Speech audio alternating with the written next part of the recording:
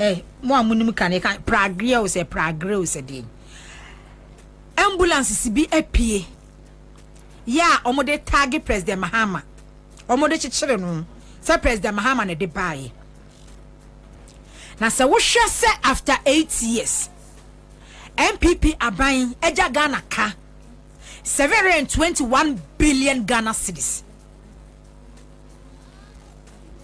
eka ya aban ni dija MPP aban dija NDC aban 721 billion Ghana cedis hospital baako pe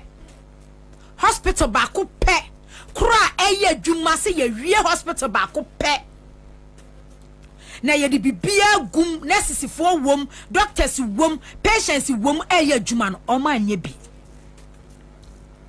8 years sika eba 8 years ni no wo kan the late President Mills any President Mahama die bomu a eye be set times 4 and na dunya ye but hospital baako pe district hospital baako pe say ye sie wie bibia wom ye commission no 8 years omo anye bi di omo ye ya ne say ambulances bisa sprinter na omo yi amaye na ambulance no e na omo kofa sa pragia no e de baye enti MPP fo na ma start sa agenda no a mudi President Mahama tem se Ghana fo hwe ambulance a President Mahama buy when import di aba no. What it means is simple. Mwan kasa mu nimu ye say party nimu leadership no omo ye fun papa because se otimi ekira say President Mahama de na de baye na President Mahama dwen papa ni team President Mahama eni suade hunya papa oni good vision e de magana enti no okofa sa pragia we de ba Ghana ha northern Ghana say omo na enyusu e di President Mahama tem knowing very well say sa pragia ambulance no eye ekofo ado abana de ba Ghana ha enye President Mahama enti na ya na edu ba bia bi ni mu ka say nipa bebre na still omoda so defend MPP no omo agimi no because unim say enye President Mahama na de baye unim say na ekofo ado na de baye enti se woda so ese wo ye MPP ni na se wo defend ya se wo agimi. Yes, I simple. Unim say de no mo ye ne nye. Ade na wase kofa pragia. Ye fasika say ye de kwa kofa pragia. Ni ya brand ni say ambulances. Ni ya de akonodin region de akwa akoma wo mu. President Mahama ba ye no after 7th January no. Ghana ni be na ati say President Mahama akwa import bibi di aba. Ghana ni be mo sorry a mo dia mo na me ka kire MPP for se mo dia mo nsue nyansa no se mo nsue nyansa mo awe ya mo beto opposition be se 30 years o se mo ahunu nyansa no mo nsue nyansa na mo mani ante na mo mani ambia mo beto opposition 30 years o ka tachi free fan social media na wote so di be gisika kwaku wote pamu ni free angel no wo bi eni wo be fa no because o try radio so kan kwase asem me ntwa ade ya kina me ya monitor. It's like he's full of himself. I say he knows it all.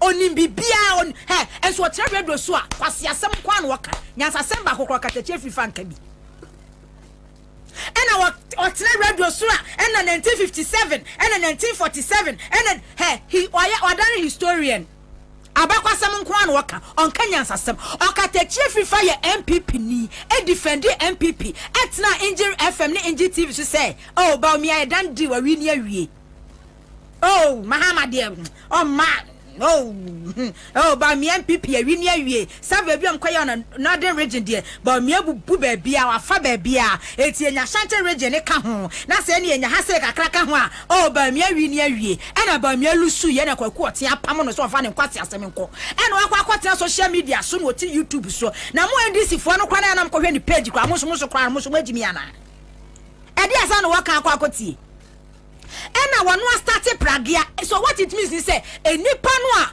wonu de target President Mahama wo hu say eya de fun wo hu say eya de fun nyansa bi anim adwene bi anim say ye first kasi akofa pragia ambulance akoche ambulance na bi de and that me Facebook page issue.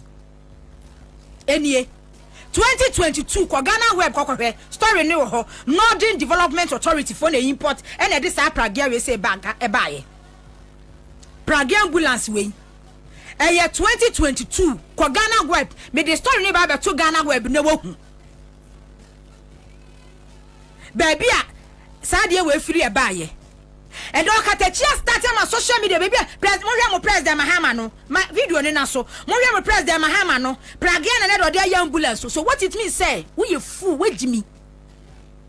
Because only we yes and President Mahama and the buyer about the agenda, the propaganda. But Uncle Fona, almost the buyer, and now support one. Now would the woman because wait Jimmy. Because wait Jimmy. Entina na wo defend support no na wonim se ne ma wa mo ye no emfa kwamu wonim se ene ma wan kasa political party na wo support no omo ye no emfa kwam but because of sika wanya platform a wo de gigi entino na wo support wo mo e defend wo mo se President Mahama na de ba do yaban fun MPP for se President Mahama na de ba ya na ni nteye yaban fun Northern region for one unit warm on Pewama Entin what they buy. And it's a work casa 10. Fakon and Kufuado Bomiaso. Vice President 8 years. Do I call Northern region no? And a MP story no. Kwame the story now. Other videos no one monfa other videos no nyina nguso mame. Monfa ni nyina nguso mfa mame. Ofa be bia obia me se obia hyada kwaye ho voice pop wo kumase.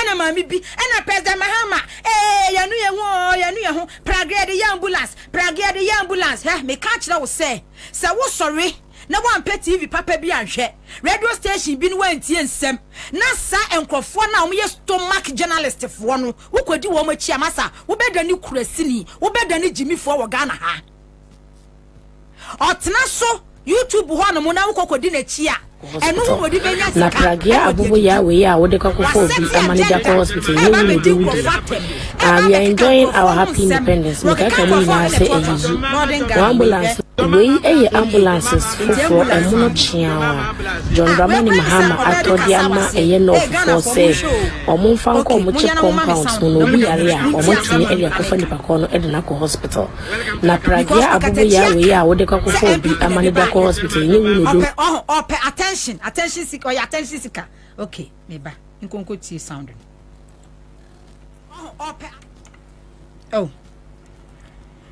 hospital na Pragia abubu ya we ya wo de kakofo bi manager hospital you do we are enjoying our happy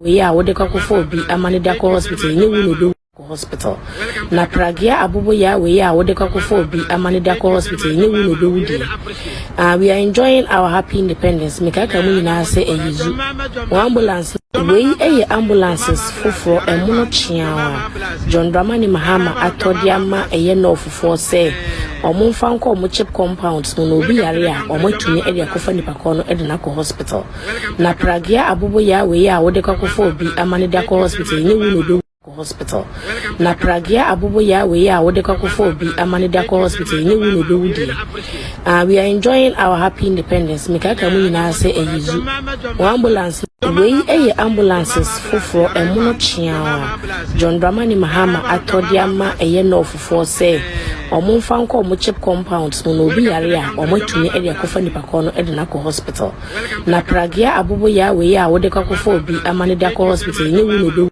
hospital na pragia abubo ya we ya wo de kakofo bi amanida hospital ni wu no be wudi we are enjoying our happy independence mikaka mu nyina se eyizu ambulance we ambulances foforo emuno chiawa John Dramani Mahama atodiama eye no foforo se omumfa nko omo chip compound no bi yare a omo tuni e de kofa ni pakọ no e de na hospital na pragia abubo ya we ya wo de story ni nti. This is the story. Northern Development Authority procures 30 tricycle ambulances for health facilities. This is the story. Story no me yes ye be screenshot date ni nyina. Near the atoso. Ama Ghana fu ehunu. Story no. Omo ye no. Okay, where ye GBC. Oh, me kram say Ghana web. GBC website and ama fast story. gbcghanaonline.com. 25th December 2022 and one year story way na yes Sunday 25th December 2022 and one year story way and the Upper East Regional Coordinating Council has received some tricycle ambulances from the Northern Development Authority for onward distribution to all their districts in the Upper East region. Was say this is expected to boost the ambulance services in remote areas in the region. Now, okay, story ni ba any right? Or say the Upper East Regional Minister, Mr. Stephen Yakubu, commended President Nana Addo Dankwa Akufo-Addo for the intervention through NDA. This is the story. The Upper East Regional Minister, Mr. Stephen Yakubu, commended President Nana Addo Dankwa Akufo-Addo for the intervention through NDA. So, story ni 2022 25th December ena GBC online ASR story we ambulances no eno mu fra say omu distribute akọ remote areas amoma kwa akọ use na essence sa abre no MPP communicators stomach journalist form wo Ghana hanom no na omo fu no omo de nam no omo aton omo adwene ene omo nyansa ni ntino woman who the need so mbeye who dede say wo koya kwan e wo remote area wo ya president na say woman for to about the mawa the here so be koya kwan e wo remote areas na accessibility aye easy e de ama woman for because akwan ya ohia pragea eno de ye ambulance e ko enkran hwenhwenhwenhwen no e ho no so bi betimi akọ patient e betimi akọ fa yale for e de na ba nearby clinic and say hospital district hospital but because of say akwanfo content or katachie ni MPP communicators no o ma ehunu nyansa anka nkyere na na akufo Dr. Bobie ban say ye de ehia na de ehia ne say wo be kwa ye akwan ye what those remote areas no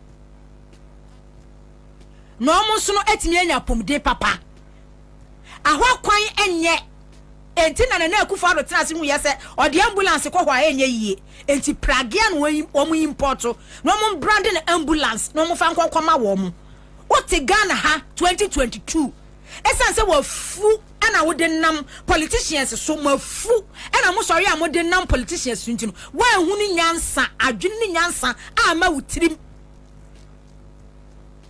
se ka kire wo MPP aban na wudidi mu nyafu no ka kire wo mo se sika no a o mo fum ni nyafu o mo wie ni nyafu no o mo fanya de ehia e fa matemamfo de assignment na wo gie di ene hia o contract ene ne awu benya eno na na hia nti wa hunu nyansa and you so platform an kan kire Akufo Addo ne ba o me aban say those remote areas no wamusu ehia ambulances papa pragia kwan emfutu kwan. Okay, so this is the story.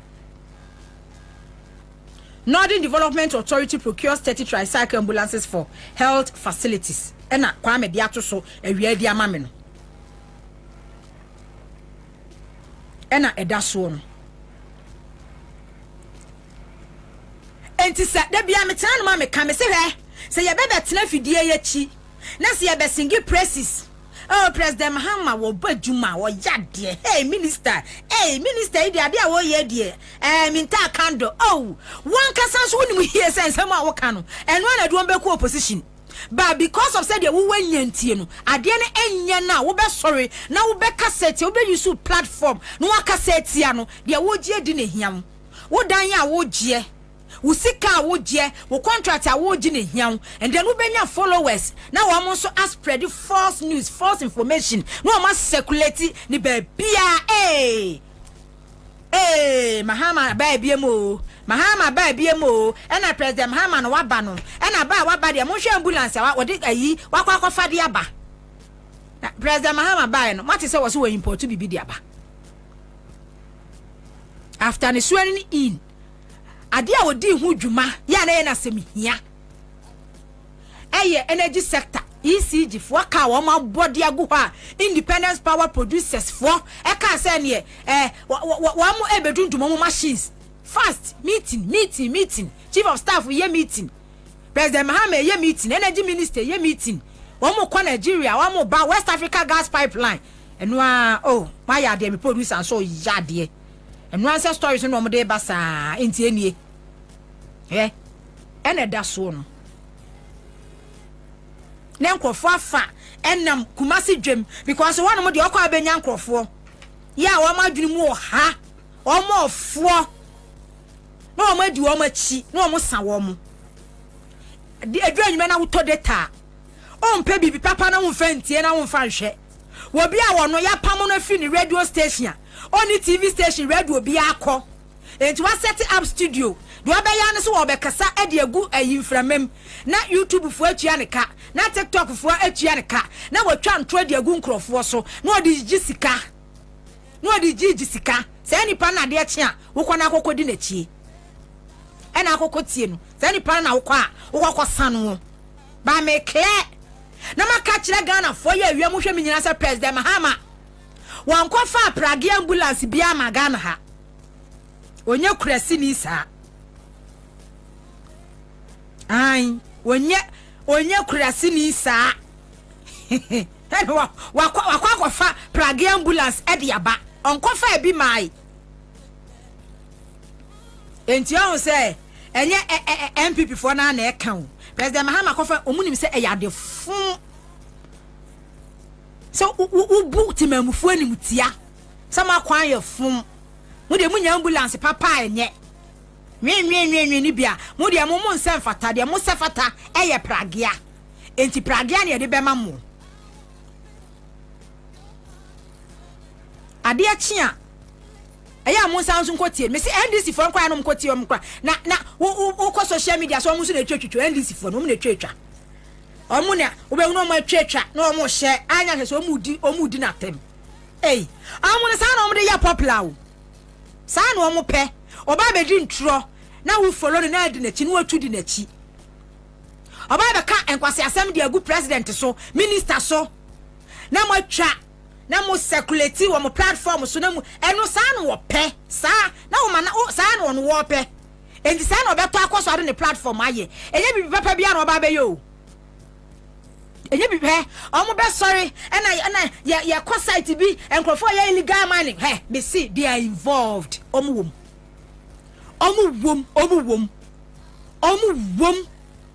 no mo the camera say see wo mo so no mo ni namu mo hu de man asase no. What are you people doing? Look at what you've done here. Look at the land. Look at the river. Look at this. It's a lie. Omobuwa. I'm telling you, so omobuwa. Akwabia, oche radio station, bisu no yeduma wa hawaja ko baby fufuro. Odi ne hu abon one ne nam. The last obi catch me say Western region ho no wono galani wo tu bi wo ho. O tu galani bi wo ho no mo pa. Wo tu bi wo ho. Eya mo microphone fa omo that fake life, fake nema no mo ye no emfra mo ani. Because Ghana Hanum no Okano cry where Movia dear to President Mahama 2016. Because no Okano cry. The new credient at the new opposition. But Obi eka and tro and foot tro Obi etun foot tro edigu Ghana for any swa. Oh, I don't Ghana for pay.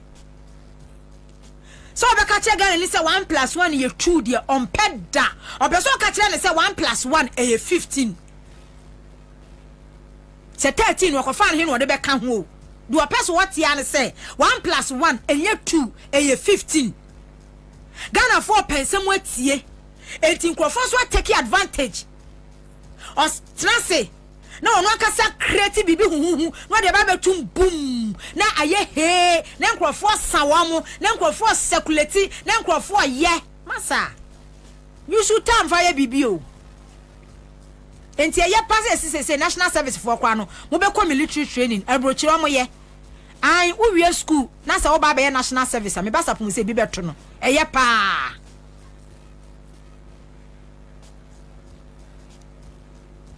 na wako training na wadwini mu abie.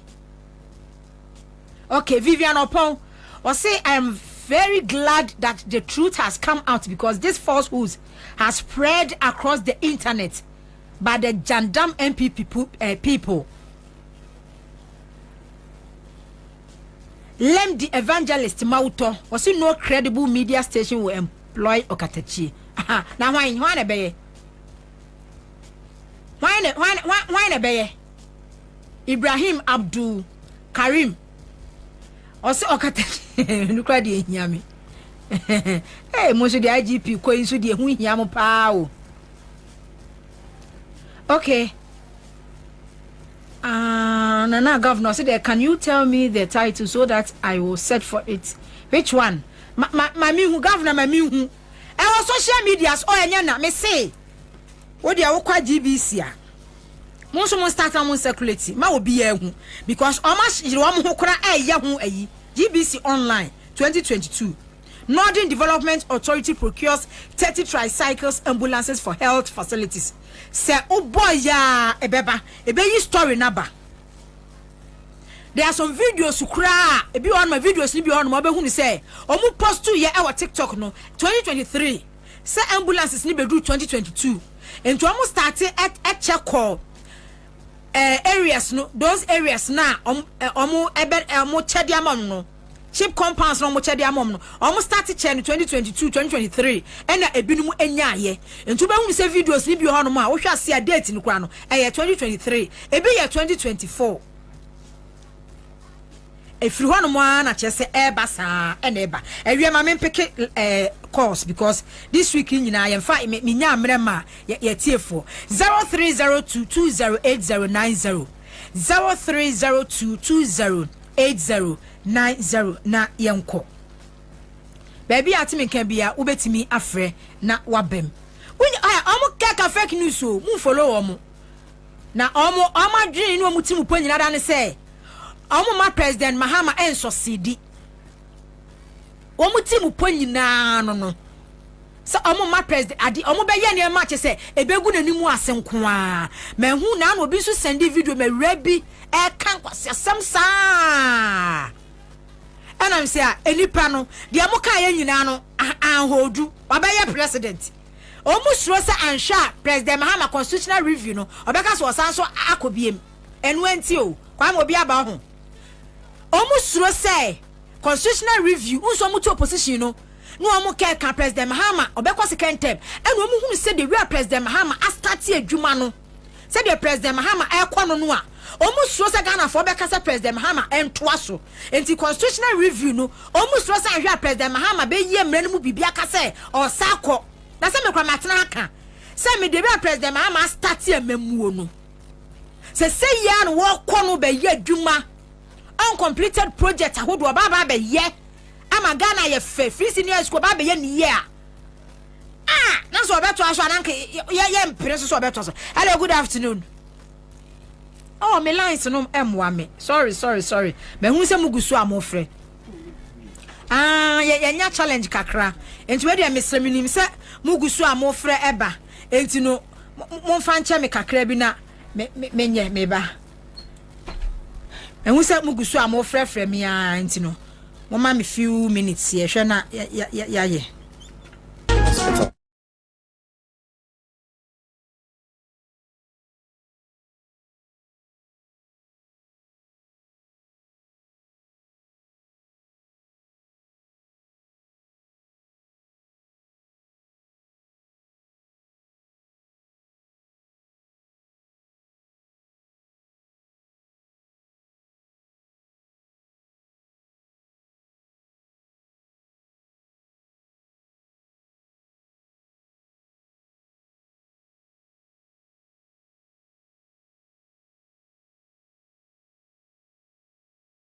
national service ambulance baba yes service we be call military training for some months sa na America num Europe num nyina countries bebre sa na mu nyina ye no discipline ehia in discipline ewe Ghana high society mu no ekoso dodo enti eyade a ebeboa pa ukọ 3 months Ansah ya post 2 eno kra no be keep you fit na wati media ya adwuma so ahu ha ye post 2 na ukọ akọ adwuma. We don't want the situation say no phone okọ adwuma ne adechia wonko 2 days wonko national service for ni bi akwadworo onu so na bosumi no so ya o pallet first onu so onsan so mpebre akwadworo sa but se okọ military training for some months be the first 3 months na ni discipline no woni training ho no mo and mu gumuram so ja fonte ye mu do mu nambush ni mu afamu anu o mo we gari ni sugar no anu o mo wia no mo namu anu mu pia u post na ba bia ne be ko be yire no ho aye adwuma after the service no lateness abadwuma efo wo mu after the service no I was so reporting 8 emo 7:30 no office 7k no ho 8 no start adwuma emo 5 hours sorry ye abanyumem in discipline wo mu too much in fact am nya adwuma obekọ office na nkrofo ada na no ye close akfo ni close akfo yi declare strike say na death and birth for say birth and death register ya president Mahama akwa yi no a enti omunkoi close akfo kwa various assemblies MDA no kwa officers kwa hwe amunya hwe o me say amunya hwe president Mahama kraba ye di omugu ho sa atwo amunya hwe kwa assemblies na district assemblies municipal assemblies any ministries 8 years ni omugu ho amunya hwe enti adwuma no omuntu omunko one especially omuye adwuma wa assembly no okwa 2 days in a week wakwa bro so 3 days in a week bi wakwa mu nsiwo wamu nso na base pay eka wamu nso na sorry dede pay salary adjustment she nkoso she teacher ni kwa adwuma ogina ne nan so betira de efra no pa ya wokoye amake work dodo a ode man nkwara amake akopem se obepon nurse ni kwa adwuma okwo no woba OPD na okwo no woba no okwo ward no odi amerika no na wo ye adwuma no okwo no woba other institutions ba closac members ne me na mtia na me komo me challenge me na na ma meka closac ministries adwuma ifom go akwadro amunya hwe wo amunya hwe me wansa na lady bia frame ye ko strike no mo ko strike sese ya I see a declare strike see antinefi e na se mo adwuma be na mo ye twetwetwe no wonsre e na se mo ko adwuma pa e de adwuma na mo ko amkokoye omo ko di nkomo saa no ma so no ma befi hwe nkoso bibia nkoso wo ho Vivian Opon was in Anama, please. If you do not listen to those Jandam MPP people to refute, okay. And Tina Auntie Vivian Mokoko to refute their falsehoods, they will keep it up to pollute some of the citizens' mindsets. I see. I see. Okay. And would edroji ediabano was it so toko so na se wutie la or say utoko so lies when repeatedly heard become the truth to the ignorant. It's true make me who story na fast me boy na mu yesese eye way back kra no kra wutie entro saa na fa na ka wutirim ade eye ntro ade anya no kra no behu se na aya no kra e wo tim eti na obi edi ntro a oboho no aboho no hanhan nani no ahenham no aye jire no ho wonu ani bisa ade na woka no enya no kra but wo hwe ni posture ni demeanor eni de bi a waye nanim straight eni de bi a wahenham na wo boho no mo hwan na nim say na Akufo-Addo ba ye president abese Ghana why na adwen ba ni tirim say Ghana pa no under president Akufo-Addo Baumia Ghana bese obi eni hɔ no ma wodwen sa da obi adwen sa ama obi atirim sa da say under Baumia Akufo-Addo Baumia Ghana because and someone no kind from way back 2008 and almost a strategy no at about 2012 and 2012 no and almost strategize who said there be Ghana for do mu hia ye ntro oh what kind of crap pass what kind of crutch Ghana near yenum ya ye kan krai ye see ye mu ade me na men chese nipa bu mi se mi mu ade because me eye a me ye woni maka kire wo se eye wo pa kume wo pa me ni wo ye adwuma yi madi me ka kire wo se eye b eye c enti ye num yi no ye se ye mu ade oh o mu ade ene ye be ka o mu ade sa na aka kire because eni pampe no kore na ye no so ye ka no kore te se president Mahama no ye fi wo society o ye can no credit president Mahama no ye feel wo ye society president Mahama pan ni musa sama me ba be kan say yakọ IMF nursing alawa teacher training alawa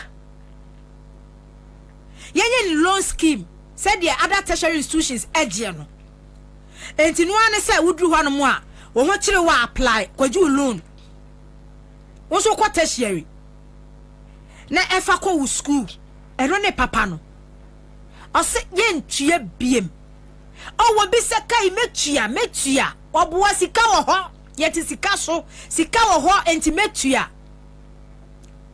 wonu anka se nim ni ye se ontua onim passe wontua eni onim passe ade na wo ka no so no just say edo how beba because that na quota system bi ani ba bia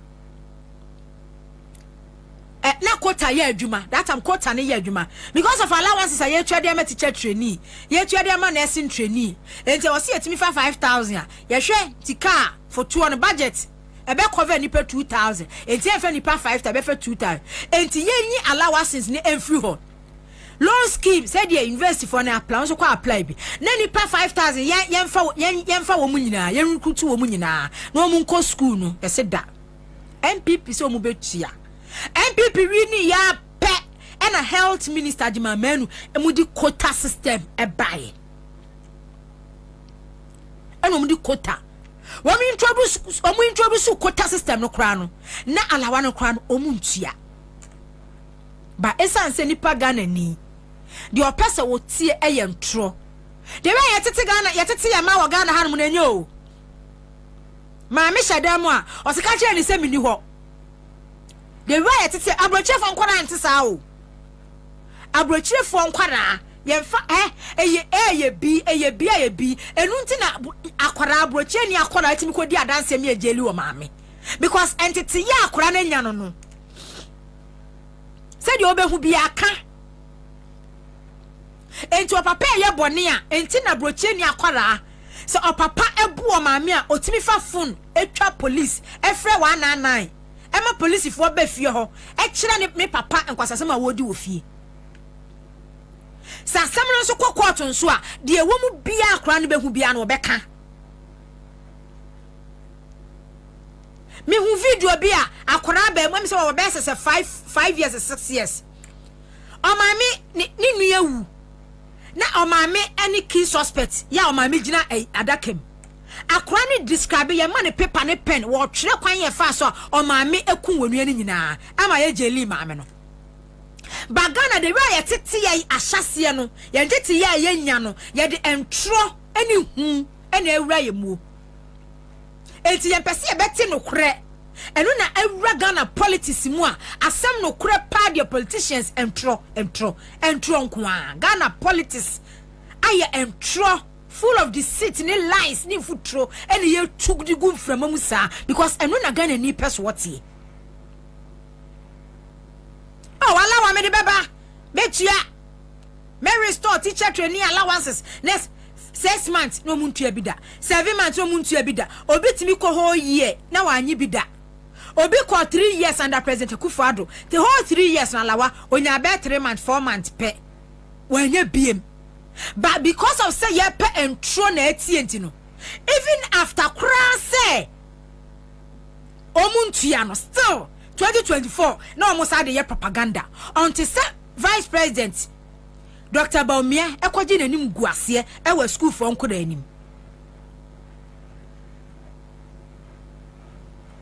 until say odi campaign gina so we have restored nursing training alawa we have restored teacher training alawa emma student ono akwa form 1 form 2 form 3 oso wonya bi da omu seniors kura ansanka expose Dr. Baumia ewa public ena odi America few weeks to the election about 3 weeks no ene no say about 3 months na ba 4 months na ba omutua eto aso saa ene nyankopon na bu aga na nkomu wini yankomba ye yankomba oh kamomu gade omunya ya no munya but no mo de aye campaign no mo ye mahama ba obetwam se mahama ba obetwam president mahama ba a loan scheme uko basic aye free senior high aye free on sa so nko tertiary free sa aye loan wo maame no papa betimi ahwewa omo nhwew se wo nya loan na eno aso akono akwaji bie na wo de ko wo wie school a wo ye service we na wo ye adwuma se na yete wo mo da be 40 cedis nom 40 cedis nom ni 50 cedis nom na ye bete wa enye se ye ba bete wo se bosumi ba beji 2000 kwa na yete 100 Ghana omo tenem kitu 40 cedis 35 nom sa na omo tetia sa na omo betetia ekopem so omo bete be wi no wade ho na mo baby na see ebe ma alawa na 6 months alawa ma na adu ani atoso enti na asini bia mini di nkomo ose ma hwe obi free school mu a wa crash schools wo efie so wo school o free school Friday obe fie anopa obe school anopa wakwahye mu a okopesika week no obe yusu sabe no ma da ni prostitute e wo school but se alawa no ani ho ena student loan no ewo ho no mo no akwa akwaje wonim se busumi bia se no wo ba benya busumi bia obenya ne 500 obenya ne 600 a odi be twetwa ne ho a eno ano no akwaje na ni loan na chese woda so every month bia no woje na eba no woje every month bia do so kokoye bia no aye na ne nseka na wo kwa wanim na enkonkwa ye se chese ye de entrose ni patrim enti Ghana yenka no kure biem but ye tie ntro na se de Ghanaians are discerning no se de enipa adwene mu da ho nipa adwene mu abie because Ghana for na ye hu wo mu 2016 Ghana for hu ye 2020 no 2024 ye kire politicians wo Ghana ha say we are discerning people human being ene wo Ghana ha he said the adwene no emu ate adwene mu da ho bejimi bre no etwem bejimi bre na ena bejimi bre no those you know etwem ye koye nim wa brabom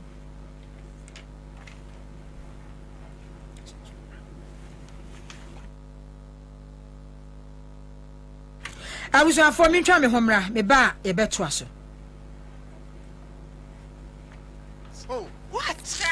Charlie. Everybody can do what he does. Be bold, be you, be you. Be bold. Be you. Charlie, be bold. Oh, chairman, be you. Brothers and sisters, be bold. This year, be you. Let's go.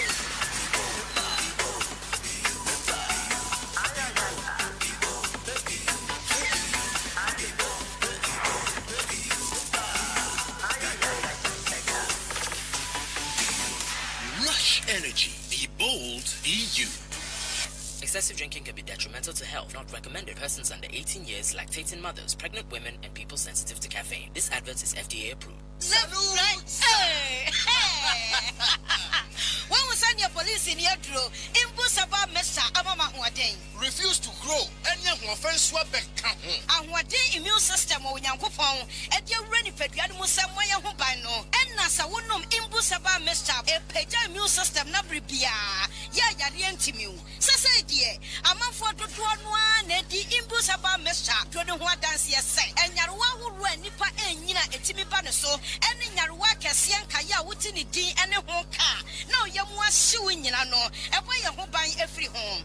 And now I'm pa, one Yarwana dada, no monum doctor in Rono, and no impossible messanoa, and one who are deep in tea. Ya womuntim pose, Yaria Esomo, impossible messa, and walk Kashi, and you are made move Pia Yato in row, and to form friend 0246 20 8496. FDA, Asha said, Jedi and Kratu, what you say. Upgrades are nice, but stepping up is woohoo. Because when you upgrade with GoTV, we'll step you up to the next package. Upgrade today to get more than more with Step Up, where if you're on GoTV Plus and upgrade to GoTV Max, you'll get even more with GoTV Super. Get big value, get big entertainment, get stepped up to even more with GoTV. Upgrade today on the My GoTV app or visit GoTVAfrica.com. Terms and conditions apply. Offer ends 31 March 2025. Hey, say, dear Mako, who our Greenfield Scientific Herbal Clinic, no, who graduate me, say, and Nuntino Mania Award, a word best, Obian Transit Emma Dumpia, dear Cassa, and Ansah Boya, dear, and Canon to the you. Greenfield Scientific Herbal Clinic. As I want to say, near Kuro Etuno, near Anchor Ewananu, Obana Bemo Power, and Yarwankaye. Nancy Mamika say, and Hispana called Ekayeno. Greenfield Adarumenti, and was our selection and also APM. Greenfield Scientific Herbal Clinic, our ultra modern laboratory. And a diagnostic machine, sir. I should share the baby anyone, Casa. Greenfield Scientific Herbal Clinic. Our Nunguatokon, Estate Junction, last stop. Frewa 0243 983 906 and 0261 651 898. Greenfield. God is our healer. Greenfield. Your last stop. I believe. Ye big Fabio, Yan Brunya, yet in some bridge before. Baby, I will be our one yama wotonwa, Class Media Group, Nanny Woman Kokasa, no more one what near my baby. I was CTV, Ghana's #1, Accra 100.5 FM, Kumasi 104.1 FM, Sunyang 88.1 FM, Tadi 99.1 FM, Ho 92.5 FM, Dagmon 102.5 FM, Addition 99.1 FM, #1 105.3 FM, and a Class FM online. Baby, I will be a baby. I'll pass out on near Mama Ghana for Biarano Class Media Group and a Beboa. Phone was 0245 929 220. That's 0245 929 220. Class Media Group. Yep, wow,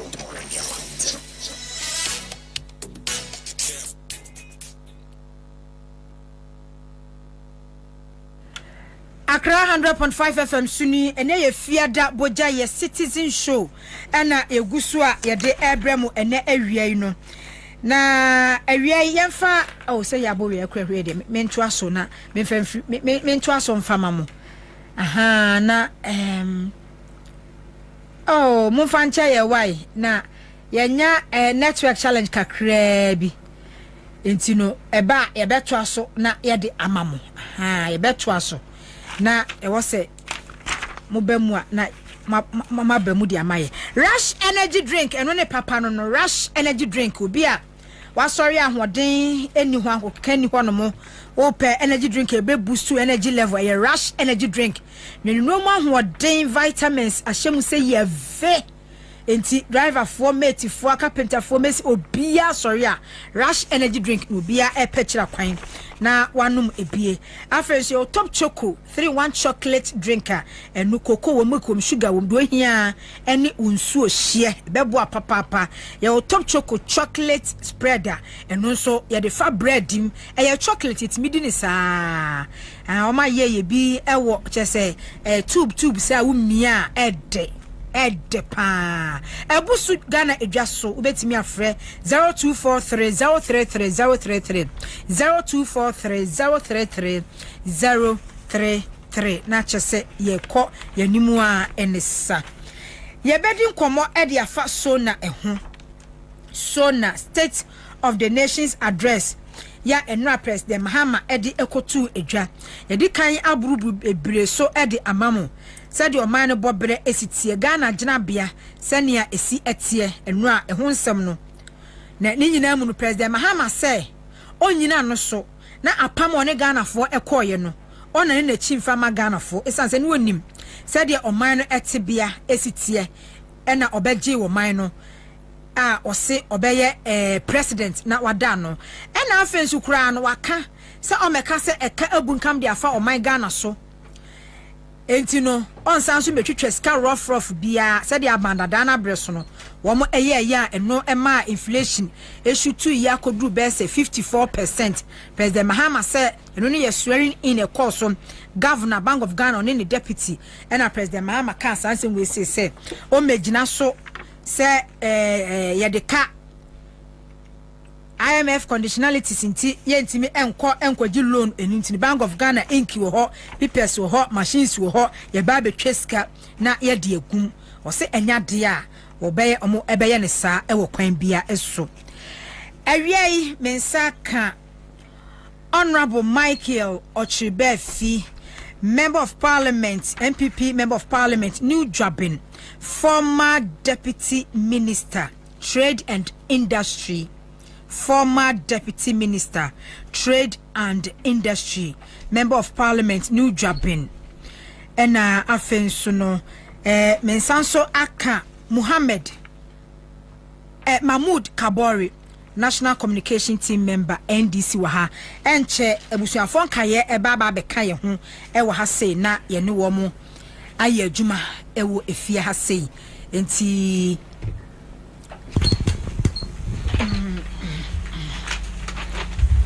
Kabori mema waha ebru waji suye boko de adom onpaibo ahweyi enso ka ho kakra okay Honorable Mike Ochibeth, Honorable Awiei, Memo Hamu Akwaba, the bus citizen shoes.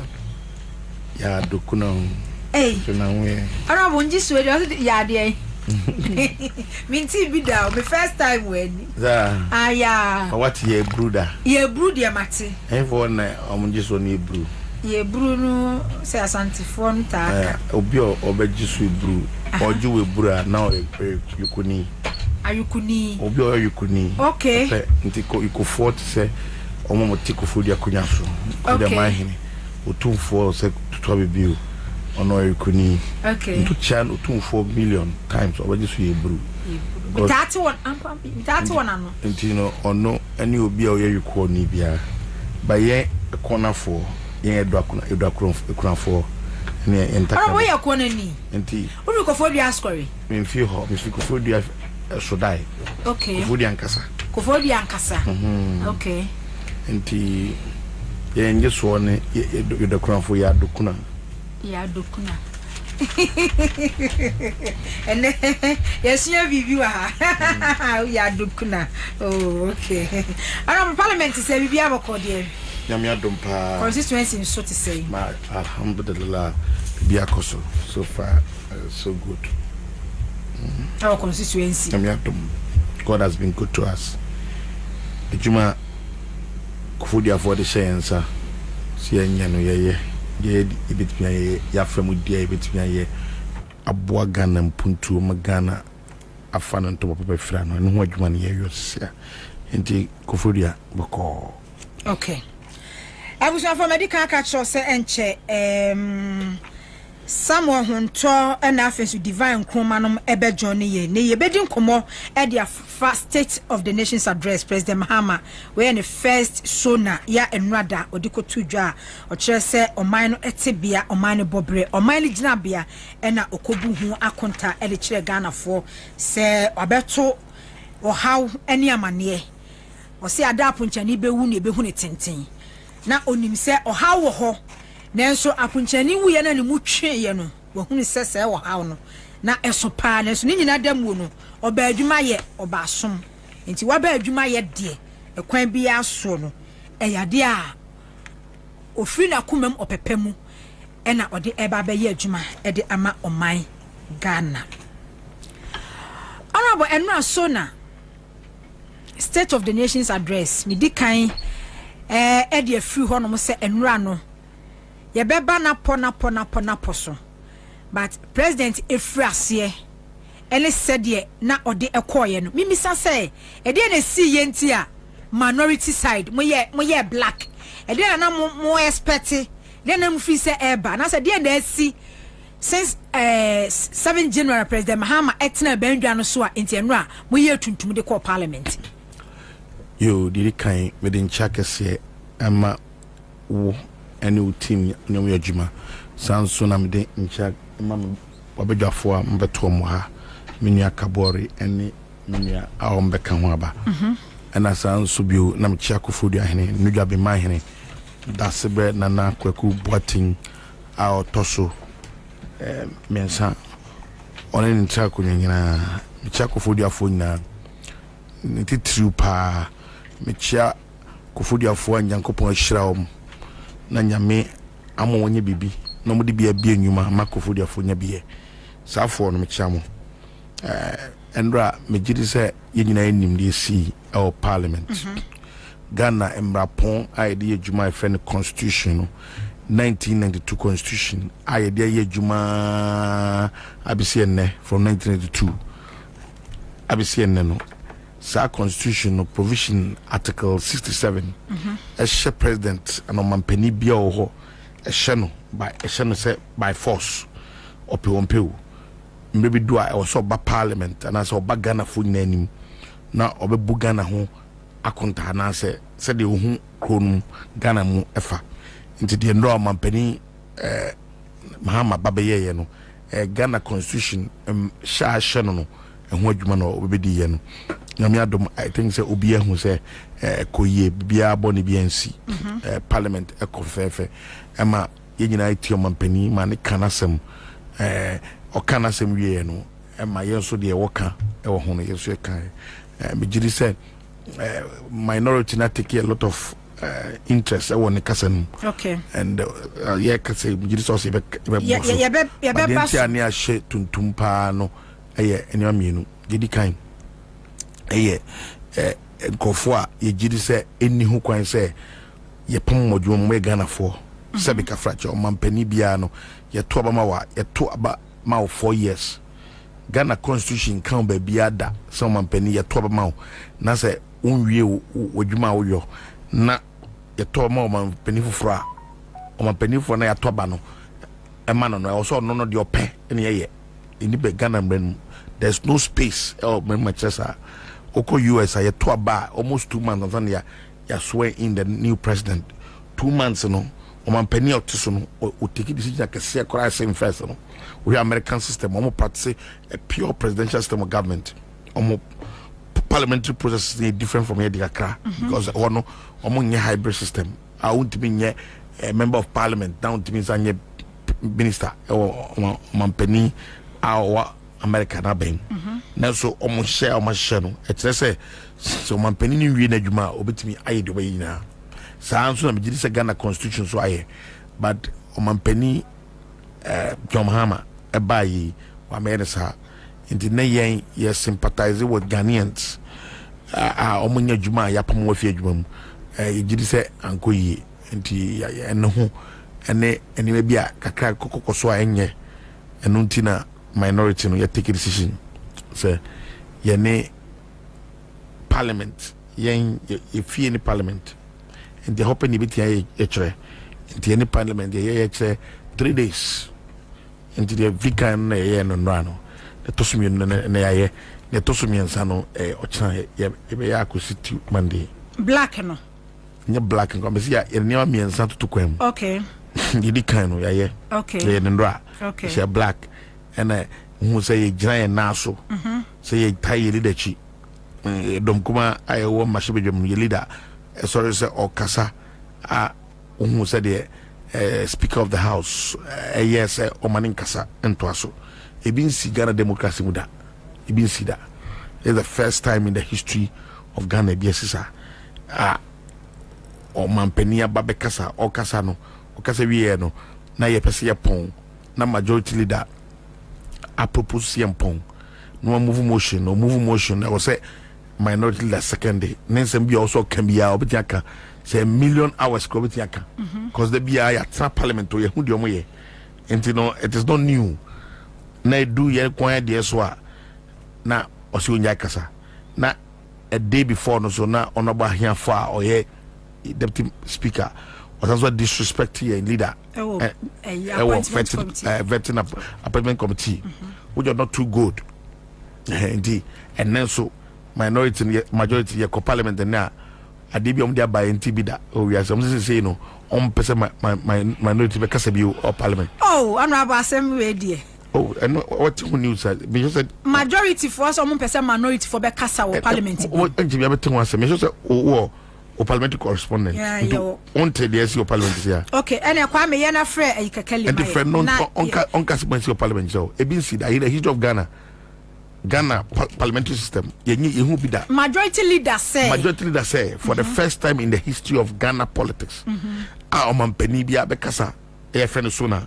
State of the Nation address no we are from 1992 BC and rano mampeni bia kase we are in that to near debate budget no the debate here ye fanipa 5 majority ye fanipa 5 or minority o na kasa sana parliament ye nyema ye djuma nyina no speaker bia tewa ofenipa 5 wa no ofenipa 5 wa ofenipa 2 wa no ofenipa 2 wa and they sorry any buyer majority a new proposal about say engine to money and ma somehow ya jatum because of numbers no say fee and econo omo do so parliament nti so mo de nipa say nipa 10 ebekasa yen fa nipa 2 penkasa where are we going now? Is the democracy we want to practice? Because omu 2 tests no parliament no. And amomo ye minority group kakra no. And this omu ni part-time be kasa. Ye ni pa 2 nkasa. Mumu ni pa 2 nkasa. Baby see that. Ye balance ni se ni pa 3 kasa ha ni pa 3. Say the bia kasa no. MPP ye nya absolute majority pen. Ya nya sa NDC nya bi pen. Ewo Yura Rollins pen 1996. Na MPP ni your parliament ni 66. O ma nya sa. Eri mo ye adwuma. Because yes, you majority yes, because you say parliamentary democracy no your mind church what one in any case penny as there is no member of the majority. I'll bet you sorry Casatiano. It can't happen in this country. We can't pretend say Ghana a democracy. There's no way. Okay. So the entire say the Ghana for who say at least there's an alternative. The reason why I may can't say after that time we parliament bill. We a juma this term. Okay. Might be 2 terms. Me bill. Opiate me for something. Greedy. No, the reason is very simple because Obianim me constituency. So me call million times, me winning million times. Obianim. However, because the first parliament I be by I me there. 137.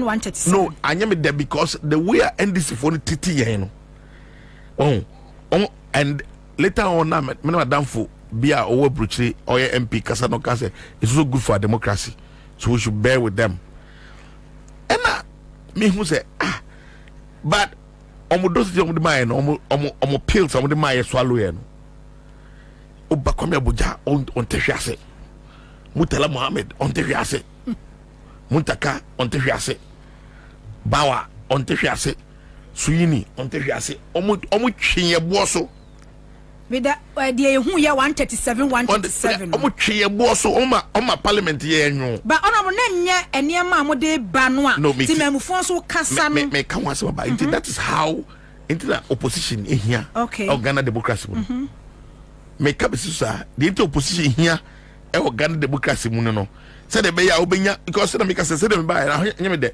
And the Endrano, you kill President Caribia and Ranquam, now for more majority, the bear 10 by my office. If we are Judins or Parliament Dodo. And I'm saying, one our Casano. And I'm saying, for food to call. Okay. Over so too far, go to a corridor for sending an come refugee. Okay. And you're not between food. Do you know why?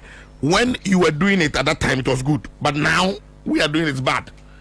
And the most intolerant political party ever in the history of Ghana, NDC.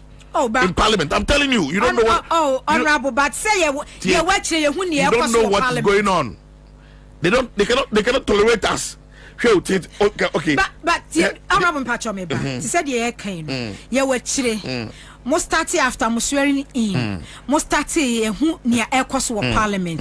Even Verti. The last time I'm crying, suspended your cry entire Pamu because a Ghana for any form of but said your wow can say we use US nominate other countries. Me say to a back. That's a wool lose and just a dana will lose you nano. We frabem. Which me jam ran with 2 months a year recruitment. Into the more year 2017. Nay, yeah, the hair. Recruitment are more back to police, nursing, teaching, and then other institutions in Swa. More terminate or more appointment ma or a coyano, and no sabre no dear not a mean this ye can't say in conversation about and a way. Yakabe bia that I'm a cup exactly bia that say bia obi okay in casa. Okay. And I see I'm not by this say advertising see and then see and right Tio. Me, I was the CEO of Ghana Free Zones Authority. Opa bisobia Ghana Free Zones say me buy me pamobia. When I was the CEO, go and ask them. So I've been calling them. Now nobody is picking the call. Let me say, hey, Tio, me say politics. MPP when we won just 52% or 53% 2016, we thought ye boo NDC almost sorry bio. MPP Wanga can cross 1 2 kroma. Some people say, oh, we mama mapa we bio. One thing so for say and before be power for 50 years. One thing. It's a year. Oh, so why do you have to behave and tickle yourself and laugh when now you think you have absolute majority? Oh boy, anything can happen. Ghana you want Ghana hano. People are not content with anything. So don't pretend that what you have is enough for you. Oh, it may not be enough for you tomorrow. Come be a be no who say who set the president. Me say make our sempa FM and Ansah. NDC ni MPP everyone atra Ghana akuya so achepa MPP ni NDC everyone atra Ghana akuya so achepa person answer question mami MPP ni NDC from time you take Ghana amai MPP ni NDC everyone atra Ghana akuya so achepa hono de mean MPP NDC sorry NDC okay. It's a fact because I mean for military regime military regime go few so la bad democratic regime I mean a republic so long they will have to be the pace setter for us to follow. Wow, say Ajuma Penny I no you Julius Debra action homa say okay Obia you find a from after 7th terminated appointment that why are you terminating Gofwa form 2017 appointment? Why are you terminating Gofwa form July appointment?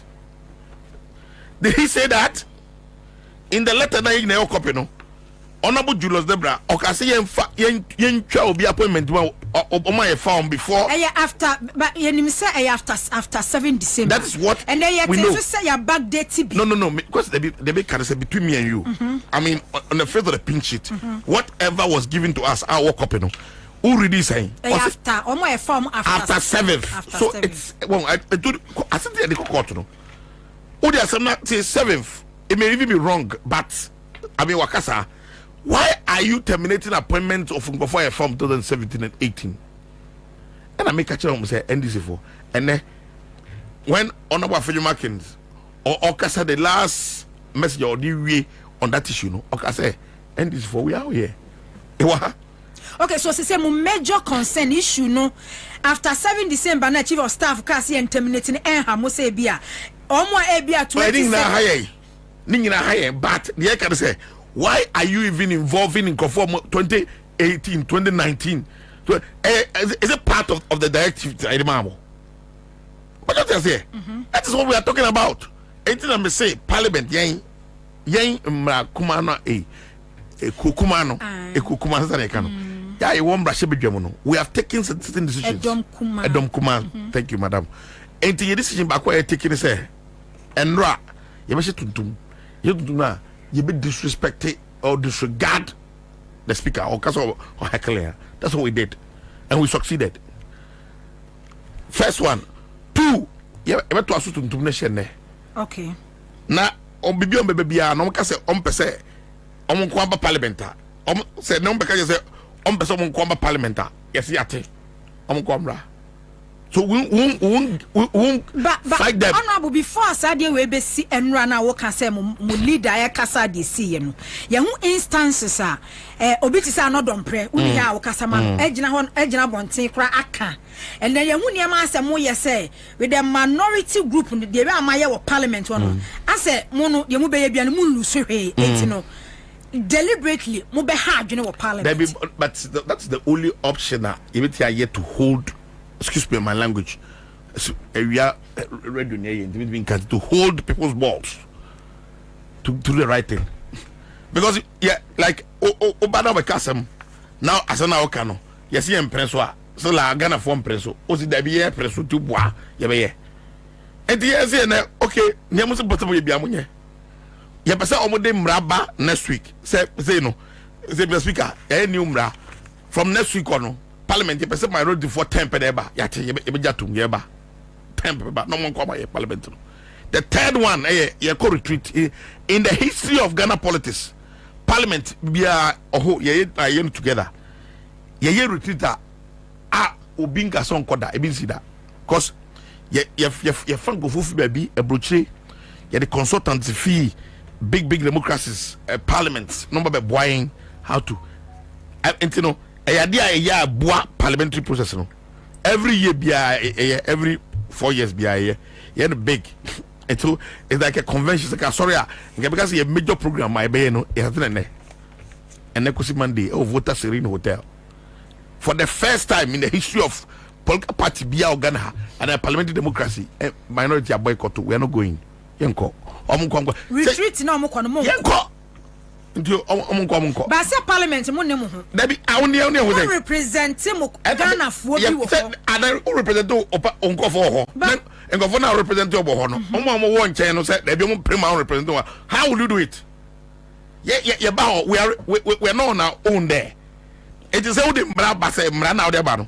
Say ene fi na e say ade way too risky. Why do you do that? Honorable there are all canon. Me no me wachira sometimes me tena TV ho na me hwemo no nia ekoso wo parliament me hunu say majority no ankasa kra no ekwan bi so no omonya ho abotre sana bonten no enipa hunu say as omo person omo no be ye ne banta ya be person ne ye banta ye pede because the way I say parliament say proceedings ekoso and then vetting you kra no nia ekoso no nia minority group amowo so nia mo be ye no say majority for say omo no be kone sa enke bia de omo person mo ye kra no enke be ye de ye pede so mo ye sa na che say I say mo wo bibi agenda bi wo because the point is that how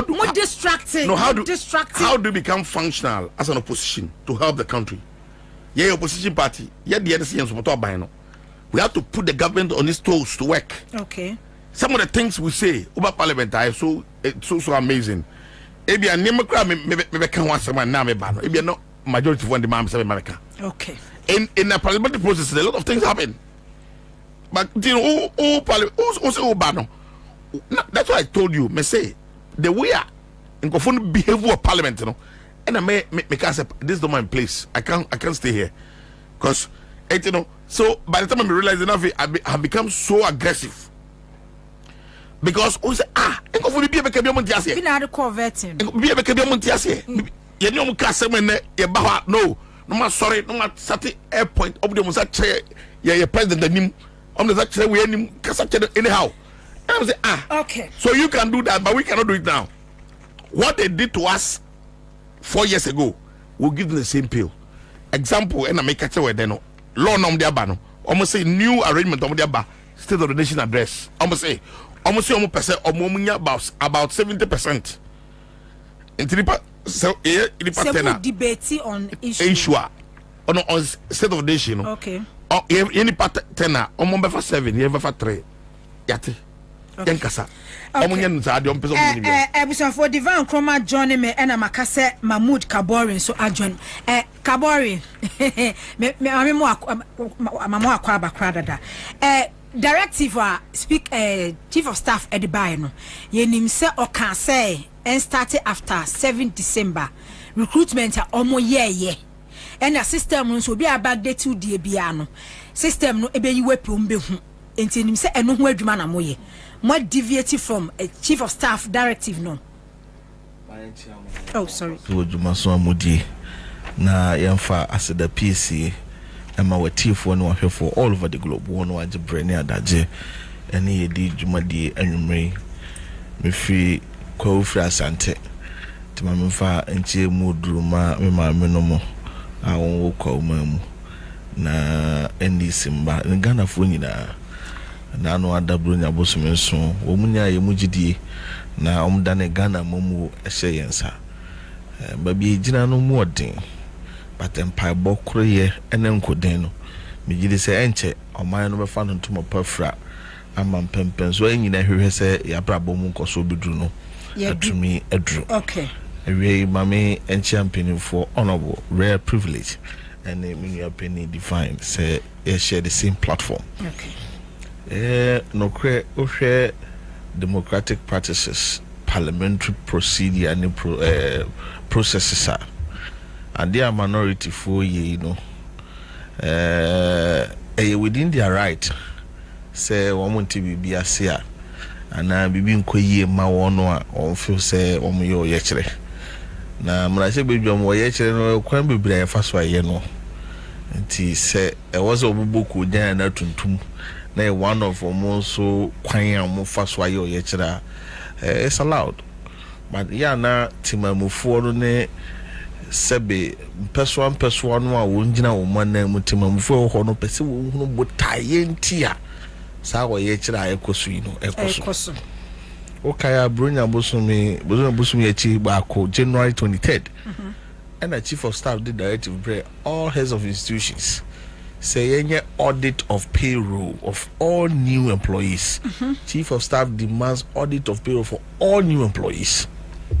Now audit work in by na niema bi woman no anya bi say obekono no bi fancy bi a high Ghana water company na nipa no buy no staff book a sign records and probably about we tire within no o hwemu a sign not even up to 1.5 months.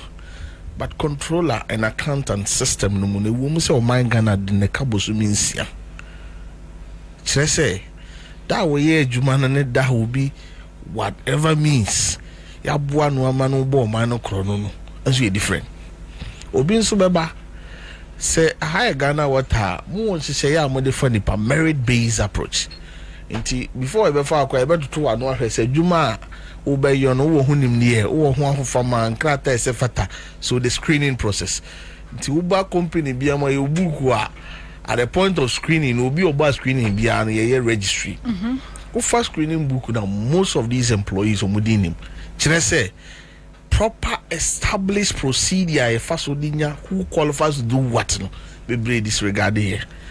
Chief of staff say who say it's not the best government practices.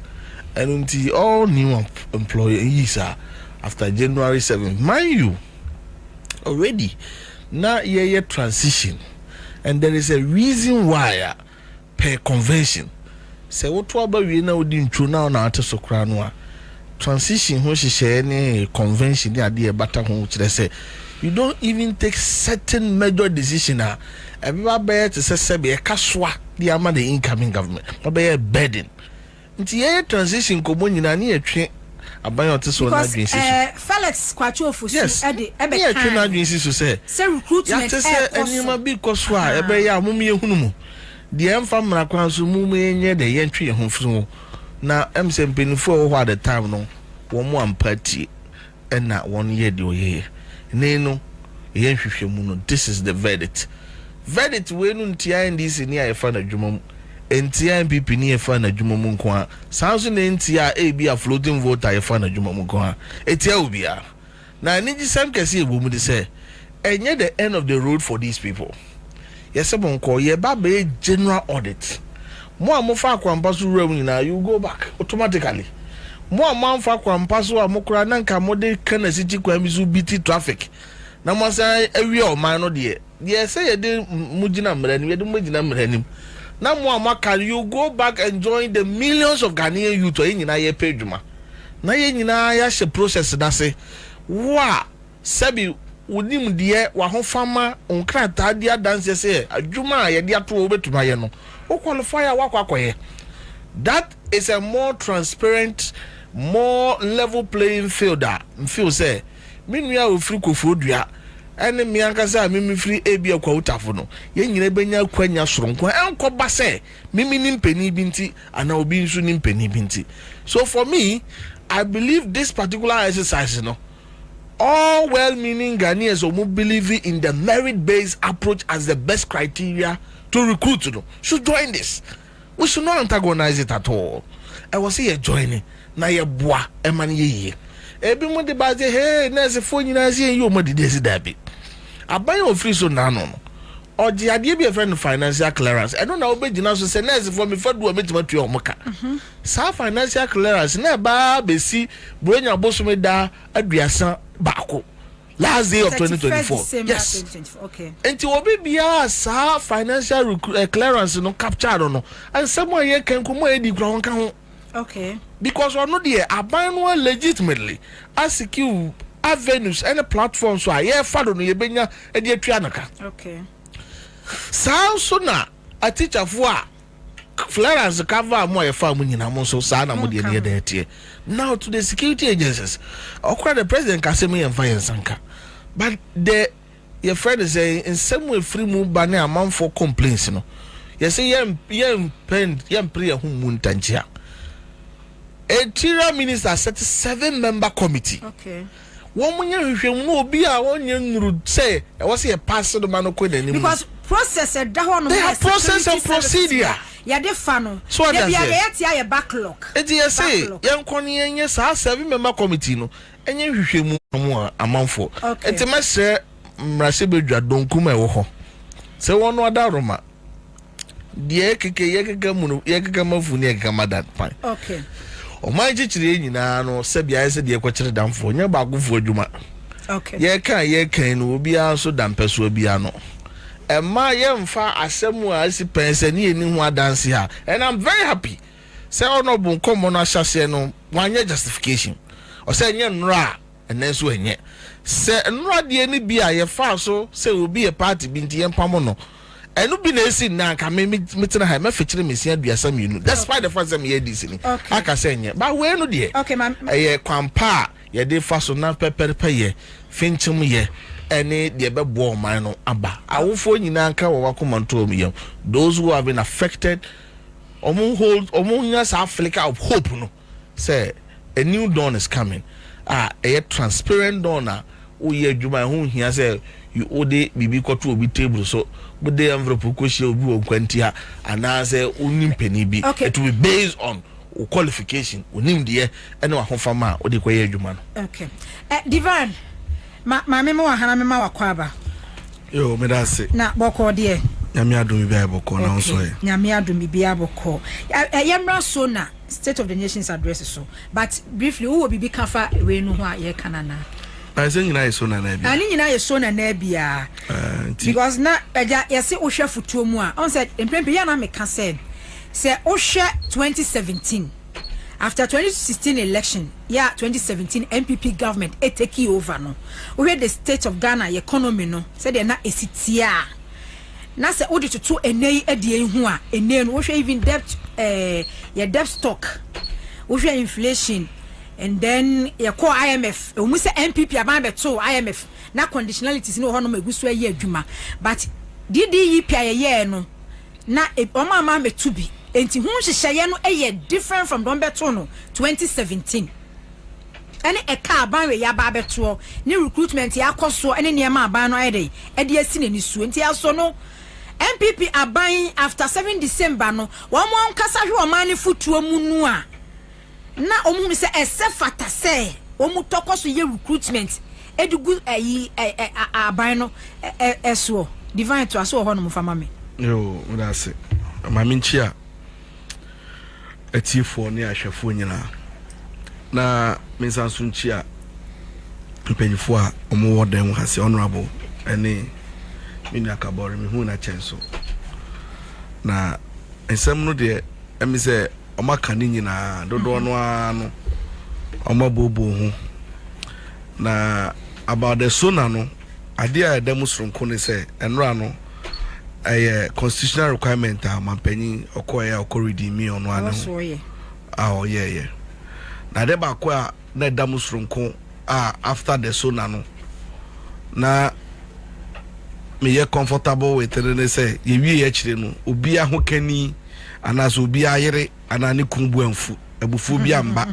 ye hu o video mu oba bia obehu say obi hokani tiatia mu kasama ototo ne nsa ho no ase papa nra no hwe so na isi ya na enam ne kwan so ena enra so omampanyi eheda etoto na no boko echechire bebia state no yesikasem economy no bebia won pempen so ene sanya hyehye akodu na me de owieye no enso ho a me recommendation na me pese me de bema President John Dramani Mahama ni NDC aban ni say all the sector heads ni a friend saying ministers almost various ministries I don't know eni manim ya no ese so munyina so omo so state of the ministries addresser each one of them ne so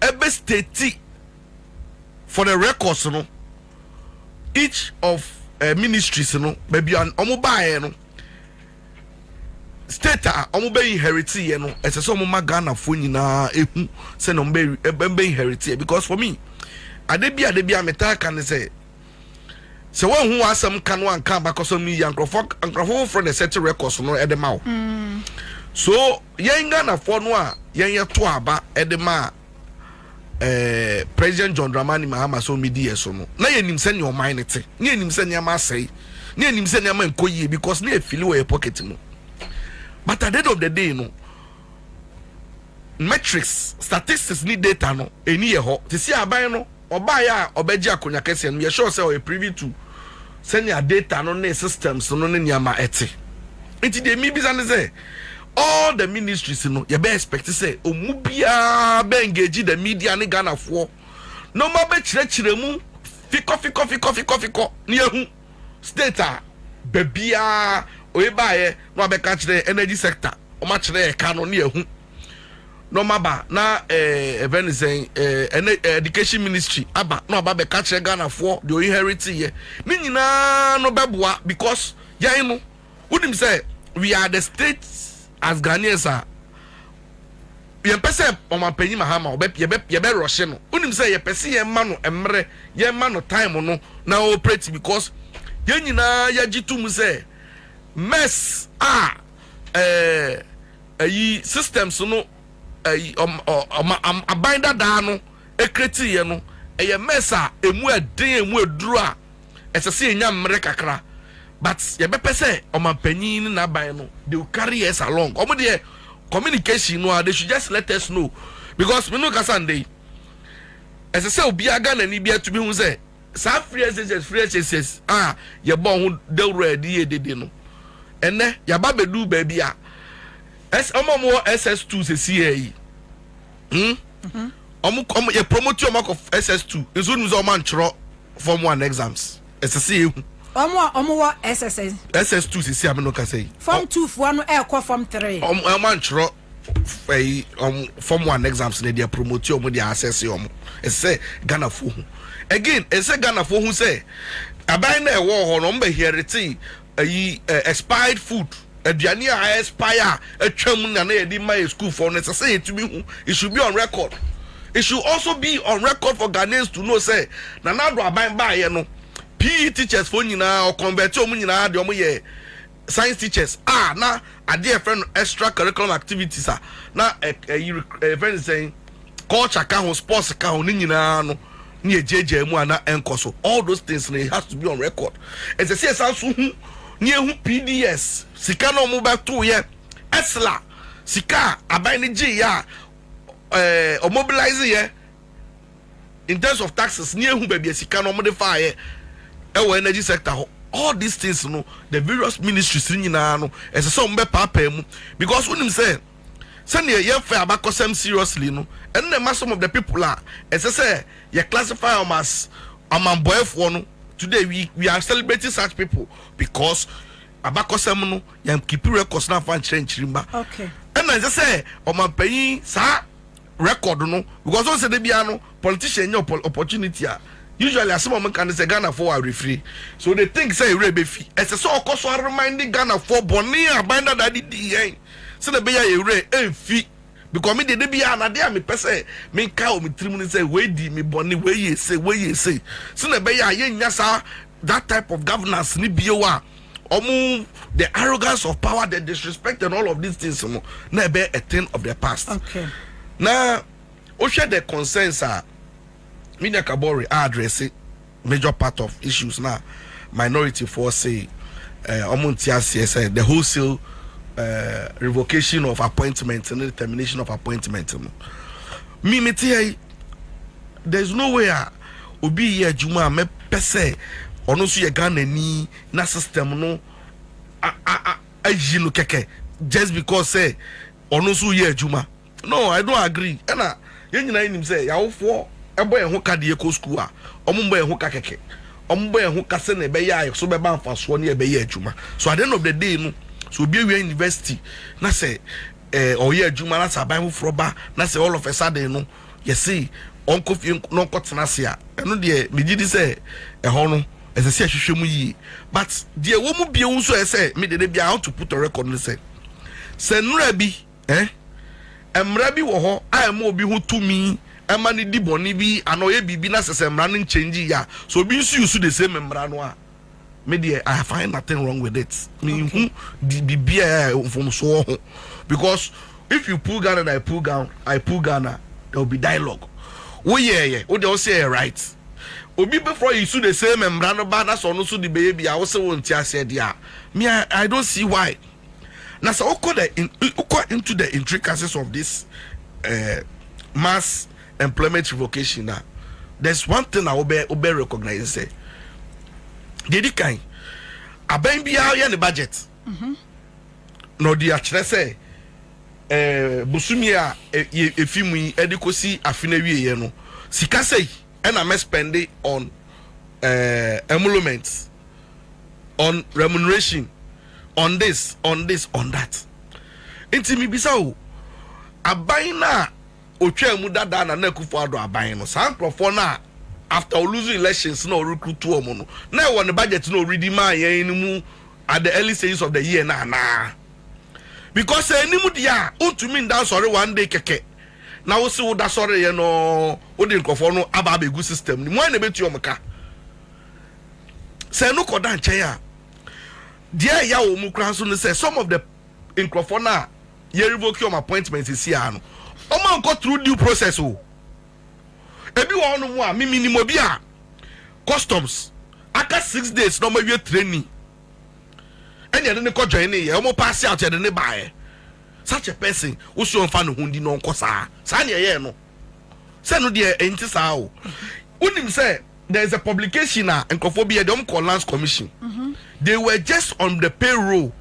They were about 36 people. They identified as MPP communicators and some people. Yet for the past 3 years, some new office baby ada. But Lands Commission payroll. So it is time for no Kenya Modain. Maybe sir.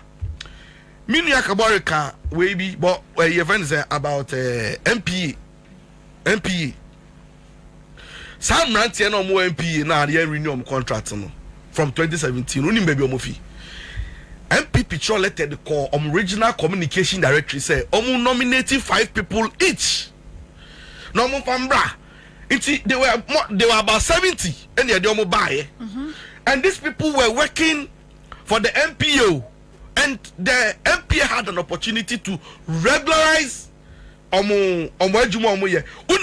demonstration your petition actually CEO ne say person permanent staff from 2017 why ban one pursue who na also fi power no woni ho bie one party for no want to be pay juma mom ufi power ne da first house be nya adwuma de amom nti omo meye okay nti nipa ebo omo party for na bro ne nkrofo mo form adwuma le eyo omo akasa omo panifo na edi omo anim no hwe uko National Service Authority and I say scheme National Health Insurance National Health Insurance on the 17th no my appointment 170 of what which month December and my appointment letter nipa baku 170 sa nipa 170 no some of them omo HR department no will tell you say omo amba interview omo ehun CV and one so omo ti and say give letter to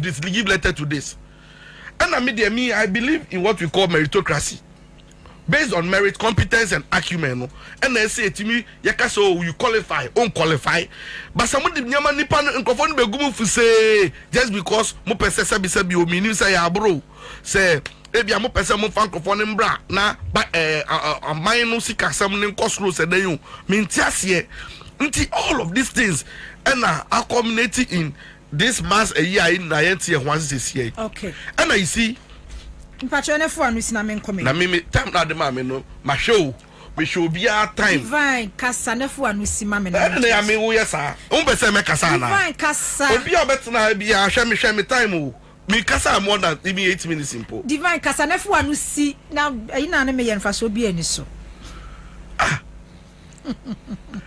hwe won se na honorable kasa mi say directive our chief of staff MIA say in Kankofo after December 7 for no eba ne say na affecting Kankofo 2017 unim say 2017 na nkasa no omuso ba ye no Kankofo bi hu kan yo ye members of parliament a omankasa ka kire say omukra no NDC eba MPP ba power in 2017 ye terminate your appointment salary stop here Sankofo ni nyina ho omuso mo ba ye no omu yiyi safo ni bi wo honom na unim ade a e ma no hia se nkrofo bi wo no mu a me suso muti aban ne sesa yen pamo mo imagine say wo public service or civil service mu na wo ye adwuma and then aban bi buy no do buy e na bia wo share MPA e bia wo share National Health Insurance e bia wo share National Service so she no but you see democracy obi e kasetia obi anya kasetia don't me nyame hwe o but me person me say administration bi e beba so bia no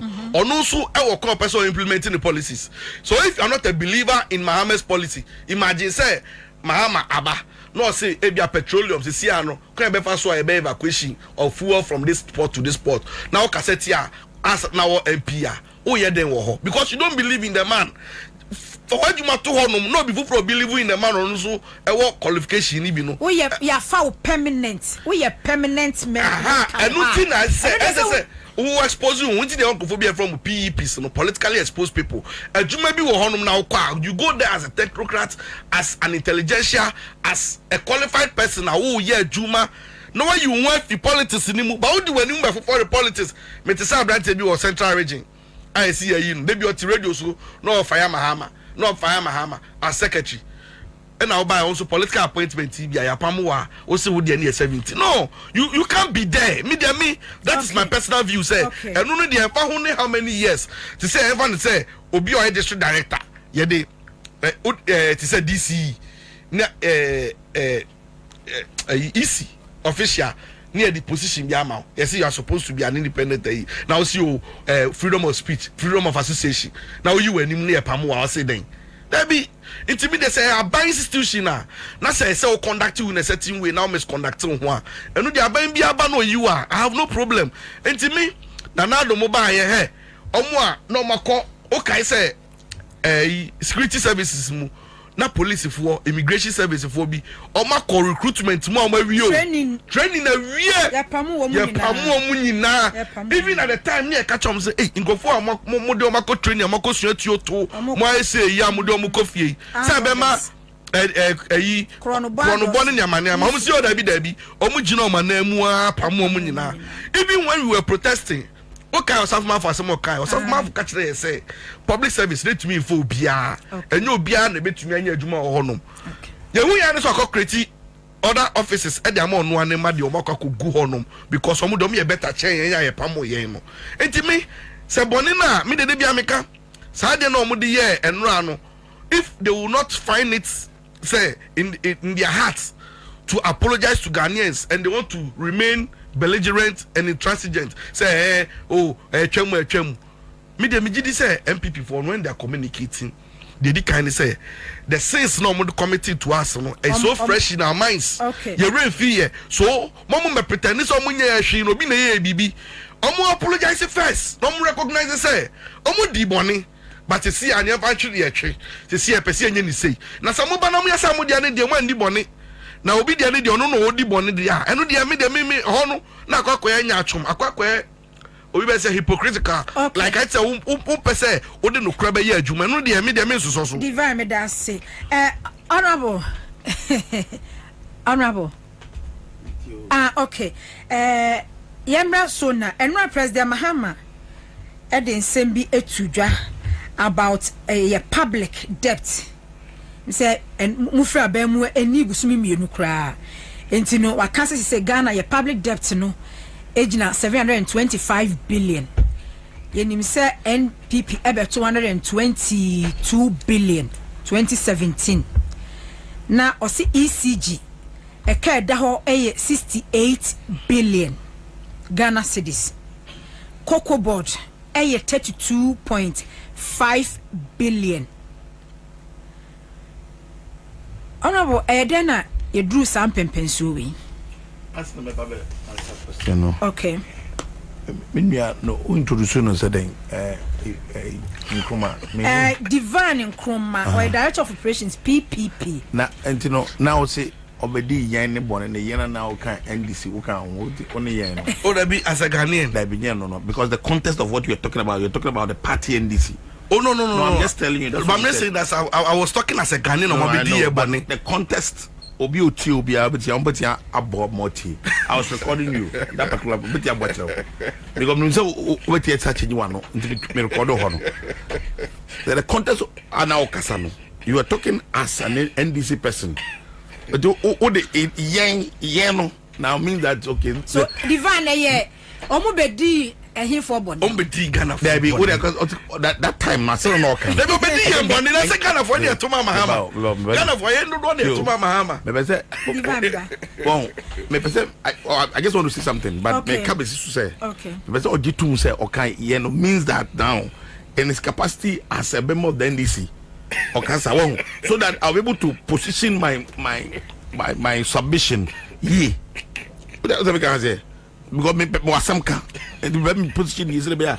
Or Jan what did say or Jan is for some. So or come as opposition parties. No opposition parties on your car. You kept mano. Ghana for MPP. Ghana for. Who do rough is a board yes yeah. But I was only 2024 and NDC. Fight in a Kunenya NDC a Ghana for versus MPP. Kabori a NDC ni. Ndo kasan minim sa but ono minzo a PPP ni. You are question dumpa yeda. So you question dum papa question dum. Intino or can as one or can contest no. No can na NDC as no can. And so tear no can NDC as a ben ref no no can ye no. But me from where he's my moncho the tea. No much what dia wo can as you. But say MPPD papa question dum ni PPP bone. Enyo na no can. Now Ebio, Tio, I just want to put this on record. Yeah? Okay. Politics, no. Udi Gary Botohin, Ghana, yep. Your Democrats there practicing. Even the sub-region have crowd. Yeah, pure hype. We are mixing both presidential and parliamentary system of government.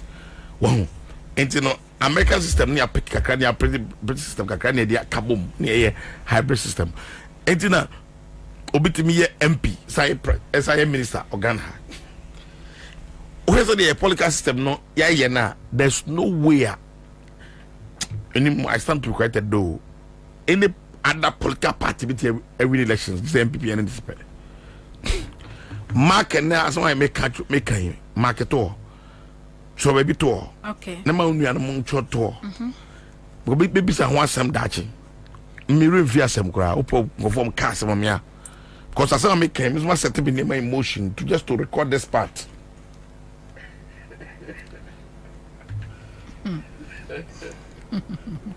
Meba chero dachi. Meba sema chero dachi say. Ebedu ono, you will also be in the same school. You will support them. Me, I'm putting it to you. Anyone maka wotie nyina. Any obi otie only share political ideology. Say one day you'll be at the other side, on the other side. And when the other side because what now? When they came to arrest you, you said you were not a socialist. When they came to arrest you, you said, no, me, I'm not a unionist. Me a trade unionist. When they came to arrest you, now you do and now there was nobody there to save you. So you became an anchored person. That thing will happen one day in the history of Ghana market, in the annals of history. And all these young men, enemy, there's a Huna before Ebedi, at that time you had the chance to be a principal politician. Me a politician of conviction. Me MPP, me different politics. When I was a student politician, I started student politics proper. I am a student politics in Ghana. No. Me a politician of conviction, me political godfather, Dambuchi. Okay. Till he's not my friend. He has not been my friend, the party. But he's my political godfather. Commission the politics. Me a principled politician and but ye don't set unnecessary precedent the debut when you have the opportunity, because President Mahama in the history of Ghana on open oye president ne pensi obetia sani me nyina no ni me nyina yi cause on college you on open obetia dot to all eyes no obetia cross all T's now because obedient means son baby bi o miano one you say into President Mahama or rare opportunity to make history in Ghana.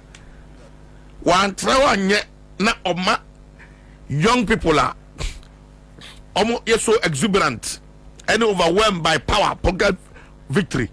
Every na dream went to no piano. Yodoma. Me say you cannot have any way forward tomorrow. I said it somewhere. Where than baby using my canon market. There is not going to be any way forward tomorrow. Any way forward be able. Say if NDC now opportunity way. They are in the next 2 years or 3 years, they're going to have a new leader of the party. Someone making history now. No one I say ye no go so referring to history. History will not be on their side tomorrow. And I Michael Chibefi, into bracket Mister, I'm daring them and I'm putting it to them. Here, young men, I'm here. So one day you will say that, oh, we said that then let's look at the way forward. What's the way forward? There's not going to be any way forward. Ghana a minor in the say no if you say I say. Do you know why? Because they say MPP 2016 we only had 52% and I say 53%. Yes, sir. 52%. One thing Ghana say MP4 and it's for more power bill or make the opposition 50 years. As I buy a Casana also Bobo Sem. Oh, Mammy, home.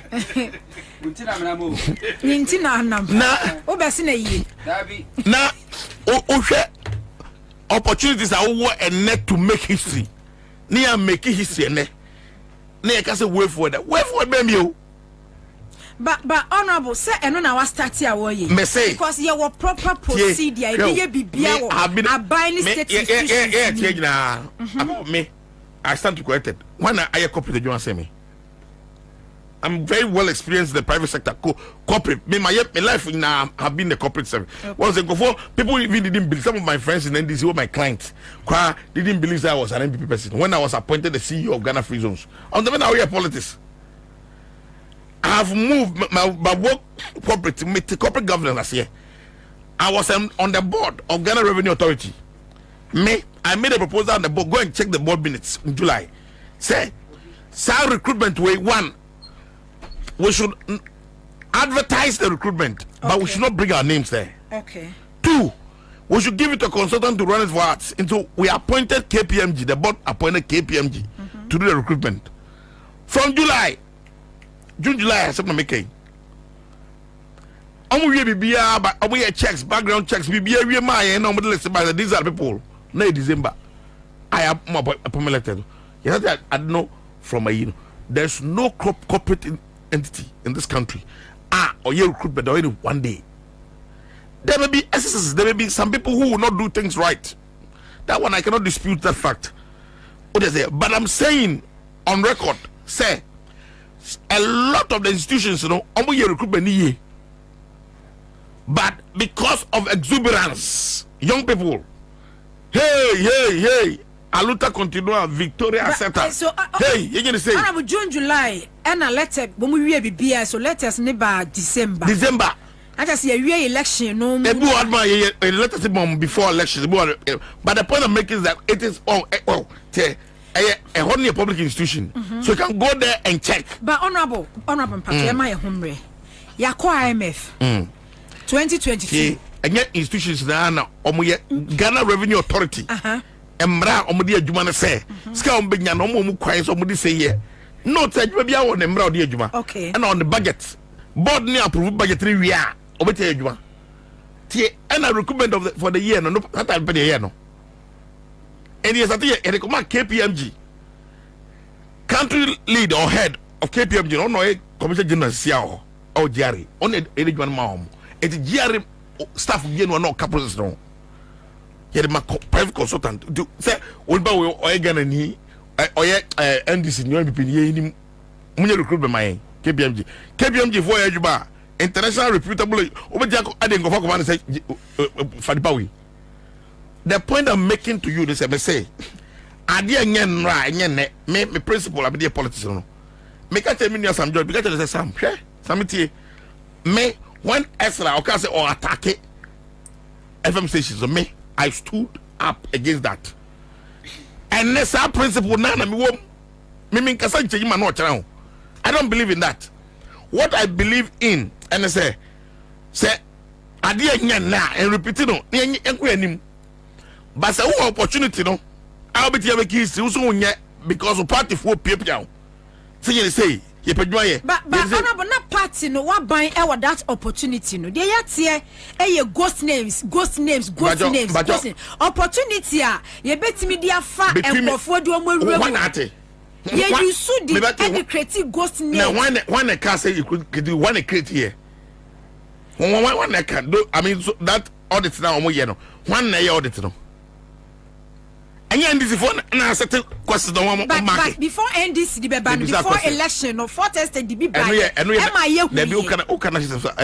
you make national service and then me say buy car mix it to here be confuse me there me can say honorable say there be ever ghost name man say we are in ken okay there me the time the ghost name say the make us no all the flag of font here say me honorable there me can say they will can some dem KPMG for some new recruitment. Yeah, kasa about recruitment. Abai ba ya wo mu fi. So na ye nim say recruitment ho no mo a ye. Ya nya. Tell me what's ye. Na ye the ghost names mo mu na edit. They make don't mix the two. Nice service. I'm not talking about national service. Make can Matthias here. Men can different. If we can no. But the afra mo mu tie because ye can say make adwuma. Omo ya fo adwuma. Legally, those who went through interviews your aptitude test, your oral interview, your medicals, your background checks. Our security agency system. You say okay, out of 10, you need 5 per form. Qualify. Almost an American here.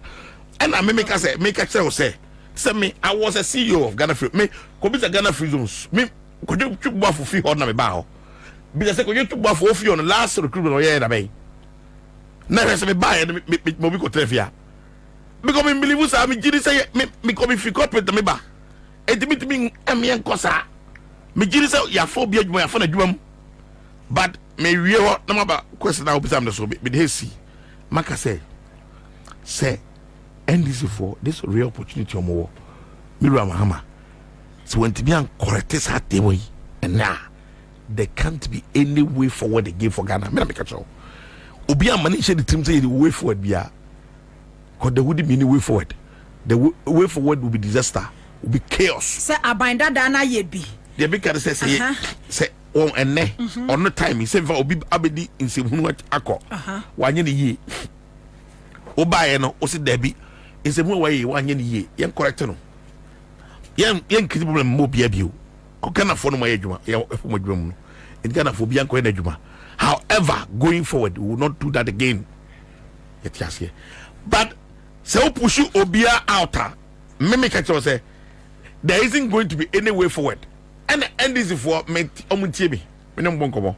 Ngo me no body say whether 4 years time, 8 years time, 12 years time, 30 years time, whether we are alive or not, one day MP power.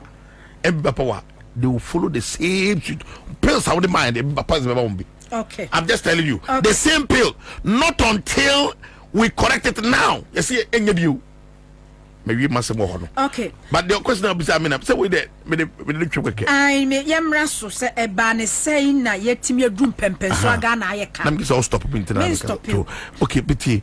O my BM no. Aban bia e aban. Aban a process. Aban ye continuous. Aban mane. Na o maka enkaso o metoka. Aban bia ba o metoka. MPP ye ba ye metoka bebre o. Ye ba ye ye bu o man. Ye system no. Ye onima bebre a ye wo atia yen. And your promises be promising Ghana for I pese ye ba Ghana for nya ho faso. In doing this no, we went back to the IMF. It's a targets am I home set in meet target we within a period. Note me na me a member of the transition team. I was a key member of the transition team. We handed over Ghana. We handed over a healthy Ghana to the transition team. There's nobody here, including to my consul anymore. I'll be take say, yeah, transition will be Canada say Ghana was in a serious situation. Nobody said that. President Mahama received Ghana. Yedi Ghana man no. Because all the economic indicators are just might be national. Na Ghana yeko. That's what we handed Ghana. Now, at this time, just less than 2 months in governance. What me bu might be tuchaka. What why is can do no? Se see ya me no say. Why budget they run your mind? Yen na kufa do budget. Oh yeah, then they run your mind. Sky geneti yen di bu mind. Aban bia ni wa o wiase. Ah obeka say onu wanya kanto. America. Trump obetoka. Okwa obija ka ho. I am not by this saying say problem be any ho. There may be problems. There be issues. It be a quiet fast so you can and you're correct. On that one may be there. Okay. But I'm not talking about it. I'm talking about the situation where we should all understand say or my boo ye boo mine ye discard any money boo mine any nipa. U boo mine now u ba beto that cocoa board there. Ye buy beto cocoa board issues or more. Who's the cocoa board the way they do their syndication a different Aban share on the syndication say be a name pescana pescana for a year to say ye go say ye be duanya mundi can try cancer never English card na supply cocoa na mamu. In that situation no, we may have issues on the way. We may not be able to achieve the targets name I said mom no you be na mom and no what be me aboka ebio ye buy no ye wo say cocoa in you be one ma na yare abom and you want me to cocoa about bebre. Into no impenifo mu cocoa board so they buy say. Yen cocoa sa eduada ding nangu. Ni afoforo. That is what we have done now. I dey hand you over my buy we. In the history of Ghana, this is the first time cocoa nua na nye ana yare bona enti mien yen so aba bebre no. You twani nagu edua cocoa foforo. And they buy. Into no ever my is bebre. Ebio cocoa rose, you took cocoa rose. In actual fact, anka cocoa board they go be a coin saying. A cocoa board for Kobea's coin saying. They're not supposed to construct roads. But cocoa board for eka say you say your coin if baby. In Croatia cocoa was the beya. If you actually cocoa be crum abaton. And young what you want, young call mandate no. and also at the cabin to you to ye. And go about who can. Say the buyer, I bet 2 years, you did be car and not much own. And dear now can you. But honorable cocoa board card, your mobile to your mudi be car. Cocoa sector, your mobile to you. A cano majaho because over 2017 cocoa season no amount 960,000 metric tons. Now Timia drop it below 500,000. Say move around bare 400,000 metric tons. Make a car over to car, me fancy a car 1.5 billion. Then a cano etimia co, me ba a cano etimia co, I could do 32 billion. Make sure dear. Now a dear now obey your cocoa sector because from 960,000 metric tons cocoa season, I drop your babes at 450,000 metric tons. Are you following what I'm telling you? Yeah, ban.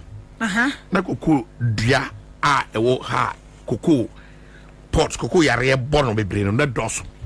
Begin say unim say cocoa for ye major work. Meaning some friend no friend pollination baby. No, I'm friend omo cutting cocoa grading na egu ye. Start a cultivate new breed. I mean friend saying hybrid something new. And that is going to fetch us more money because now cocoa bebe so bebre, aba bebe so bebre.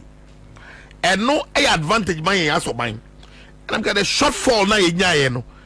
Say and maybe we were not able to produce more because of those issues. I want real problems. I mean, I can afford to mean generating more. I mean, okay, yeah, in Nengu near Mbrafroso, near Yemen for near Fro, near Dria Coco Fra, near the bit in my and going forward. I say, Waba, now there was a problem. What I say, where you pull in a few, what creating new way. No, so that the new way will be able to generate. When you problem and few, a problem can see an amodiato. Problem can see any cocoa sector, no, say no, just say at off from. When the cousin cooks at from because and the honor was any okay no. Every year biano cocoa board set a target. And no just the kwaji cocoa loan, cocoa syndicated loan. But that's what it's my Ghana need to say, Makwaji cocoa loan $1.5 billion US. Me babe to cocoa 650,000 metric tons. At the end of the day, no. $1.5 billion, no. The Ghana knew who you say, oh, cocoa, there's a 400,000 metric tons. That's 400,000 metric tons. No, you are not trying to get me. So Timasia, the mechanic very simple. Me say the major problem is not about say you go quiet tell them be anti keke nyana make one make the cocoa sector. I mean forever. We are solving the problem forever once and for all. So what we are going to do now, going forward, you see what will happen in the cocoa sector. Because one, they are going to generate more, they are going to produce more. Because you are taking some risk, you know. Any problem you want, you can say, oh, you have a trust here, you should do another no. Answer my brain, it be here for you. Now, if you way a bit has to trepe. The Biana Yaria Bonana said, near new breed, change one more of technical west of use. But now we say, okay, let's pull all these things down. And you start to be afresh. So, by the grace of God, as it stands now, we are so confident and sure. So going forward, in the next, let's say, 2 years or 3 years, the cocoa sector is coming back again to life, and they are going to be stronger than say the near first, because of this arrangement they buy. Samuel, me cocoa, but you can only make us and go be clear. If you don't do go be no. Because honorable Ansah said you would me ya can ya I buy and to us and then you fitting yan a bedroom say 2015 2016 cocoa season 960,000 metric tons. If we baby 200,000, 300,000, 400,000, 500,000, sa na kwaya ne kodu top. Enti ye deyana e ba ya bedroom e kufuadro e MPP aban de. Afa de ye twanu yagu. Enti from 960,000 metric tons ke yakua ni mukwa no e 1 million 1.2 no aba bedroom be say 350,000 metric tons. Na aye eka because a Canada one mono, ye here this year, ye tia more than 9 billion. Are you trying to suggest to us? No, are you trying to suggest to us? Say MPP ne buy and never bought Kanyana Cocoa board that's what you're trying to say. And now I'm putting it to you, Sister Nauka. That's what you're saying. And yes, that's what you can because the Okano said yes and Nauka. No. May say Cocoa board almost when the world price of cocoa about for and affecting Ghana. Affecting okay. We lost a lot. So difference. I mean, say what price of cocoa out of form. Now you say there was a capacity of ton cocoa. No, you me and ton. Your boka. Your price are anticipation. We are expected to maybe sell cocoa at maybe 10 cedis or 1 cedi per ton. And I say near me and ton is near ton. It be far lesser. Your expectation, whatever we are expecting to get in the form of returns, may not be the same. But you just say one, now make us a two. The other one is so about the fact that we were not able to generate more, get more yield. I mean, because now you're in access. And it means maybe by your who see a access and so no. Not your dada, your who. Your dada, who agent also the cocoa jibbosia cassia de ba. Because a human ye no.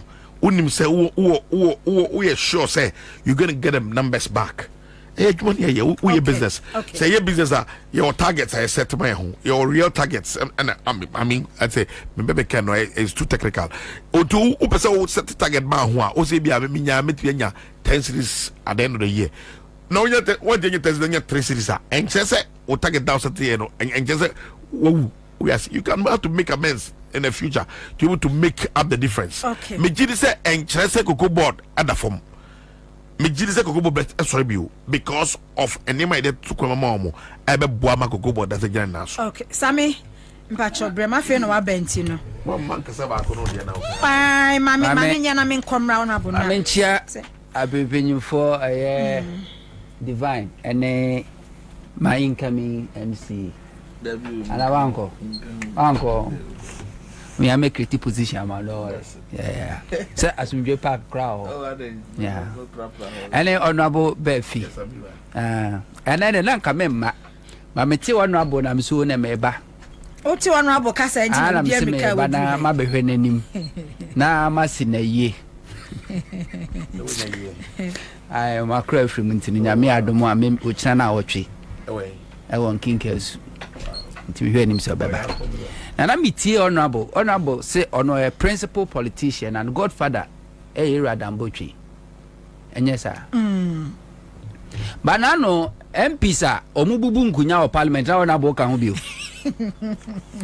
now can who be? We no sabe justify said the only way out was to cause chaos.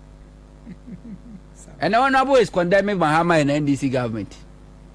President Kufuor be president no 74 years. Oko 24 catch and say baby we nyina dui. Unya fi na besi dan. Ye dwuma pa na gidin. But President Kufuor will go down in the history of Ghana as so the worst president ever. Nana ogu adwuma. Timitna say banking sector utimima Ghana for over 5,000 anu aduane bo mo. Abeku divine otie. Se no na bokas was here won kire is o kire se o NDC ni. Hwe. De bia media dance here. Before 2016 election. Me ko divine Abeku nkruma office. Na wo coconut groove echi honum hona na no in the office wo. Ni office na so sen ha executive office. No one a driver no driver no. I know a big man. Ene say be little kiosk size office crowd ni bi. Or jobless. Courtesy Nana Donko Kufuor. Honorable, including you and LMPP. Ubetimia puli any write up honorable with your principles in politics out there. Oh, you're different from any other MPP member. No, ubetimia puli any write up or asema wokaya in the past. I'll condemn me and Crawford this government wickedly etimi collapse of jobs.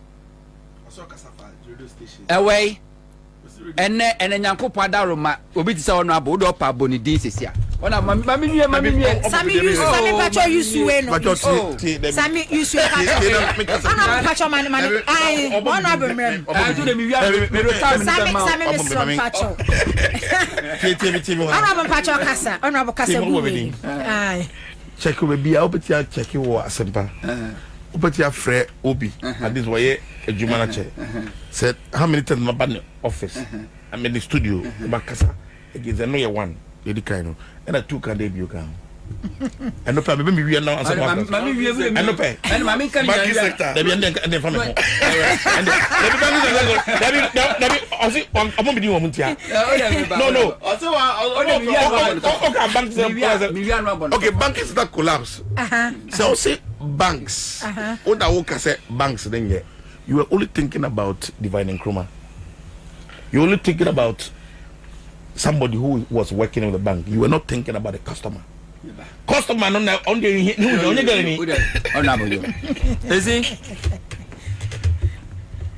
honorable. Thanks so much. Unyaboni din sesi a Google.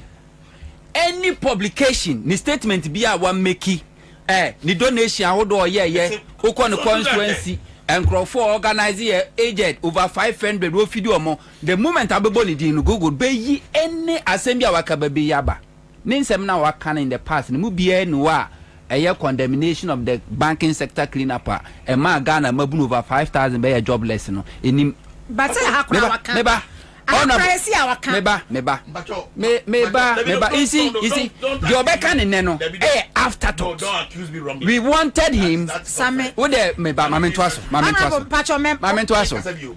Honorable was part of MPP Akufo-Addo government Ebron ba 2017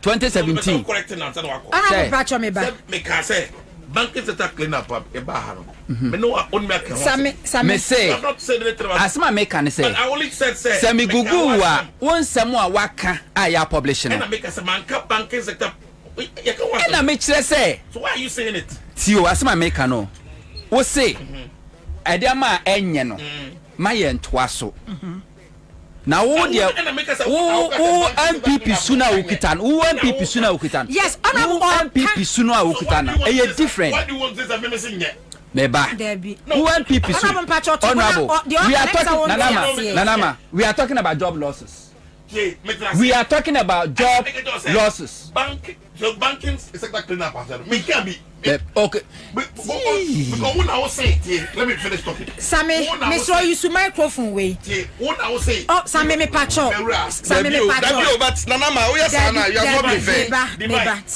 banking sector clean up no me catch them say me can dey enye se me can me Sam George Sammy fama no ma me na me me Sam George say you collapse FM station me can once when Esla erasing issues be done directing one institution so after some including gold ready gold and no one say me can and na wo say wo kasa da wo respond na make the bin kasa can they can na wo say wo ka de enye tio wo say wo ka de enye one say job losses enye and na make say one they determine say job losses wo de wo kasa banking cleanup sector wo say no nye one I can. You are the one determined, so don't bring me in. But honorable, we are talking about job losses. But as a member of parliament and then deputy minister of state, who we say, South banking cleanup exercise, Ghana for any Maguba one condemn me. Make one acre say them. Nanama, you are not also thinking about the customer. Okay, God is my witness. Let's move on. Yeah, honorable, let's move on. How much I lost. Okay, okay. Nanama, we are talking about job losses. MPP ideology back where say government has no business in doing business. According to MPP, a private sector and also creating jobs. Banking sector cleanup exercise in a buy, you know. Yeah, government banking bank been affected. Is it not private sector? Nipa over 5,000 na ye or my dear no. Now omunyina ye more private sector, including a big kunkruma otia. And I didn't see any condemnation from him. And honorable Kase, and the argument no say that idea honorable say and NDC 4 year dey bia enye NDC set a bad precedence and I say MPP by future MPP ebe the West and then worker say chief of staff I issue directives say abino if you want me to sit here say obi bia ye fan wadwumam obi bia fan wadwumam after year 7 December no yenle sankrofo nyina off na a bad precedence MPP ba omoba beye ebi aware that my clarify this say honorable say one condemn because sad decision na na ban take ye no or support it ono no ye customer ni sika sheye but clean up exercise no ono no one condemn because that bold decision according to honorable Chibef no or support it okay enti whether say nipa 10,000 adwuma na egu ye na ono drink because we affected in intino fine so be it. So the customer is not important to you. Okay. Because as far as you are concerned, until say government ebe trigger issue no men's go no mu biaka. Papa kwasi ndum GN bank no mu biaka. Ye hu say go security. And for kwa investment ye hu so biaka kwa ni sika ama until say government started that process no. They were there. They were happy. See? Back to honorable Asamo Awoka. Sir, chief of staff for issue directive say omwa ye for adwuma after 7th December no yenle omna ye bad precedent NPP ba omobe the West Professor Mills take over from President Kufuor Mamisha Zemfri Kufuor take over from Rawlings e dey no Kufuor na kwate fast track high court for what for Rawlings appointees was a court system no cry na grandly slowly and o kote fast track high court I want the DJ li chachuti katamo I want Victor Salume mo ye DJ li on Victor Salume eda in sawam na ne oxygen tank na bo ebonachi ti say a backpack na Dana Budakwi si Dr. Sipayanki President Kufuor de oye yes fast track high court Kufuor achievement no just to jail or buy no so akwa National Reconciliation Commission just to humiliate Rawlings live on TV. We saw it. Professor Mills better key over from Omampeni Kufuor no. One play the same card under Omampeni Mills and this government. Oma Kufuor appointees MMDCs a bit now for about 6 months. Cocoa board CEO when you there was state institutions be bria. Omampeni Kufuor na appoint to Omwa. Omampeni Mills buy no. When you are ready, even when Rawlings pushy say Professor Mills and prosecutor Kufuor appointees no say no. Yaya ni sa nye Professor Kwabena why one in the leading government team wa omo investigate you over 100 Kufuor appointees and omo hard evidence anke de wombetumu Professor Mills said there be and no Kwabena Professor Mills ne Mills Rawlings omunya issue. Fast forward Kufuor do buy 2017 honorable we are part of this government. Before Kufuor be sworn in, na omo robe National Health Insurance Authority MPP youth timi bo raho papa glass system ska de ko. Omo timi attack toll booth ko wieska no mo de ko. When Ghanaians were complaining, MPP national chairman then Freddie Blay okase omo protect state properties. Nurses for over 8,000 anya mom financial clearance from Ministry of Finance. Omo appointments were revoked. Police for recruit over thousands of them and Omo training for more than 3 months. Omo appointment recruitment were revoked. And you can cite the evidence and letters no everything. I didn't hear any condemnation from Honorable. And even today, Honorable has not apologized to Ghana for say MPP by year 2017. Omu take that part a year of distraction.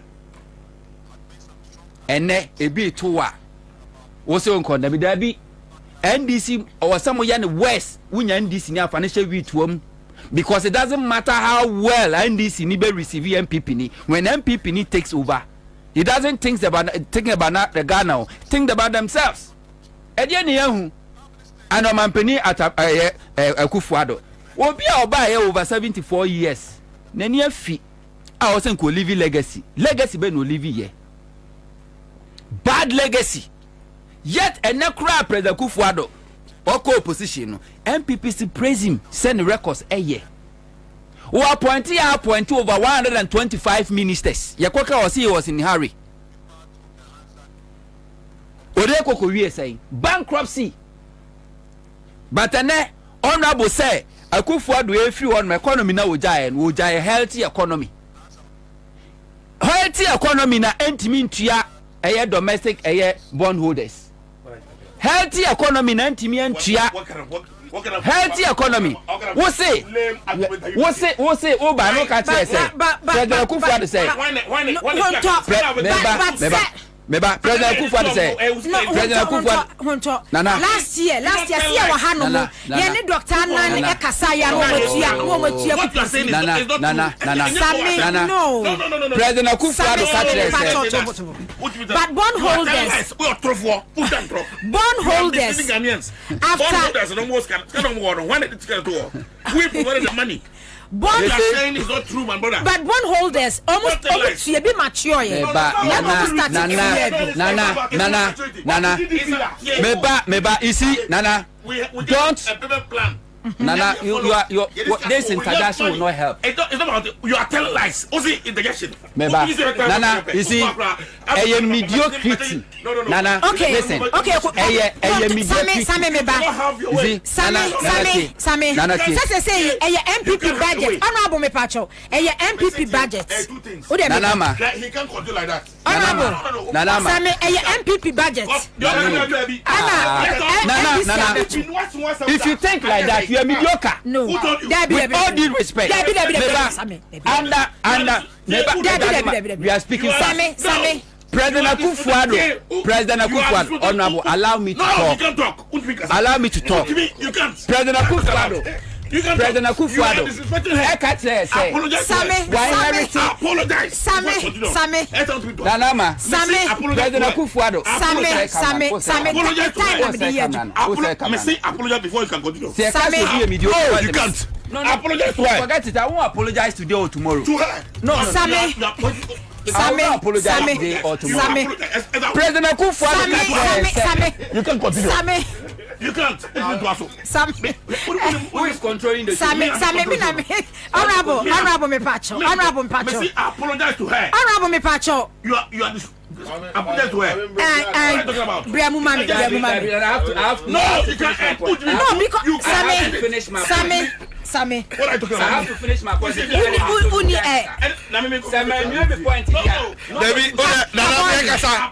I don't finish my statement, nobody will speak. Sammy, who bear the honor who control show? Who you host? Me host too. Me host two program. Sammy, so one team controlling there, you cannot control me. Sammy, I will not apologize to you tomorrow and forever. I will not. Stepping up is woohoo.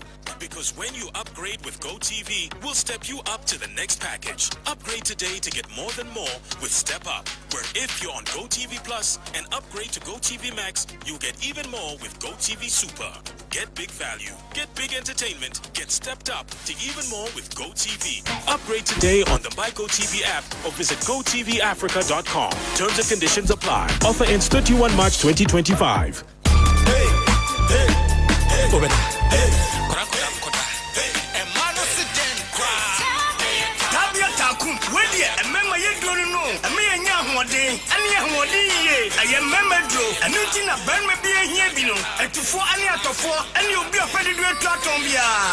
Chemical shops, pharmaceuticals, and herbal shops beer. I was gonna handle beer.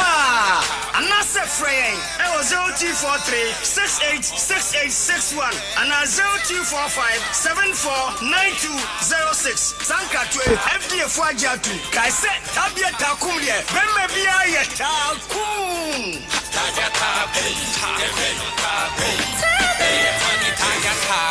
Not recommended for lactating mothers, pregnant women, and children under 15.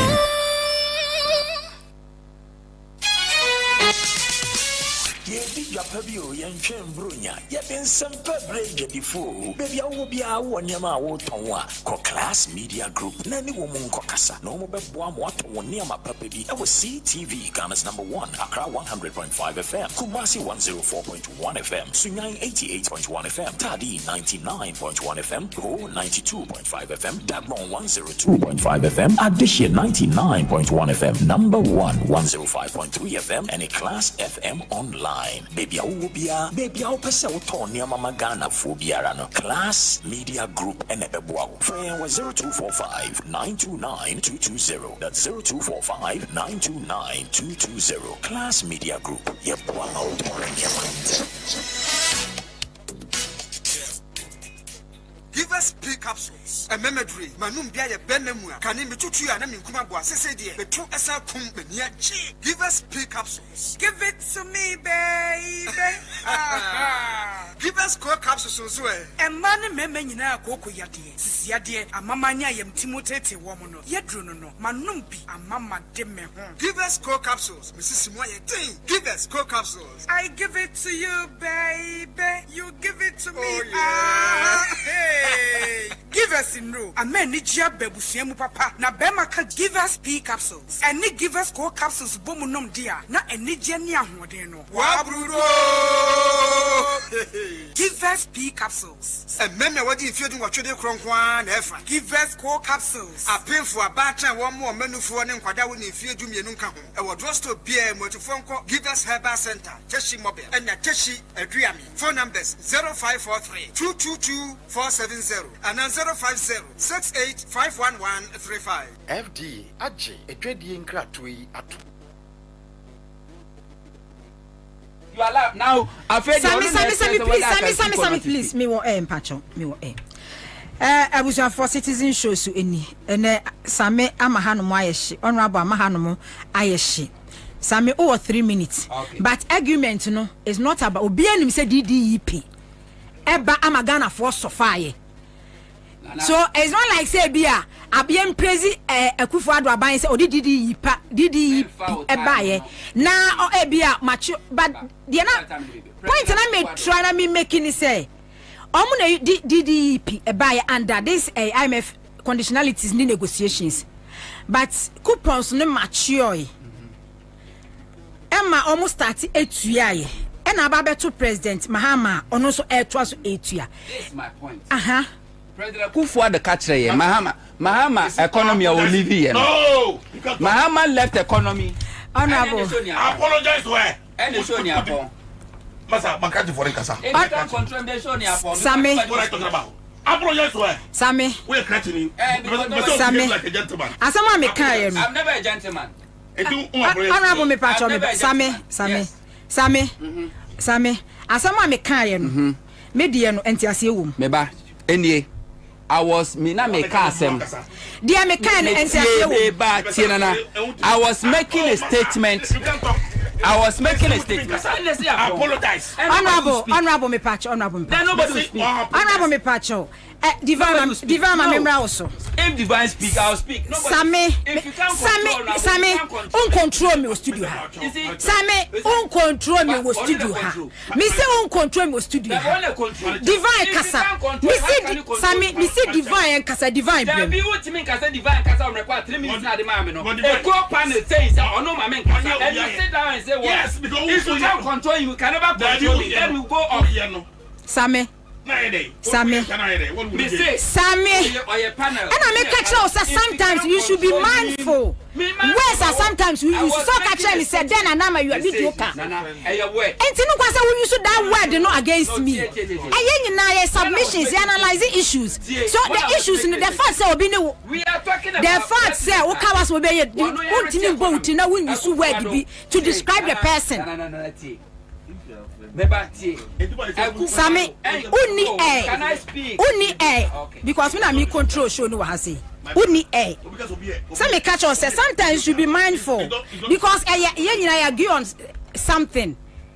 the fact that we can be until the anything doesn't mean say who you see where the be a piano no what to edia many don't be a mediocre, don't be part of those mediocres who think like that. And you wanna bet him the baby also me konny the also me drink. You see, when I was making divine but your person be mu person kasa kabori kasa ne Kabari Kasa. We will talk together. Sammy, please. Sammy, please. Why is it that I don't like what you're doing.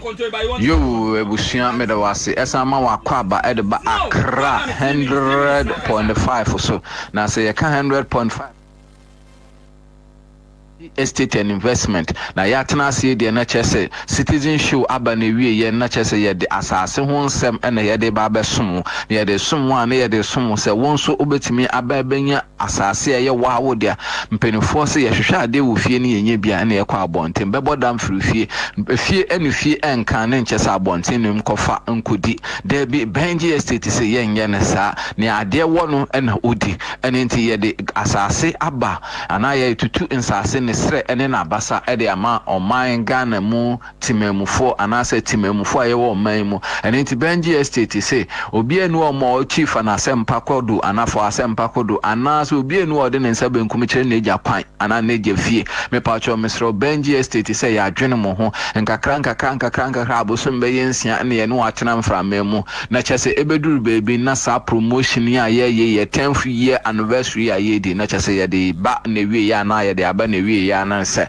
eni nti sa wo ba de ampacho tutumirika ma ona mba oto na febra wonso Benji asase e wo Benji estate and investment ne tuatua no nkakra eni nti mesero sa wotituotro mu na mobie feature wo pentem nkomo unyanya nka obeti adaje na ebrentia bepacho ya homa ye didi dwuma no ye nsesa no mpacho ahoma no e 0248 78 08 87 0248 78 08 87 and I say 0553 11 66 02 0553 11 6602 na chese wedru Benji estate and investment ya share me pacho share so se dwumedi ayedi yensa ase ayeton aba ensa ahase afi langa la sem eniso ahemfo sem eniso kona bra bia eniso ana obi aju sika ya mfa ama mpacho debi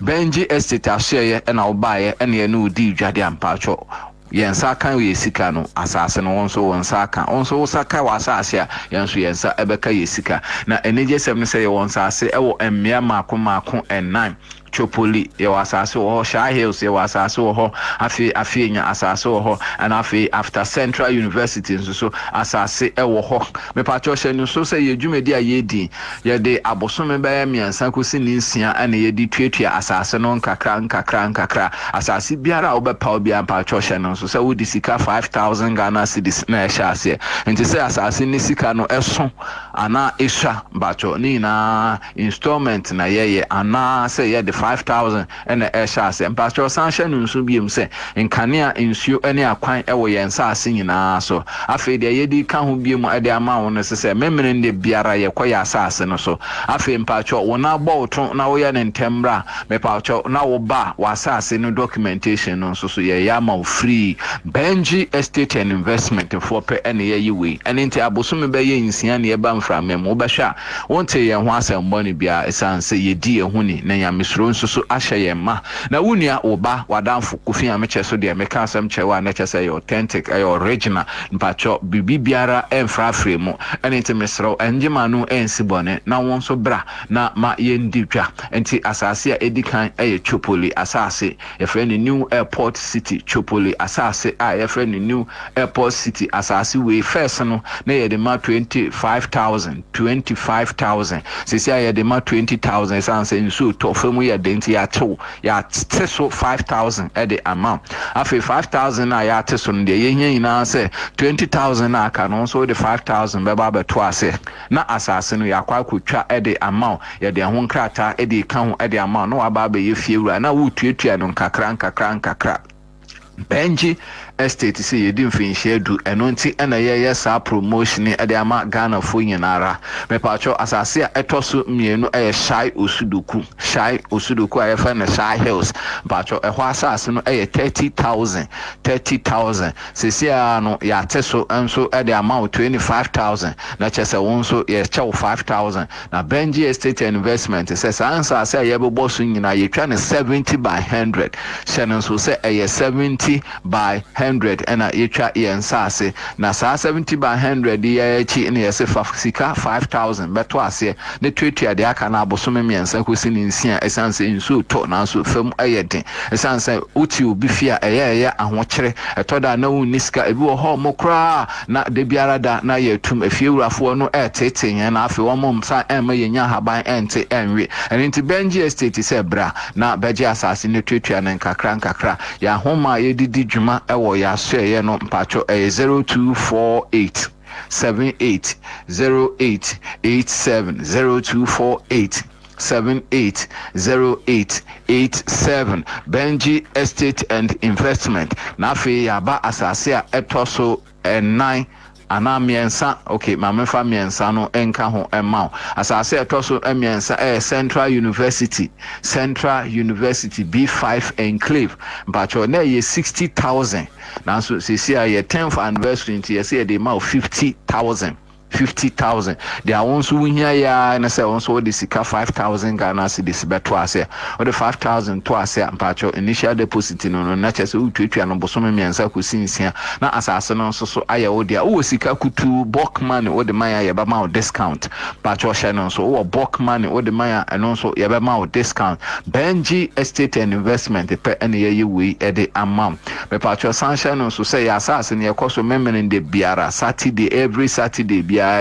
land visitation obetimi akwa asase mpo Ansah no wabaye usika sem no ho enhyehyeye hye no so say Benji Estate and Investment mpacho yesi dan ye bodan so me pacho say wo pa hwea blocks cement ene de ekika ho biara efa dan sie ho ana empo consultation mpacho Benji Estate ye beye ede amount afi Benji Estate say ye barter trade na chese exchange is not robbery but yes we betime e de car ewo good condition na car ejina ne naso etime e de ababaje asase eno nso so ye pe eno nti wo ba ye no ebeka ho asem na ya ma obebi ma won nso so wa baye asase wura eno nti Benji Estate say ya homa ye didi edwuma no ye 0553 116602 0553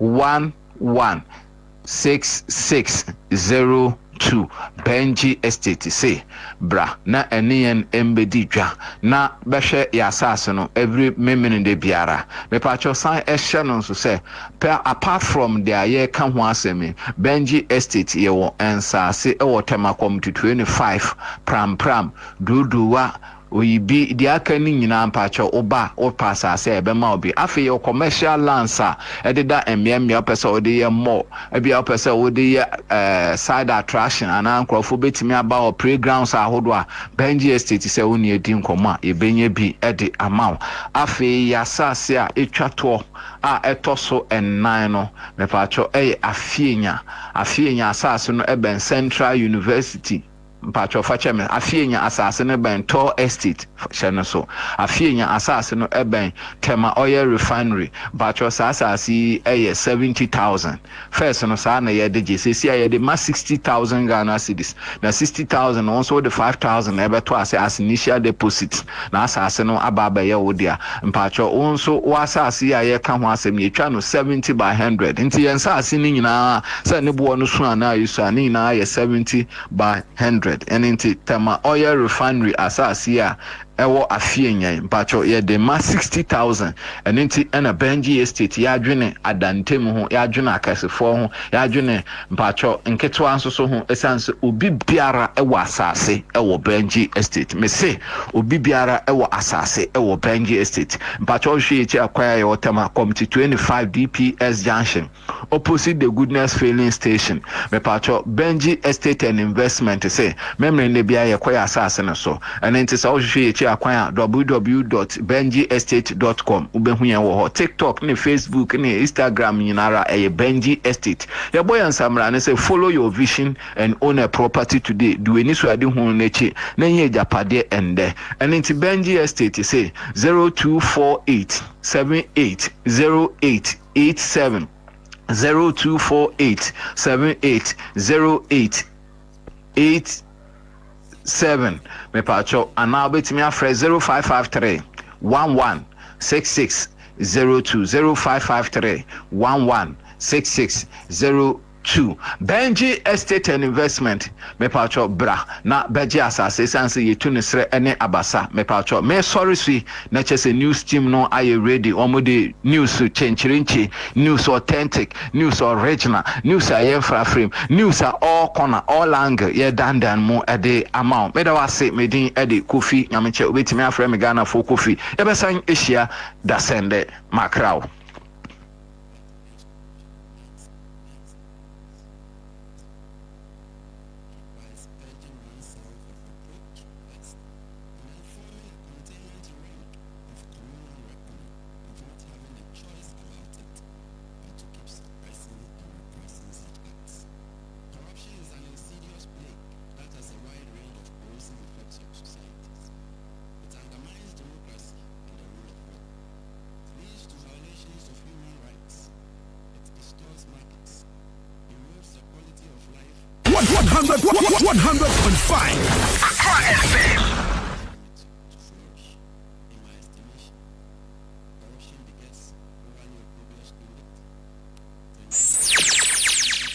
Nimu ni bisa ye chirema ni hu ni awu nimu a umbisa no one nam saa no de akopem enti hwan ne citizen ye mpeni chire ye se ono ne nia oyo mind baba a odi asempa tie the Citizen Show only on Accra 100.5 FM yesim eyinia ejina efri akeka kekemu ema no kware ededi yetie yesua yesakra on mine the Citizen Show only on Accra 100.5 FM. Accra 100.5 FM su enie abusiafo ena de asia na asi ena de kwaya ya na ekoya ekokoye ye na enti show no se de awie ya na ya wie no momfa ncha ye ne momfa ncha ye ne se ne esi ekowie ye no munim se MP badem ha na se same honto wa ha na divine wa ha no mode a ene de ebesi ewo fie ha senti de ebesi ena esi ye ewo ha senti mo fa ncha ye ne Primo Institute for ababe kayensa ewo ha sei a ye no mo eba be di enkomo obrade e opeso obabra na akọ wanimu am wadi sua so ehu ehia wo pa wonya free senior high school no to aso a na se wo wie a na wo to aso a na wo pe ba bi nso akwa school a wo be wie a wo benya ba bi de obra ewura Primo Institute ena ye no wo mo eto aso wa ha sei Primo for good evening okay issue yeah good evening boko de bacha bibia boko sorry mention headset ni ntino madre ya me se unim Erimre ma yenkwai obi eni eba na ho so se obeko school a e de be na dashronko a e waso de na ni kire Primo Institute. Okay, Primo Institute yeah professional and IT related programs and your programs no is accredited. Your accredited certifications are Uba Primo Institute Ubeye. We are accredited and we are affiliated to Institute. We are affiliated to WAEC and we are affiliated to ABE, Association of Business Executive in the UK. Okay. So with the WAEC program, I run a program BIFNO ABC, which stands for Advanced Business Certificate Examination, a WAEC diploma program. So with this program, we offer diploma in business administration and diploma in information technology. So these are some of the programs Uba Primo Institute are accredited. Yes. Primo Institute. Okay. Yes. So certification is also a university entry requirement. So Oba Primo Institute we advanced business certificate examination now. Obe to me the enter into the university. Even the traditional universities accept the certificate. Okay. And with this certificate, it can take you to level 200 if you pass successfully. Okay. Not just advanced courses na momo ye no. Ewo Primo Institute one so we now person will call invest here. And you na akwa start first year. Debi. Okay. Who call online can show university requirement. Obe who say ABC, as part of the university requirement. Who call KNUST, UPSA, UCC, Winneba. Nina university requirement. It is entry requirement. The ABC, it is part of them. Okay. And then say we kura no say we could that certificate no na say when you adwen say wo to aso kura na obetimi dey akwa ye adwuma. Obetimi dey akwa ye adwuma because a recognized certificate and with certificate na WAEC is the awarding body. So we are WAEC na be ma certificate no. Okay. So any certificate from WAEC should tell you say it is recognized. Okay. So you can use it for and with the business administration omo add the tele program in a sense it is 5 subjects only. So ubesia business finance, ubesia economics, ubesia business communication, marketing, HR. So these are business related programs business administration at Primo Institute ubesia. And Ube say when you come and learn this program, it helps you when you get to the university because in terms of their topics, a combination of level 100 and 200 topics. And at the first level, which is 1 year accredited professional diploma. And UFA information technology, you learn information systems, you learn hardware and networking, you would also learn information technology.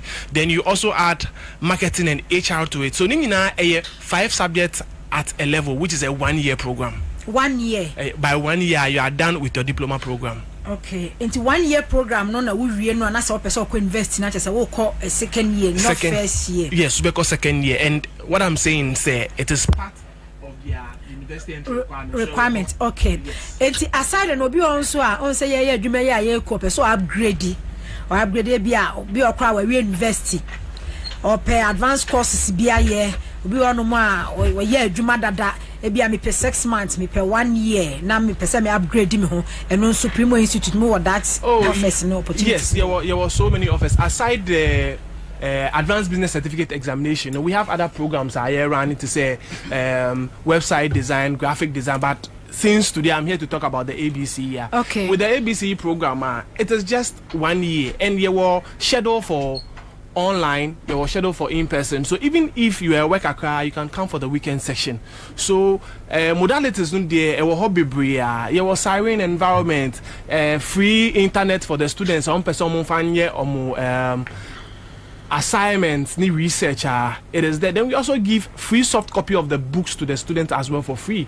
And these are some of the benefits of Oba Primo Institute. And with the WAEC certification examination, it's a yearly base. Okay. So every year, we throw the ABC exams, and the certificates are nationally recognized. Over to me, there are other international professional programs to say ACCA, ICM, SIMANISA, and when you pass the ABC, exemptions to do an advanced level at those professional programs as well. Okay. Yes. Now, one advanced programs. Yes, AB UK. AB, is advanced. AB is Association of Business Executive in the UK.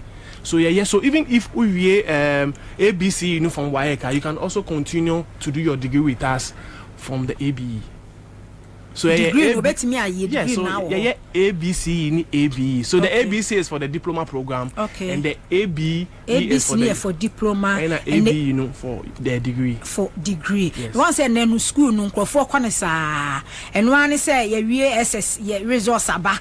Now will be a tertiary institution, especially be a person ko university. Nursing do be ko so we akoye nursing.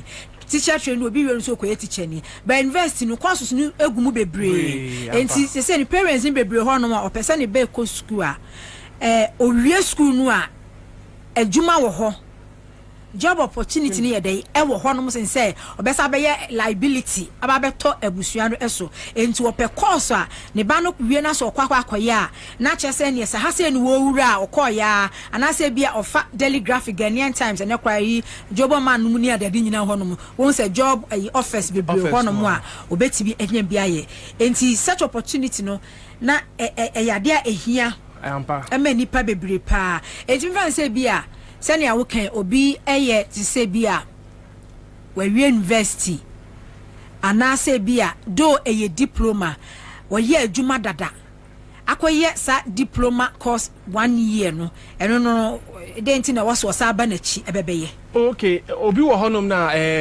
he holds learn from say okita degree in HR, but person on your BB in business administration. Since it is a professional certification, it opens doors for everybody to do it.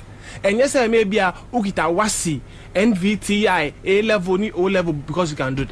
The program is a professional accredited program, so it is open for everybody. And I will share business administration in every organization globally. Business administration students are needed to run the admin side of the job. Okay. And I will share information technology. Every company also needs an IT personnel. Accra FM or IT department.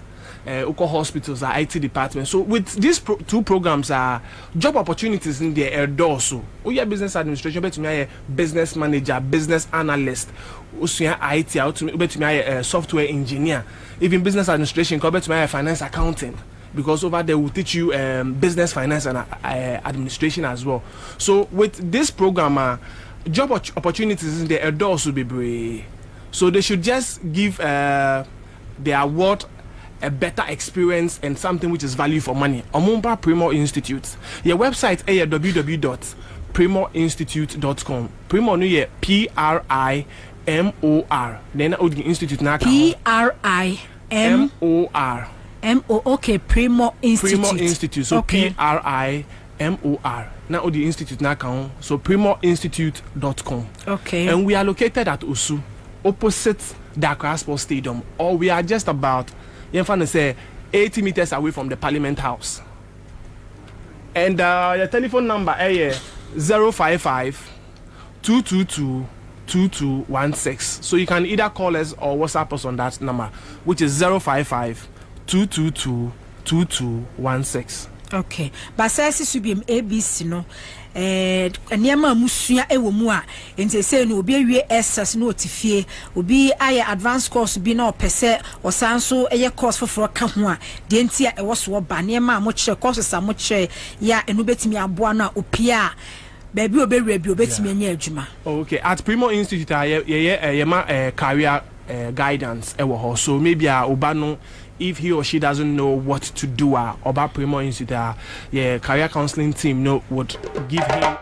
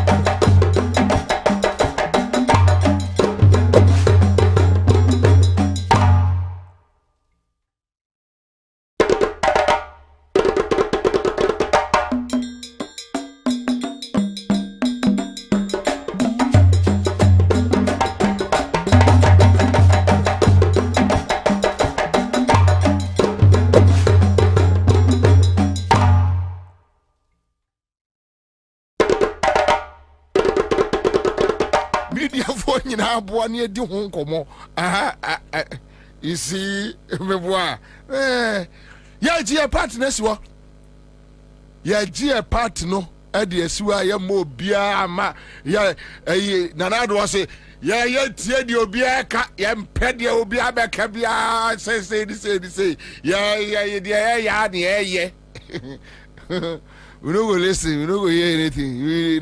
That's we they talk already. You know any eka, you be so be ka de yempe achre ye.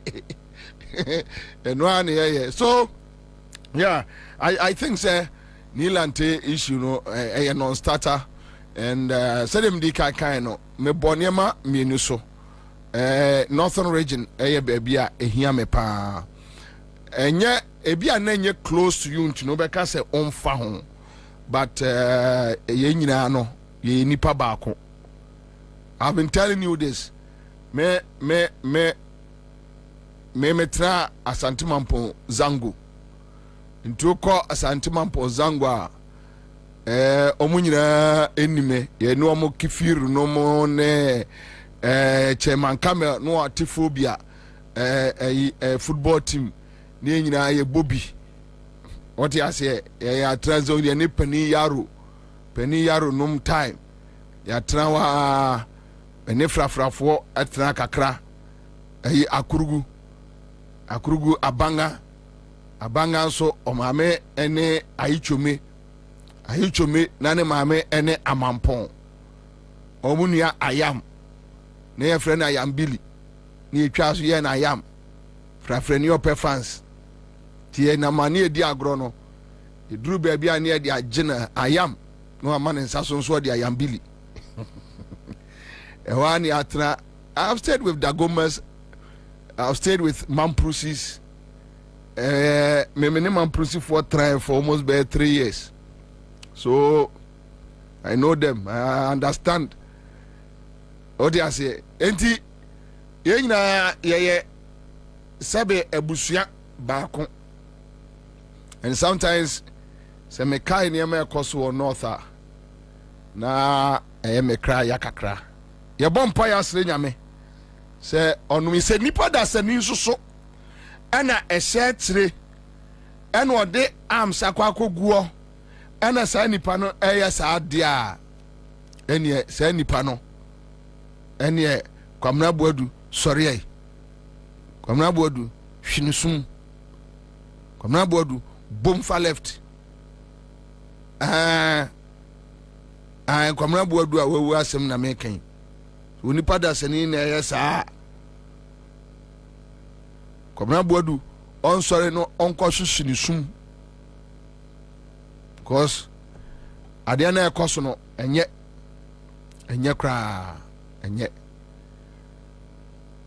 enye now I think say yenuanum kokoma ne ada so enim se wahu videos no enkola no free school akofie. Yesterday I was so sad.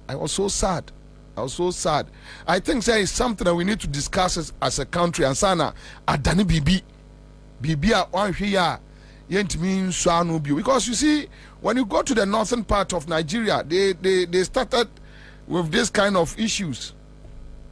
Fede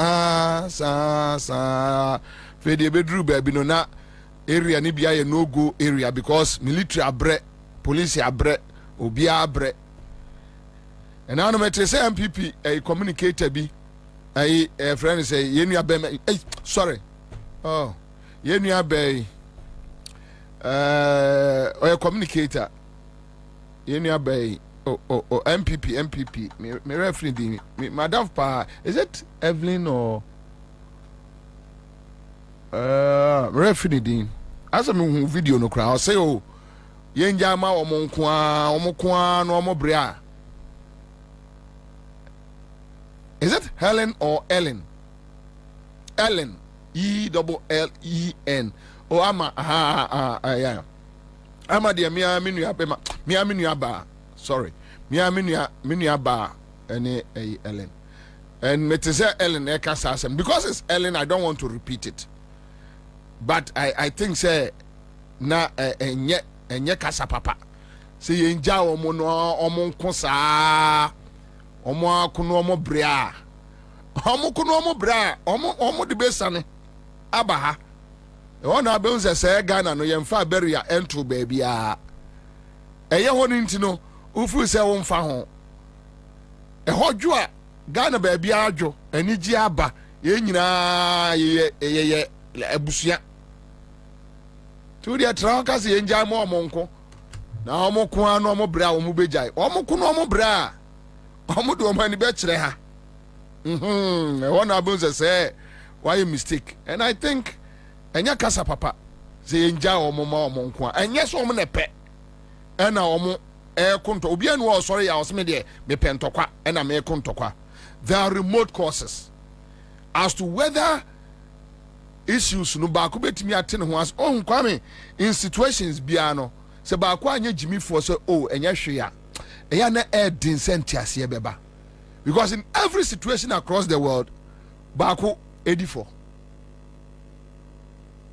bibia de wa si we wiase a yasi we de apai ube kombe no baby ketua bi wo but enya samre we na wo ko kire se abusua we di for ana we di bem no tinke ya dia omunyina so enya hwe chale let's leave it. I mean dia let's move on with our lives na yenko ya nimu a enka sa na yenyina ya hwehwe so you can't tell me that yenja omo ko anu omo bra as if say any ahoho bi na ete Ghana na asa ahoho bi ene enu omo edile anyway so no no one issue ya me pese bi di hu nkomo but mama nko reference bi encho mama even ase mama mo join on Facebook page ya da mo ase se mo join on your Facebook page mama nko reference ye bi kakra bi enchemo and over 2 weeks ni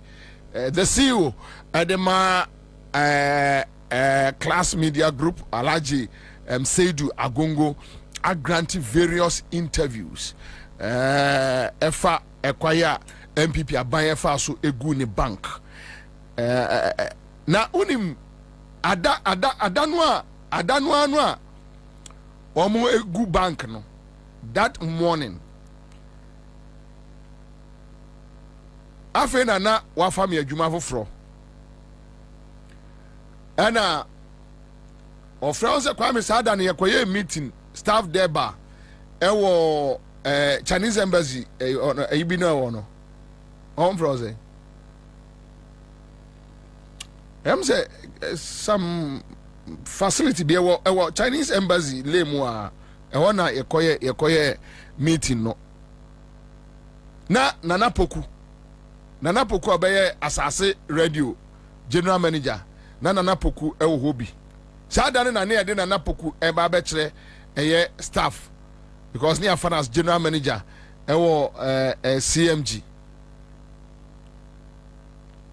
mene Alhaji Agongo tiwo sei ena obi frɛ no sɛ asema watini eni be 5 minutes ena me sha sɛ me nya calls sɛ yɛsɛ Alhaji Agongo bank no bana wasɔre piampa me sɔre kobisa no na yɛ no kure meanwhile that very morning na Kenoforiata I was in Alhaji Agongo's office when Kenoforiata called him echia no ebusa and said what to say Satana Alhaji Agongo office wo you still dey ya me team ye tie for ura ya building no down down I want Alhaji Agongo office wo intimine na ne ewo office wo ena Kenoforiata e friend chia no be gina no so Ken kra na afrema chia me no ene ye de obi akɔboaboa no call meeting no awia 12 ni aye na so say Heritage Bank ye guno ubusa governor na governor Kachira will say the person is not fit and proper. What is the meaning of being fit? Say obey hold the bank Ghana. So right now Kwame na me Kachira almost say ewiase ade bia wo ye bia na etwa besinachi. So Kwame, this is another scenario Ghana for almost say Alhaji Agongo have issues with fertilizer and I buy and for that matter me wa no mo boa o oya frafra ni ntia MPP now I'm to be nka that is it. What is the meaning of obinya fit and proper? What is the meaning?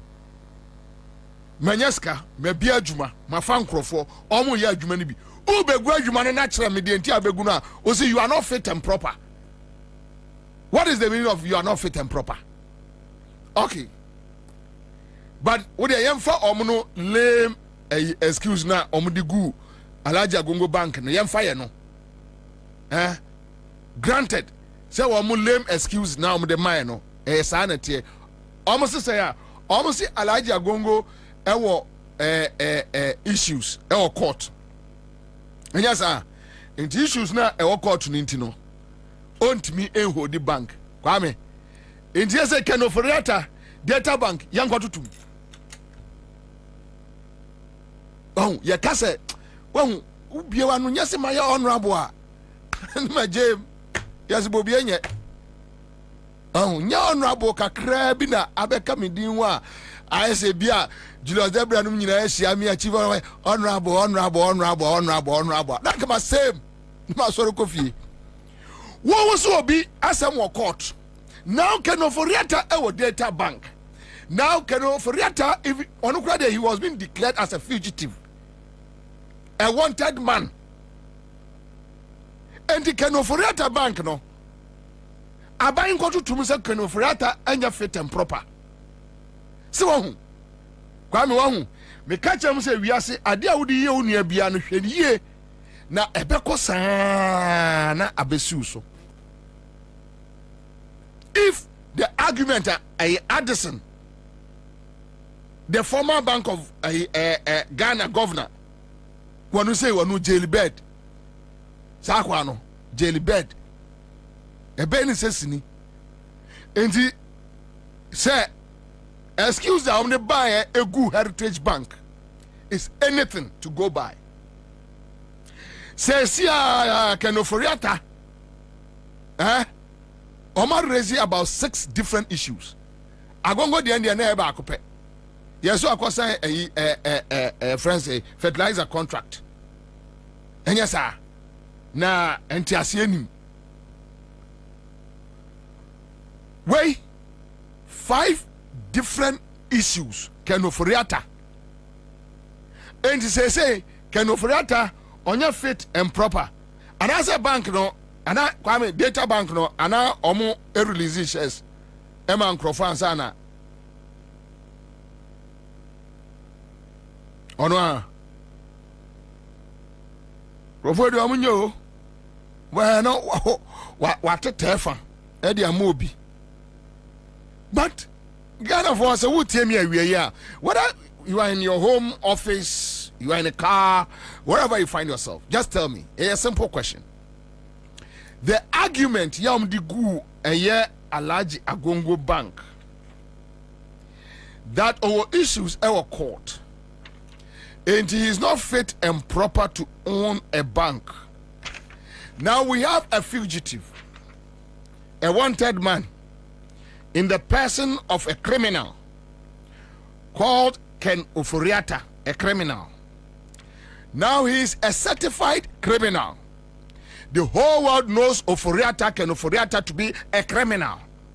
This criminal say Obeba may Bosume Abefesi justice. Now almost match so match Oma me nukrenu Obeba match. Now this guy is the owner of Data Bank. This guy is the owner of Enterprise Insurance. And he abai NDC abai enkoto to Data Bank any Enterprise Insurance mu because Ken Oforiata is alleged to have embezzled on my Esika Yenina Semye. And until proven guilty, you are not guilty. Yes, I am Raneka. And to say as Nasevieno, can we say he is guilty?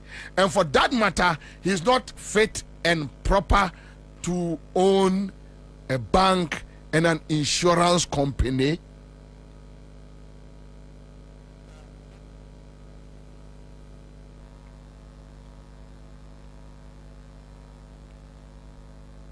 If NDC government decides to answer this my question by following the same precedent, ubehu deda the ombe ye womo wo kruma ubon the ombe ye womo atuesien oye den ere na atuesien ye. So you walk to my bank. Oh, my shutter and my Yusuf. And my main say grassroots in our commander. Yenwane honorable acquaintance. Shutter. 1. Grassroots in You can argue with yourself, you can argue with the transformer, you can argue with your tape, you can argue with whatever. And this grassroots in shutter 1. We no go fit. And then there a bebem. And Kwame Pacho Baji I didn't check me. Baji I didn't check me. Maybe some year you be a quick. What friend is our number no. Moka is a atuesi and bekatre say. Kenoforiata no ba no say obeto ne bank. So okay, so list of cases Kenoforiata is being investigated. And there is screen so CTV screen so you have 5 cases. 1 is strategic mobilization, Ghana Limited and GRA contract. I have told you that we will get time and deal with these issues one by one. Ye pese Kenoforiata ba Ghana ni echirichiri mu awia kete na otiebi. Then you have ECG and Beijing Technology Limited contract termination. 2. 3. National Cathedral Project.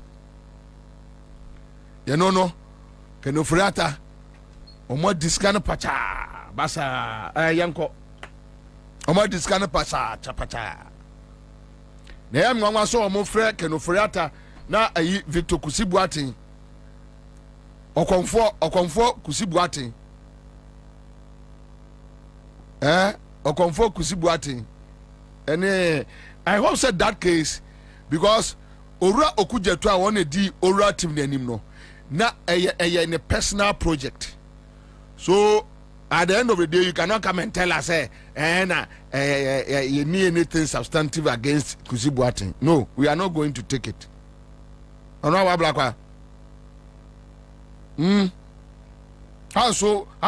can na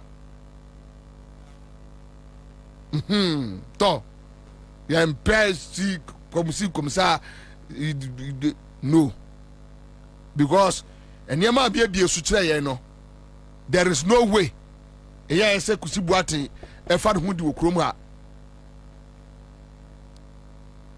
e ma so for no ma me pacho samre mia me papa Duncan samre wa ya ne sword no ready. And as you know, you have come to this place, John Mahama. Let the Lord speak to you and forgive. And you know you have a very forgiving heart. That is why God gave you this victory. Obwa, Jam, Nyame Emma was a victory where say you weed out the rots. Anything beyond that. Asembia Duncan Williams Mbekacho Biano, Jam. Omubuati, you don't mind them, they lie. Who would lie? No? Political entrepreneurs. Asembia Duncan Mbekacho Bia. Any your friends say, Miami Pepe, Ajasare nomone, Wamo Mokeka, is Sudanaba say, oh, yes, I da. Is Sudanaba. Say, Uniano of our own bonnet bar. Deal with it. Ghana software nyina mi is Sudana ba free mu ono na nyame afre no ono de nyame aseda afre no ono de nyame afre no kura no nyame no asa issue letter green letter ena nyame secretary Joseph Bobie Ansah sign and he Sudana ba de nyame no na afre no na arush obwa Omba ka bibia chewa jem don sakatin ko bi benfi wo mo ombwa sa no mo ba homache be 5:45 to 6 more oh etore bi kra na say de say omo sua omo upgrade game no omo tibika say na any president no breakfast any person any president no kwa ekọ gym mumie no mokwa entiwo danka wo ne je amade trade number ba ko be fada de na to resia de number oh ho na omo kwadi konkonsa na kire JM no je amarami je mom my eye mom my yeah JM God gave you this victory so that you weed out the rot, so that people will be punished. Na ayense na ho ama even your own appointees. So obi enfanensa enkoka abanya de. And I've been saying this. Menka say menye ye aban sika enfa won sanka. Don't touch it. Don't touch it. Yeah, Juma, your business. Yes. What's our contract? 2 cities. 2 cities. Ube so unim say 2 cities. Ubenya a home for Sobia 1 city. I didn't say provide no. Say shades black yeah. Yes, that says yeah. What provided when you're 1 city? Who call baby? No. Simple. But when you decide that ube the force near niti be far by sikedia, that is where I have a problem. And DJ, Mr. Wara, obi se kusibwati, mo mfa no huni. So cathedral issues and other issues can offer no. And said ya mema example no. So o se alaji agongo, sedu agongo. So that time na se mo court. If you are fit and proper say obe oni eye banker. Ene can offer the one na yire ne ma. Enidi every bank mu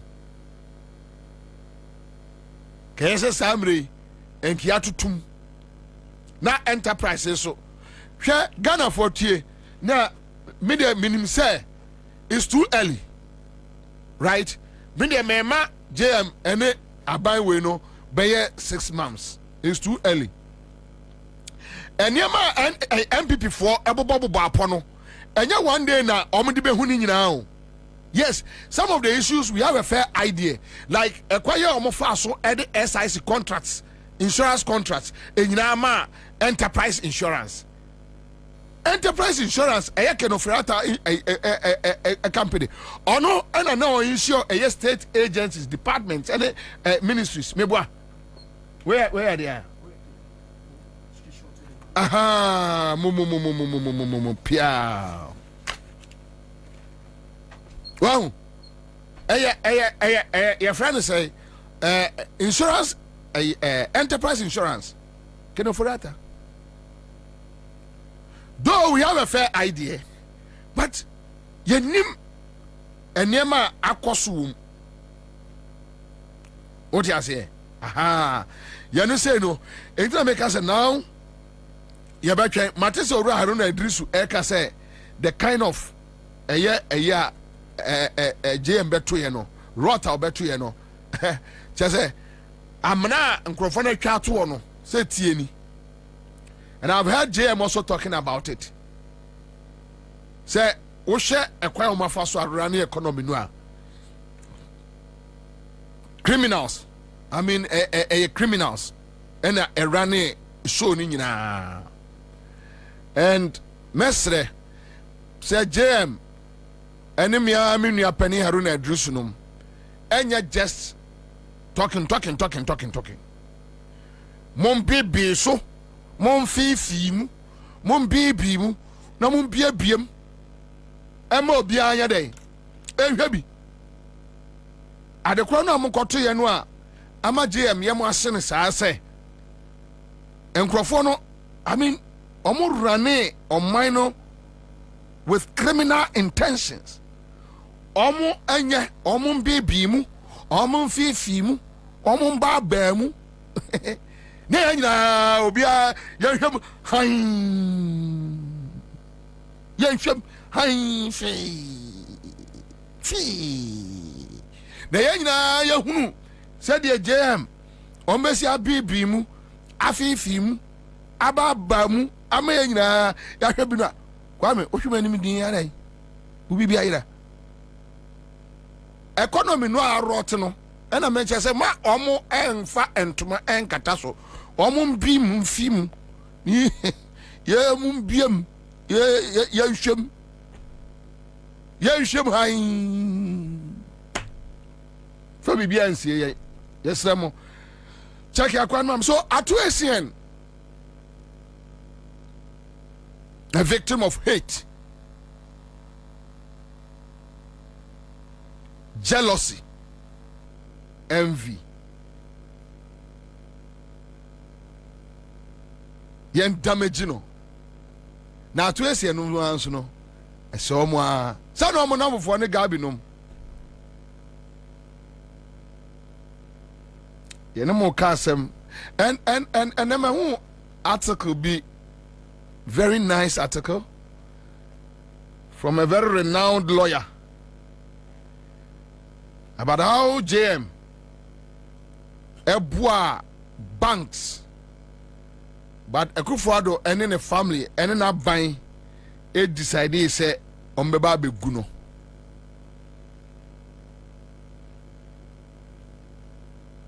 Very nice article. Make I will say, you better say Akasafa MPP post elections report in Ashanti region. Omo kachere say Akufo-Addo 8 years. Why are there? No man kofa ni ankrofo ako TikTok. Akufo-Addo ba jubu. Omu ya na omu report no so masi aka che say Akufo-Addo is the reason why they lost the elections. Chale confusion na basa o. Confusion na basa. Na doubt. I don't go lie you. Confusion na basa.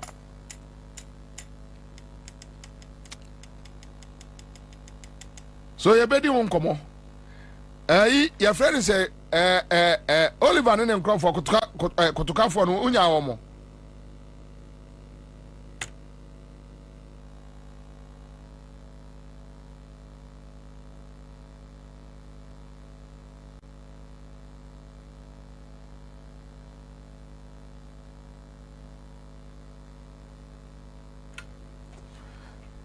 All right, so my main coding komo we quick one on the banking sector issues. Lawyer Apia Dankwa, a private legal practitioner, and a nice article be kama pa. Lawyer Akwaba. Yeah, Bobie official ba. I think about a lawyer. Lawyer. Bompire mama na amanfo ensire ebi megume so na ayedin oh did I pass that reset if you be reset is wrong and you are reset in term na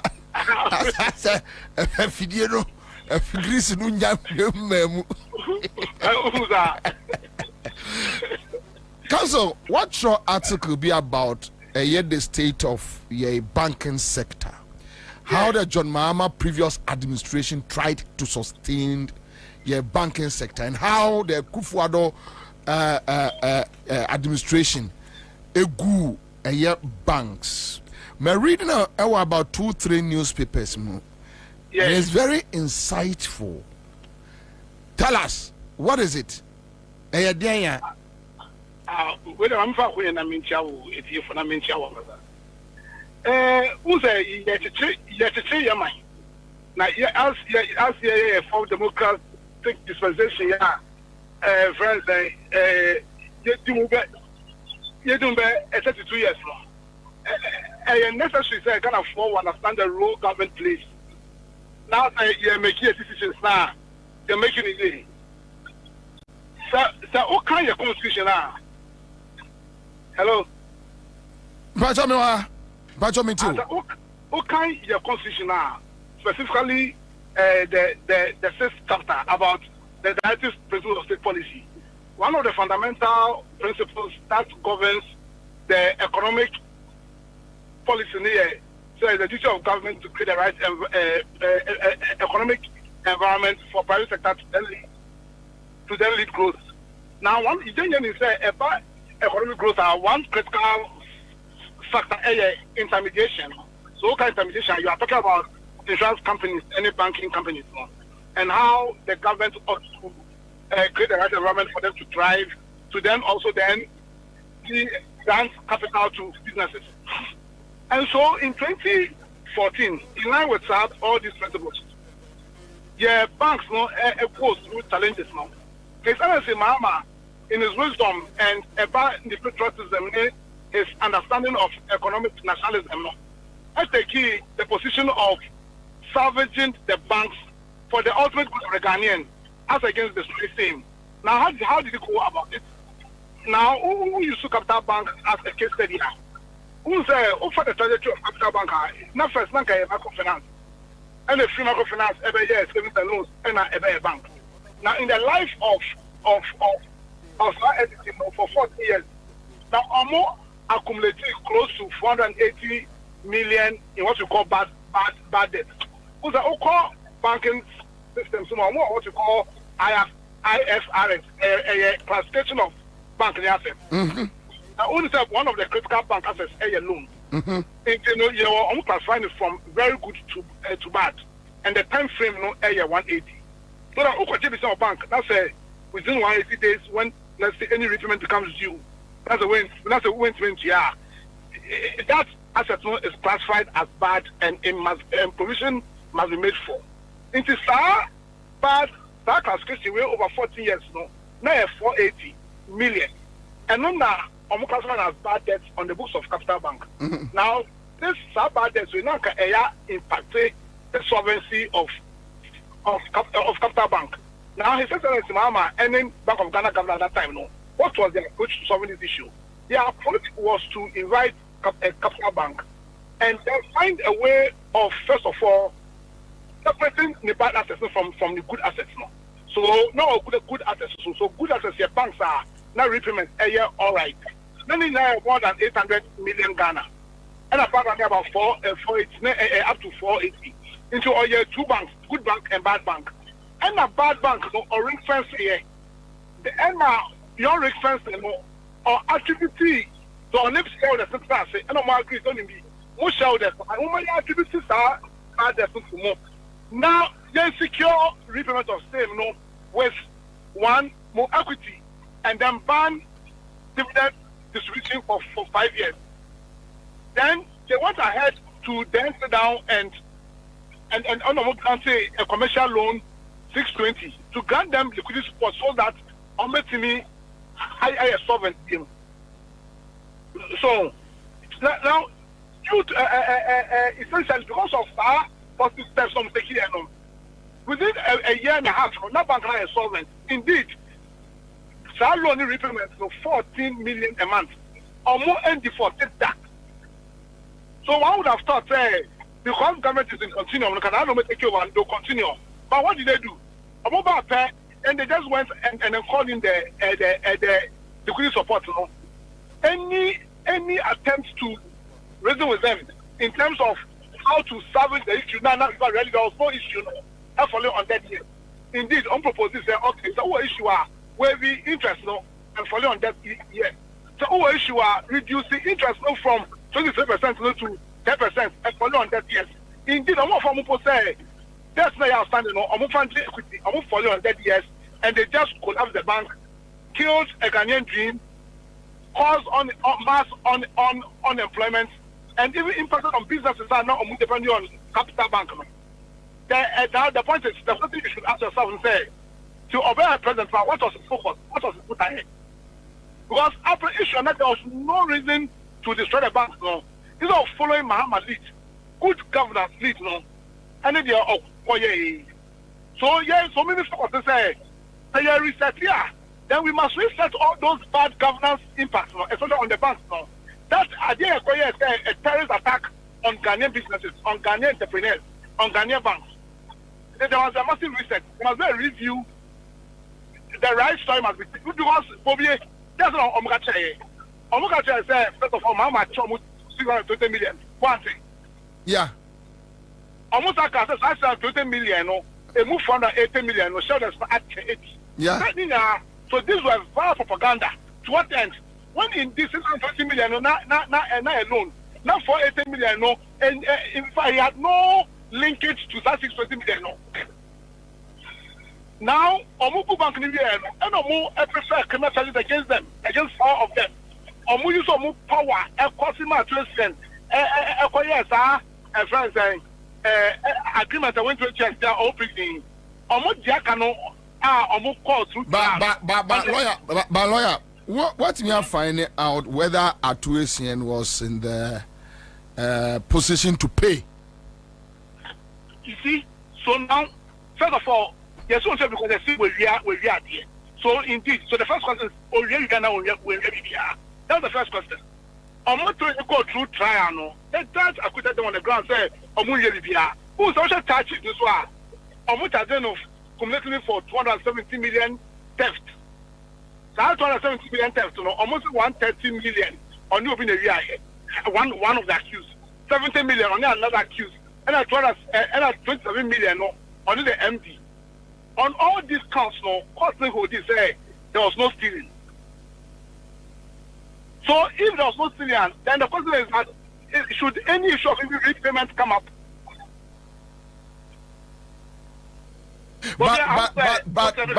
But more any intention is a mobile appeal. And as you are not part of his legal team, you are just writing your article. So we focus, like I'm saying, if I say a resetter, then there must be a review. His Excellency must, that story must be told. And then we reset all the wrongs that have been done to this country. So our lawyers are on which side and which man. But we say they can't even from politically. Because you don't want to create a situation, it's just a Ghana government, is it to attack indigenous businesses. Because some people was saying on your business because they'll be attacked. Especially when, in fact, their allegations say former finance minister attempted to buy Capital Bank. So the question should be asked: was this unnecessary attack as a result of that failed attempt to buy the bank? Nana? I see. So Mami Musa Wadewe is not part of article now trend, but Obiti said Alaji Sedu Agongo. Exactly. Almost say Oriano onye fit and proper to own a bank because almost the charges be abono. Do you think say it will be fair for the NDC government to do same with respect to Kenufuriata? Yeah, he declared a fugitive, wanted. Now he is the owner of Data Bank and insurance, enterprise insurance. Uber recommended say we should continue the same way.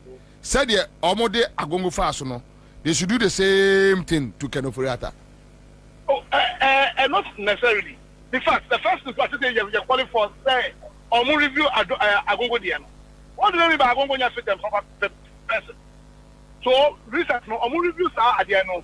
Not true. But then can say your system no. They say you are innocent of the police. No, but in the course of researching, lawyer say Obian feel that penny bia maybe who said the city next time Oba continue with the same behavior. Okay, all right, sir. Sorry, sir. So rather no, that's to say I know Omu investigative finance minister. Hello. Mpacha enokre. Some of the investigating no. That's a person indeed. Come up of any of the criminal charges now. Then a credible declaration can be made. Say whether or not a fit and proper person. But we should always side on the side of principle. Oh, they want to say. So if a mere allegation won't make a say to Agongo, that's not kind of right now. I don't think that the same rod ought to be used against the finance minister. However, so we go through the process. Now say you're about a good year. And certainly, he should be dealt with in terms of fixing the proper issue. No? Alaja Gongo, no money in the case, you. Nindia no was standing as allegations, same as an Kenoforiata Di. And nothing like Yamamo 38.2. No. Sir, vindictive, wicked governors are clearly no to the people, to the benefit of Ghana for. I don't think that per se is as the John to the same line. And the year research, Mama Ansah or the handle banking issue 2014, yeah. Sebio, Omudi propaganda, said Mama, and that's why. That's right. And then I go for Adam. Yes, I'm on the CBM now. So for me, we don't want leaders like Nanadomo. Oh, as I say, yet why people, trusted people to leave the country. And so the fact that Omono I wrong shouldn't mean that we should also support. Why? I thought to also. So me, when the American is to Mama. Say, must have bad governance and another as changing. Time has vindicated him. It is our Ghana. Any indigenous businesses no. On maintenance or donor, now come to the mind. Lawyer, Accra FM citizen show here. That's baby. All right, so that's it. Lawyer Apia Dankwa, private legal practitioner. Any attending can a very nice article or call other newspapers now. Betty Panda mom says, welcome back from your holiday. Many cases. Betty, minko holiday bia minko bebia. You say honorable Chianwa na menamna mejia na man for the age of mama honorable bakope honorable bakope. Yeah, no, your friend is a Eugene. Yes, say you for. Yes, say I won't to me a FM say radio fool. Say I and Bobie in your head. Nams now 8 years when you're day. 8 years when you be. Necradi Avena, your mama, 3 months crown chai. Bebois. If you cry, your cry, not next year. Now, remember, a chief of staff over there. And Papa J. Bebois, Dr. J. Now this is honorable ya almost from cry. Hey, it's okay. It's also honorable mama is pa. Then now me say me bomb me tie. Now me same suit. Now say your mama, why mama honorable no cry, my mama honorable no. Then we wait the identity no. Then we am tie say Timmy come when. But I didn't have a friend said I'm in person KKDB. Ko waka say me more ties me more.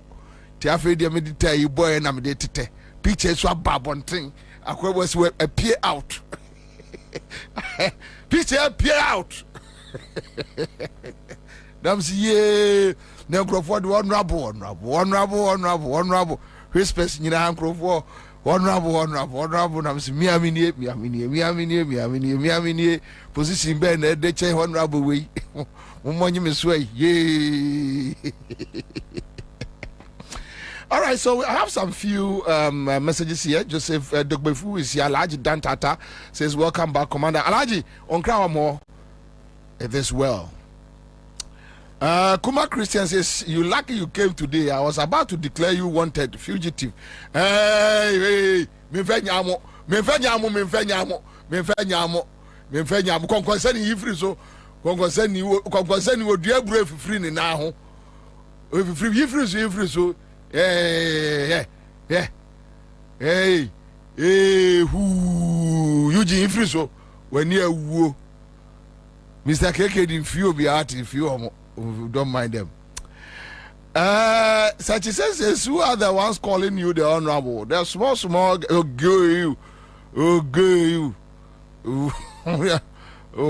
why? Senya is here. I'm not be Ansah has won my respect. I owe you 18 slaps for this show. Can't slap me. Sedu Magato Muhammad says, Honorable Kwabena, Mama Jemfua, honorable, I miss you. You miss you. You go stay outside. You do your surgery. You guys say you miss me. You miss you. But the government should sell all kinds of properties, but leave the burning funeral home because he may need it for himself one day. So funeral home no see any on one year better than one. Can you for that? Better than hope. But Solomon says, honorable, honorable one. In fact, I was happy when I hear people calling you honorable, but not knowing. Charlie, maybe honorable. I heard a joke for some. I heard a joke for some. Well, we said JM honorable one. We have in on official. Yes, the ministers in the I'm sure we so deputy ministers, or chief of staff, say ya na Kwame Nipenya problem no. Crawford friend ya kasa honorable me best school fees and so that into no kasa whoa that you are free. Nothing they happen. All right, so Magdalene says, Bobie, I can't stop laughing. Honorable of Bobie. All right, dear Mbedi here. Chikoko Foster, thank you so much for joining us here. El Caneto, Uncle of Bobie. Welcome, honorable. Hey, now you won't give me offer. Now you won't give me uncle. Now you won't give me honorable. Small time they see my beer white like this, they go give me grandpa. I swear. Wise man, Castro is here. I miss you, bro. I'm Zain is here, Commander.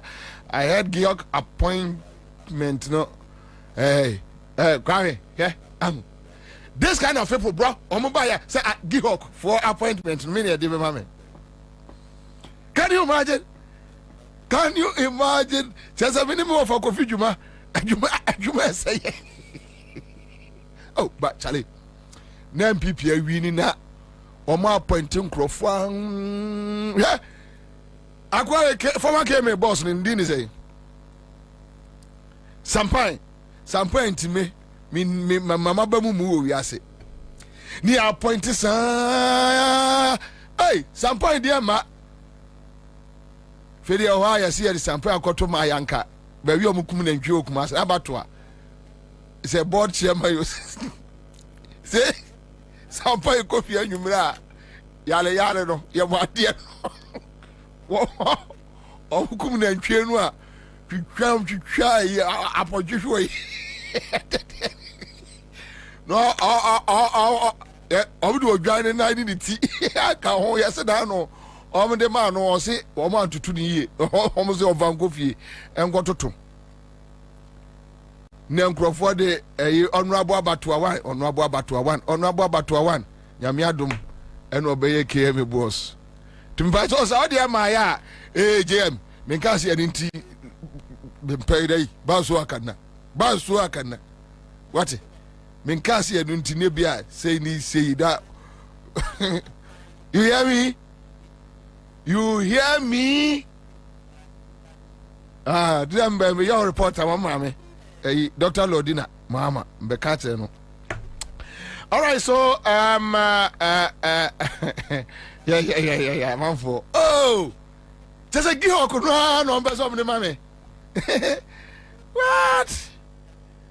Hey, I see.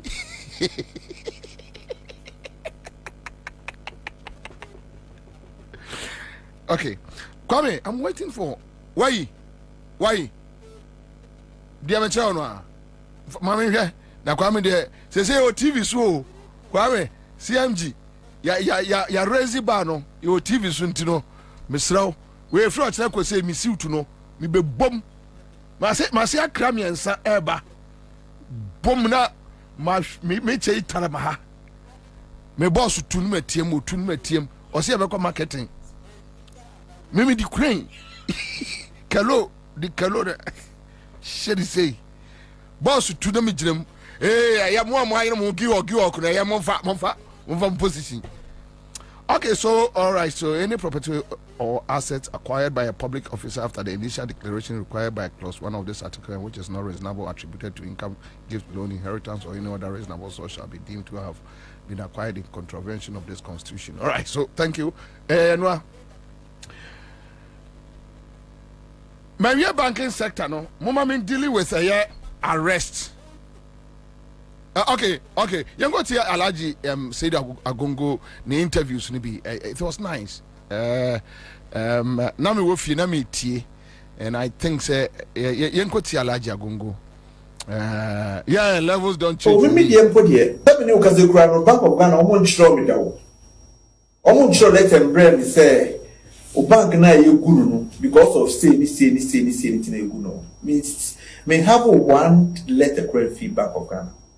The only meeting me, Dr. Kusiboti, Poche, Benson Chupi, enemy MD, a call Bank of Ghana go have it say.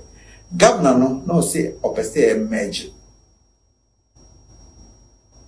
Merge bank. Me a merge. Oh, me the put here. Let me know because the Bank of Ghana almost show me that.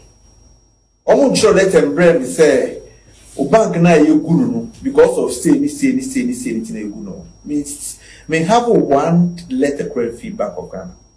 The only meeting me, Dr. Kusiboti, Poche, Benson Chupi, enemy MD, a call Bank of Ghana go have it say. Governor no say or say a merge. Merge bank. Me a merge bank with other banks. What you say? Merge and just say many bank being come and I say omo be a feno got to amalgamated so then send me baby. And I me catch me watch say me no bank no me be say me per se me 100% throughout me be in my condition say within 3 years no e be here say my partners and I'm me 100% of anything no. I just need to get the foundation. Except me foundation no. Na mo sabe e gire nie. Na ma go pay foreign partners okay. But my mama let you say. Mbese mama e bia me pay foreign partners bia omo ye 4. We ya 25%, we ya 25%, we ya 25%, me ya 25%. Na dey pay bank no. Because they tell you say so we are there no when you be man critic wa. Onjeni. Say me no ka say.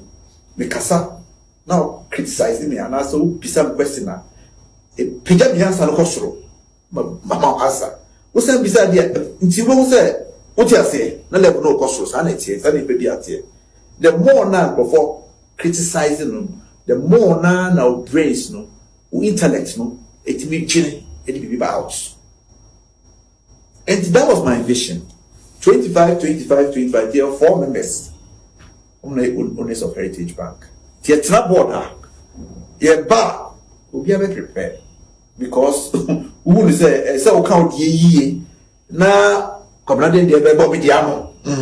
Na we so it brings but we on kwana my instructions kwana and for me personally I'm telling you me obi me so much into one man business. I'm against it. But me for the fact that one man is society. But as to sustaining it and growing it, no. Obey here, ni pafu no makwan ba ina ye because a dance was as you for go baby.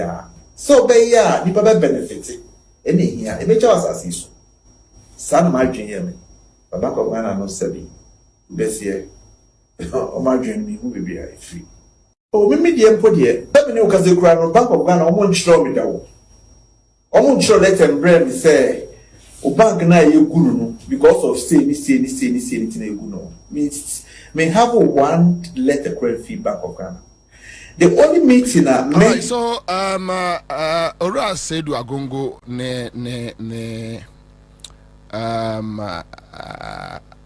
personal account on acquire omodene faso and next ankrofo we say omo fairness and sometimes it's sad.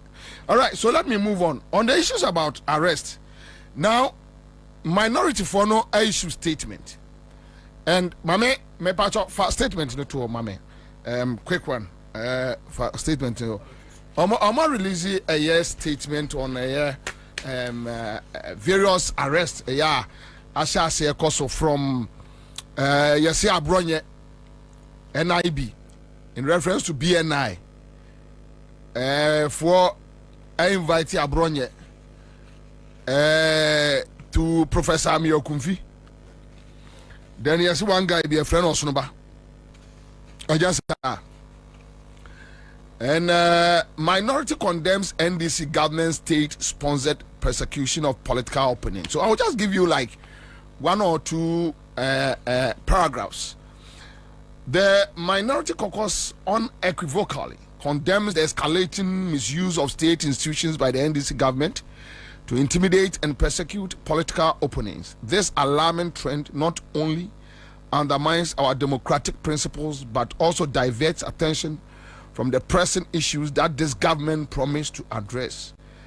This government is prioritizing political witch hunts instead of focusing on delivering the promises they made to Ghanaians. The NDC promised to reset the economy and alleviate the severe cost of living crisis by implementing a 24-hour economy, create sustainable jobs for the youth. Okay, so it goes on and on and on and on.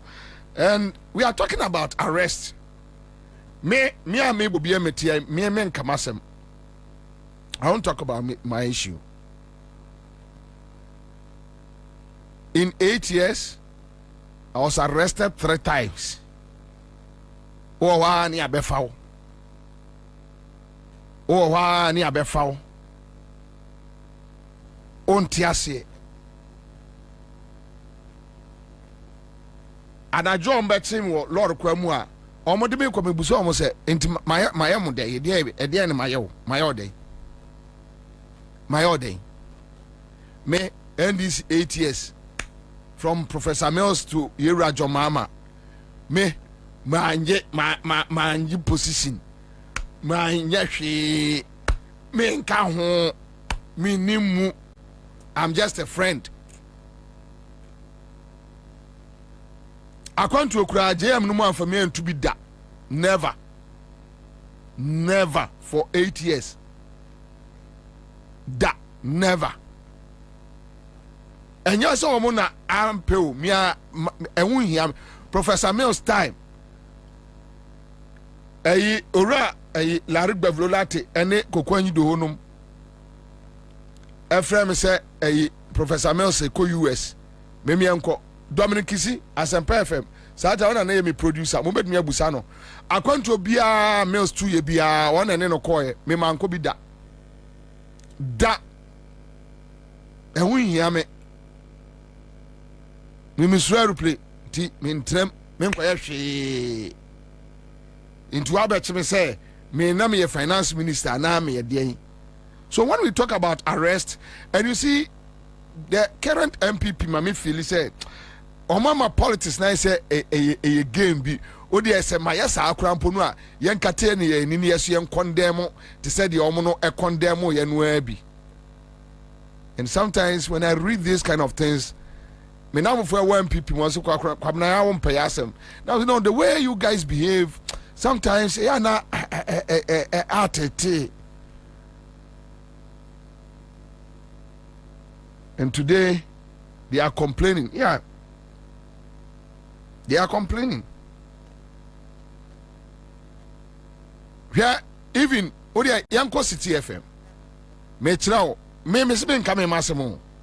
Almost say Caleb oyeden. City FM Caleb almost oyeden. Oko national security. Eno kotwa se picture. Eno ade bar city. Eno mu the news. Which they could have invited him. And Caleb that I know, City FM Caleb that I know. I was sent to the National Security to have an interview. This was like 2 years ago. And on my way out, I saw some cars parked there, white Chevy cars. And it had weeds growing all over them. I got to understand they were the Maslow vehicles that were caught up in some controversy. So I shared that and I was like, these are... You shared them? Yeah, I shared the picture on social media. When was this? This was, the first time was pre-COVID, long before COVID. Okay. So when the Fix the Country Now conversation started, I went to look for it and I shared it again. I was like, this is what is getting people angry, and they're saying that you should fix the country because there are a lot of young people out there who are unemployed and all that. Well, there was a backlash, there was a pushback. I was told that I was wrong and that those cars had since been allocated to various people and they were no longer there. These are the cars parked under the shed. Under the shed. Right by the wall. Okay. So I was just about making my way out of the gate. And then there was this man in a car in there who saw me and said, hey, where are you going? And then I said, I became jittery. I said, I came to see someone, but the person's not there. He said, who was that? Basically, he had seen me. So he was like, why were you taking the videos? And then I said, I'm sorry. I tried to explain to him why I came. He wouldn't listen. He raised alarm and said, arrest him. So he effected that call. And by Do you know time, around what time is this? Is it 2:30, 3? So this should be, in fact, I lost sense of time.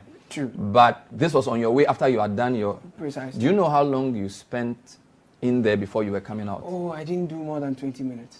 It was really, because I've done something. So it was a short time? It was a really short time. So he raises an alarm, and then what happens? And then they come at me, and immediately I panicked. So I decided to share some of the photos I had taken, particularly of the white cars, which was my focus, with Zoe, my very good friend. So whilst they were coming for you, you did that? Yes. Okay. Just so that, and in my thinking, they were going to forcibly take the phone and delete it and caution me and say, walk out of here or something like that. So I sent the videos to Zoe. But it turned out they were more, they were bent national on security.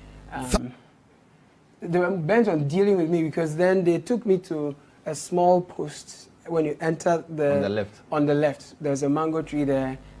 Caleb, we... Why would Caleb... Oh, you're harmful. Caleb, I even would Janiako. I would be Bobie. Look at how they stormed City FM. Today, they are issuing statements talking about arrest. Kwame, ya ne akeka bi kire omo ya monte ase o. Ya na enye se bia obi nye o. Ba honorable no asese wo mo frɛ me no. Ye no na ma problem. Wa ka ya Caleb. Uhunu a obasre sa. He's not harmful. Yes, assuming oye ni pentino otibi bumra so. Invite this guy, Obeba. Caleb, on your name, Kobebia. But you decided to use tax with armed men, guns, as if say, City FM hono, and why some get to be, and yes, someone fair to and qua, one share ya, and can you imagine? Not a single person at City FM no nama sabit a blade crashing in bottom or the other day. Media practitioner the other day. The Omoyami was Empire FM Nibino. It was Samuel almost a 2 a song. It was Samuel almost a 2 a song.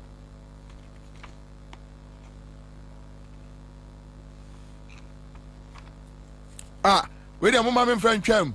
But this almost say and this for say peace FM phone Kwame Sefe kan edi me won say pick no choro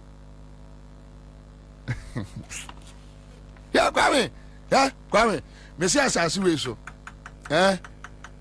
on to see be fra asase we so no de obeye nipa bia obetwa ada ye yi medi wo multimedia asempa Kwame Sefe kan nipa odi kai frɛ ayimiami nua Hobson no be chance ya do abo ne nyore jojo no ba no mo anwum bi o se dey welcome wezolo akwaba bon arrivé ahilele ba mahilele beba no abo Kwame Sefe kai wano nko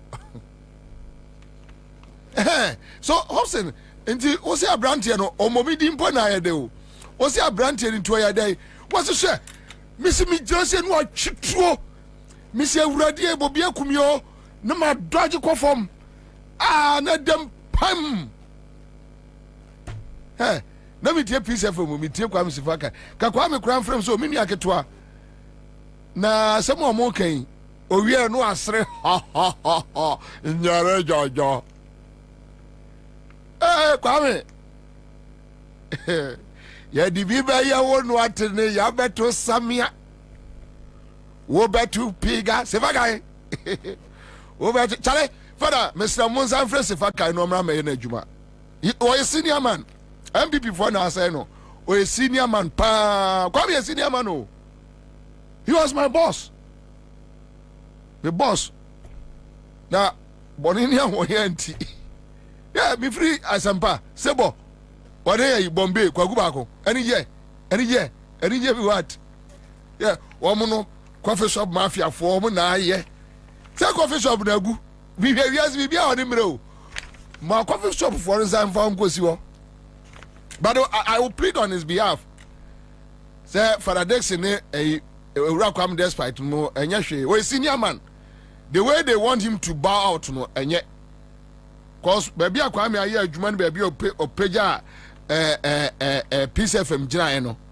say o mama na retire no mu ja no kwai kama enye mistake back we wo di Alote Jacobs we achi Alote Jacobs we na wo kwame se fa kan nim difo say no ma Alote Jacobs aka kire wo say MPP be win with 50.1 no agisu nyere jojo enti ade na na ekoso no wa hunu se akwa no wo agege odu akomusuom wei kwaku ba kokron kura de ye onim nyansa che Alote Jacob na Alote Jacobs wei dadao kwame enche ehwa awara about we ba obi wa afa we win apeki wo se campaign na ori na kwam awara ewuda enche kwam awara ewuda enche na kwame ya na kwam wo space bi enye we bia oye ni say so ha David we ni say na so oye ni say on no this person is here see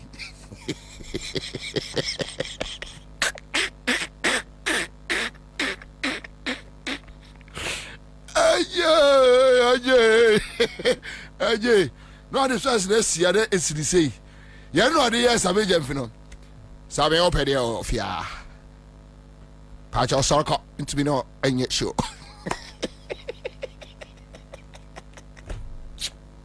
hey Robo oh you're fucking sorry I'm on radio I'm sorry mete wasem but mesre father Dixon a friends a Rakwam despite almost I'm friend umra because Kwame ayebi yeah wa ayebi o sheba bia Peace FM morning show abedura you can never take it away from him you hate him love him but on we see bone eba ekuratimu a otongum me de eba he na menua ye ho interview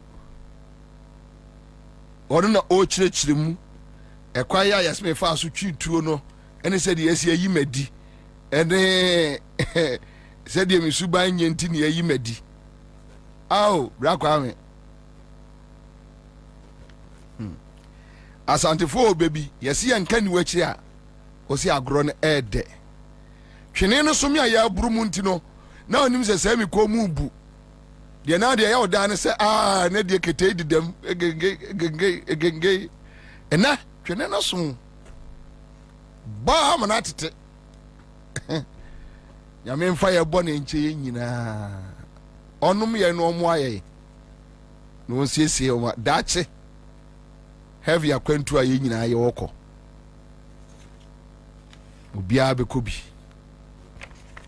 yese aboa bi wo wuram ye frɛ no ofo kwakuo and those days hunters no say offer etuo say obeto abono a on say kwakuo ni nsan ye 5 unim kwakuo ya hwani mu ebo wani pre sa no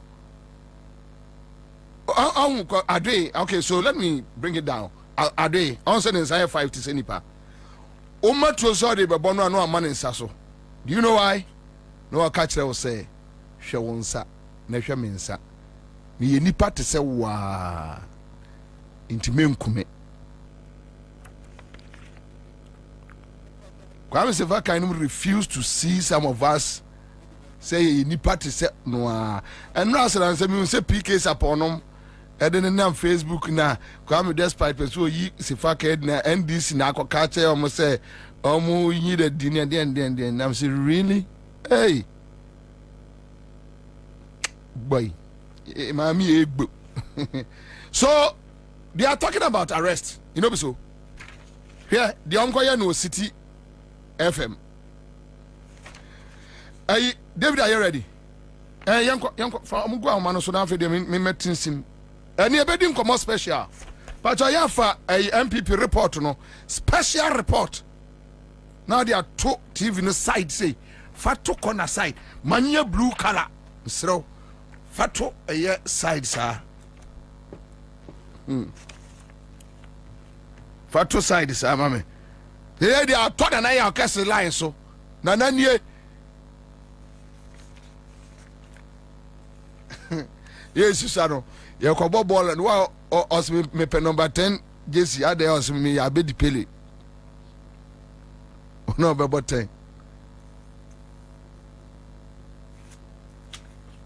and say eh boy bi ani ye already okumase eh kwa eh chirematin eh chirematin je na me chirematin ade a wo ye ohun wase an o mo se me kasa se kwa me di nkra na me so yo to aso ne nkasa wa kasa ne ka tell me say kasa se kwa me di nkra na ye wo no se na wo gina ho a to aso na do o kasa de no obi besua wo e kasa te se wo a wo de nkola aba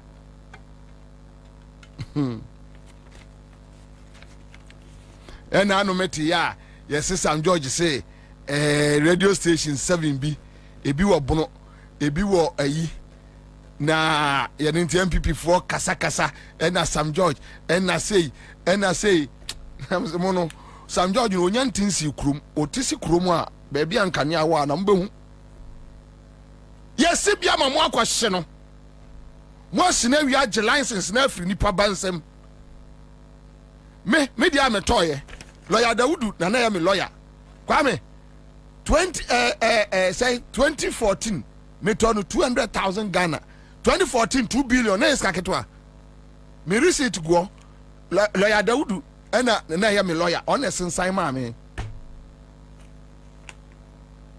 mo ko hye no o ma sina na jo na ya me ya awia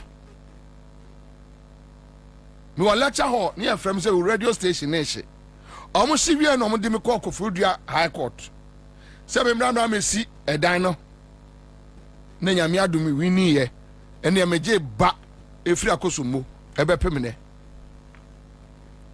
say Sam George tisi kroma you go see something Kwame Mr. Mahonya owonya no akwadi pa afro say you nipa bebre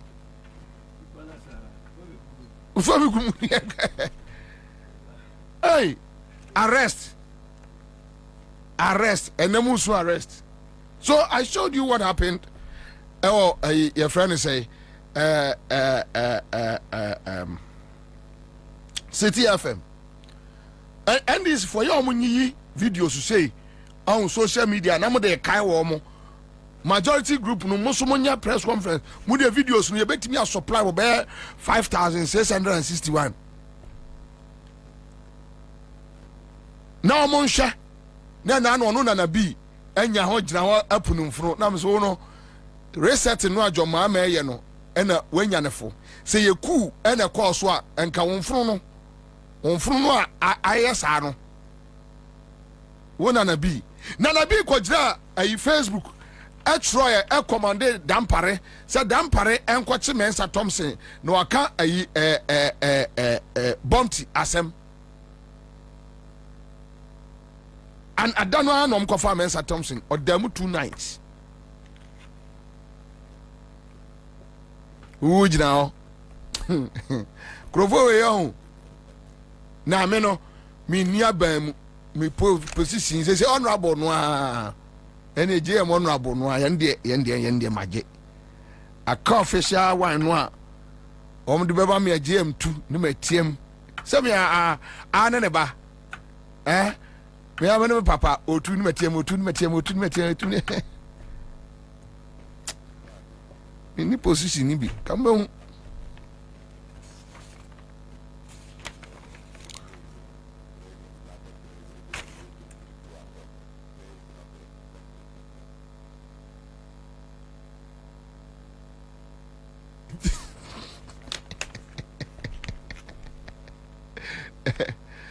So you see, you're building on mine. On mine, no, you're building no. You ain't mean build on mine with hate, jealousy, envy. And I showed you how I'm good banks. Yow, yom the good banks. Omo kasa say, ye chichen krofono. I've shown you what they went to City FM with guns. Evia no mu kuratu ejina media practitioners so. Yesi ye ka chichi. Mensa Thompson executive director de ma ASIPA. Mensa Akwaba. Yesi ye ka chichi. Oria Akwaba. Kwabena mejoso. Yo okwa yesu baby akwa ye what to say. Kwabena hoboko but ega eduma ya na egusun kakra. Santi hoboko. Wa bagana. Empacho maba. Akwaba.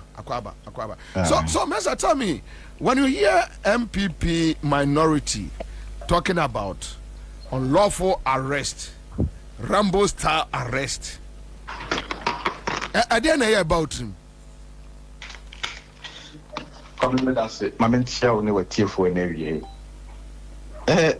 think for the past few weeks, and I say, me funny say, weeks, for the past few weeks, my observe anomaly. Na Kwabena say kase enkofu kobi anase nipa kobi was short memory. NPP for a classical example of short memory. They are a classical example of people with short memory. In fact, they are the true definition of ADFL short memory. Kwabena, starting from the appointment, or posture on the appointment committee. The appointment committee about how their conduct on the floor of Parliament. Not about their reaction to the termination of appointment of workers. Letter Chief of Staff issue here say recruitment be a year no after 7th December no. Omo continue fee. We share NPP for reaction to that.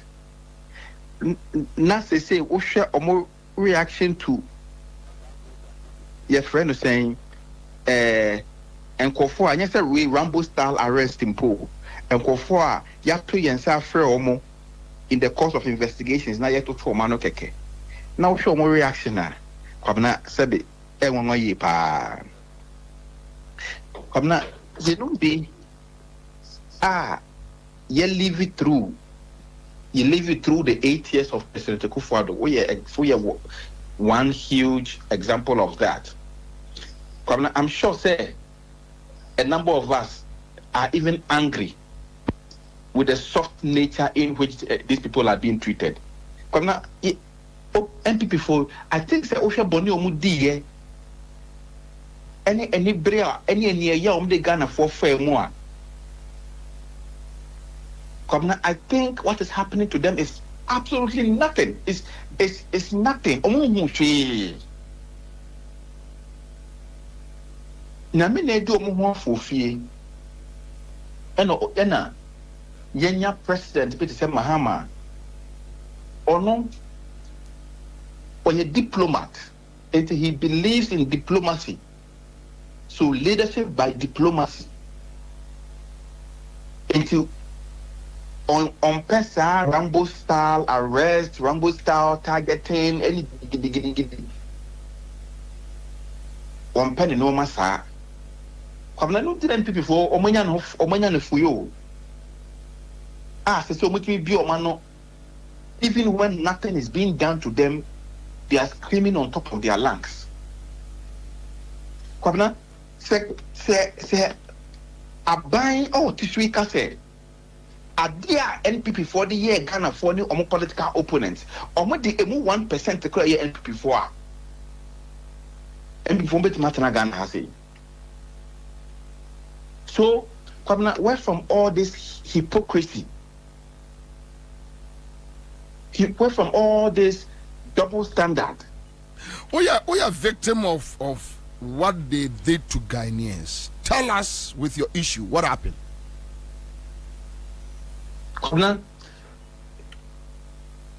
As a public accountability person,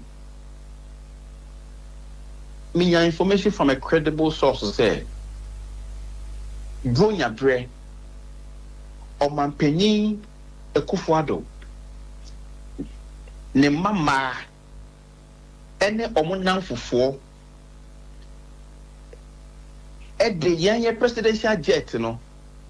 Na Ekufuado say, ompe o yusu bio na ontimi nware wo mu no. Ena onu agya si ho. Na wa rente private jet. Na yetua over $300,000 an hour. Na Kwabena owieye ye jet presidential jet no the man the mama na bronya so na mfo gu mu na omodi too far omodi nam abuchire no moji omani ye presidential jet the taxpayers money ato the taxpayers money and maintaining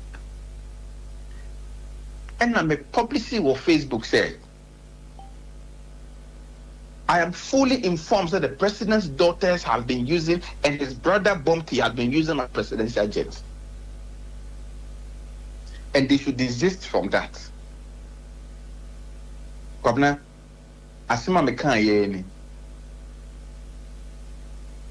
Mendi President Kufuor atem. Mendi ne mama anatem. Ni mekan ya ne say. Oman ejapade ye presidential jet ayedi sika to de. Eni kwan se oman panyi de ma ne mama mo mutlem no mo di tukwa kwa na ko dware. Na se so e so mo nko o ma se mo nan fofo ase aka ho. E no mo ye party e wo presidential jet ni. Kwabena. Do wa meti se ye say Madam Fusiadi bakwa e frame say ye issue your friend is saying, alert on me. My police phobia, so baby, police phobia whom you're me. Hey, I'm saying, hey, I'm telling my head, me back, only by my head. Kwabena, it didn't. I feel, me was a police for, could true. And I'm saying that, Kwabena, baby, I may. Unless I'm a lawyer, I can't be. I'm a friend, a lawyer. Kojoga Adaudu.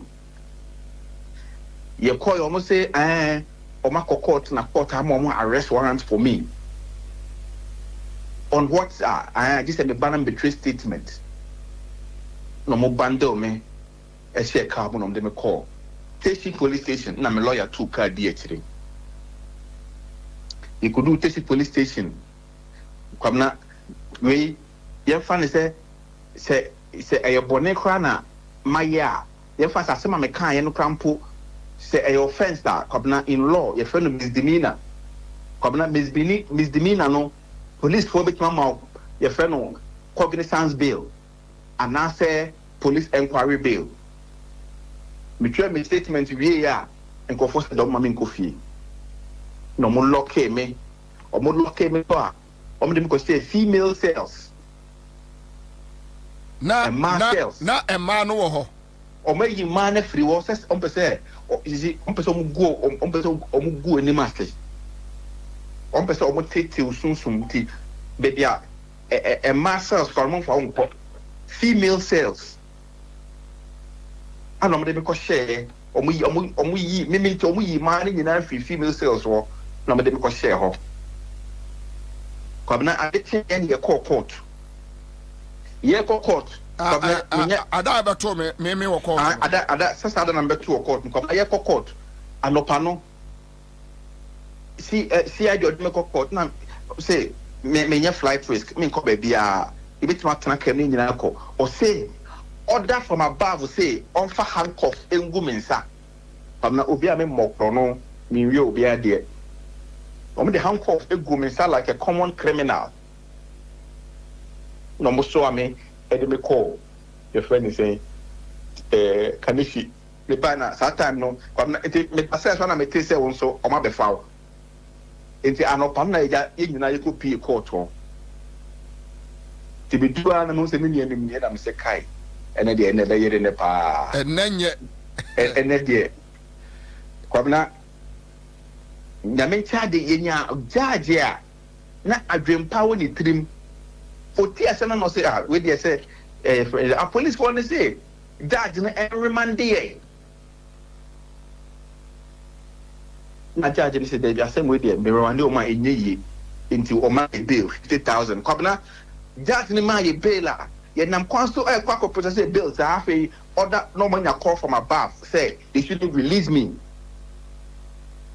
into kwabna me ma bail no judge court ma bail no me sa ga police cells 48 hours abaya ma me bail o ma ya process o ma ko stand me bail bond bibia almost said that o mu nyai me order from above say they shouldn't let me go. This no, my court am me bail. Yeah, processing me bail. Almost saw me back to Teshi police station cells. Cause that I did say na me lawyer there before. Ever check sure because they never no more yes no.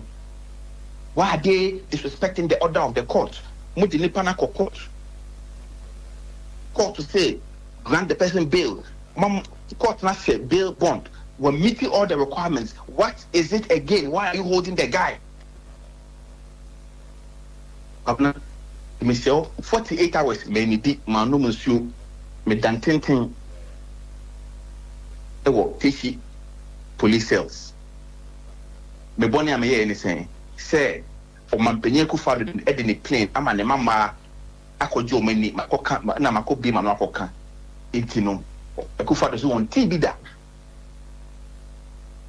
kwabna na wonim boy we nana bi and they say na no de ote radio so TV say on te say ye frem kofo ye inviting kofo bi9 inviting kofo and yes nana bi we na ko dina radio so say asra me ko form mpenye kufa omo a police for make me ampenya pa police for on the fra police for some make me omo frɛ tama IGP kwabna na onim misia kwabna misia one of the former IGPs and the Kufuado one of the IGPs omo baaye before Dampare me money bi misia no a mutual friend's house after my arrest and he was very angry say or no time now your IGP. Obetim on to kind the number of times or more friend of the pressure it seems to say or more make me or my police for make me now my pocket for don't want them. And or more bar no I catch you almost say Bonnie Bena ni panawaye won't tell me Bonnie Krawaye finish them Bonnie Kram for channel. It was IGP. It's not a moment that among friend with Jubilee House was say, Uncle Tessa, small boy, Mensa Thompson, they be on TV. So now, okay, for the once a man, I say, trouble for the no, me. And anytime they come, he tells them that if they show him the crime I've committed, he will come and arrest me. It is only under Dampare. Dampare by IGP pet and afi. Say you say me my try to Facebook say Dampare asem the main can be bio main can asem bio. Dampare by IGP pet and afi started say omunya. Oh, why is ya kwachi way? Oh, why is ya kofa way? Oh, as a police work of way? Oh, why is ya kofa way? Oh, so say the justification to end this is on what me dibon into say end this for person with dibon yomu use no. Deputy Kwabena Inyano. Kwabena Onya me dan pare me money dimbio mpacho. Kwabena the position of DP is the sole prerogative of the president. And I think that the president at the right time will take his own decision. Exactly. But that will not stop us from pointing out the bare facts. That will not stop us from pointing out the bare facts. Say, yes, see, criminalization of speech. It is under Dampare, and the government was able to criminalize speech. Dampare breast na Kufa the Munya Quine, and a use of police for editing unlawfully.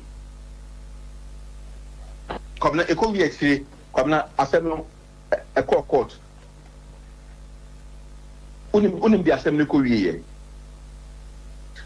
After Ghana Armed Forces for now, we say, Omo, na abanse Omune complainant no.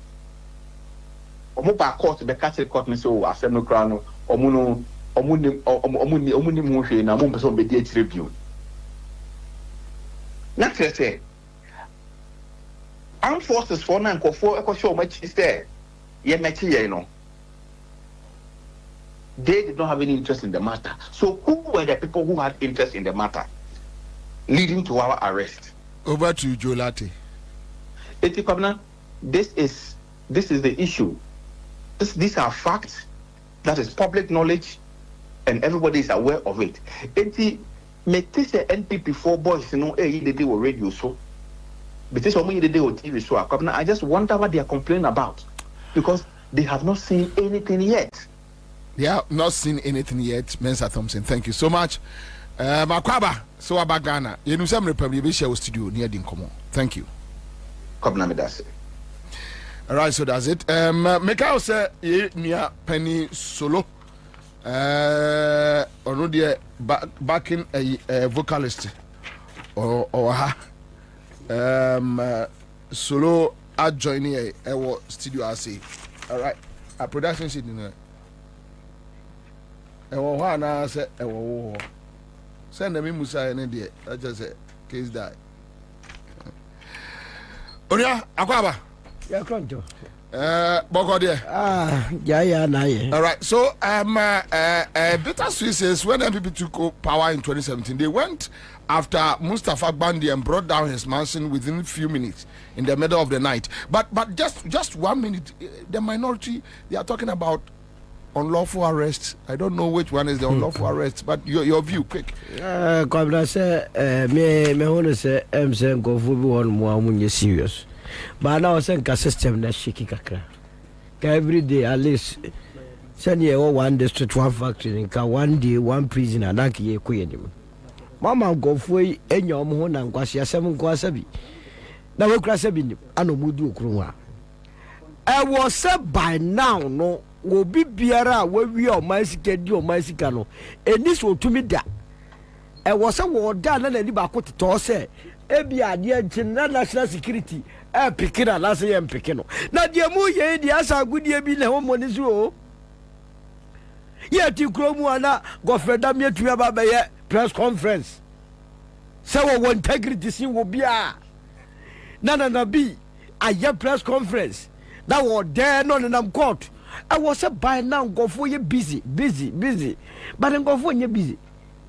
Now do OSP Fragadam, no obey near Troka, oh fugitive, oh you've wanted, then next day I say, Aguan you wanted. Now as another day. Hey, Mamma von your men Yagro. Are you very serious? If we some go for Yeska, and the minority are now warm yet, or so you pull brakes. Now whomever you invite to try my own. Who the Alcoso Americana, Trump every day will be co and two generals was among Godamabre. Sano promising the people of this country. The Orama catcher and say, Cronwacoso, or Barbe Sacrem, or the cleaning system. Says so far and cleaning system. Oh, but it's too early. Early.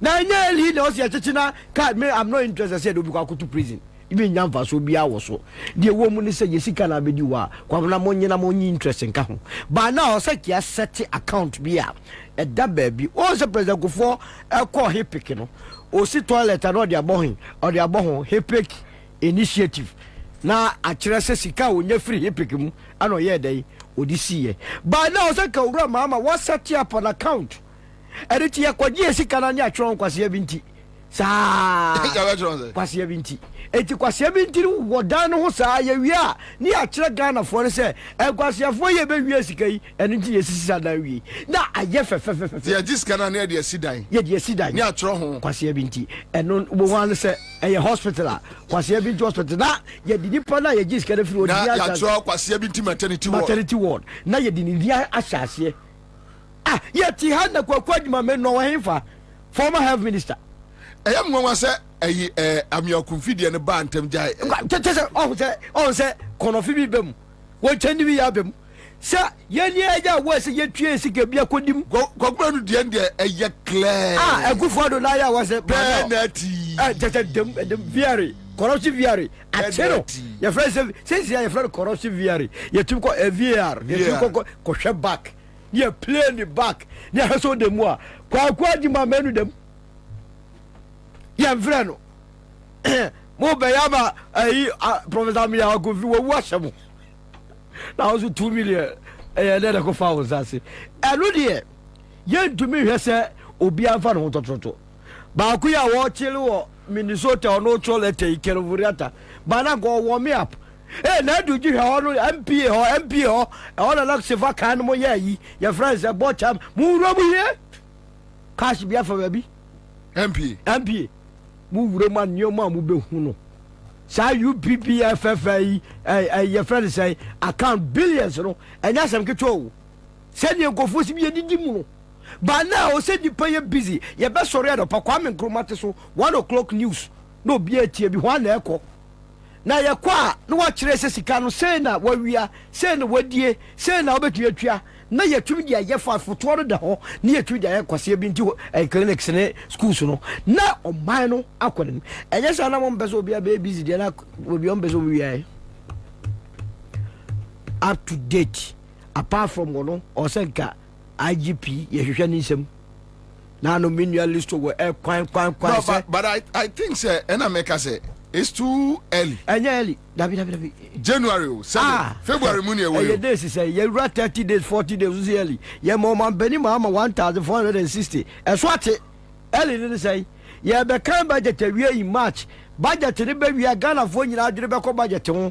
Wo si starting free economists omunua broda omunya ebiada. We bo say adwere nyina ko budget so na obi ewure fi sansem we enti akire ko page bad on be ka kire wan se esase wo so ba yetin ko yejira be so kire we chanting na Ghana fo ye wure fie ho da bi wo so starting ne ba na o se ko fo ye busy eye no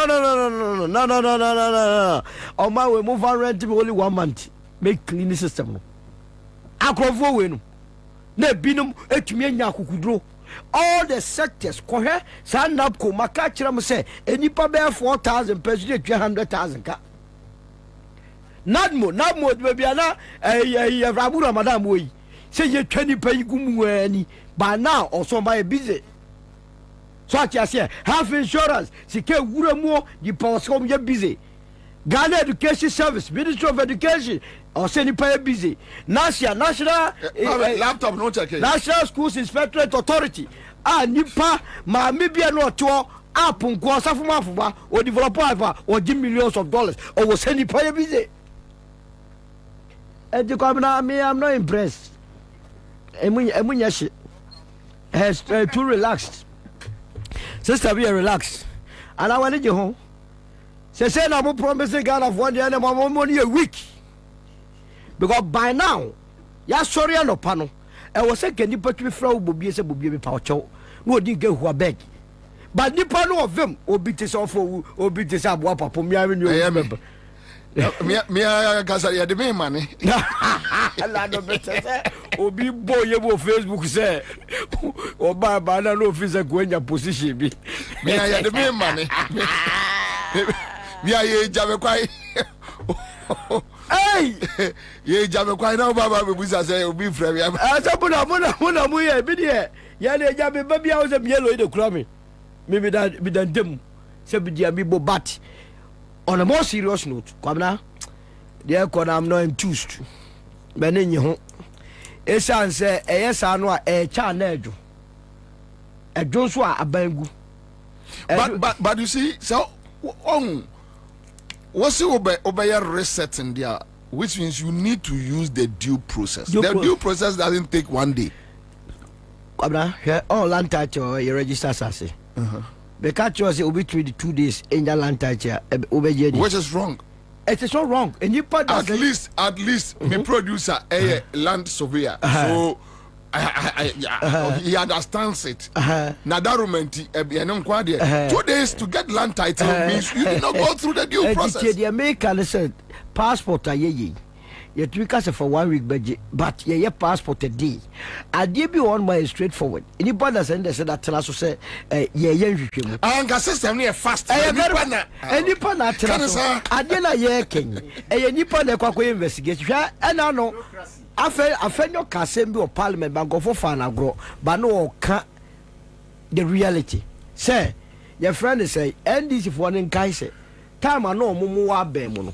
Double a salary sagano, almost a more to almost a more. I said, no, can they so serious about Ghana for the trust as hey, Tazamumu, we are in the term, we are. Which is not true. That's so the point is that so if you are not prosecuting people now, me and my teacher as a movement for change office emergency. Members then the monomo and a chedina at ye movement of Okata. They are not prosecuting now. A free Saturday, yes. And Jamonchimo, and then the woman say, and go for expert. Or one can say, yes, cano, expert is a cano, maybe on the son of being I pick. I know be unpicked. That be because I'm crying one was I dear woman who be no to Garenia, yes, you are.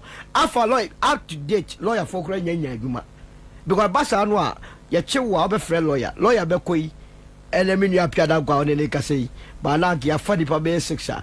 At least we're a lawyer in conform corner. I'm with defender of non so on will be or to want to Kakana Muyano. A people corner, a very redistribution of wealth. Na system no, but now the kind of system conform pass also many. I know more can't on petre. I know more than YouTube, bene Facebook, no Mudia said Yacha. I know more pen. I know more sorry or more the propaganda air tomb. Ah, yeah, two, you bet two emu. You have a market, just say, yes, because of more free hands. You have more time to joke. But a buy and no pebia, and you put out a year, chuase. I'm walking answer questions, sir. People will not be misbehaving in this country. It's I said, yes, no. The man you put here before to a bar, a difference of 1.7 million. People must not take it for granted. Okay, I say, Independence Square, do my penny, Joma Messison. Yeah. Nesama Caribbean, Obiabon is a man, apart from so cast corruption. Or car corruption will be a what? Ghana for the chance of corruption as some. You be dealing with it. I just say about Berquasa. Berquasa, I go so I was a white, and I go walk of a video be able to tell Vorata Swaba. I go so my cruma. Alamudi. Now by now, why you want what dear Yako Tam or born in a fit and I'd never free down a bar. Who is all my name? I don't quite admit to dear was one of my sorry or by or say Chicata their campaign or time no quick about that quick. Quam be quick, sell me quick, not them. How I wanted to what this Ghana almost a Romula issue statement. Bad, very bad. It's a weak administration. Give us Heba Center, sir, main country Ghana for you, sir, or the a year in Braho Dwaba. A year give us P capsules. And or the bar was say a bois a year amount for pa. The teacher and a year Bema Sisiana, you see that thing. Afe rashes be agugu base or say main country agome akanwa give us P capsules give us co capsules usisi yo ya koko ejicho amama constipation numbi give us about mixture or dia bag give us GC mixture in the capsules was main country Ghana for give us GC mixture in capsules no ye number kunya ba ko numimi enu bom resource no check dekeke from 054 3222 470 unsabet me akomo Rush energy drink me baba ka omo asebe de but my very good friend Haruna ewo efie has say Haruna Muhammad mass action Harun so quick one minority complaining about unlawful arrest and unlawful arrest and unlawful arrest and unlawful. You heard Mensa Thompson. I played one video from Caleb, City FM, just a media house. They went there with guns and they are complaining about. I didn't say Japa. With a two, but just a minute. But what do you make out of it? Commander, Michia ATF4, Michia Minia Penny. Also, Commander, SCH, say you're winning elections. This is the first time I'm in elections. Yeah, you know. But you have friend one rabu Why you do title? Baby, who don't know? Who say sad title? And no more problems here. No person when course. Honorable. There's a honorable internet that means me castle beach every tomorrow. Okay, Martin. Honorable Commander. Thank you. So you have a code. Then you have a code. The kind Maminda ETF was say this platform a platform a month for a 30 pa. Thank you. Na omuji din so and it appears say nia ye beka bia no amanfo ediso yakun ekukase pa in 2024 say aban ya nde omosu say there is persecution in the country no say omotie yen can Google in 2019, 2020, 21.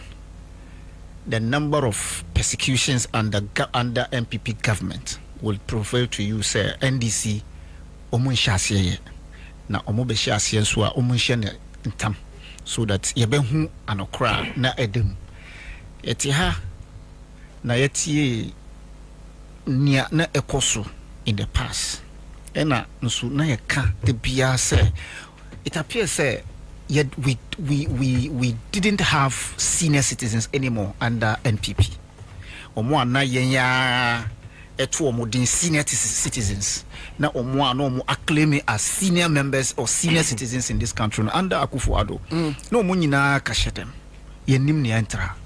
Today as we speak, if indeed me banana wo kan ade bi say the MPP is just trying to make a statement say unlawful arrest enye but just a mere fact say whether they are trying to do politics of it ana efro omukumam omuka because me who be that I haven't heard say there is unlawful arrest in this country there be me who be that mintie be that just over 2 months and even less than 1 month mintie and I be kosu.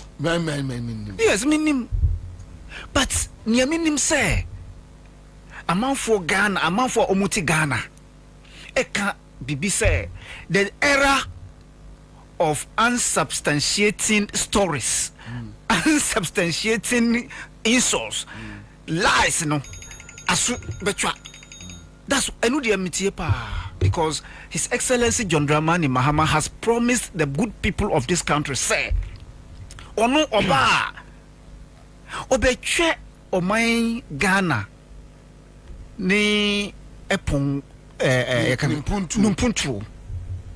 Not because he's in to pay Omoano Omu Eden, Omuchwa Ghana po, and to kind of pay back whatever crime omudino. But indeed nemum Saudi Ghana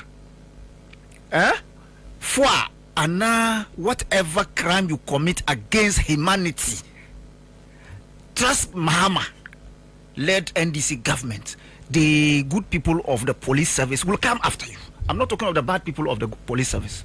The good people of the police service will come after you. Because history no idea we as a country should stop. Because if indeed say entrustee a state enterprise resources under your care, and then your tenure has elapsed, now your friend madam ana Mr. Ye power chow brana ye na church muma yen, and we are unlawful arrest. Pacho amanfo omutie, and we are unlawful arrest. There be minua penyi Bobie a otihei onwa timin kanasam just a yen because ubeba studio ebebisa yesi o court court ade ya o si o yen juma ene enso obimuni ene si be chire mumma ya yesi wa di Ghana fo yesi wa di Ghana sika yesi wu ye ojuma na enso obimuni nti brebe chire mumma ya. Does it make sense? These are two different scenarios. Say obi ye di Ghana juma e di ahye ne nsa wumre aso ye fro say be ye accountability ema yen eno no amafo say de chinchina de bo mumpensa na ebe ye dan ema Ghana ekoyeni. We can never grow as a country. No, this is far from unlawful invitation or unlawful arrest. Far. And also no ukaya abrunye. Yes, abrunye's story. Look, I see this as a pride, and for proud Ghanaian for that matter, say they have been able to invite Theo. They have been able to invite. Ya chron krata ema abrunye say onu on free baby owo in his air-conditioned car and a bibia to drive on one kasa with his lawyer or lawyers to NIB to assist investigation. Bobie, ye chron krata ma ose braho me ye chron krata ma Mensa Thompson Debbie eyi your friends and Caleb your friend ye chron krata ma no Debbie, but wait there obi atwontro egu eyi omampanyin Ghana say over 500 million otena so Jubilee House, and we just feel sad because in the heat of the moment, you know, otwontro egu this distinguished personality only the Oman Ghana into young man ko. Doesn't make sense. Yet how last Saturday, just this past Saturday, the firm eka say a minority leader Afenyo drives in what military convoy over 50 and yeah Afenyo good Afenyo Markins a TV station TV3 I say near Okayo no on Tricycle and yes okokot eno de oyanipa Muhammad oyanipa oyeteni yambe tuomuka baku yambe tuomuka. Look, it doesn't make sense. Honorable Kafara. Honorable Kafara. Honorable one. I'm Bobie. Me know usu. Ala dia me kan nyansa nim. Mintiase o. Kajatu. Mintiase. Yes say he's common riding abra Martin Pebu invite you on a debate say or say ayentoa or no obetimi proven wrong enu kura no ya invite or say court Mahama the president leading the whole nation you see otisikasu bebre more than 500 million Jubilee House on a sister station called Movement TV. This big loud mouth must stop in this country. That era of uchantro na uko nimuno sisia de uchantro ubeko uchi. We are here as a country. We collectively to aba etia NPP for good reason. The reason is say we want to reset Oman Ghana. Omo ana omo lose omo voice under Akufo-Addo. Ye dia yankasa omo nkabiomo, but omo beka nyasasam. We are inviting them. Omo beka nyasasam. We are not telling them to be silent. Name omo ba. We are expecting justice. So who be wonu? No, because Mahama ne uye die enye o say amafo me fisto ufie. That is not good. It is good. It's not. We are inviting them.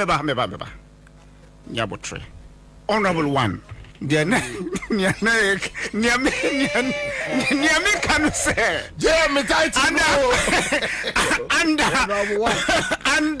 Akufo-Addo.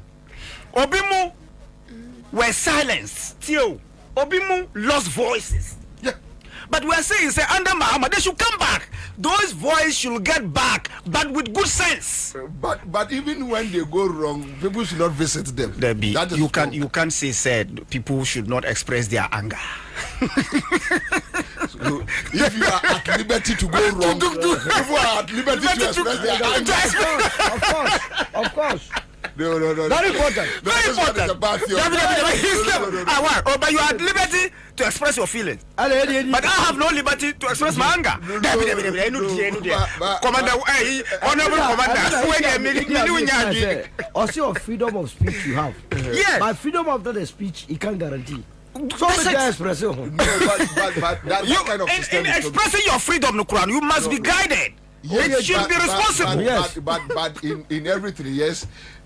But seriously, hear me and say it here. I know you. You know you will not countenance such atmosphere, such situation. Charged atmosphere. Let me tell you. Probably because of the previous and the other accounting in the person be a bit too woman there. Commander. But will be expressing Nehona Sibia or Koronga. You shouldn't let boys to go and visit the person. Boys, baby. So nobody should express their anger. Now nobody. Who are expressing me fear? It can be expressed at any point in any way. So, Commander, imagine you if you go to the history of unlawful arrest. Nana Akufo-Addo government tops the history of this country. Terrible. Unlawful. Who we can't catch us say Jai because ya by na waso o manu eye mine.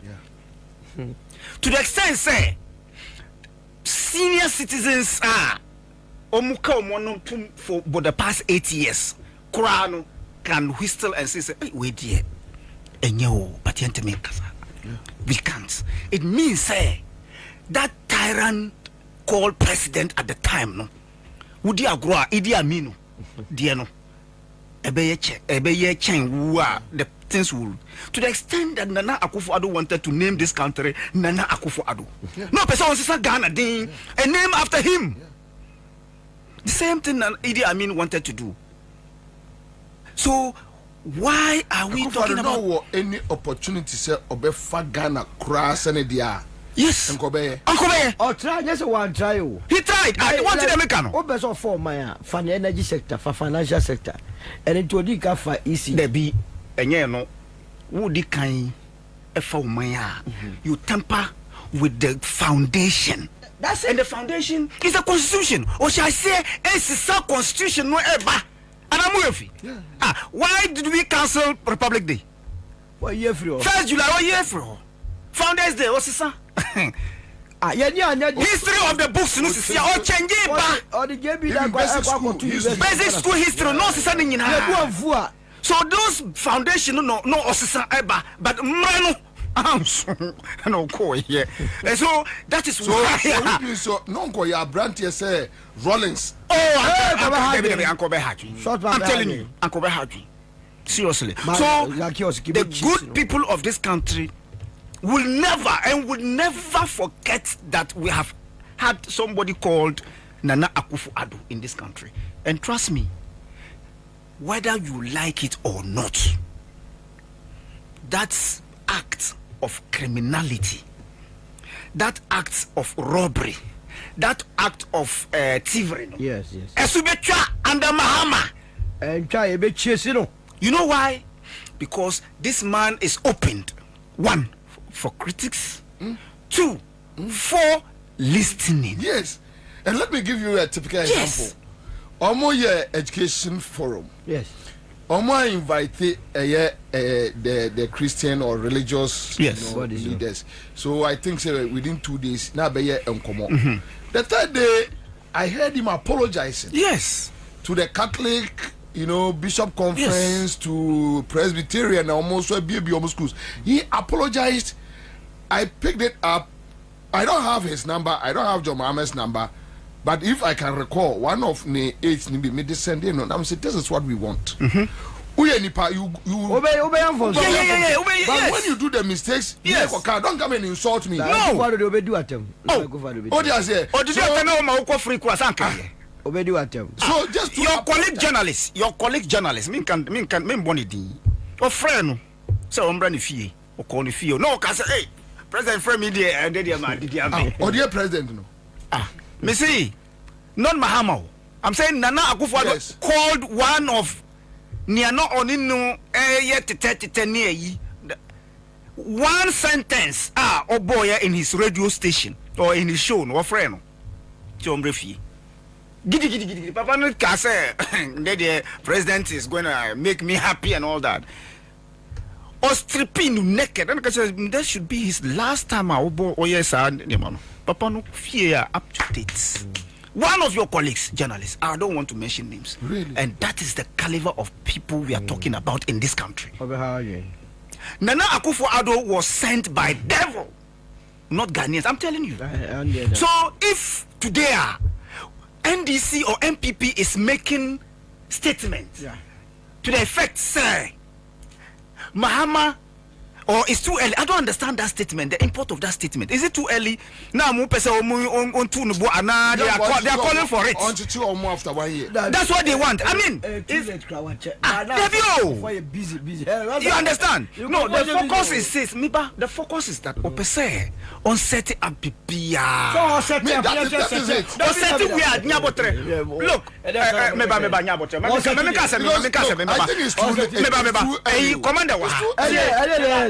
GIF na Okoya no. Don't we have CEO there? When him the entina invitee your friend saying Amiako the public $2 million. No. It is because of what? Information appreciating the information underground. Oh, bra na big. So what I say? So that area of investigations need strict information. Yeah, okay. Yes. Me wofia me teso mafa Amioko. I went back to my documents to check. Then I realized he was the board chairman. Yes. I asked myself, board chairman there, why? Because I was CEO. So CEO. Blah blah blah. No, even with that, then something told me that no, hold on. They need some information from the man. Now, but Prof, no. Me come to one through when nipa ye be chu magum. Prof ankasa no me kura information bi. The chroma bed. So when we identify say no so ye because one so prof so or better is slippery. So you officer want to cry. So corners one come no cry. Or better one more is a woman. But it who information say baby a John mo keka kono krofo bi hu be ka enti no say yentem because information ya botre available the only problem is say it will happen live. It will happen live. It will happen. Look, a better man for 1 1. You know information so, but at the right time you will bring it out. What you say? Because and the era of silence now me boss with the piano.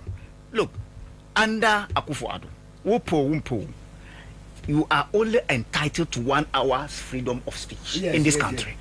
Who can prove more than 1 hour? It's your voice, wouldn't that you?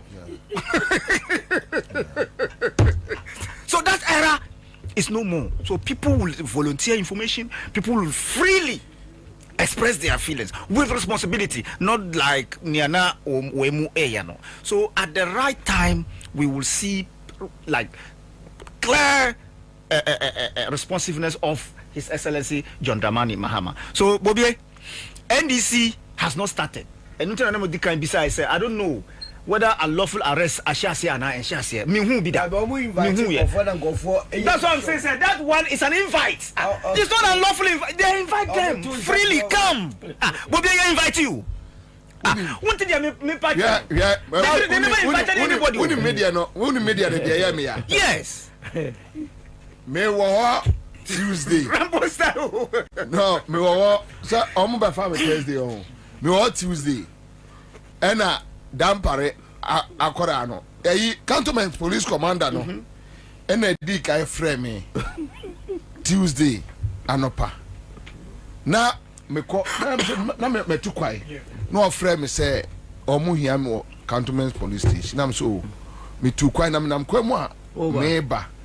Tibia me bedura ntema mefa anche na asare so fro dampare akola jimi no a o police headquarters on tisa adweno kromfo no asare so fro bi kromfo no all the fro no of frame na so o se me nko cantonment police station na so me tu kwa me nam kwa mu ba anche na o sai send me message na so e masa me bedura ada me kwai Timi bedru ye no na bobeye 4:30. It was on Wednesday. Na bobeye 4:30 to 5. Na me free police commander no say ma bedru. Timi mra na no oh. Ade asa. Inti mentwen ochina na maba. That is Thursday. And I'm so okay. Thursday awia na me be adwuma. And na me free commander no. And also omo a court or something. Into Friday, but I'm saying no more catch and say, Oma memra Friday, no the mat to Monday. And was me train, I'm say, okay. My men quite my job, but say one year started now communicate you, said you. A bob 4:30 and you merano, and I was for it. Ebe issue statement so almost shame. Abraham also the commander you can say ne message wo me phone so be pem ne asare me keep sa message ne be pem ne Thursday na na dwuno no mba be fa me Friday no man issue statement so ma hwehwe me say 1 week yes akwasi for it yeah na no akwasi for it akwasi for it me enya kwa gina radio so no keka nkwasi asem akwasi for ye nipa asem me ni hia wo ba bia se one la so ka so betwa amedwa hwina so well ala board so better to flat akwasi for it there obeto from flat obi a record sa de we informa no say akwasi for ye obi a mesia no obetwa wo ye lose ki to be bom nipa m ili asa no kura wa so ye police ni no o board better no ye me bom ama no easily because adia unfa wani huye na okaka adanse krumu se wahwehwe me 1 week abra no wudi nkomo miwa aka fm si ha cantonment police station wa commander no kra me ne kasa ne buamfu wono no mom na oteche na de buamfu commander ni problem me friend no anwumre se commander mabedu me mra no kwamna sam radio ade asa nti me kra me kofi nti ene ochena na waba na enkomo kakra bi na ye ni nkomo no that's all Owa chichi adwuma to no watimi akọ ama na yesi 1 week o hwehwe me unhume na dia ye news chese madwane imagine that era is no more. We are now under NDC era, and obia ni mo say under NDC there the sanctity of democracy dia hope so it is clear nobody under this current dispensation would feel say we are no more ruled by people. We are now ruled by sensible people. In the past, no, na sebi. We were ruled by senseless people. Me who be an for letter and crash abroad and I'm saying coming here be say ya nangam dia to me maho. Then you know that soon I'm say for letter here for papa. Oba to mbo asia. Me nya letter we bi. Asare no man twere me bi. Wo dia say ye be bo abomu. Ide abomu. Jakpa na wo kam. This is one person okun tia krono in this country, and me bonabaso for one thing. When him say baby omo discover sa gold that containers it's just behind my house. Oh yes, behind my house and you say I see. Yes, it's just behind my house. And I never knew Niane Ekoswo. So for such person, within this short period of time, to uncover this huge crime, that's a Ghanaian saying Bonapaso. And seriously speaking, this man acts based on what? Information. Nasa Yasumano, as National Security Coordinator, for example, Obo Rofi, unlawful. It's not unlawful. Ya arrest Obi. Ya be So why are you making it so kuntain say Obi? Obi. Almost say UTV for cansem and for Kufado no Montiasie. Aquanon friends say MVP ni boy na. I didn't the Amasamayo said or more guy we. Amasamayo. Or more profile be. Oh, UTV. So busy on that. So be guy. I'm going to Makai. Yes, Omune na omushisha A+. Yes. Yes. Imagine. So enu de news. David. It shouldn't be news. Why? So this country is governed by laws. Yema the law enforcers no. Omu make sure say obia owie Ghana's ka obia ojifono the law should take its course. To hell with whatever minority will say. Micro minority, not even minority, macro minority no. Nia omu beka bia no. Ghanaians will not listen. Ghanaians' interests. If indeed say omu wieska and a John Mahama led administration and ye bibia mfa. Trust me, Ghanaians will vote NDC out. So we are all waiting to see her. Gone are the days in 2008. Tazan mu time. This time will never be like that. All of us. Any information you have about me Osu. Honorable one commander. Commander one. Honorable. Whatever information you have, pass it through and we shall deliver it. Thank you. In today's say omoya che jamen no me ba ko petro me ho so na. Where the honorable?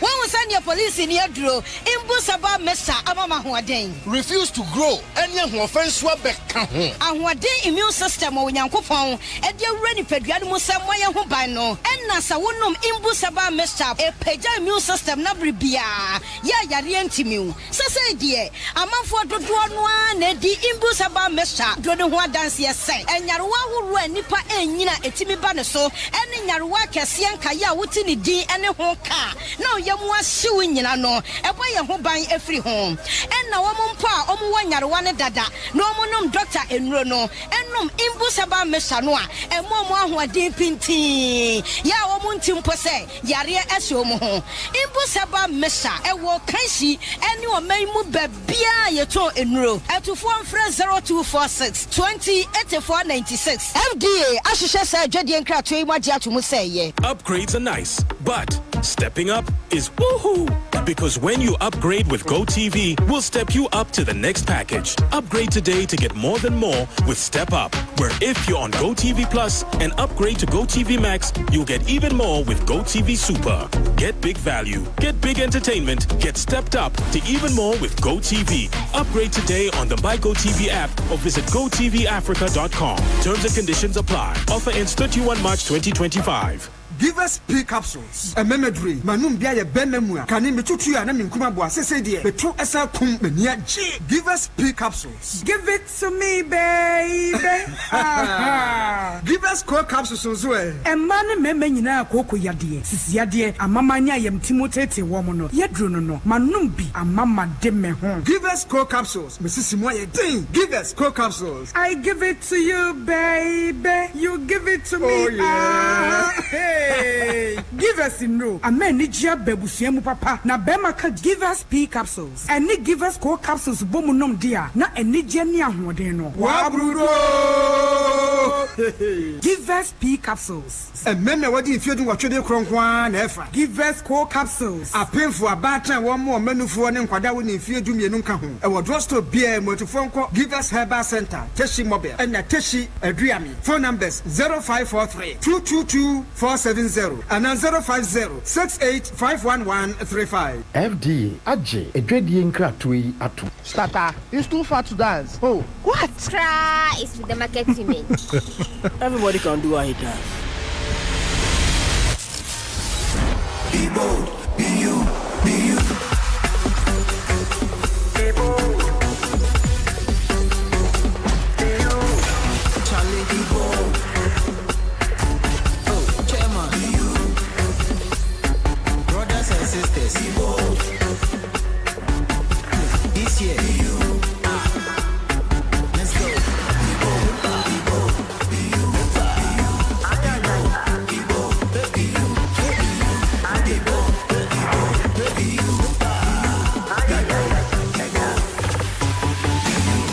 Rush Energy. Be bold, be you. Excessive drinking can be detrimental to health. Not recommended. Persons under 18 years, lactating mothers, pregnant women, and people sensitive to caffeine. This advert is FDA approved.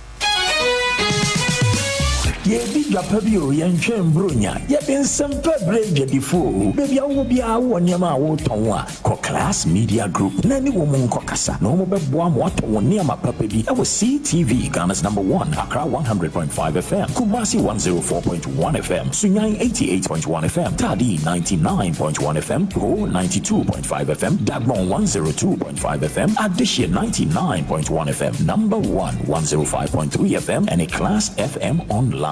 Baby, I will be a baby. I'll pass out on near Mama Ghana for Biarano Class Media Group and Ebebo. Friend was 0245 929 220. That's 0245 929 220. Class Media Group. Yeboa out or in your mind.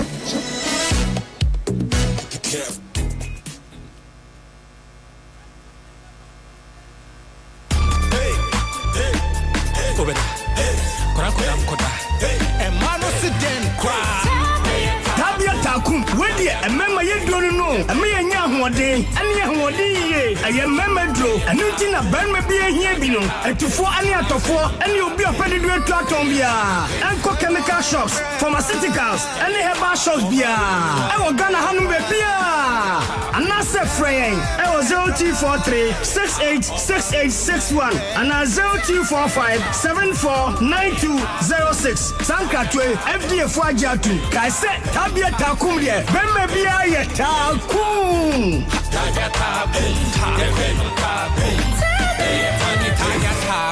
Not recommended for lactating mothers, pregnant women, and children under 15. Upgrades are nice, but stepping up is woohoo! Because when you upgrade with GoTV, we'll step you up to the next package. Upgrade today to get more than more with Step Up, where if you're on GoTV Plus and upgrade to GoTV Max, you'll get even more with GoTV Super. Get big value, get big entertainment, get stepped up to even more with GoTV. Upgrade today on the My GoTV app or visit GoTVAfrica.com. Terms and conditions apply. Offer ends 31 March 2025. Hey, say, the Mako who ever Greenfield Scientific Herbal Clinic. No, me who credit me, say, and winti no mania award, a word bestie. Obian Transit Emma Dumpemia, dear Cassa, and as a boy, dear, and can to them view. Greenfield Scientific Herbal Clinic. As I want to say, near Kuro Etuno, near Anka, Ewananum, Obana, Bemo Power, and Yarwankaye. Nancy, Mamma say, and the Spana Court, what a Kayano. Greenfield at Arumanti, and was our selection and also APM.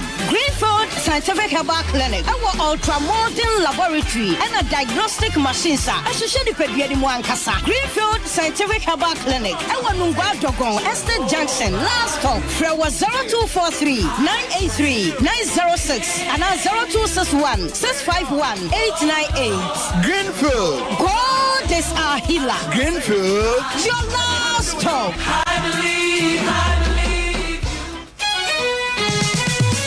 Yeah, dwapa bi o yɛntwɛn bronya yɛde nsɛmpa breja before baby awo bia wɔ nneɛma a wotɔn a kɔ Class Media Group na ne wɔ mu nkɔkasa na wɔn bɛboa mo atɔ wɔn nneɛma papa bi ɛwɔ CTV Ghana's #1 Accra 100.5 FM Kumasi 104.1 FM Sunyani 88.1 FM Tadi 99.1 FM Ho 92.5 FM Dagbon 102.5 FM Addition 99.1 FM #1 105.3 FM and a Class FM online. Baby Awubia, baby Awpesa Utonia Mama Ghana Phobia no Class Media Group and Ebebuaw. Phone was 0245 929 220. That's 0245 929 220. Class Media Group. Yebwa Autorin Yamante.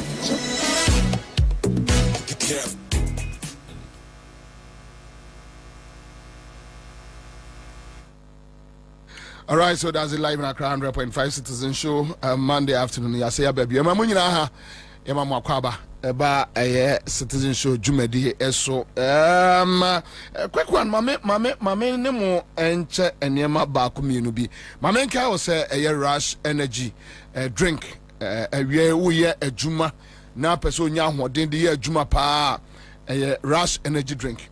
You know na say wonnom mo ye sports mo nu aduane mo ye adwuma ho anu abre na so aye buho even who office credit me wo wa na so abre bisa wunya rush energy drink ba ko bi mo aye nwina abagu minimu kama akoyo ubon se esima na afedi ho asisi wo so ahode aba onu wate asi a wo ye adwuma gidigidi yenom rush energy drink FDA omo astapeso ajiatum top choco say yeka top choco ana yeka top choco chocolate spread ya enkoda Ghana fo enkoda ajiatum wahu brode uwam dia fam koda na ekostu anopa ne de enkoda ne pepa wa manu an nani abre top choco 3-in-1 chocolate drink ya odi aba no so 3-in-1 o say eye miloi ene milche eye cocoa powder no na ode milk ene eye esichira fradada nti ebum nya afi na akoto we no ate anu akoto we me koto ya no na me to esichire no se milk no na me se me ko jansen we so da bi ekwai wa ndie oye ya de ohia ne nsuhie twa now na wo sene no from 0243033033 onsa betumi aka so yanko di adwumade on MPP post 2024 elections report Ashanti region and very interesting some of the issues they have raised document no and also mpacho fature no to mama osha document no a omasem nyina no esima omasema omo kanyina ne se Kufuado ena egu party no Ghana no Kufuado ye na emu egu party no ni peka se na se nyansa wo fomo ya na ya pa Ghana no de oyeni party ni de wagu no Canada Japan so je ne de ewo document no mu na interestingly no there is this fight between the Baumia side and the Kennedy side and me per se a video we edeba very interesting the kind of insults on accounts and northness and Ghana ni bia wotemi awie bia no we wuntumi ne nkrofo support to Baumia and Canada Japan so nkoda so omo so ewo into a movement TV4 versus Ken City for no mo de sia ne akani a wagimi a ne akofa nse we akani nto be de MPP ni yesi de agimi for na ye party ye de nyansa for na ye party so movement for na say o mani abrea they should come with international exercise let's meet them don't promote flight my that would host to they should bring Maumia, we should bring Kennedy. Let's sit down. There's constructive analysis. And we told them the reason why Kenya come to the poll should be the flag of the new patriotic party. Now, Akani no Jimia. Akani a Jimia. Nia Kofanse wa Akani to the MPP. And yes, they Jimmy for the party. Yet the answer for the party. So movement for the say, Omania Brea, they should come with international exercise. Let's meet them. Flight, my that would goes to. They should bring Maumia, we should bring Kennedy. Let's sit down. Then constructive analysis. And we tell them the reason why Kenya Company the poll should be the flag of the new patriotic party. These are not infantiles in politics. I say radio journalism. These are not young people. Now you're able to descend so low into the gutters and use this uncultured sentence, this uncultured word, this uncivilized words. Obi papa, obi kunu, a man who is a breadwinner of his family, a man who has a man for being over 7,000 Ghanaians a year. Mo amoka sa mo papa be na bi adwuma. Mo papa be na bi adwuma. Asiri kwa mo tso mo kasa no. Papa no edika bi ebi o. Ah, that's easy. Me say, no, who the men form of the country, some go forward. Canadian Company the poor has fed them before. Whether we like it or not, Canadian video more. I came to meet that said that I chef. The other tone, maybe a keynote, me friend of her. But there are some words me are not going to use. Because oh go down, oh bar or man you will car about man of of a quachi mouse why later was a sound car. That's easy. Of a quachi employee. I can't Japan. So where is this coming from? Not because of politics. Then if you are choosing your words, you don't choose your words carefully. Put me to do people parking, bear my wife for, or be a share for. You use a certain word. Say, and a stupid account. I said, man, you can't say. And so we should pass one into the cutters and say, you want for a stupid nordner to be where you are you going to? And a useless nordner. No, why? Now I can't know what Jimmy. I can't hear what Jimmy. Near Cofanse, I can't into a MPP, and yes, they Jimmy for the party. Yet the Ansah for the party. So, movement for the say, Omania Brea, they should come with international exercise. Let's meet them. Flight, my that would goes to. They should bring Maumia, we should bring Kennedy. Let's sit down. Then constructive analysis. Minia, na mema, Minia. Haruna so akwa but so one Ashanti region report ni bi yes what can be it will say every week you be breaking down but it should be a time I want to give you because what can there is no need for me to go back. Yes. I know where you want to choose. It will say Kwabena, first of all me face a report to Omanko interview be almost share them no more Professor Smart Sapo mo trek ni bia no mayen. There is nothing. Oh, me na we catch you. Now I'll prove to you why. If you share page 5 of the report now. O catch you so we interviewed 2,559 respondents. Meboa. Yeah. Go to page 10. Oko page 10 so a. O sa catch you so we interviewed 2,565. So which is which? Patch up review. Also, Oko page 5. Report no mo train nyina. Almost say omo interview nipa 2,559. Omo no interview omo. The same report na Oko page 10 o so catch us say omo interview 2,565. So which is which? Maybe a dependent contest in what contest? Also questionnaire no. Omo administer nipa 2,559. Under the executive summary. Omu free na no mu call page 10. Omu church mu no. Omu interview nipa 2,565. The whole report omu wie election na omu start so we committees na be catch them go for say. Committee na omu yi no e na Akufo-Addo branch ana omu yi. All that they were going to do this omu the blame no e command na Akufo-Addo. Na omu dia make na Japan.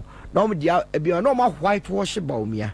Say the be ya be ma Baumia kwan ya mana saba be dey. Abe contest. E dey na report neka.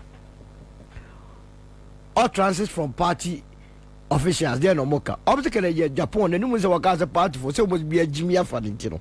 And no kana party lusu.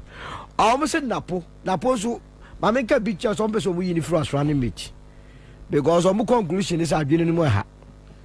John say omu fa kwa bia so ntie bo Napo nsu din. Really? Say ne kasa by heart o kaka e dia ka fa kwa menkroma ho ene sa nyoma no. Want to me Amobaso obuntumi ho ombe attack ni job so ko kire gold no na emum na ne mode bo so ani we ye di piatro o kire gold but na ne mode bo eso ani enti wo a ye mpe wa se ba ye best clear free mo no ne ade udin ayede abem almost also kwa ya ba o me ade no mu hu a no mo asa ka kire o se esan se nkofo fi se ba o me aye Akufo Addo ni obi o hye de botom ntini anto aba ma no na akọ be o say account factor kra de obesere a utumi ho de oyo oh omo ansa nyina say dabi it was a smart move say omo fa no na kan nemmom otumfo no de no bo no che mesrefo say bufui we ya report ayetro say muru we amatroga na me ka cho he o ko timelines of some the interview na committee I'm so much in 14 December 2024 meanwhile let's say after a week now yeah elections now omotie no manya aduma bia o sa interview a make also mo yen between 19th of January to 25th or so and almost be report na be got just a report to the other and someone mo kika wo mu nyina yen someone eye animsem the real issue mo lose aba no omo dwane afiri ho Akufo Addo ne bonye odi wo party ni mu nyina no na hwa no de benefit no eye ba omia in fact at one point omso mkobusa omo lose primaries MPs no de ebinim de board kind say the way manner almost kill primaries in favor of Baumia no and also Kaho that must be the real reason party a watchim gofo nsa e dia kwakoma Baumia wo se Baumia de okronkron how can that be na we dia sorry unya hwehwe na nsem wo mekotena o man fm the two koye program what was hey said the tension between Baumia fashion and Ken dey say me kwala me hu hwe sir hey we agede no wait too many way now wait too many 2 weeks to the election Alan Kasembi that Ghana of office odi agro or say NPP a declining party kofo antiasie I am prophesizing to you NPP about to say brass band to say CPP are you sure? Take it from me Ujidi quote me and the 24th of February 2025 exactly 2 years your friend is say Russia invaded Ukraine and I mean make a statement. Say NPP say CPP. And you know why? It's very simple. Say I want a rally party around. Why party will be what just also say may start a party. There is nobody. But Baumia what that on Harvard or Honosaka digitalization. What can digitalization for national service wama was your metric app yet been 20 penny bingum and also by the yourselves. Also by the yourselves. Anything about me want to meet Dragana, what would Johnny? Can any crime for Andre Yao fetch or Quay lecture Bush Yanni? Quay the Equasi. We drew a number of Yafo La Trafa, we are Tiafa, the parties in shambles. Obien one any one yamwa, any part of crazy about Benya, GDB wonimu. But Chairman Sabon to say was some. Na Chairman Zanokradi or Lucana, also be chasing. Because only the cost status are tribalism.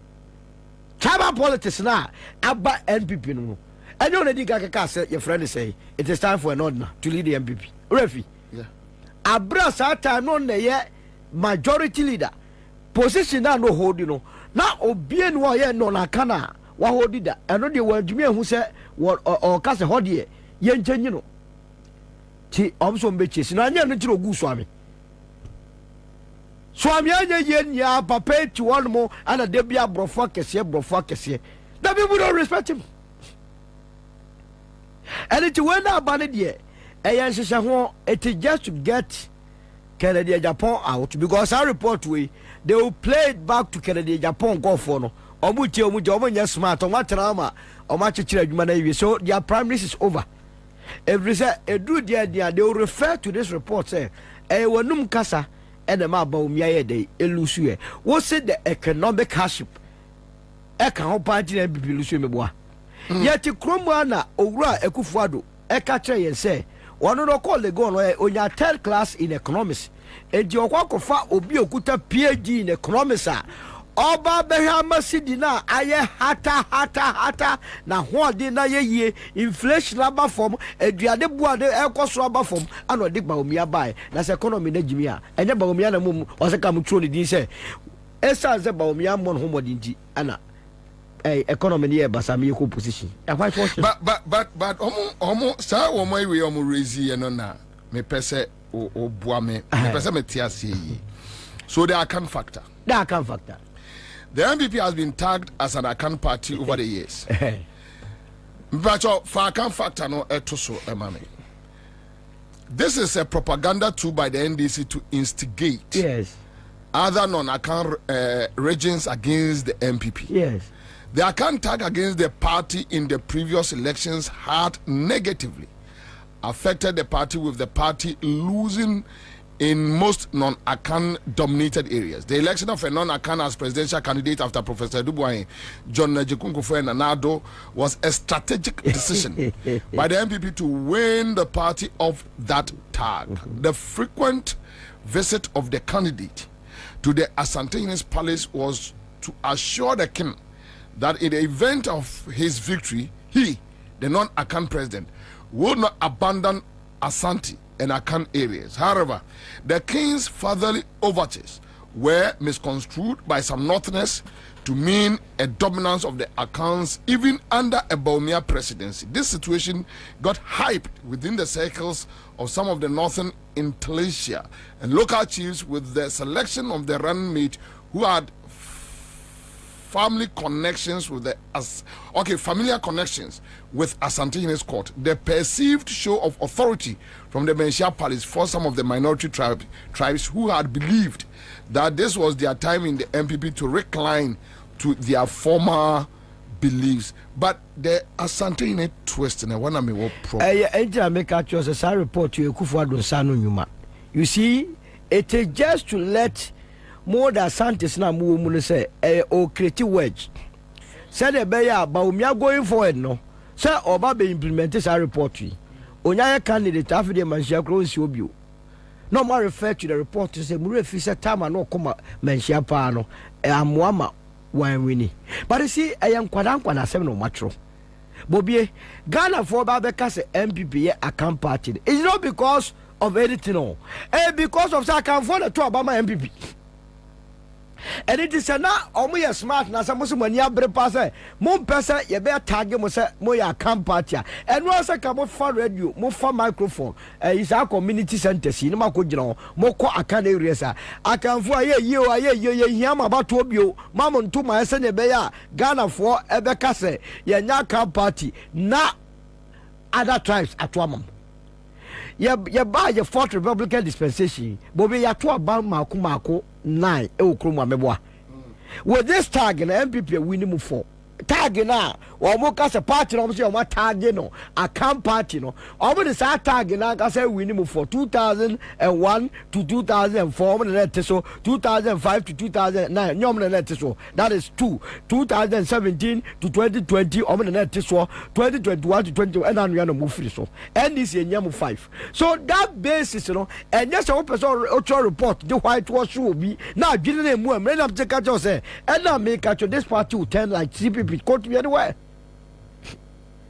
Because the Caribbean, why the attack on Otunfo? That be I make a Kufuor at work. They must find every ways and means to eliminate the Asante faction, even in opposition. Now go for just smart room. I didn't the actually where he. I didn't yesu buy no. So to myself. And yes, sir, Otunfo be here dear was hard you. Ewura Kufuor do pe president dey okroma na between Manchia ni Chebia fa na oko da bia no nto wa wini naba abwa the candidate himself was a problem. Baumia was a problem. He was not fit to be there. He cannot win you elections. You knew it.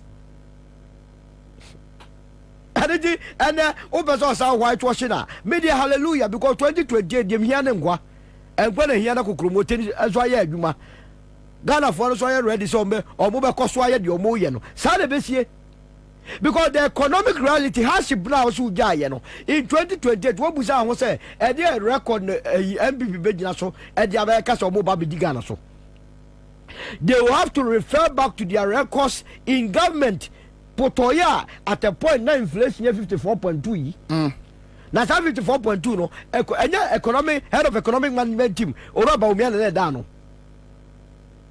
and the way it was just whitewash Baumia, it was just to say the next campaign or bar all for 2 years and demand no much that could hide behind some report we not appropriate time no Kennedy didn't go for my trial than moment politics and I say all this report we ever finish from or maybe if they are smart enough they must begin to rubbish this report, call them out.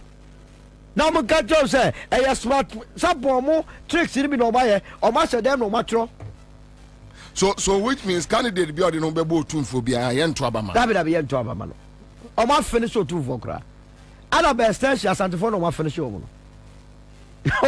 So which means the next MPP leadership should draw themselves back from their asante. O so mo ntwe mo firo because o do ho obey otumfo a esremfo hemfo. Sremi ohiri be na osremu a wo hu se obi ko otumfo ho a. So this means na be na be ka to so nana kufo do nsa no nwuma no mo de amamo no. Moso ọkọ ọtịta no ya kokra bonne papa her report of the MPP na we want to ho we why na wo committee ne so a onye portage of Akufo-Addo ene ba omia why na also because all the issue no problem no blame no comma the delegate system so delegate system it has been there since 2000 and one of them go win election. Comfort free Jani at in opposition in 2016, we win election 2017. So that could not be. The see a mattress problems in Anna. Comfort forms Emma delegates and yet Nasam and Comfort Chia your friend say album car and yet Nasam. But how do we win election? By instance, say way or Mutrons I report to a tour before election, no, and you know. Ya ni akotama brebo se mo he na munyina so na ma be implement to mo implement wi a afi wan go to for betra kasa mame fa media relations la fama Haruna so in their report media relations there was virtual media blackout against the party and nothing meaningful was done about that. This made it difficult for the party selling her message to the general public. Indeed, an aspiring candidate owns some FM stations. And when one thought that in a family contest, the stations were to be used to espouse the achievements of government and party, they were used to inflict pain much deeper than the NDC-owned media. MPP must revisit their relationship with the media. It is not only about establishing more party-friendly media stations, but how to build good and symbiotic relationship with the well-established media houses. As honorable or as Bobie Ansah? As Bobie Ansah. No. As honorable. On my Ghana here, a responsible opposition. Yeah. On my Ghana, Ejiatum say ye pay and I running multi-party democracy. Nti it will not make sense say ye running one state's party. Yes, Ansah unsha near a year in the 70s and 80s no ebesaba Kwabena min kabum emamua yeji no endorsed what I just said, say multi-party democracy and untina jinmensa betimima Okwadonko to be part of Lislanka. So say we need a democracy with multi-party, and then to see in say NPP as a strong opposition amongst those opposition parties. I don't wish them where they are headed now, because we share to say we are looking at it that Yantu Abama one candidate.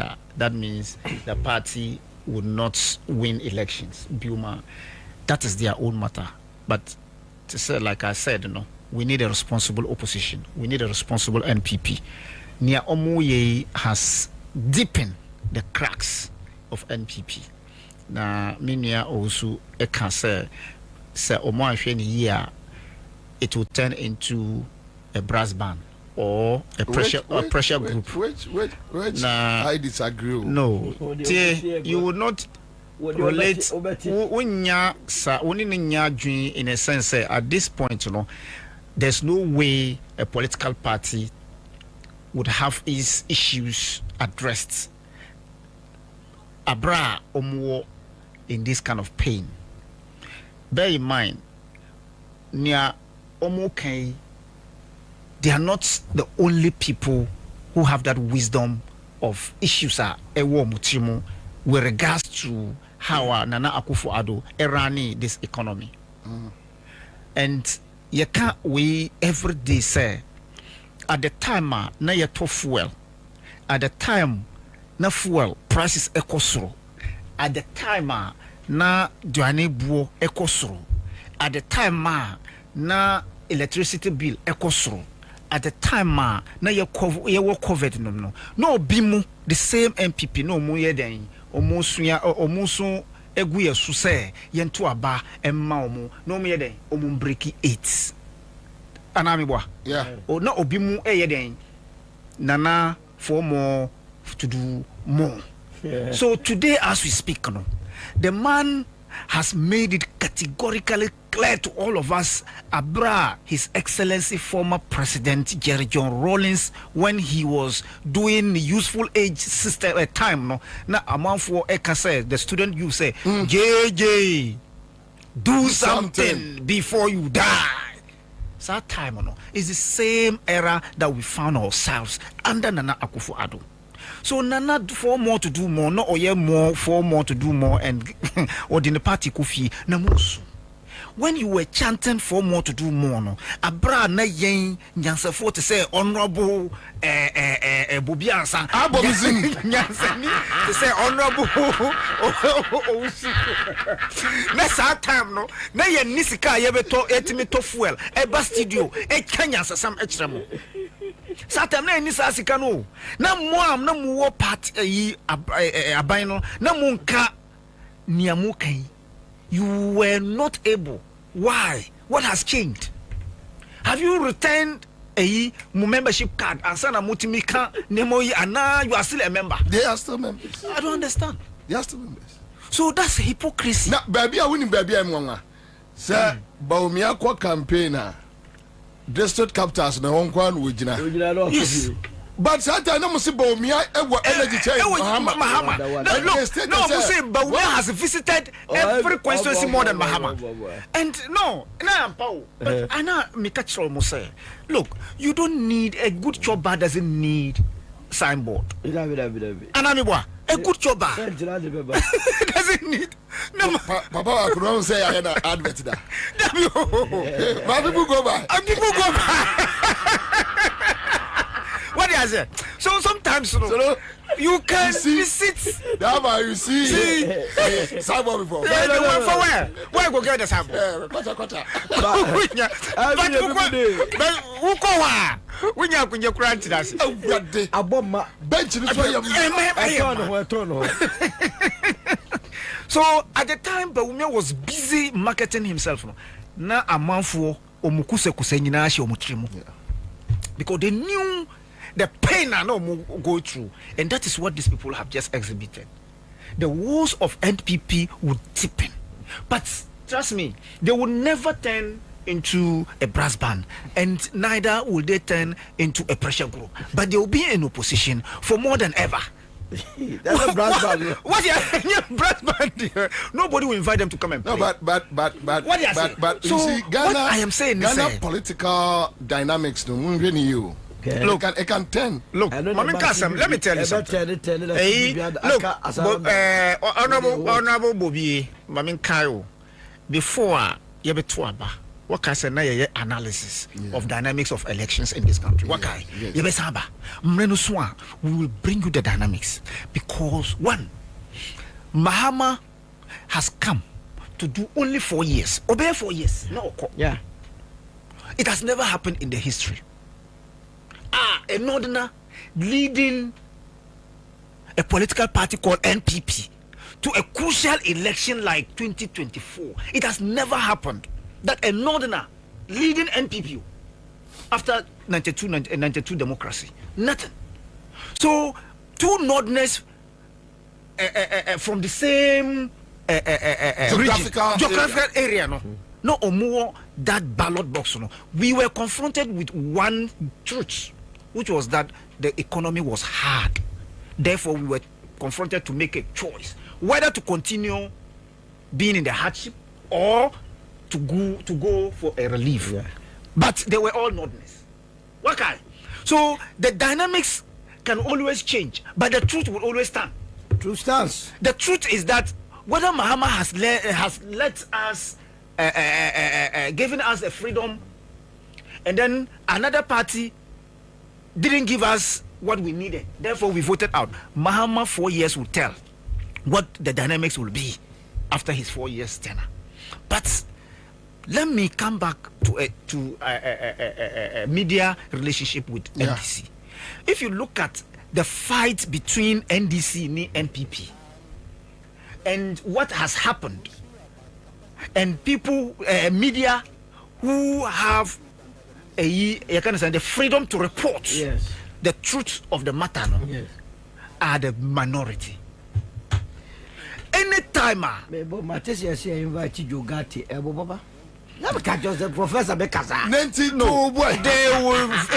Obia.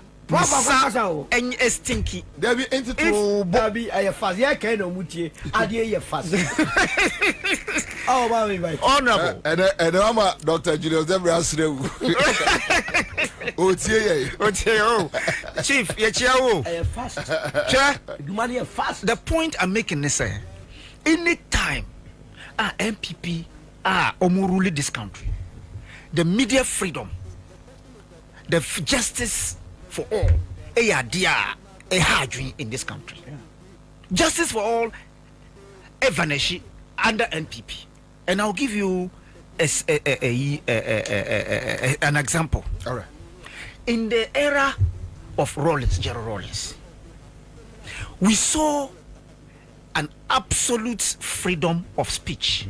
An abstract freedom of speech under Gerald Rawlings. And the reason was that people didn't believe him. Say, when you still speak your mind, you will go to sleep with peace. Under Kufuor, we saw how people were maimed in 2008 elections. And we saw how journalists under NPP, under Nana Akufo-Addo regime, how MPP journalists are maimed. So that history is there. And look at Ahmed Swale, typical example. Look at your friend saying City FM guy, Caleb. Look at Caleb. I don't want to mention names because that is not what we want. The issue has to do with whether there is freedom of speech under NPP and there's freedom of speech under NDC. It is clear. Under John Mahama, we saw a lie about Ford saga. But the man lived and did all that to exercise all his freedom in this country. The same democracy are belonging in this country. The same person made a publication that led to unprecedented exile in the history, which is that under Gerald Rawlings, when these people the media weren't friends with him, no. It was under military regime. But Nana Akufo-Addo Aba, what did we see? Those who criticized Mahama lived in peace, and those who criticized Nana Akufo-Addo lived in exile. It's a typical example. Terror. So people would understand that these two difference and dynamics. Look, it's a fact. Bobie, what would you say? What good thing did Nana Akufo-Addo do? Almost drip. Under the same leadership of Nana Akufo-Addo, journalists were not able to say near ekosi eyadia enye. Under Nana Akufo-Addo, they were there singing praise to the extent say the communication front of the NPP had to change for good communication. Now, those days under Nana Akufo-Addo, if you were not in the good books of Gabi, winya any publication, or you would not be given the opportunity to go and speak. Yeah. If you are not in the good books of, and that is the good books is that me and then you are not allowed to come to media and express whatever, or propagate the ideals of the party. So Emma Obia in whatever they were doing. Sure.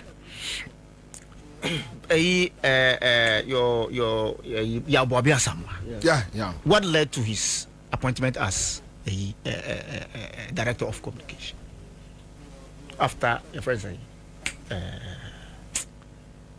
former SCC Akumia? All of these people, when Akumia was the director of communication, you could tell, said this man, even though not Ochontro, but he was professional. The same way sometimes when he was not too forthcoming and being independent minded, unity.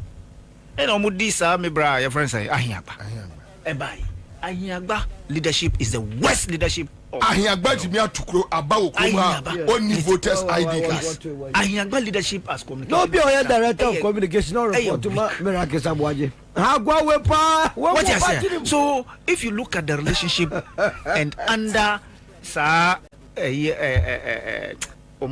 this rating a year about media, where we were as Ghana, we were 20 media freedom, yes, the expression and all that, and it has happened severally to the extent that the GJA president organized a program. Nana Akufo-Addo ekotena hono oka asam about media freedom.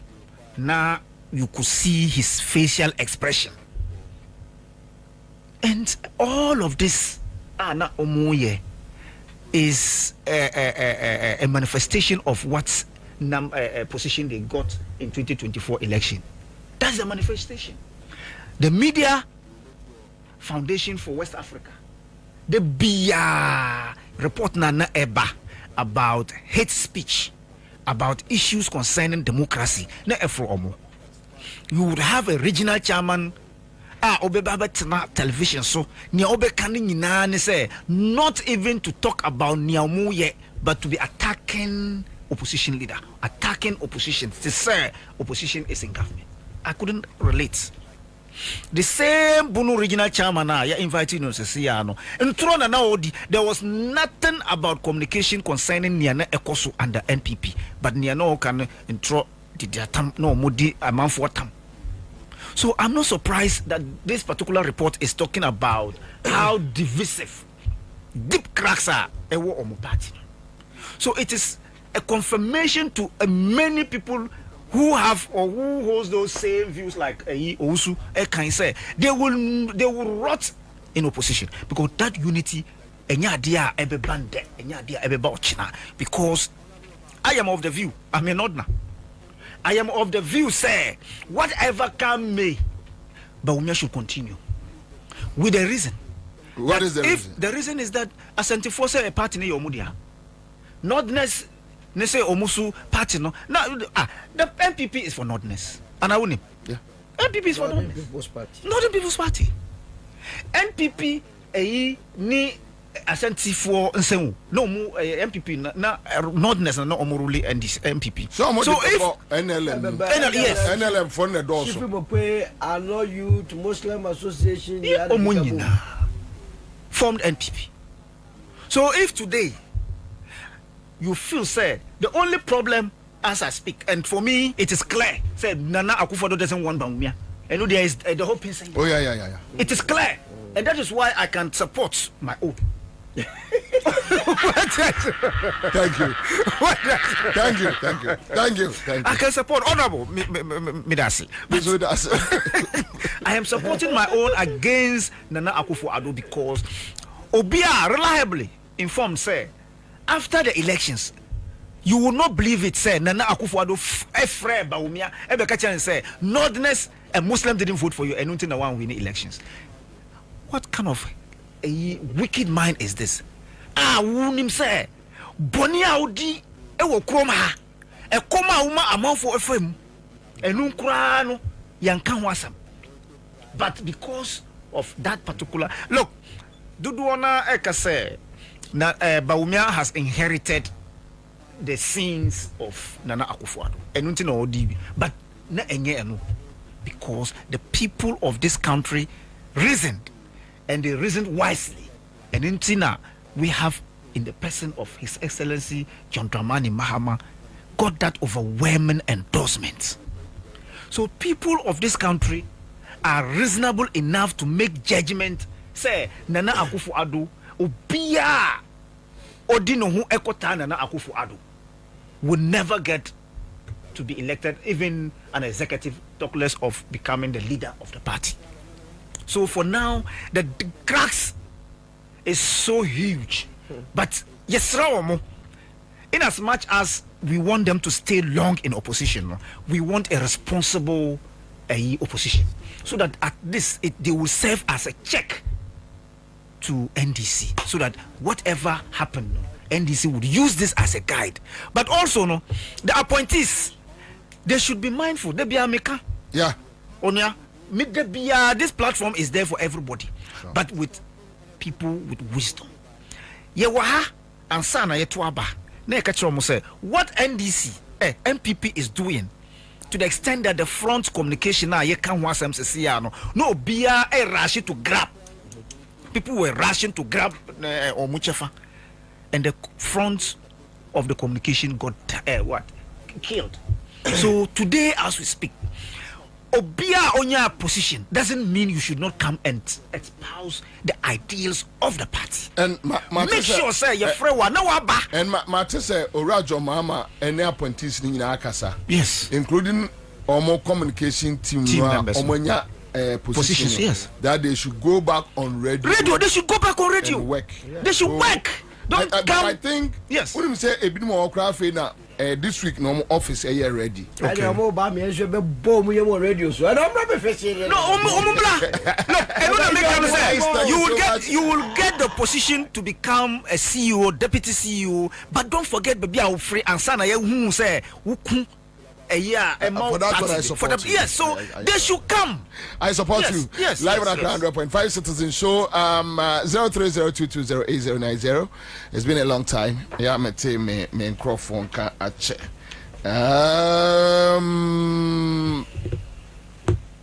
Mamenko fire callers kakra. Be ba community and sebi. Ya dim komo bebre and inko ti aman for so views kakra. Live on 100.5. Hello.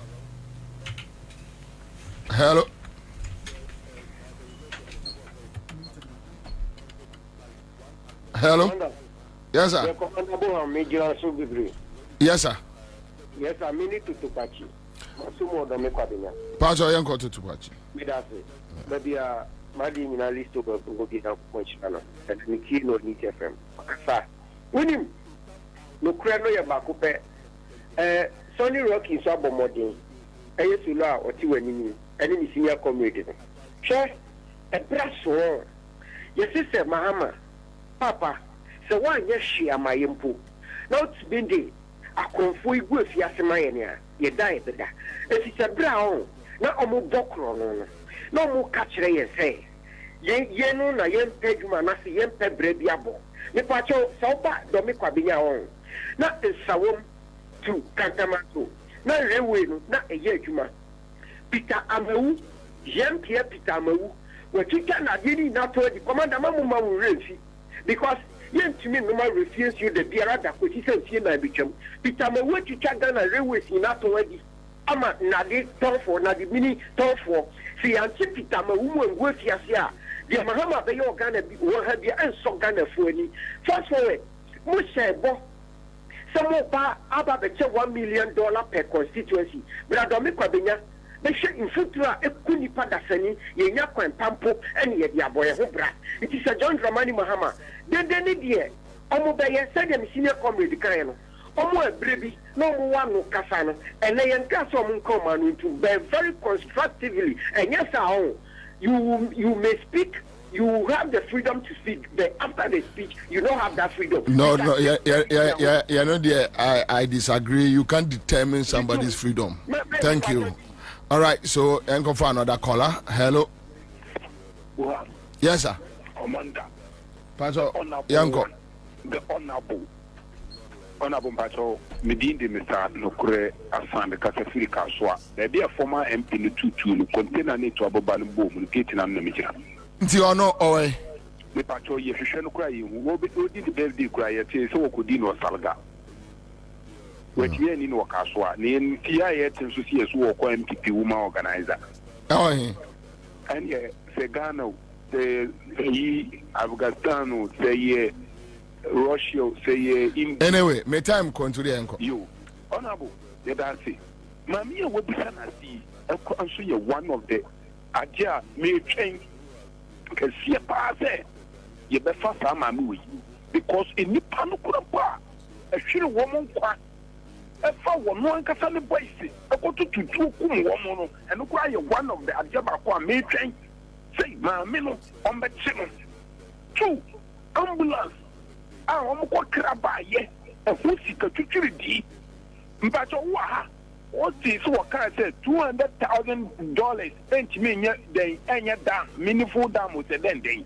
Say can now give some I our country says come FI. Here change excellency John the man Mahama. Tama me our country you know. Mama this one but mammy no didn't run them running it. Which you still know sweat to be to us. That's my make of another caller. Hello. Yes, sir. Yes, sir. Yes, sir. Good evening, Pacho Akra. Pacho Enko. Pacho, good evening. Pacho Majeso. I refer him because yes, we're not Kanishi. Pacho Enko.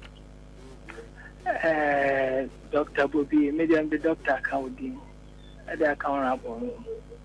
Yeah, Yamba Mibia Madiatum. Yes, Masama Mebacano, Blano Casasiano, Wakabi. That woman, how comes in?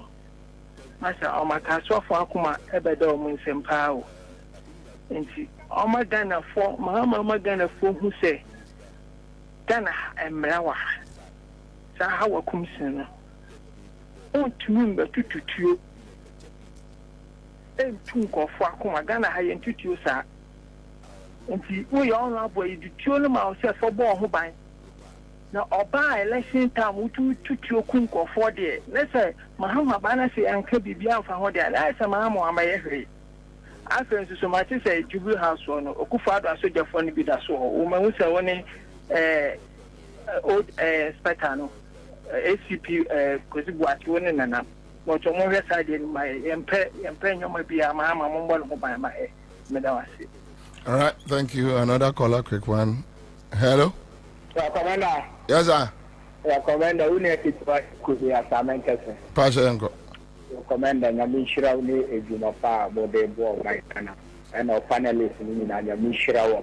Yeah, Commander, when your ma air course or my Ghana, and there are some Metsi a year midday. Say, I brought your cotina, be a old 2 foot through this go month with me. I will invite you. The bumping for now, my inviting, no say, Uncle. No, you know, Mr. Someone or can I no cry, no often with the same young Kuraswa, nay, I had been enough from Bracas because young to know only would be a natural high the beer is essentially the great and Draman Benya Konya Obeyo Mampenibia. Nay, this kind of people, no person who can't throw a 2 foot good in the matter, Brasamana, the Pakona Kakatagata, or Nagasan saying Yanukore. But send that year with Timaka, no penny put me back in the sombra. Omun kwa tutuna anu so omun tutuna anu na samuna opese audit to is essentially the great and Draman Mama so na omu ko hwemna ya no kura ni tirimu pan se nya no kura so a ye fa no famra kwa so na ma hu se sabi nya na aban na wo so e no mi ka sembia ensem fata na se ensem anya no kura mfanto obi so abrasa ni pa ko no sam ko na o kan ni pa ko ni nye ento mo fa no famra kwa no so mo de no famra kwa so a ni yesu ye hu de we a e be si akwa ko ti ye bomb ni phone number bi fe omo twena so papa next time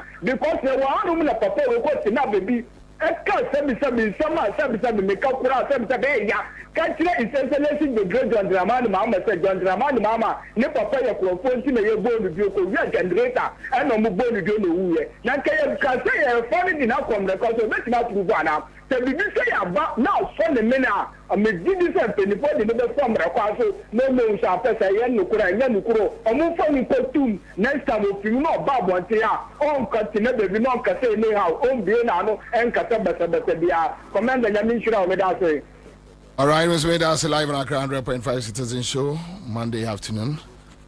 Thank you so much.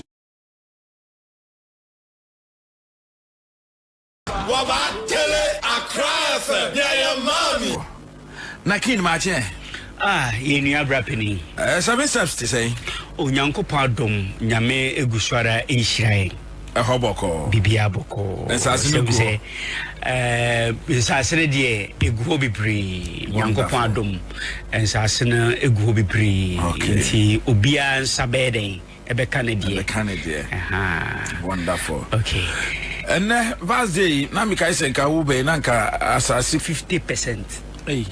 Nti asase a eye mefa nse 1 cedi ne say 50 pesos. Answers na de da hen e Ghana. Oh. Ghana hanum bibri o se yen sa Matisu say hum ya tisu say hum Matisu say boom boom boom boom boom boom boom may ye free hum say shim. Hey Mati and sasna motor 50%. Yes ya tisu adam pese mudi dwa boka na on say that be as part of ye penin vision. Sometimes on say nipa nyankopon hira wo a esese omunso omo form no umma omunso no enya impact na omunso no etimi influence omabrabo.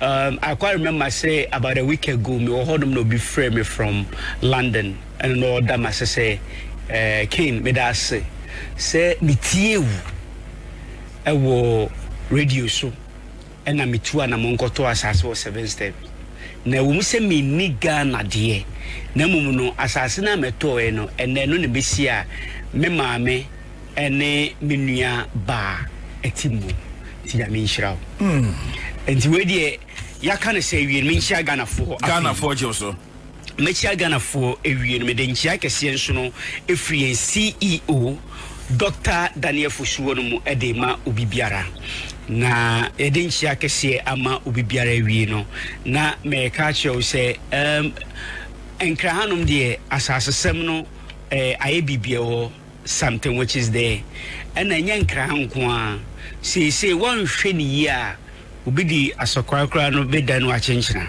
obi di 6 ebeda no 9 ni nyina ne say minimum bia wato asase bese 5 times asase na wato ni nyina no manso abaso a ebepem ne oni asase bia ni nyina ne se pepa no wo se ko baby bidia mana brabo na mum no enam sede asasesem aye Ghana ntino eniamwa no but enne se utie mi a do twedi amponyankopon ase se wetimi any 7 steps for abompunimpu enam se yen ensase ayeto no ensase na yen yeton no ensase a problem bia no eniso inti yeton asase de mawa opa mensi bo canapiles pe o de betimi dia to no 5 years 10 years onya problem bia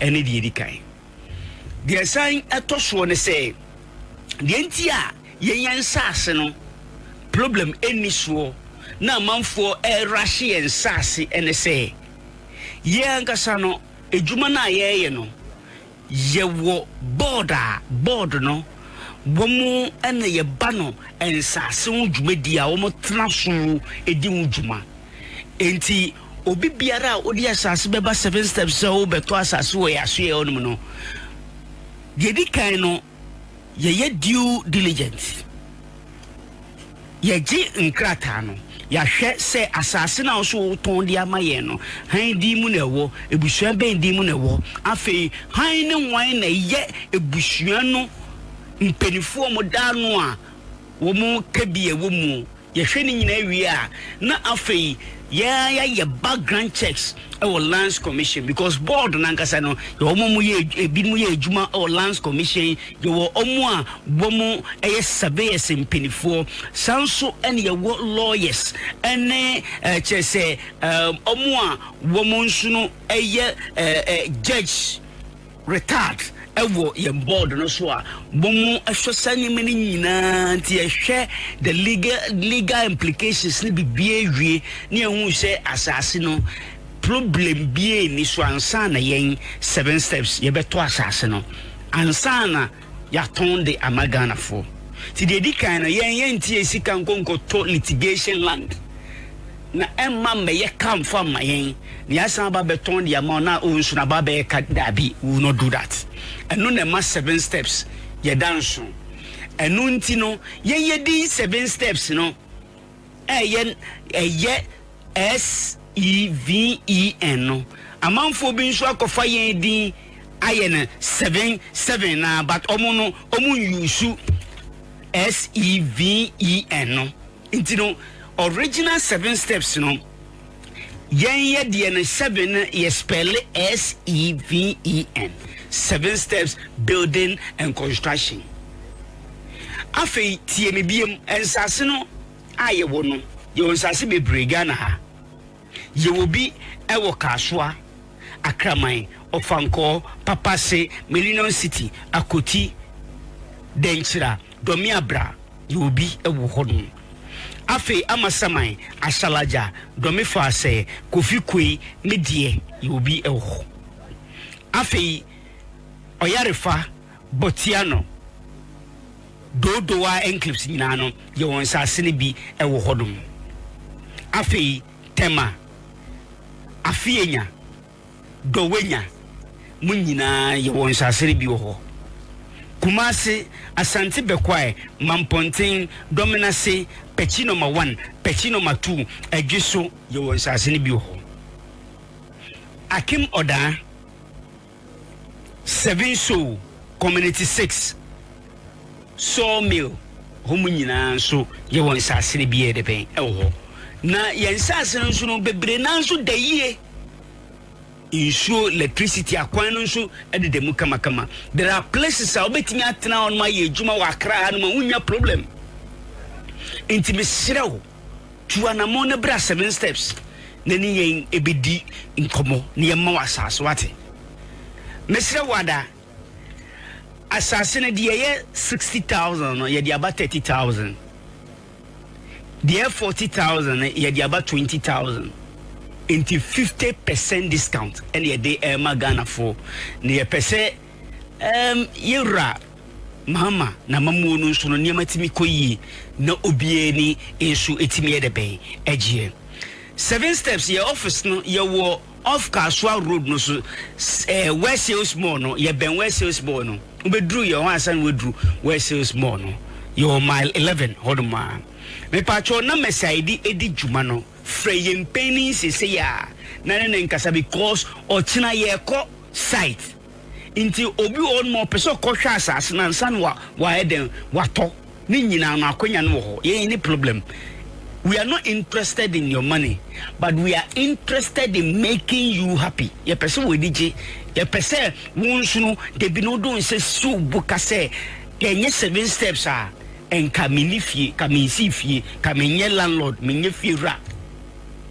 me patro na mesa di djuma no Fred doctor sese ya e wo 020 211 6211 020 211 6211 020 211 6211 020 211 6211 and also say Fred 0243 65 35 20 0243 65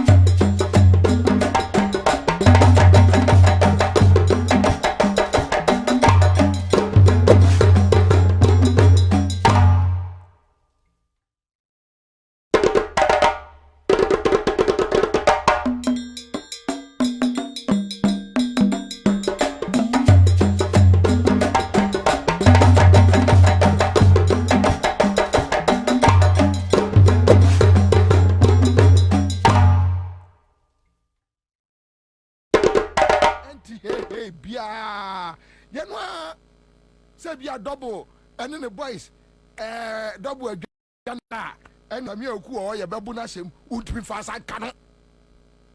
Wouldn't be fast and cannot. Aye, and yes, yes, Shina Sumba could be our parliament a car park. Why? A hot Yashin Passum. A hot Yashin Passum. Enti ye kassetia mesre we ade we ehiame pa menua okatachie free fa menina die ache he's a brother enye ne ena me ba be yi menua na ama mintimi mfrɛ no because definitely but me pon me frɛ okatachie busa no ye say aguna ye nua okatachie free fa I don't know whether your friend is say police for and I say your friend is say facts. I know Okatachi will not do that. Me Nansana no be sending me message say Omo Kobon Crofo Ewa Aguna Asante Aguna. But are you aware? Also what? Okay, all right, but me fro Okatachi Busano. Uja no so friend no mama say na obi ascend Okatachi is my brother. And yes, me Kwabena.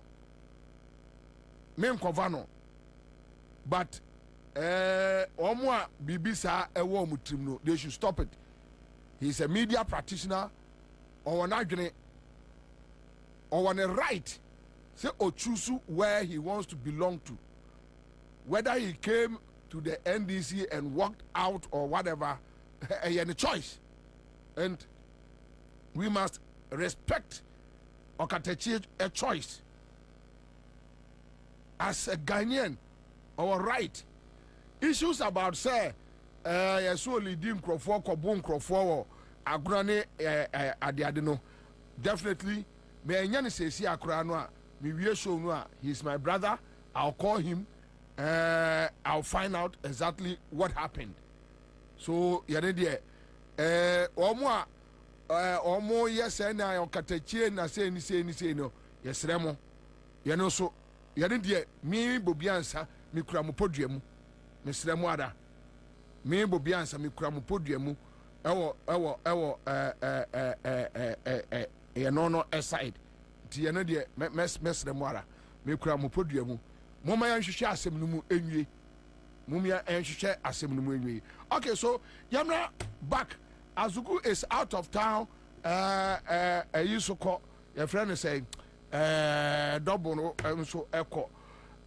Another person, say no, a man for Gusua, Yanoso, my main fair footwork kakra, abronye, bono, a man for Shisha abronye. Na, almost say, oh. You see, if you don't take care, because idea a yemi when they say, one share ye, Nasa abronye, ebia, what they a bar bonaseso, a man see a year gunenuma, a year wrong, as against the law. Wow, sir, abronye, a leading Crawford 2017, Kwajin Crawford cars. Abronye, LED in Crawford. Tax MPP militants ekwajeje nkrofo cars wahu yano na ne medi tu nkrofo fo no wo se NDC awini power enti wo obedi nkrofo anim akwajeje nkrofo ajapade a ka hu se NDC entra kodwa no so forever ha enti ewiase ade bia woni pa wo ye bia no tumi ni sika yemfa nsei nipa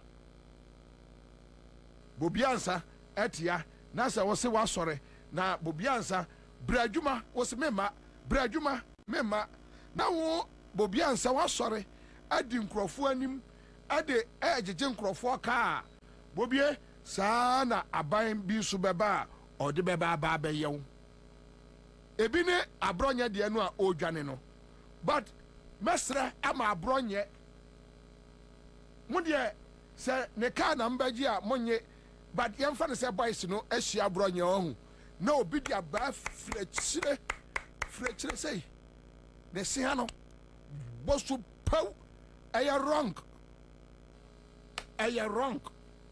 ɛyɛ against the law woyɛ saa emra ɛwɔ my way emra anu bedi woyɛ saa emra anu bedi sɛ obi yes ɔgyegye nkurɔfoɔ kaasa wo so kaa no mo nhwɛ na sɛ ne kaa na mo bɛgye bia na mo agye na nyɛ sɛ wode abaa frɛ kyire wɔn ebi a wasere ha abaa no na ne side sei wode asi wɔ kiw na ne sie yie gu n'anum ɛbɛma asomdua ba Ghana mam ɛbɛyɛ dan ne atra sɛ anuanom ɛbɛyɛ dan ne atra sɛ adɔfoɔ yɛn nyinaa yɛyɛ nipa baako Ghanafoɔ ne yɛn nyinaa yɛte how aburo nyɛ sin mu dɛgɛdɛgɛ ɛnyɛ ase nyinaa dɔre ne se ne aporo wie wode wo nsa kaa ya gyirigra afei deɛ ebusa aburo nyɛ asɛm a aburo nyɛ wɔte yes aburo nyɛ yes ɛnyɛ fɛ ɛyɛ against the law yɛn nso no makasa atia mote me nka ne nyinaa ne sɛ yɛyɛ mpanimfoɔ na yɛkura afidie na the ethics of journalism a yɛde yɛ adwuma yi deɛ ɛneɛ yɛwɔ bibi deɛ yɛwɔ bibi so ka deɛ ɛbɛka ne sɛ asomdwie ɔdɔ biako yɛ ɛne yɛ sɛ yɛde tena wɔ man mu yɛn nyinaa yɛ anuafoɔ yɛn nyinaa yɛyɛ anuafoɔ yɛyɛ yɛforo baako mu mma na Ghanafoɔ yɛn nyinaa so yɛyɛ Ghanafoɔ so ti ɔdɔ nko a ɔdɔ na yɛma awurade esunsun no ɛntra yɛn mu awurade sunsun a ɔde ɔdɔ no ɔde ɔdɔ saa ɔdɔ no a ɔde ama yɛn no yɛn na yɛmfa nante ne yɛmfa mmɔ yɛn bra mɛsrɛ paa yɛmma watimi ne wakame ɛne ɛyɛ wantwi bi saa ɛmma yɛabrabɔ mu no a afei deɛ asɛ bi a sɛ aboa papo sɛ obi abɔ no suma ma ne se no a ayɛ sɛ forklift no na ayi na ho ɔfɛ wɔ yi aboa papo sɛ ne si tu a na ho ɔfa asa ɔno mu no ɔkyɛn akyerɛ yi because aboa papo yɛ me nua na me wɔn kran mɛte sɛ o yɛse aboa papo na kyekye wom na no so yɛ ɔso ɔde timi kum nipa no yɛse small boy mɛtwo bi abɔ so sɛ ama ne sin no tu no a ayɛ sɛ forklift no atu against the law yes munim sɛ ɛyɛ against the law ɛyɛ against the law enti ɛdeɛ sɛ deɛ ethics of ɛyɛ journalism tiɛ no ɛyɛ kasadɛ nko a ne afutuo ɛya deɛ ɔmo de yɛ NDC foɔ yɛfrɛ no sɛ 2017 no ɛmu ɔya but kasakyerɛ afutuo ɛne ɛde bɛtu wɔ mu nyinaa sɛ mmeranteɛ munyae ma ne nka munyae why munyae munyae ma ne nka nɛmfa obiara fom soɔ ɛnkyɛ no ɛdeɛ na onipa agye ɛwɔ wiase yɛnya ma ne nka why yɛnya ma ne nka ti yɛnya ma ne nka na yɛnyinaa yɛnhwɛ so ɛnkɔ yɛn anim bɛfiri sɛ yɛntumi nkɔ saa recycling no so ahu nti kasakyerɛ nko a ɛneɛ ɛfiri bɛyɛ bosome mmienu yi deɛ mɛka saa kyerɛ mmeranteɛ ne saa because yɛn so no yɛwɔ asodie ɛda yɛ so wɔ aberɛ a yɛbɛsɔ microphone no na yɛakasa ɛde agum yɛwɔ asodie ɛda yɛ so papapapapapapapapapa enti yɛsrɛ mo muntwa so wendeɛ me no me wiase amenam ɔdɔ ɛnka bɔ mu bɔnefakyɛ ɛna ahyɛ me ma na sɛdeɛ yɛn nyinaa yɛnim no na awurade yesu kristo koraa ɔde yɛn mfomsoɔ ɛkyɛ yɛn na deɛ ne yɛmfa wɔ nipa mfomsoɔ ɛnkyɛ no a yɛn nua nipa na yɛdi n'akyi saa ebi ntimi na fie enye yentwa so maka media mafutuo de munim mo se mo ya we enti yes that's right no problem matumufo no de ninim se ekromo badwo bibia be boko nana odikro commander will not stop emra so betimi no wadi emra betimi ene wadi ha ti say me too for na se muslimu ya well you can go ahead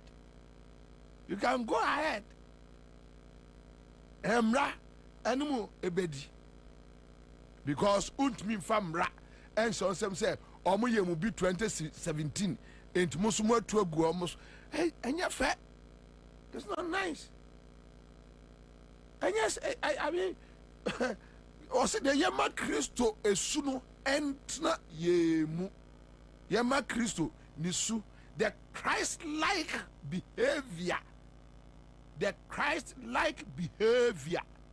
yema look for instance na jankoma hotel say assassin obi dia ena akane yerebo ay Becky Rebecca say na make akane yerebo wa kan ko apem mu say eta no you free say ye hu no suni pada o Ghana ha no yes omo hotel no ensomunam no obi asase and Kwame just imagine san mate na abufuo kwan so oh ye no bon ko bu hotel no gate no on say utimi de friends grade ani bi ubetimi de abu gate no on say umu hotel ni nyina ngu ubu gate no a ema obi ama hobiu oh aha na bia nipa no de abufuo akofa grader oh jai minyai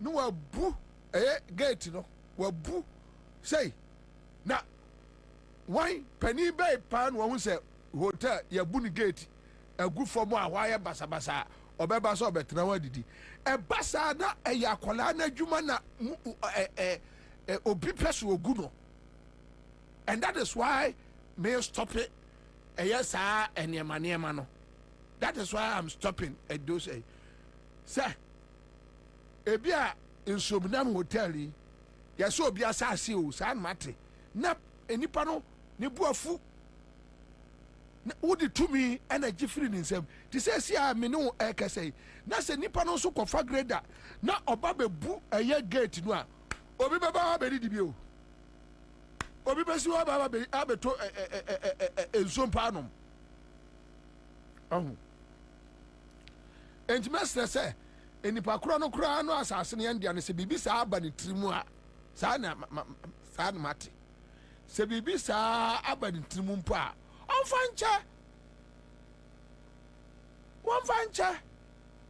ontwa so ewiase ya de kwai waso ochira ne ye ni wiase bio na onya wiase ajapade nyina so na ahwe okra na emfaso be na ozo entime be de se bibi sa wo bi trimu a na sa na me eye omo keka se omo keka se bibi sa wo bi trimu a onfanche ontwa so kra ontwa so na odo ene nkabomu ena ese ye de etsena eye ekrum ha onfanche ada asase de kra de ujama na ede asase de kwawe anamunsia asase cantonment se de na ade ye onfanche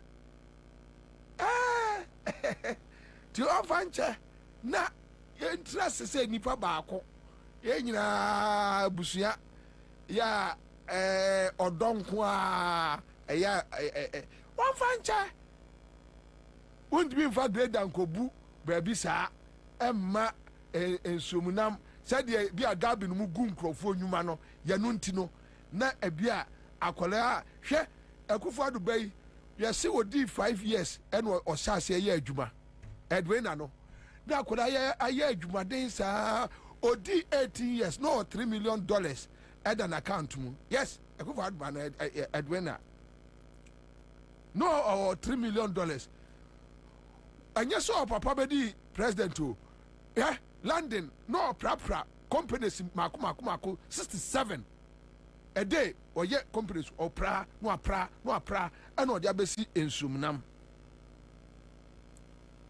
Assassin ya say you be there. Na Gabi no mjema no. Na say ebia the grade akobu gate.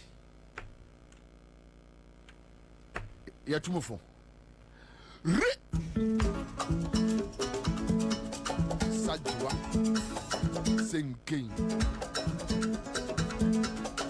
Yanko. Hey, that's right. Yeah. Sajai.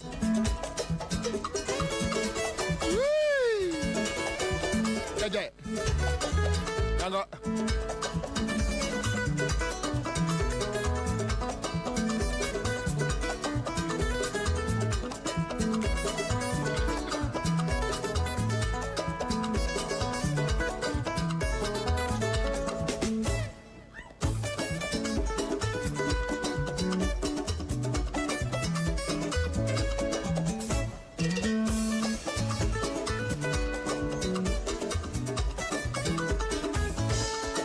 So that's it.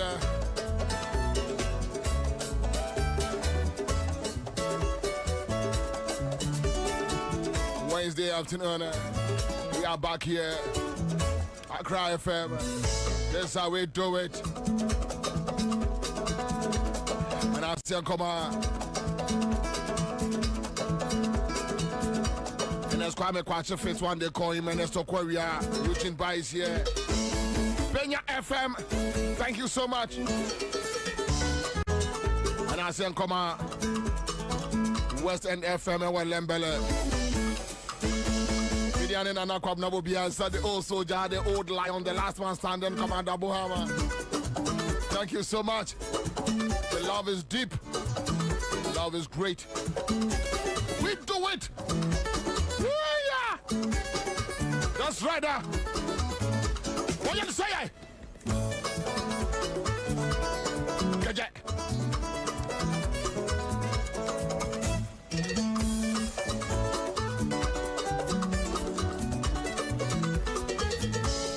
you say?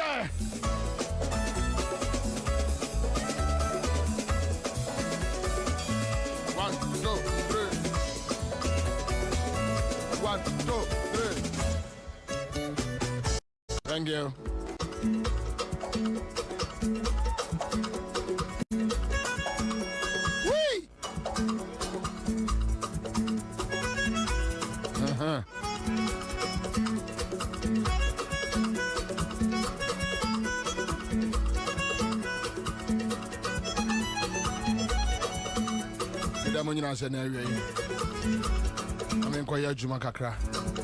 Thank you. Thank you. Thank you.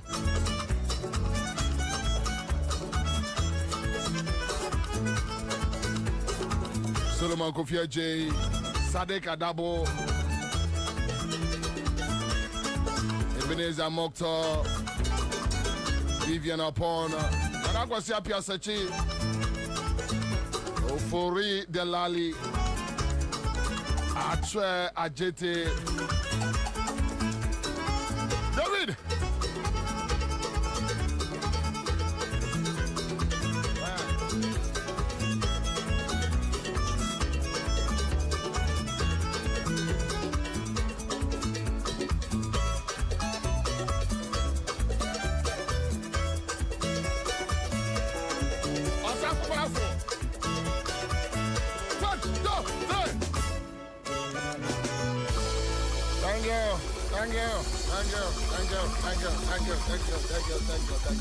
Thank you.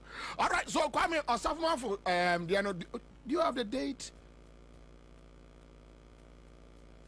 Yes, 2017. I think it's 14 December, and Parliament, right? Parliament, no Kansas. Okay, so you go to your Safma for. Okay, and then it was beyond December. So which means okay, all right. So you go to your Safma for on last minute appointment and what must be done in such situations.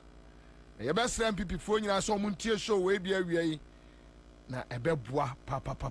Payroll for every department and every sector institution in this country. So if I'm appointed a new minister and your payroll, you are not on the payroll till December, the day of the election, and you're going to appear on the payroll for January.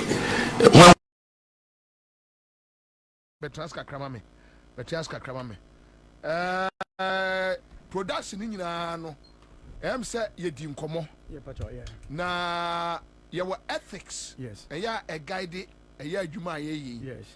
Na say ye di nkomo no na ye adwempo ba ko no say ye di afutuo be ma ama asomduaba pacho nya sa pepepe anya adwumako yi say ye preach asomdue ema asomdue mra. Yes, sa pepepe na nya asomdue ena Accra FM ehwehwe sa pepepe se be amanfo enko to trasem na basa ya enti eya meme na mede mekokoso eka asem bi no ha enye ena afeso enye information enya se abronye so mba bu na tunese ene eka se entunese. Yes, per information enya na ye chamanfo se abronye se ono timi ku amanfo se be ya no ya yi abo apapon. Yes, abo apapon enti ye chamanfo se uhunu na ne se no enam ho a entu very simple. Yes.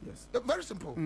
Very simple. To where me head of production department and a man for sending messages kasa basa ye uma football ni bia o say almost say mama me MPP from Remiska na me metra e mama me protect MPP for say e bia abronye se fa ba mo na ha mana hwene we no me hye nanum aha almost say ansem na mete akeka no se makwa akopɛ bibia dia me nka ma no ntum na me so. And as we professionals you are no me da se miwura me da se onyesa nyame nhyirawo me da se bebre me da se. Thank you production crew mpacho behwe wa de no thank you production crew so na kan bi ho okay so there I am say me producer abe boss inu ano eye adansie pefe say yentimi emma eniema bi enkokoso. And as a radio station we have a responsibility. Say tufo na yakoso a ekasa kire say eniema bi wo ho a enye fe se ebetimi akoso minim se menua listo we so oba ono so okura futuo num saa enya de a ono so ebia obayi ye eniema bi ama asem. That's right. Futuo nu a na ye de ye mpanimfo de yegusu saa eya ye na de ubie no anye yi na yankwai why you look for this one and okay so also be sending me be careful. I mean where me de maka de ya kire wo nipa maka de ya kire wo me say violence enye no ne de kire o man ana menu amboa timin na say na menhwe na bra bibi ekoso na I mean enye anya de papa so anya de papa say yes so anya de papa say yes so ye nyina no ye nkasa entia eye saa eniema na mom se ukoji obi sebe awiabo ukoji obi toilet dia ɛne ɔbɛba abɛgye an deɛ yɛno deɛ menhyɛ da yɛno so menka sɛ ntia menka biribi against saa nneɛma saa no menka sɛ ntia wei so menka sɛ ntia yɛ no menka sɛ ntia okay enti sɛ obi gye bi a toilet na obɛsizi yi a ma ne mfa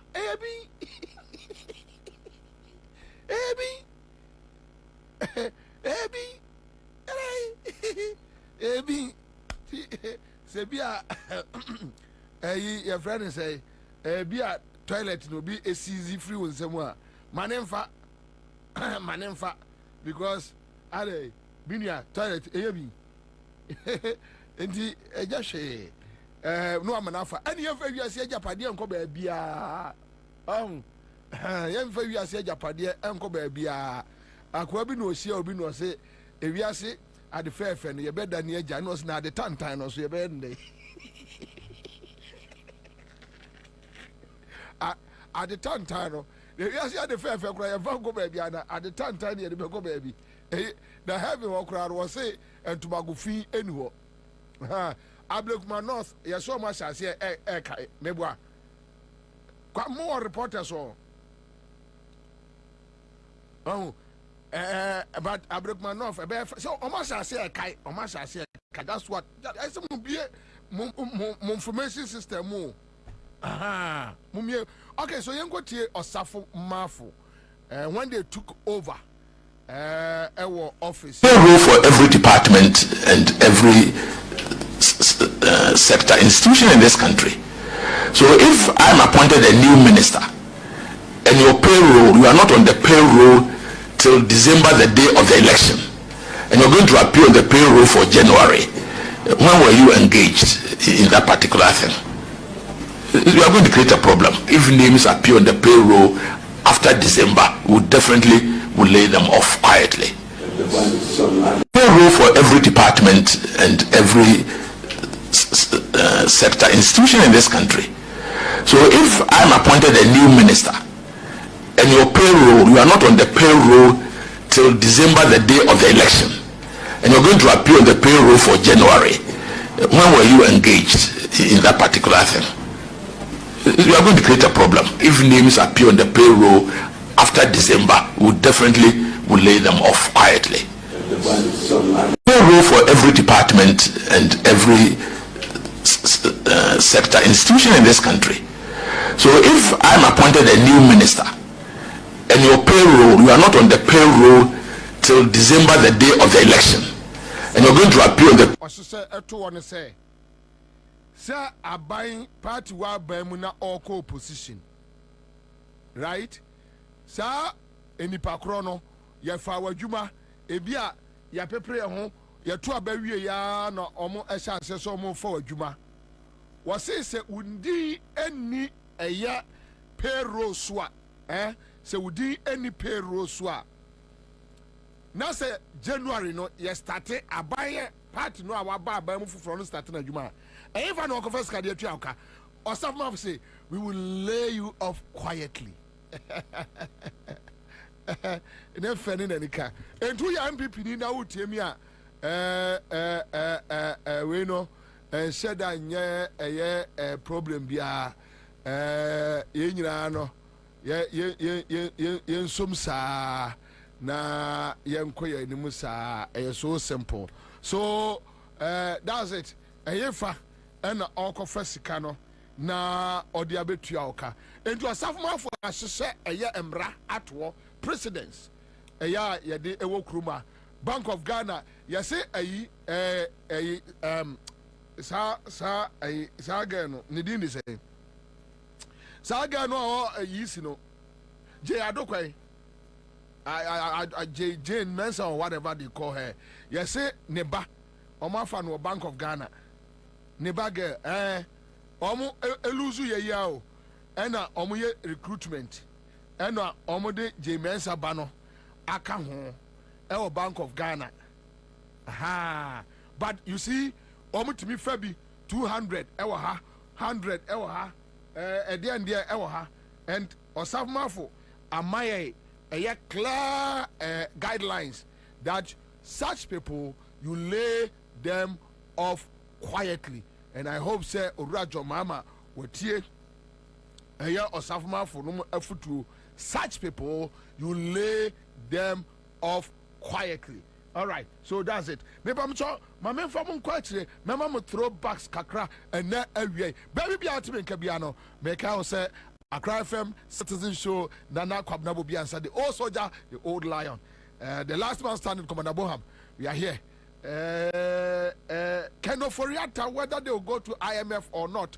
And I see a mount just a brief.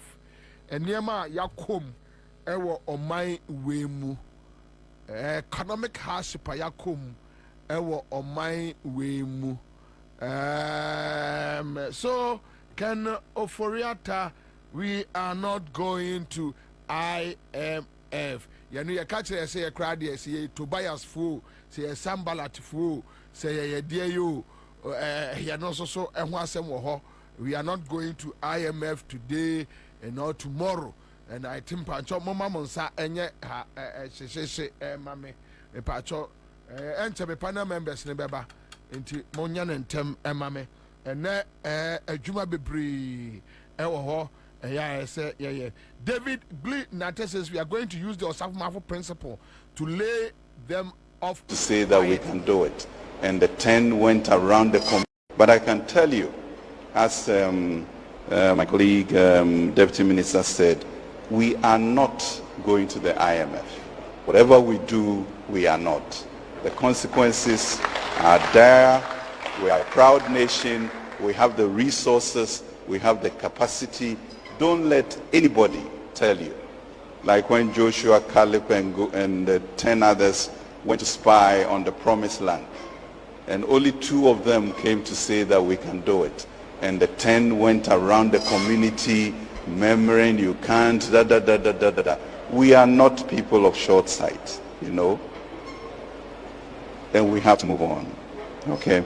So let's think of us as who we are, a proud, strong people, the shining star of Africa, and we have the capacity to do what we want to do. If only we can speak that one language and show that we burden share in the issues ahead. Thank you very much. But I can tell you, as my colleague, Deputy Minister said, we are not going to the IMF. Whatever we do, we are not. The consequences are there. We are a proud nation. IMF. And these are some of Yemen. Then came in the Deputy Minister, the late John Kuma. And he got here John Kuma so Asama or Katre ye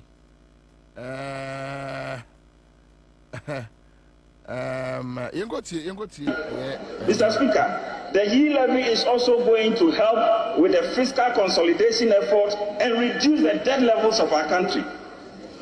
And that also means that we are going to see an improved economic ratings and not returning to the International Monetary Fund, which is the only solution our friends on the other side have always preferred. Why don't you go to the IMF? Go to the IMF. We have shown that we have alternatives to building the economy of this country without resorting to conditionalities that will be imposed on this country. We will not go to the IMF today. We will not go to IMF tomorrow. And we are not going as long as the NPP remains in power. Mr. Speaker, looking beyond the E-levy, government is further taking steps to cushion Ghanaians against the hardship caused as a result of the twin crisis of COVID-19 pandemic and the Russia-Ukraine war. To this end, fuel prices are expected to go down by 1 cedi following the engagement between the Ghana Chamber of Bulk Oil Distributors, the Bank of Ghana, and the Ministry of Finance. Government has also taken some haircut by cutting expenditures, discretionary expenditures up to 30%, 50% cut in fuel coupons for government appointees, imposing moratorium on importation of imported cars, among several others. Mr. Speaker, if anybody has the capacity to bring this nation back on its economic track, it is Nana Addo Dankwa Akufo-Addo and the MPP government. Mr. Speaker, we have done it before. In 2001, when our friends took us and left Ghana in Hippic, it was former President Kufuor and the MPP government that took this country's economy and built it into a lower middle income until 2009. By the time we gave it back to them in 2017, when President Akufo-Addo came, they had taken us back to IMF. It is President Nana Addo Dankwa Akufo-Addo who took us out of IMF and grew the economy of this country consistently from 2017 to 2019 on a GDP growth of 7%. Mr. Speaker, the Honorable Eric was talking about our debt. The 222 billion extra debt on your 122. Going to the IMF or not, and very interesting times then. Anyway, so Yanko tie Amwakwanta on e-levy. Amwakwanta on e-levy. Yanko tie Amwakwanta on e-levy. Amwakwanta on e-levy. E-levy comes, we get our fair share into the road sector. Within a very short time, all outstanding contractors' debts will be paid. And you can work more for this country.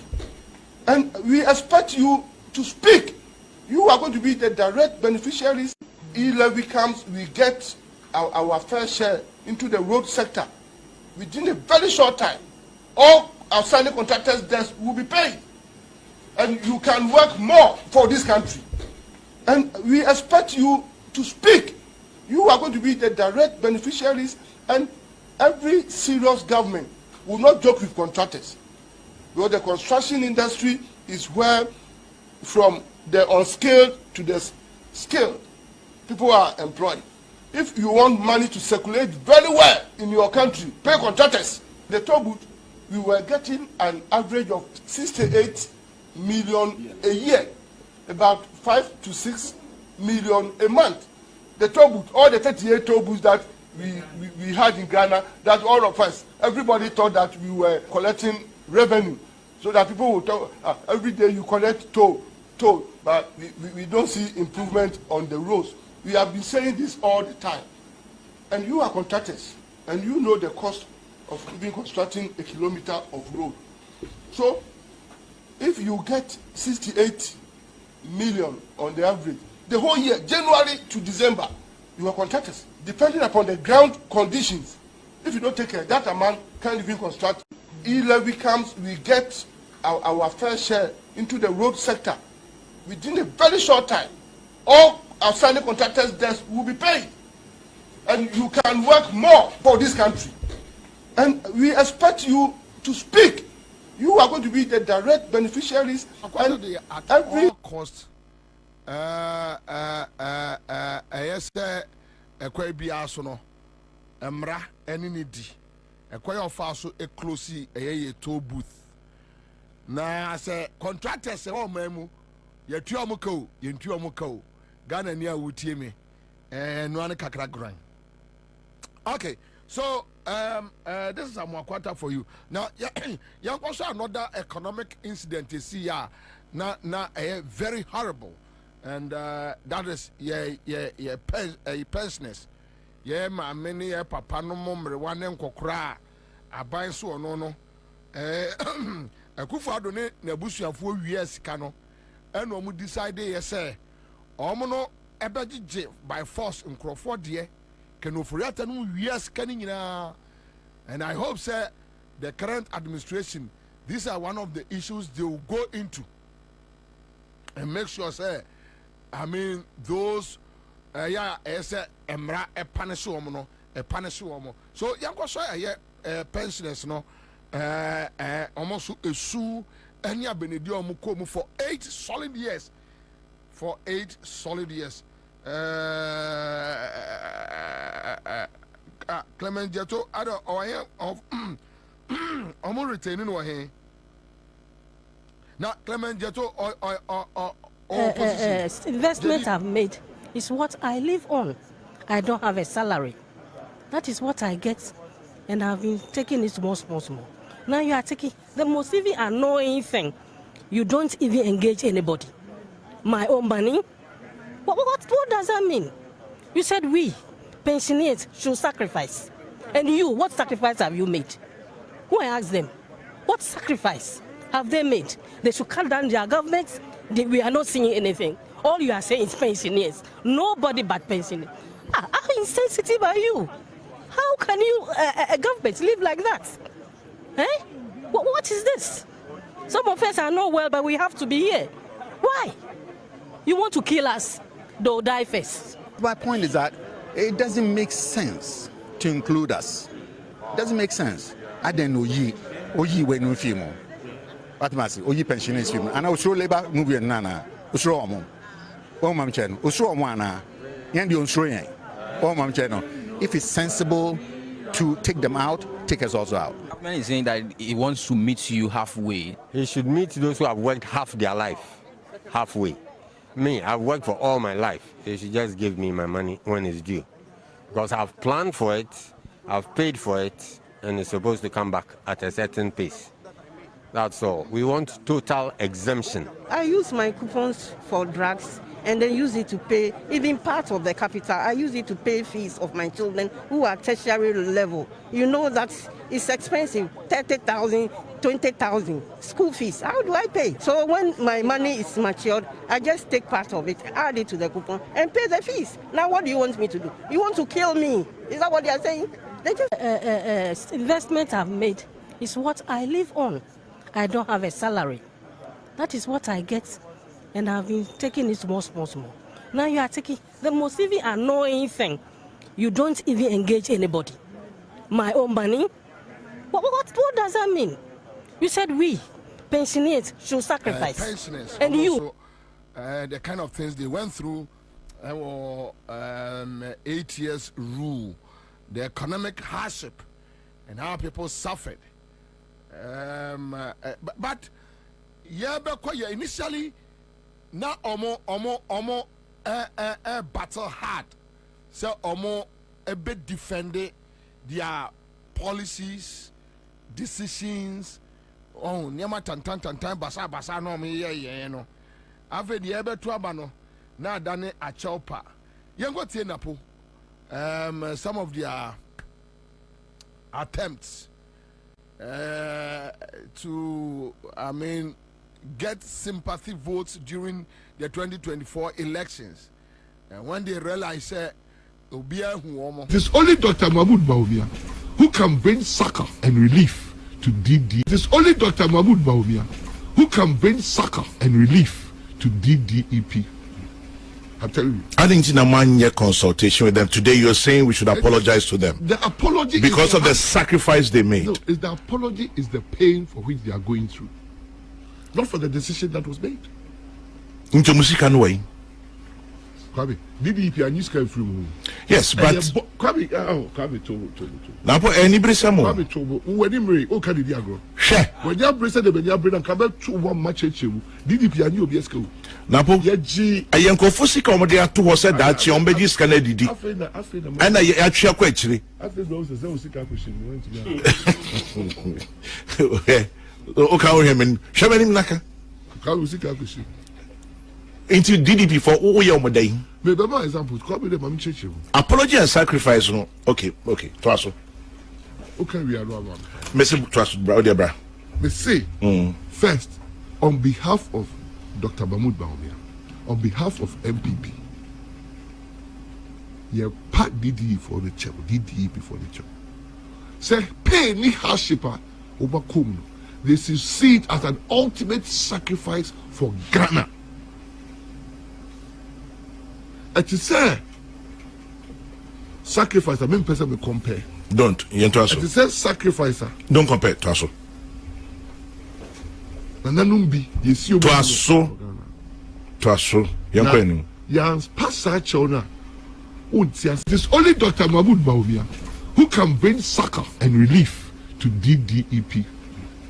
I'm telling you. I didn't in a 1 year consultation with them. Today you're saying we should apologize to them. The apology because of the sacrifice they made. No, is the apology is the pain for which they are going through. Not for the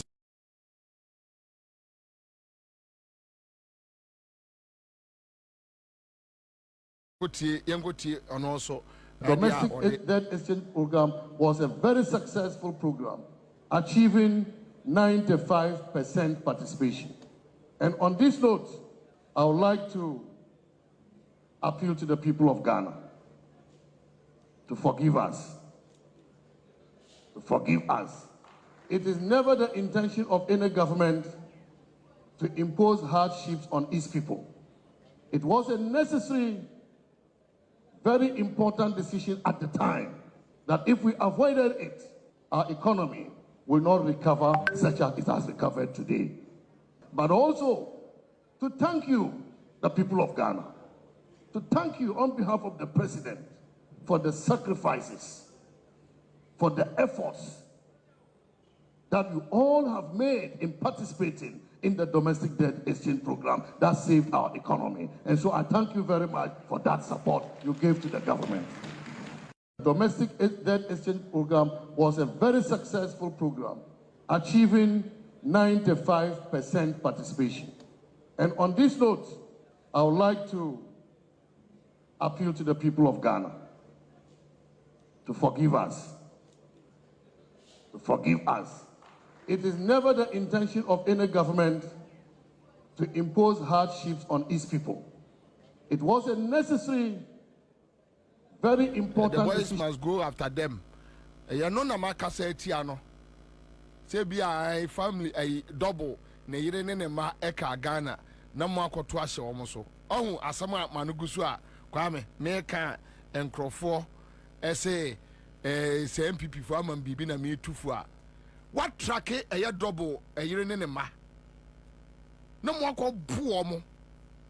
And a maker say, and yet, oh, San Crawford, a yam and a power be able to serve to Bonino.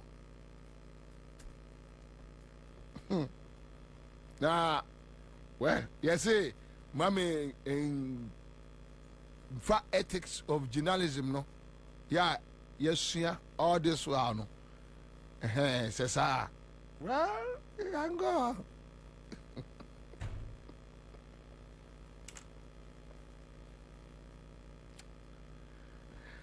Yangotie Kennedy Japan on his apology on behalf of the MPP. Well, you see, na a man for aye omadwene dadada. Na a man for out there with humility. Out there with humility. Apologize to Ghanaians. Admit your mistakes before you can convince anybody to vote for you. If you ignore the hardships Ghanaians are going through, they will never accept what you are saying. You first have to admit that there are hardships. But then before the time,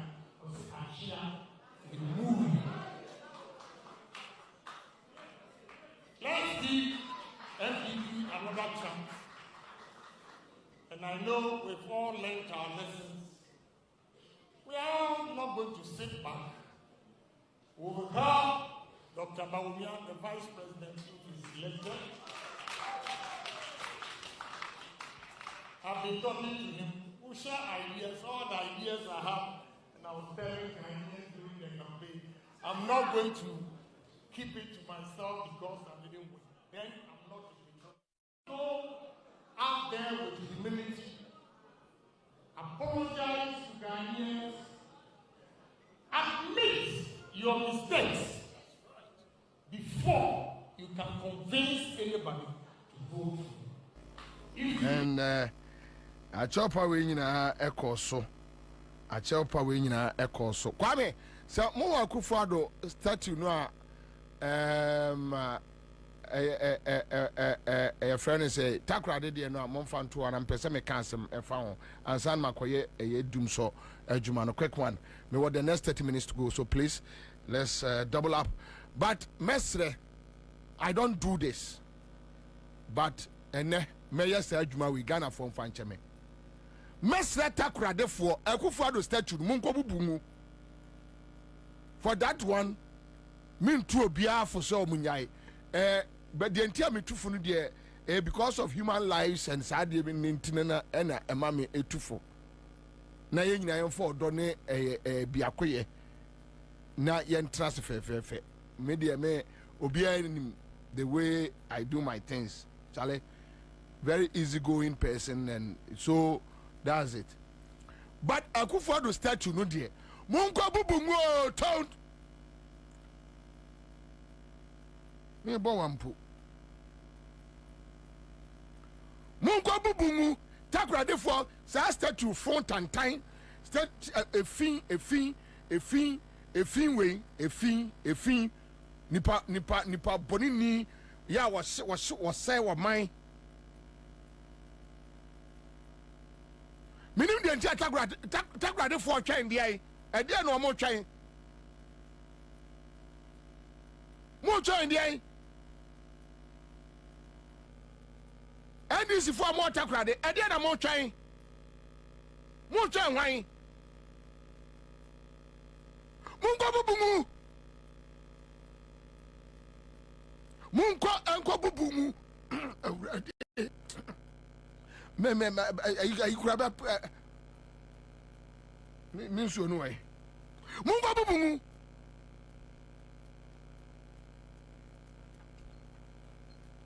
How can we have this reckless, a thief, a criminal? This Akufo-Addo, a criminal. At the time at the freeway, now you dey see a chrome fin na a kwanye and foot throw any other now what ya dey we yes wo na nya ahemfu bi so tietire ya nara na ya man saska no muntinka bo de makrum mu afo no e de ye wo mo kwan no a endinka mungo bubu mu very useless idea we hey Yamamo Friday, and this form water grade, one bush idea where you are.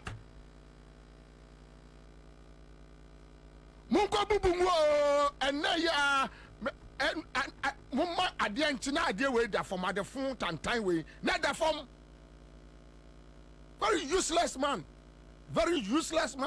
to one family crying, a useless man to society, useless man. And you produce anka ube where's be a me use amount.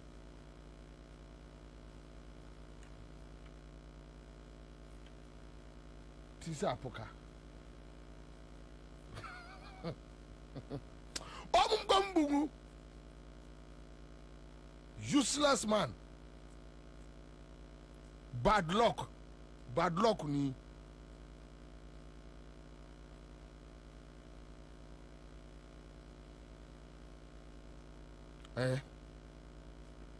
Mammy pain should be crying. I'm mammy pra. Very useless person. Way waste your mind 8 years. Why waste your time just like that? Destroy your mind to say Ghana. That's what I call useless man. Now, come on, you are the currency. We're not moving. A useless human being ever.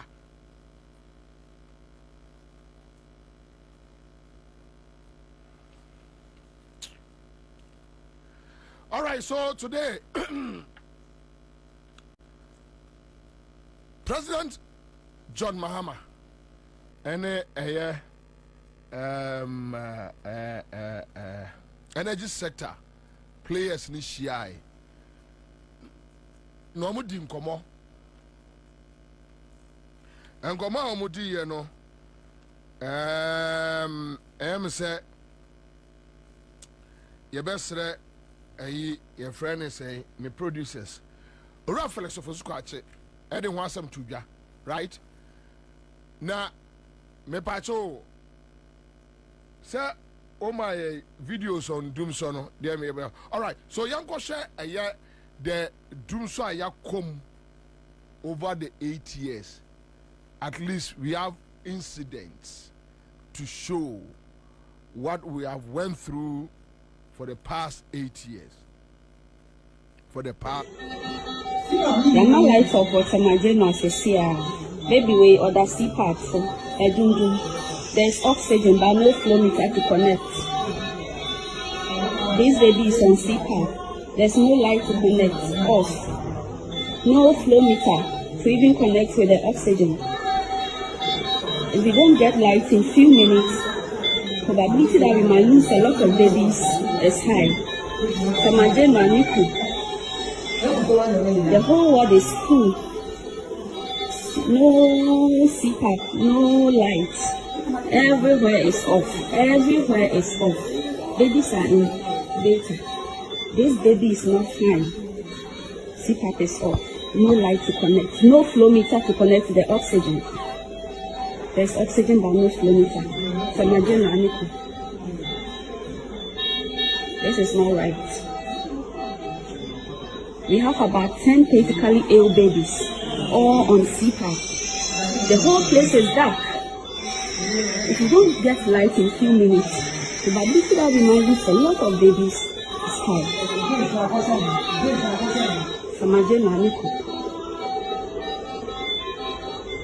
There is no funny at all. Samajena intensive care unit, where critically ill babies are being monitored. Everywhere is off. Everywhere. I'm in the news here. What am I calling Papa?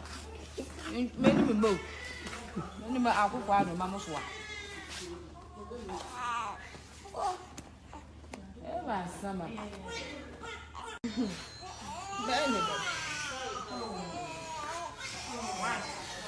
Oh look, my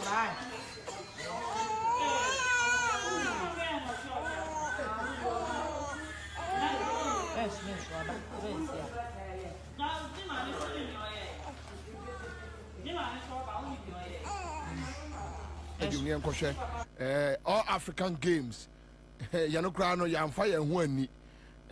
we have this guy, almost a boy, a small boy, we don't have Herbert Kappa or that stupid boy. Or no, it was a Jankanyani so a mom, and you know, when you have these foolish boys or more brother now.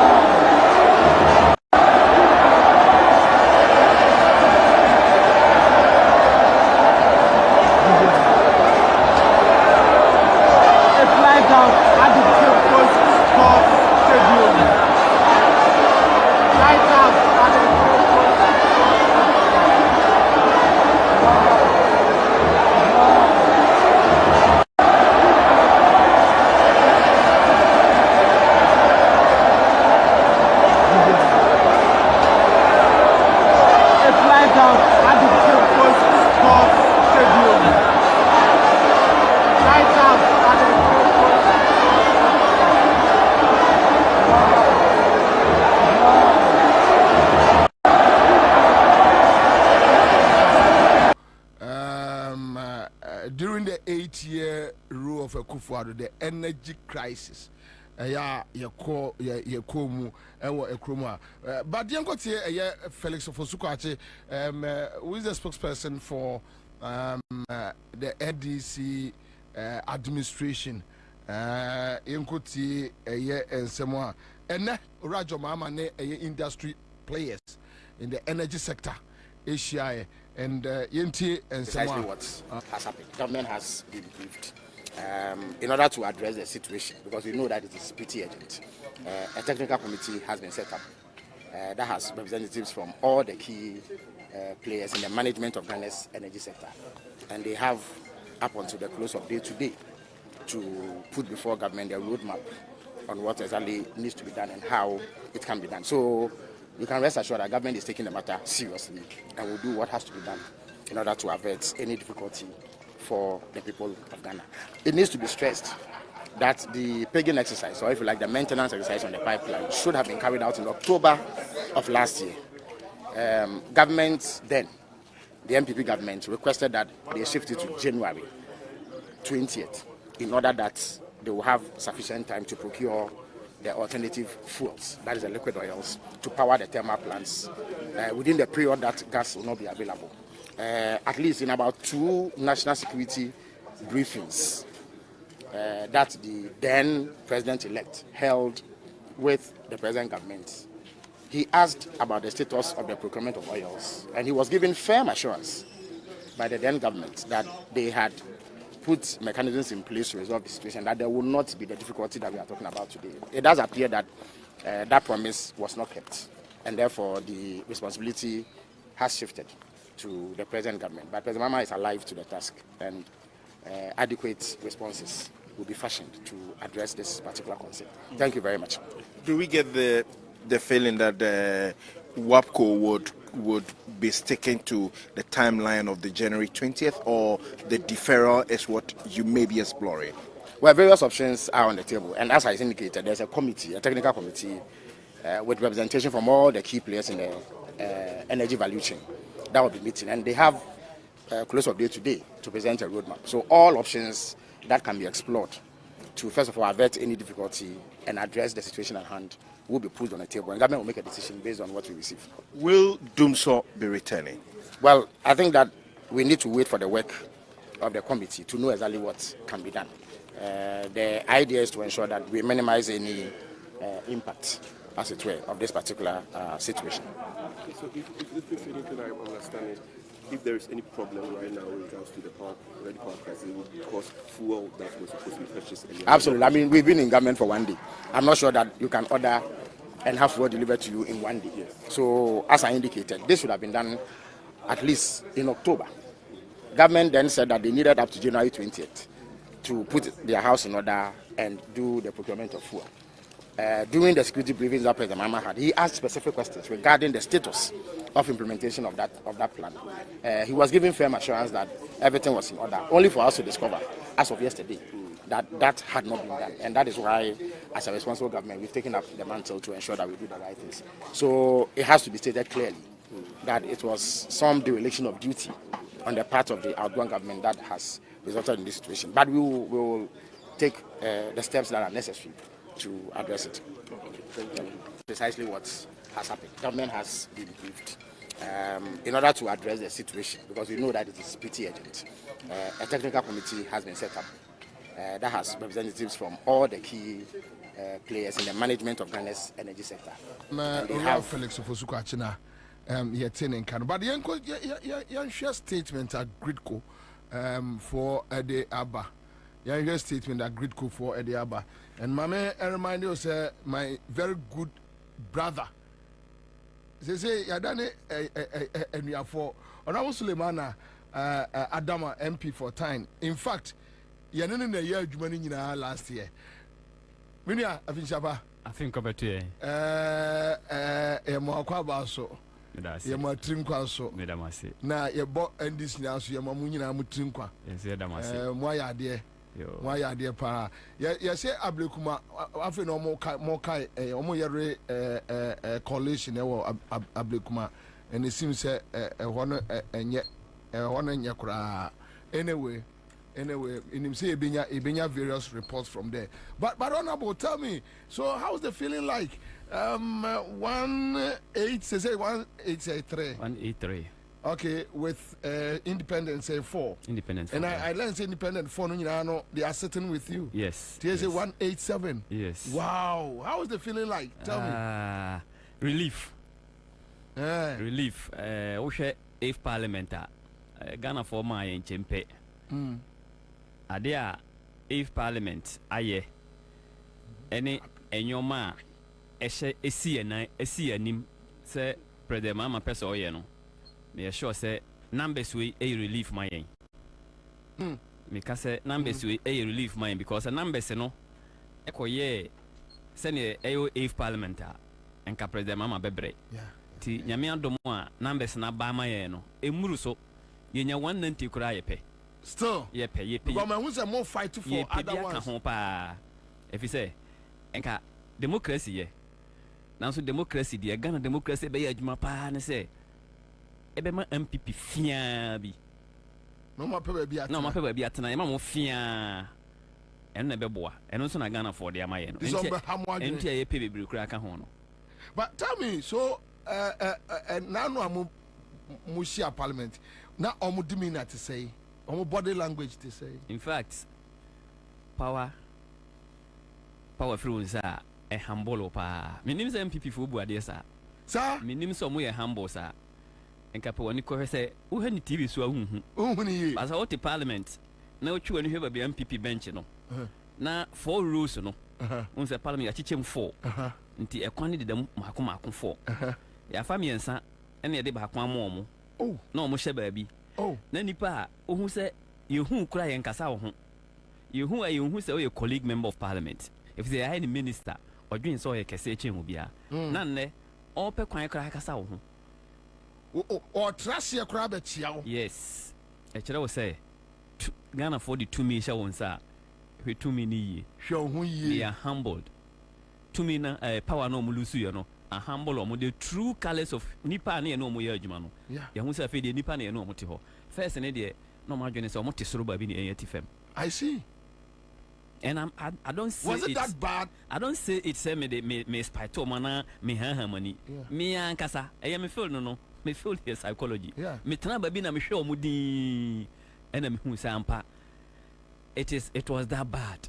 Sober reflection. Omo to ho din they look like people who are lost. Chamber na no omo to ho dada no. I say nyo omo na ti chamber ho no. I see. I saw omo ko ba bia omo ya ho. Was it that bad then? It was that bad. Their behavior, their posture. In fact, ye nyina ye on namfo wom. But omo di tumi ma omo no. Say ministers are. Omo be accord omo follow members of Parliament with respect. Say ye di buo be ma ye nua mo e no omo wo ha. Okọ pa de kura wonni bi. Na nso kwan ba fa so be kasa onua ho no. Me pese me bobodi. Na it was that bad.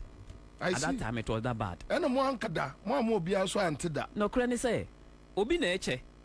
Ena wo ko ye na o cheche no ho kiro. Enti ne wo be ya. E de na abeka. Wo be gi ache no. Ene hia. Sabi obi ba na ono wo che. Na wo de wo kosra. Se da bi e mpese e be sra de. Obi ampese da bi o be sra de. Enti ne wo se ye ya ne se ye yiri ye ho ne agitumi no. 2 million so asesa. We are not lording it. But e kire wo say ene wontimi nkotina radio so enka se wonye me member of Parliament wonye mfiri me party mu na wo pa kwan na wo ba me ho amimu a wontimi nkoka sa if you say 2 million no Ghana for na de share wonsa ene wo ye ordinary MP eni se kwan sei e wo constituency ho a wo beba minister bi ho ana. Anyway, I'll come back. So, Gridco for the statement about and quick one. Young Concoti Gridco for a statement issue at the Abba. So, Salima Aminu says we really need the remaining seats, and of course, I know they are working on it.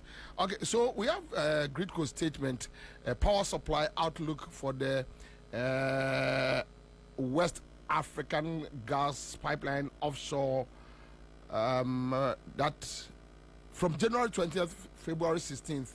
Okay, so Juma, and let me just pick the first paragraph. WAPCO has sent notification of their plan to conduct mandatory maintenance on the offshore West African gas pipeline to carry out a purging, that is cleaning exercise, conduct inspection and replacement of subsea valves scheduled from January 20th to February 16th, 2025. This maintenance was originally scheduled for October 2024 but had to be rescheduled at the request of the Ministry of Energy.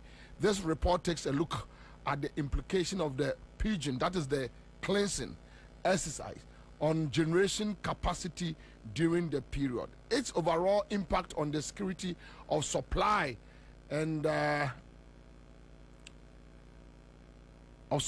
makes recommendations to minimize the impact. The report also takes a look at the power supply outlook for 2025. So they have put down strategy and assumptions for the WAGP cleaning exercise. A bullet pointer on my lane down. But Yenya Bakwa or Frank Autry, a Gridco. Am I a fair idea of what is exactly happening with Good morning. So we came here because the West African Gas Pipeline Company informed about some plant maintenance activity that has to be done on the gas pipeline that runs from Nigeria and brings gas to Ghana. This, as they informed, is a critical maintenance after a certain number of hours and period of running to ensure the integrity of the pipeline. Now, this work requires that the pipeline, that the portion which sends gas to power plants in Tema will be shut down for the period. The period they need to do the maintenance is about 1 month. Now, because the gas that they supply to Tema plants in Tema is going to be shut down, it is needful that we get some liquid fuels for some of the plants in Tema to run so that we continue to have adequate supply even during the period of the pigging. What we came to inform the government is that yes, there are some liquid fuels, but it's not enough to cover for the period of the pigging. And so efforts have to be made to get enough volumes of the liquid fuel so that that critical maintenance can go on as planned. So this is what we came to inform the government. Thank you. All right, thank you very much. Yeah. Okay. Good morning. So we came here because the West African Gas Pipeline Company informed about some plant maintenance activity that has to be done on the gas pipeline that runs from Nigeria and brings gas to Ghana. This, as they informed, is a critical maintenance. So anyambiano dum so asiaba besiaba na, and I think Felix should let people know that already we are in dum so dada. Of course. So this kind of questions anyway, but obviously Musa say Mama MPP deputy speaker. Why? Maminchiro mu kakra. Yeah. Your constitution no. Emre wo hono say see first deputy speaker. Any second deputy speaker. Omo mienu intimi free party baako. Ye first deputy speaker. Any second deputy speaker. Omo mienu intimi free party baako. Okay. Enunti ye wo party mienu ene wo ho ene wo independent maako enan. Na party mienu wo ho no NDC ne MPP. NDC afa first deputy speaker eyewura ahiafo a. Second deputy speaker no ada say be free MPP mu and be free independent. Ada nti free independent. Catch no ni. Me nua me no nyina na betana station ha. Ene ye hwese party no discipline ebe ya adwuma. Na nipa ye do omo call abato no. Omo mamba independent omo so omo ne be NDC be ya adwuma no. Me ni problem with that. Yeah. It's about numbers in politics. Okay. Na e wo say ye hwe president a ye be set to party we mu. Baby am gina ye. So be gina independent wo me ho. Na o win na party no be through parliament. Na party ni decide say independent candidate no ye be any speaker of parliament. E wo ha. Se me metifia e de na medwen. Me na me gina party na na mu. Na nipa na gina independent na mu. Number 2, ye the experience na ye adwuma parliament ho. So will be a first time member of parliament. Man kaso ontimi speaker. Now so no kremu no, it will take him some time to adapt. And unti all the nuances I want one. Now not just the NDC MPs, but party ni na any take decision say yenyai the second deputy speaker akunwano emomo. But yes, see two wrongs does not make right. But you know say obi to say Freddie Blay CPP now a first timer from CPP MPP before decided say on the Bemano without considering NDC. So why? Yo ne ye ka say MPP boni omaye ena ye betu omoka meje di senka ye muma yo. No, but honorable, Sir, Moya Saswa, don't you think, sir, Tambiana, MPP for whom says Sabita fracture, Sabin Pacho, Manusus Mouse, where they go to get Sabita fracture, Ombebum Jimmy for. And anytime they will get the opportunity to punish you guys, they will punish you knowing that a Drew Muswa, you can't do it. Meaning, say a very unpopular topic to defend. So I say, a very unpopular topic to defend. Yeah. But the BM and Obaham, the catcher will say, MPP no. MPP as a party no.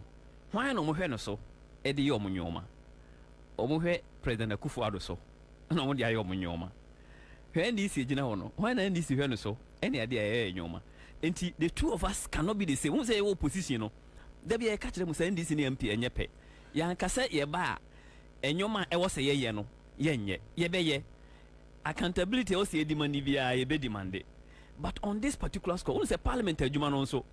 There are a lot of things involved. No, we agree. But since MPP, I decided to say, omono beko buga. Like, omo person omo cheso omo abodam. Mo dam ni bi anse wo mo a ankyere wo mo a. Ebe den no mo say okay, next time say ensa cut to me a. Eni kwa say ye ni say because at least this year ye bia ma aye ya. Sa decision no nyomo ne beteki. Sa decision no say next time you cut to me no e Ghana for need to me no be more enti no but obviously me no honorable even won kwan pokran won ni mutrim say we can run one party state me gidi so definitely one day even MPP gumpa the elements yes part be imagine the elements will join so Ghana for the same people now we are dealing with yes me gidi say Ghana for no enyoma ye no say eso Ghana for ani a kai hu say enya Ghana for so nko even no Ghana for nko na to aba but amamuo won say da bia me no betena ha na ye ka say wo hwe freedom perception index a e wo ha wo hwe the way international agencies everything a ye ko akiri pa enyoma we nyina ka ho tolerance a ye wo ene nyoma enti we die minim say enye nipa bebre de and this is supported be enye de na no na ye caucus meeting a some amote sound ye caucus meeting a na ye nyanko ye ayinumpo e wo chamber ho a bebre tin say ye be jai second deputy speaker mo no na enye omo de eye bebre ya na so amamu no ya bai enye decision bia na be but trust the system, trust the leadership say we a decision so paper bebre. You see the way MPP treaty more in parliament for the 8 years. Amagana for GD say you guys should treat them even worse so that next time omunya to me a ombe say yemfa to me enye rough. Eno enye nuru ho. Eno nya nuru ho. Won say enyoma bia constitution na ka no. Yenim say constitution is black and white. Portions of constitution be black and white. Ebi ni say so we first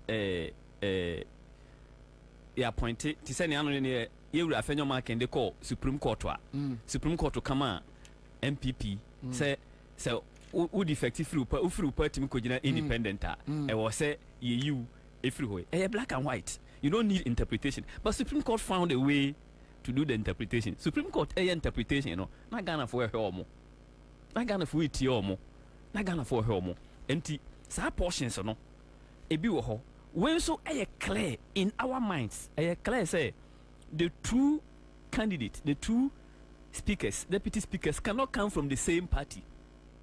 And we could have decided say you choose them from the same party, then go Supreme Court for interpretation. But now I was saying MPP for you know, and no be so started. But yeah, and I make no say. Say MPP no, I'm out for GD say. You need to use the same process to punish them for them to understand that everybody can be stupid. Okay, Mimi Bobie. Yeah, understanding of reset Ghana. Yes. I say, and they say, now Kufuor, I say all the institutions of state. Was say Ghana. Was say and you might run democracy. We agreed on that score of resetting institutions and those things. We agree. But when it comes to money MPP for dealing, sir, that is where I'm out for a problem. Because me seriously, to be honest with you, say Ujamia, I would never be fair with anybody or linked to Akufo-Addo and MPP. Never. Because they don't believe in fairness. Only ya just a hano said near ya no Ansah no respect you. Yes, that is MPP ni. So one say MPP near ya ombu. Just a said near ya uboso siawa obu pa. But who say ono esewe near ya. But when you get the chance of any bia, now what Jaina their channel. And body in the future. That is what everybody is talking about. And we complaining, I don't know. And you Martini, what can I say? There'll be ways of doing it. I can't be below. You bet me a faswa. And the MPP for aye MPC and can't send me brain tremo. Nobody aye in Parliament. No, there are too many ways. But we don't say we a constitutional matter. Anyway, and intia, me per se, you best say constitution send your mama say no. And tis a brother mama can say, let's reset Ghana. And your man or my say no, ye be ye. I'm a Ghana for who, not saying na democracy tiano. Ye per se a sister constitution, you know, President Mama can say at some point I will change the constitution. Yeah. Send a bear. Say, be not president is a Akufo-Addo pa. All right, so I just got a test from a listener. Bobie, in fact, I was angry with the NDC for giving the second deputy speaker to MPP. But after I got an explanation from an NDC MP friend as to why they did so in the name of party discipline, I agreed with the party. We cannot reward indiscipline on the part of independent candidates who stood against the party and created so much hatred and ran up to the 2024 elections at Afram Plains, North and Wollensee. All right, okay, so these are some of the issues that I think it will be also when a man about. Of course. But on the issues of Dumso, Ansah na panel members never joining here, you know. And make panel members and so we have the next just 1 hour 30 minutes to go, and when the time comes I don't have any EBR than to close. But this Dumso issue, Gridco statement, and power producers and industry players share the president today meaning say inside information then from Parliament. Tell us what is happening. Give us inside stuffs. Yeah, Dumso is there already.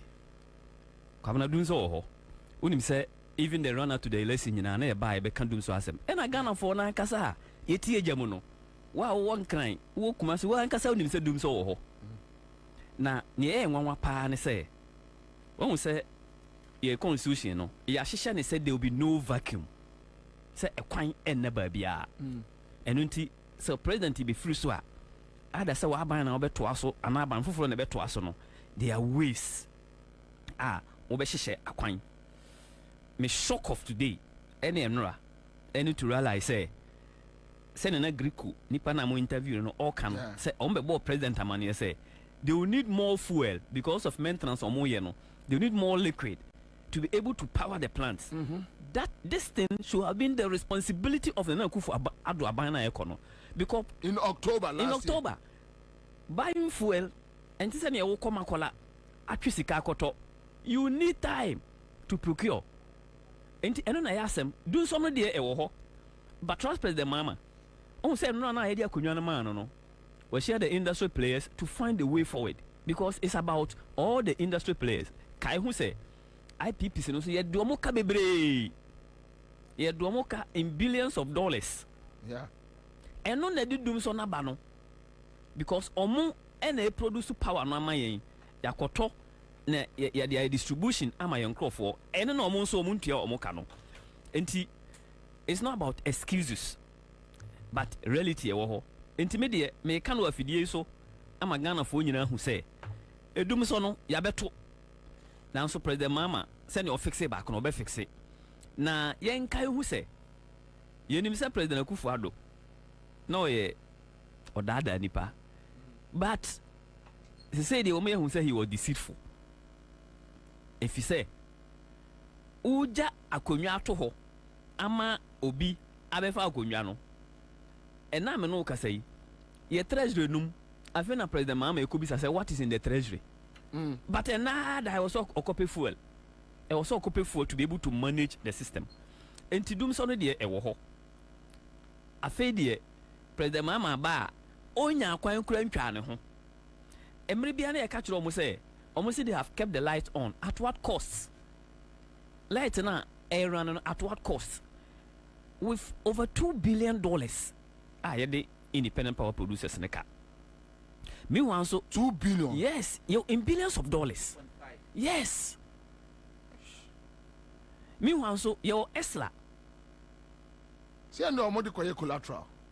Meanwhile, President Mama Econo. Na Esla no ye tua kan nyina wie mana kofa this emergency power plant about solve dum so no enei edum so na se sori ama ne ho so den na nka mo kompo mun siesie mo chie mo jani nyina to ho na obi a obaaye no onye hwee no on ye didum so no e be hia no enti ene the first day of government me pese Ghana fo nyina hu se dum so no na ye ka ho asem bebre no ye se da ponchire ni bewu ene be hu ne tenten ene dum so no wo ho e ka no gu ho enti the ways to solve it President Mama meeting on independent power producers any players are more energy sector no ahia no me gidi say benya good information afri ho Mame Mahonto Kwaba is a broadcast journalist and a host for Amayosem, right? Yeah. Amayosem on original TV.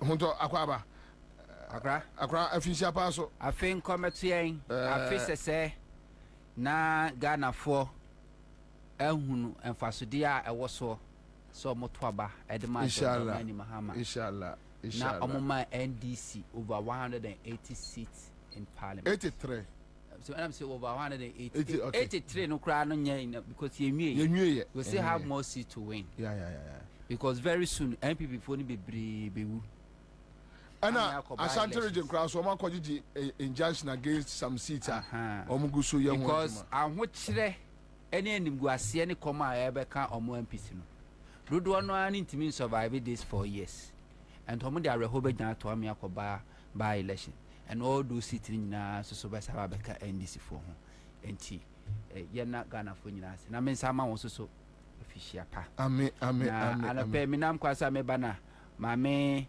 aba because na dem adwuma hima meska na me aba ne atwuma ma so mu nyina adwuma mu de munko break bra ma break munko break nes we refi NDC what power so MPP for kan kwase asem bia ye nkan hwe ye ni abre ye buma ye hu ya no ma se Ghana aditro they say de nyina ye sha ase pe o kan ya ni ayiwa no o kan ya ni ayiwa no entie nko leave ye jina one de na nipa oni ni ti o ye kronfo o koda no abewi awo dabi and now de na entie jina mu afo yes ni jina mu aye twa kosi se na me ba na meti o ne honorable I mean say honorable akiremu nse politics ni de ye no wodam no enko ni de ye na mten na mpempi politics na ye ne wodam no what the common sense to ho a na emfa yes what the common sense to ho pa am minya yanka meka to se me ne wonya adwen ene de mokoye se MPP meye deputy no me ne monya adwen na so ni tintini tewa nyina ne se bi obuoni ni die so ne de amamo ana mosumatu sa na mo ne ntimi nka se emrashi bedwafo ohani aduo wotwe eni akire ene party mpanyimfo including the national chairman including the president himself ene omomka bi omu nyina ne se bi omu nim nyansa no mutu sa na mo no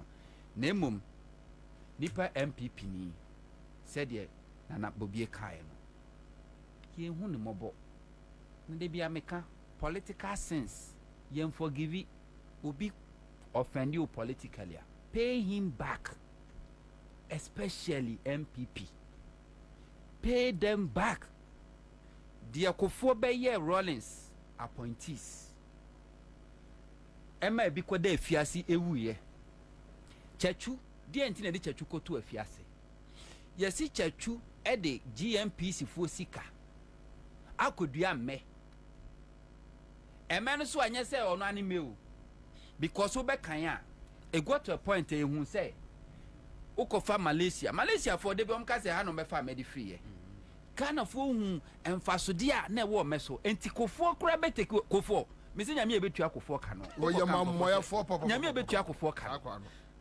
nyame ebetua kofo ka no omae na Ghana fo bebre nim oye ni baboni ni o enti wo ka omso no ye panyin eno ayese enti akwese na obokufo di no amoni di mpa na wo ka ni su ni ban pa wo ye kromfo nyame ebetua kofo ka ne mai onye chachu hunu se baby economy ni ikono wiase nyina ekono abe aba be ye oil a sika kura wo musin gold wa yetu no of course Singapore Malaysia mu nyina abe enti wo mu se GMPC for man abedie yes nyame bo so far so na when you present America no me pacho oh no baba oh baba abaso ni present America say GMPC mandate ni say omo na hwehwe bebia fango wo na yentu omo call mandate no but chachu nyansani badwen ba odwen ko nkan dwen ko akiri hu say no abeso won faso ento the GMPC fosi kan bi koye invest edi ko dua me anka ye be harvest me no ya process me ye nya enwo wom ye benya adwen wom ye benya se de na na ka so faso bebre kofo say once enye GMPC for call mandate say omo be dua menti no ye di chachu koto afiase mfie num ye di chachu court first attempt chachu no defend no or win case no kofo sit da na kofo ni Ghana kofo sit da over my dead body oba e no call appoint another high court judge omo friend Harry Aban ede ne koka appeal court no e no mo safre case ni jail chachu kata 5 years e ko wi ase sa judge no osun na no osunisuo send worst mistake waye chachu kata or convict no because na nyina nia kofo na make sure say amfa chachu ntum ina de chachu ko to afiase chachu da afiase na na obi oye asthmatic patient na kuma ya de na na asthma baye yede ne ba ya sabia na handcuff guninsa yede ne betu kolebu na handcuff edan nsa ebo bed mu chachu kata na nsa handcuff edan nsa abo bed mu chachu kata obi a well living in life asum Ghana nyina woni baby akọ this is how kofo treated chachu kata yade no mu yade no wo so ma chachu kata pad na chachu se na nkameda hawu ena chachu reject ye ko si se NDC for buy ya chachu efri efiase kofo tu sa na mo kofo buy ye no e de no be ye sa emenu akofo government be invest huge amount of money e wo meduam Makura senkin keso sisiko dem ma sosu kobresu bechem eye tachimentia eho na emeno omo next na wo bechem eho na emeno wo omo yese aban be ma osika kua ni wodi enyen so obekwa kopa asase aban be ma osika na de ado asase no na abena ma osidness no na abana ma wo eye adwumafo no ma ba bedua emeno e de ama no ma do ho ama mfie nu eninti no omo register kuafo mesi makura sisiko MPP chama wo ha efe na jedu wo sa Pentecost elder wo de ne ba na otua no fo ano din e ka list no e de ne kraman ye fe ne mispa kraman ni di ka list ho e kokoji sa sika no koje Mercedes e me ko wi ase akura na se including me papa wo no ade ne sika ne do afuo no e hyepam ye yemfa manemra no ya mane mani bi ti me papa no ane tu ka ne ko bechem eno koto menu no de buy no bedua no dua ase Pentecost elder no say MPP chairman no woje Mercedes over 5,000 be go awiam a wantimi anua ni nyina hye enti sa ema investment na chachu chikata ye no akofo ami achi ni tum no kofo so ba be ye mani bia adwene nyansa no oni bi enti no sa amena ntumi anyina enti nipa MPP ni ye hu no mabo Kwame Nkrumah underestimate MPP tradition UGCC. What happened? They killed him. Kwame Nkrumah jifa wudi ma Ghana MPP for two na bangu mu na nanum UGCC etu Kwame Nkrumah bangu twa na sufri Ghana se Kwame Nkrumah ntimi si Ghana empo na mu kura na mu pese de Kwame Nkrumah mu beba Ghana mpo nya ba be ye na yi wo Ghana ha sei. That is Kwame Nkrumah.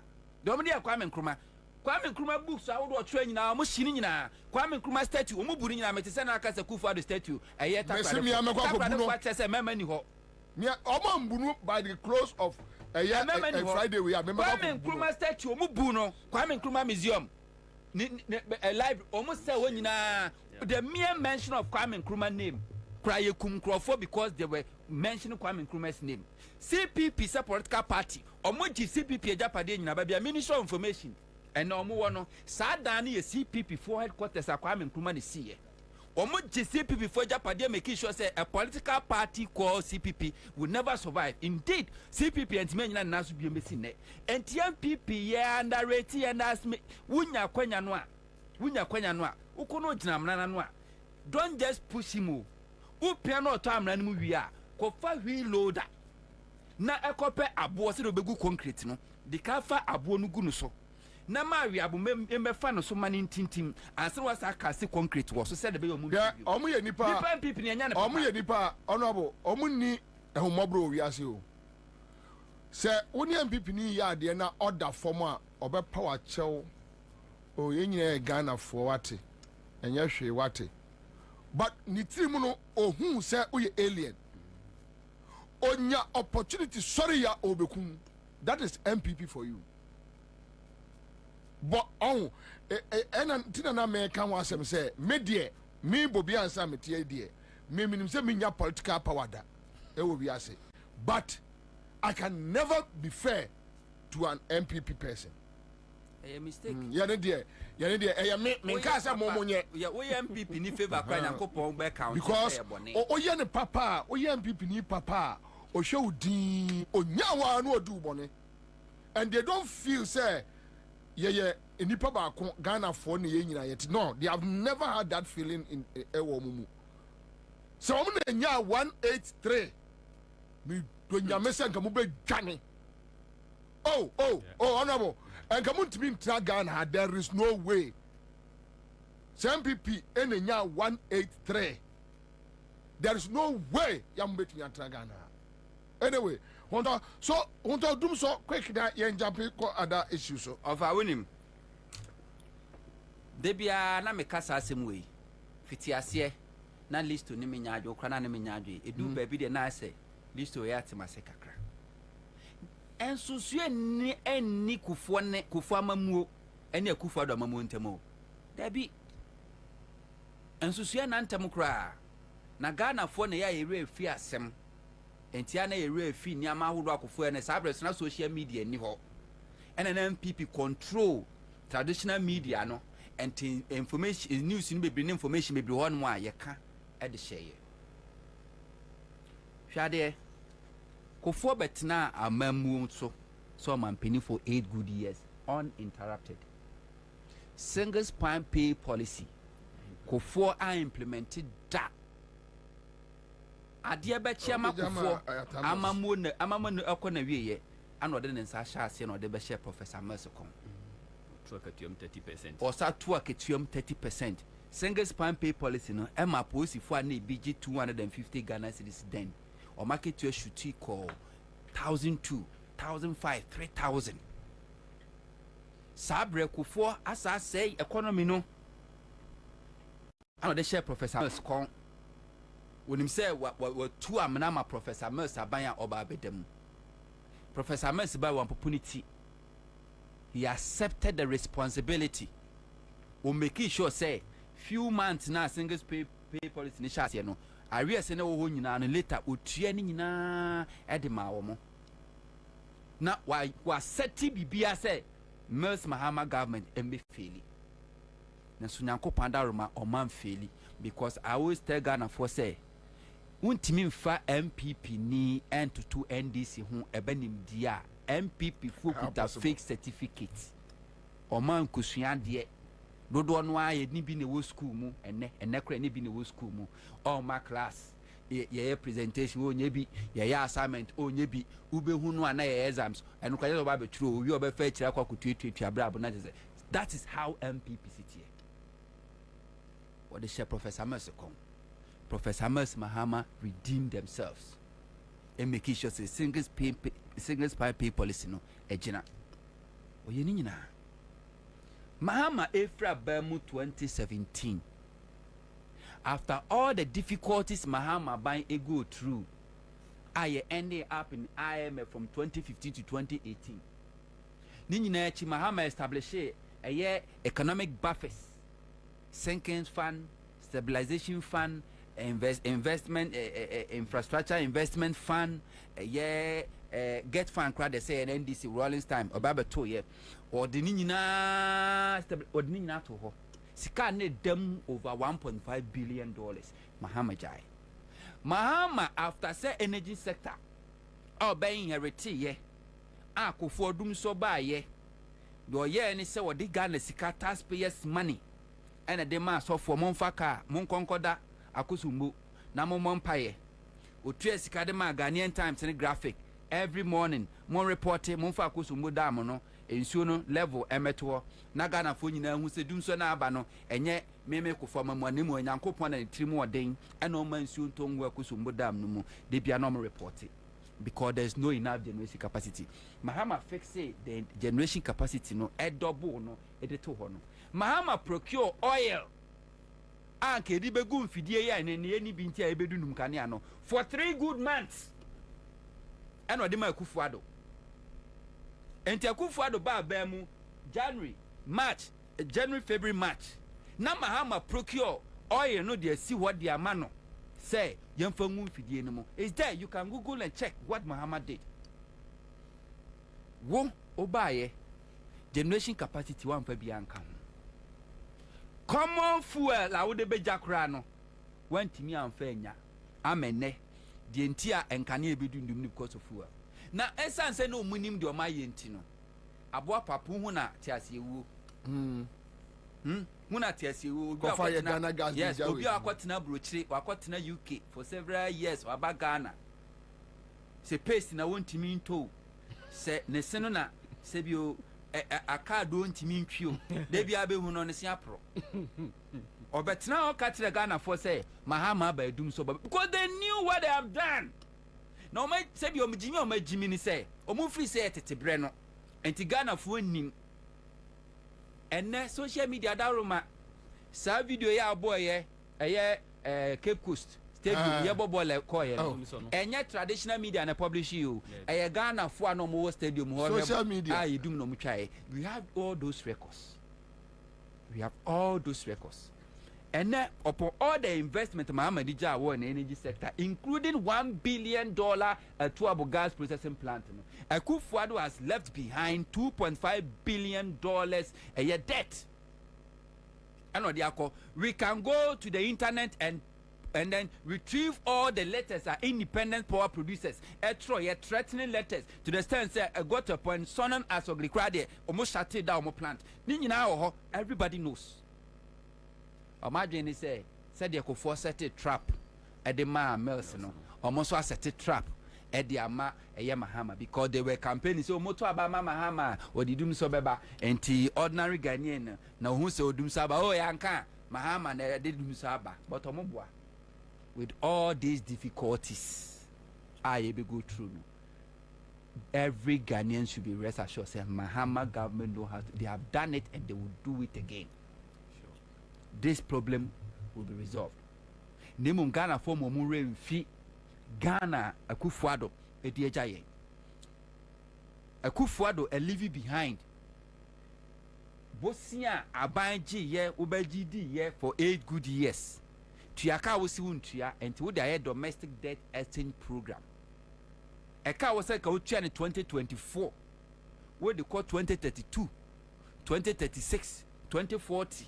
And now what they call because one of the obedi there or mamma yejuma a car Ghana de wa manone Mahama nyansani kofuo ebebe ekwaje bosia na efe ni Eurobond $750 million enya Mahama ne di Kufuade Professor Mills ND Kufuade ba Mahama bedi ade no Mahama a creative fund na efe ne sinking fund e discuss to mu because 2017-2018 na sa bosia na kofuo kobo ya sa Eurobond $750 million yentimi nchire ade disika ne yoga wa osi wunimu no chire ade akofuo $750 million Eurobond no wa osi no chire ade akofuo de ye Mahama disika to mu si emfantua So Mahama was not only paying data obeji you data wa metum obeto ye.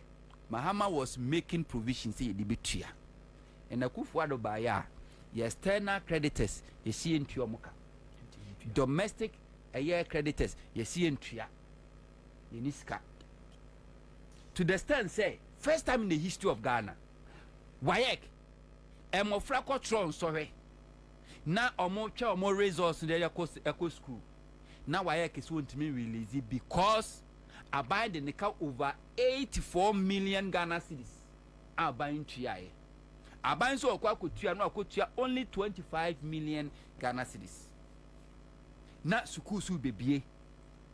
Wayek is in my on woman and who I buy my boy and then we release the resources. And I buy common Wayek. Wouldn't the sad thing today? We are chance for a release statement.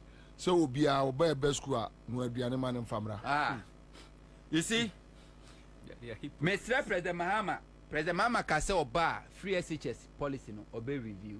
Now obey stakeholder engagement.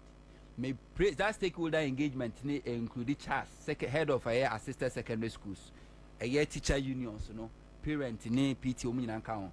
Me pesa omu engagement bi omu beye bia no omu manya to say people's assembly live na headmasters and headmistresses obia meka the true challenges of the secondary school I go through.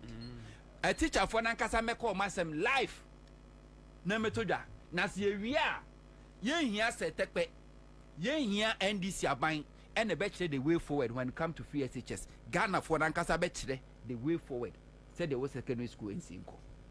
Because we say baby and food suppliers obo supply nuane e de ma secondary schools abind do omuka 8 years wentua oko oduomuka was wentua oko cheseka bia was Akufo-Addo abantua wentua school feeding na no ebeka nanu amampp afra ba mu ana omukobo dompem e wo Ministry of Gender and Social Protection because school feeding caterers yentua omuka. So this is the economy MPP are buying under Akufo-Addo and leave behind. Now, Ghana for Muma ye rain fee. I was say every year beer. To say was saying do every 7 December beer. Say now about to have a crown. I was say year anniversary. Now you celebrate your second independence. Now that anniversary no. I was say you reminded Ghana for. The kind of Ghana Akufo-Addo leave behind after 8 successful years uninterrupted. Because I know say Ghana for be brave befi. Because a yawa Akufo-Addo buying Eddie Ghana for famu a buffo sebi ahoro basketball match yen and no Akufo-Addo oba independence kwade no amfa na kunya na ama. So ska and then one for V8 no amfa na kunya na nsimu no anche say yes me as a president, former president, Monfa Makunya Nisia. Enra, President Mahama Mpompo na Akufo-Addo kotu ni kanu free honum no koe. President Mahama kwa inspector guard of Anna no, na Akufo-Addo pua asi obi pamono, ana otu ni kanu hwi, ana free no dwane koe. Ene, unya aban V8, en top fuel, en for free fuel mum, en fa wakunya ensimu fa driver nka ho, en fa no nkotena nkokire de ope. Very soon, sikana we wia ne sikade we wia bi papa nanso wodi nyina besa ho yade Akufo-Addo kosoro ba form sikana we wia no wodi nyina besa no ho yade sikane besa yade no so nko because Akufo-Addo di Ghana man we di oman abro what bi da yenim se oman bia obesom oman a na se wokọ a na omanfo na hweso abesom ye se ye sompa na abesom ye a na omanfo na ye bibini e da hye wanimunyam. When I saw no kata no animunyam, say I want to honor myself. Who does that? This will be our boredom. And to confess to how do I yes sinu nkrono ba. O ma be yo munyuma ko na bia Ghana fo bi hu say enokra no anyansa fo mu kwase afo bebre wom because won hia sen ka MPP obi a wasoma MPP from UGCC tradition bi anwa e was here ana no Ghana ha. Ah ye this statue anasa run about to the Adentin was say obi ti Jeko Tanko bi chebilamte. Adentin was say ye shenan munyam. Edward Akufo-Addo papa adentin was say shenan munyam. JB Dankwa adentin was say shenan munyam. CK Tadem adentin was say shenan munyam. Ne records ne saying. The records pa any saying But this is what MPP has been doing. MPP is trying to immortalize themselves in Ghana's history. Those say they don't have any good record, no. MPP has always been trying to immortalize themselves in Ghana's history and to making sure say, oh yayewe, and intina Akufo-Addo buy project at President Mahama commission na wakwa white plaque no na wodi ne diabo ho Ameri power no akwa rename no Kumase enti 50 years 60 years abre ne emu biya ne ani ha na ye nchirima no so munim de ba kwa se Akufo-Addo commission se Akufo-Addo na commission na ye 2014 2024 nkwa ade a one na president Akufo-Addo ordinary Ghanaian na dwebe ne se Akufo-Addo na de buy and we must to I was say correcting nyina say what could statue and now they are see uncompleted road. Now contractor no crowd why they abai multimedia just a contractor you need to take this for water crowd no mo ya me nwa na udi onim ye omuntu fancy che yes kwa ni wia near the akwesio as simple as ABC muntu fancy che said the moya ma tiwa adodankwa corrupt woman we akwa kwotena yoko say yoko fo so mo shere ni monya no makwa akoye best e dia mano enu ama hu say emesa aka ne nompe o madwiri ni nyina sa pepepe sa Akufo-Addo say wa ye adwuma pasum Ghana fo sompa say na ko gina parliament no say edi tro no a Ghana fo eni akasa se bi enya nkwasiafo obi ye papa yenim so aye papa dia e be hwe ni monyam nemom you cannot honoring yourself no chese wa anya hwe because Akufo did it Akufo be your mampani 8 years obeko no no akasa bo abaso no no akasa the highest chain and board day to say 50 chain 50 cent American hip hop gangster and odo adi gun kom no board no abaso the highest and Akufo-Addo so the same thing on so betra so 8 years so no say MPP full soldiers how botuo how kumsi na obotuo onim nyina amomo na ashomani munyam owie already the highest egu kom. So what is the difference between Akufo-Addo and Kufuor Nimum Ghana for mama ye remfi because nyanko pandaroma social media internet na ye adwuma and you will never forgive, we will never forget. Nimum, let's not try to say some people ni your boni na we ni bia nyanko po mu aten debi Nimum some people ni your boni na the chen nyanko po bebu aten because so boni so Ghana constitution ni be bia no ayatro so be your boni afache no forgiveness any constitution and MPP ni ade bia waye bia ye wo records bia no let's go after them one after the other and the manya ntiesa no pay not a maport why de baby the maport why go TDC so na why de cocoa board na why de no maybe I de ti wa woni mu mpa ho asem a na wayi ho na ye beba MMDC MMDCs ne deɛ no opa yɛnti no okay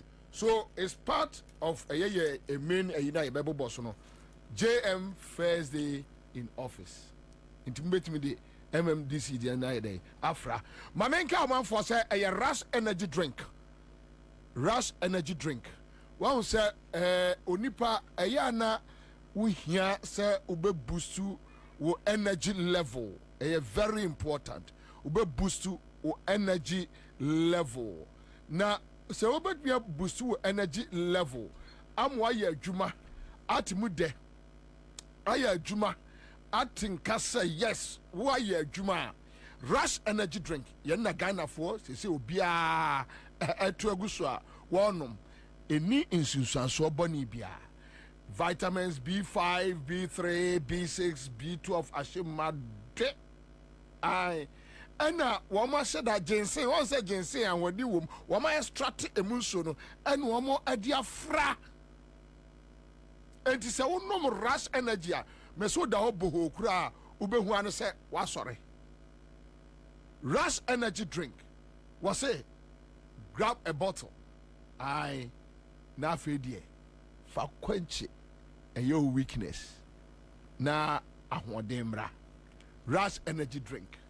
Mesro wanyi bia ya ha ho aya Seahorse 50-50 engine coolant ya de ebo ye car engine so ban e ma car no enya overheating e ma car no engine and na say radiator tank no anye na che ma wo energy tank no wo engine no enya eye enfie bebre na afei wo say e reduce eye fuel consumption na my engine nesu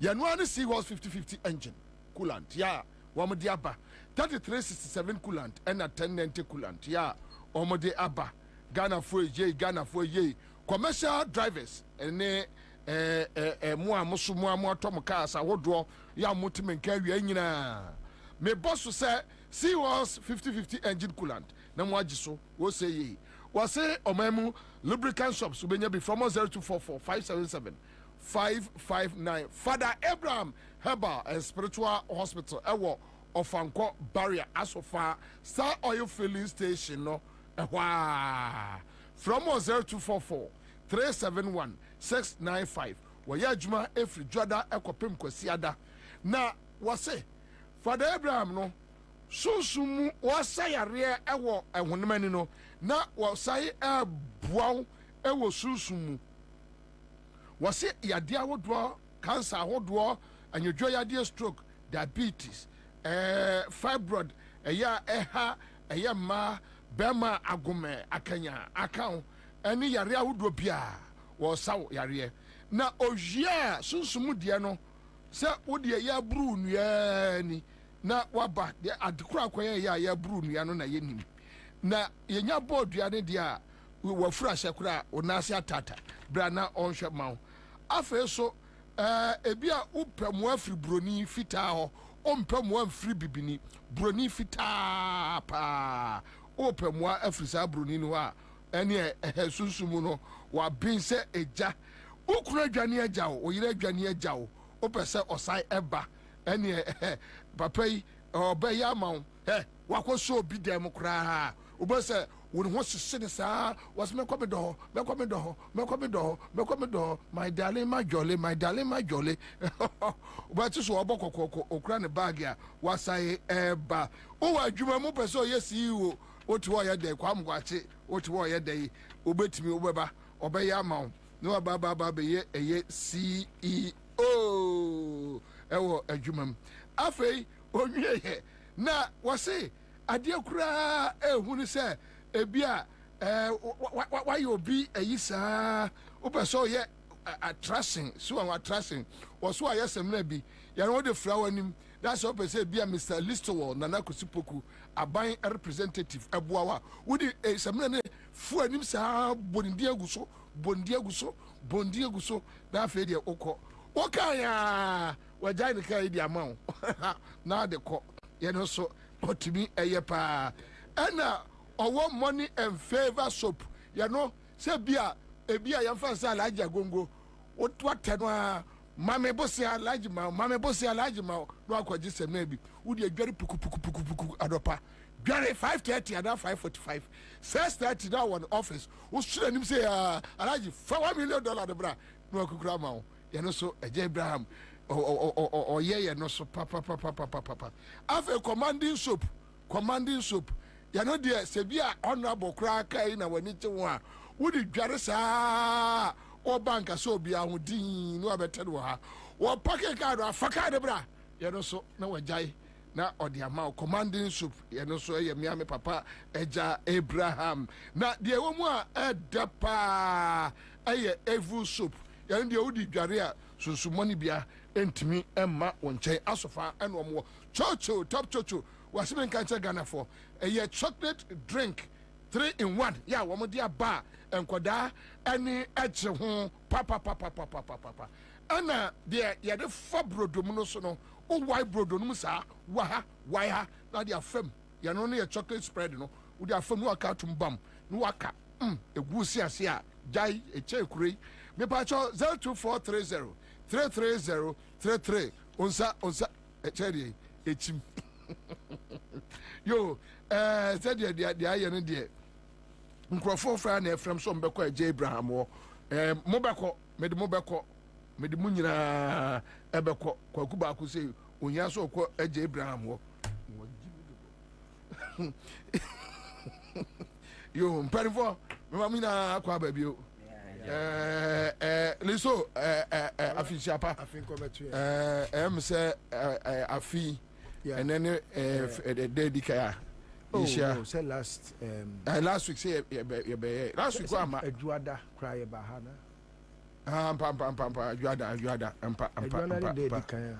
Anyway, oh yeah, say Rajo Mama Finu Asina Memu Asintino. Free say Ora. There's a free say nya ye fa hu. Ye fa nya ye fa hu. First. Free say nya ye fa hu di. But yeah, minim. So who will be ka fake to be. Okay, all right, okay. Na me nuanu mu di nkomo bi na me de. That's fine. My meaning kind honorable. Congratulations. Thank you. It's my first time seeing you. I have ponim. Okay. Be ye adwuma kakra. Na ye de nyame ase. Say otwiase no, nyame atwe nase. Of course. Na you deserve it because seven prayers you are one of the very few ones in say. Oh, honorable. Na she be dwemu de sebi. Your diligence and your hard work is very well. That Obedi speaker. Intino. Kakra. Obedi. Yes. Nimde ne so wosro. So adwene ye adwuma say abodi ne time re. There be. Na unhia body kese. Ko adwene ye adwuma. Ti honorable. Na me ba cho answer me to aso no. Honorable. Time for no say na motia na. Aso mo ya tin. Aso see you three. That say no jam bo boy.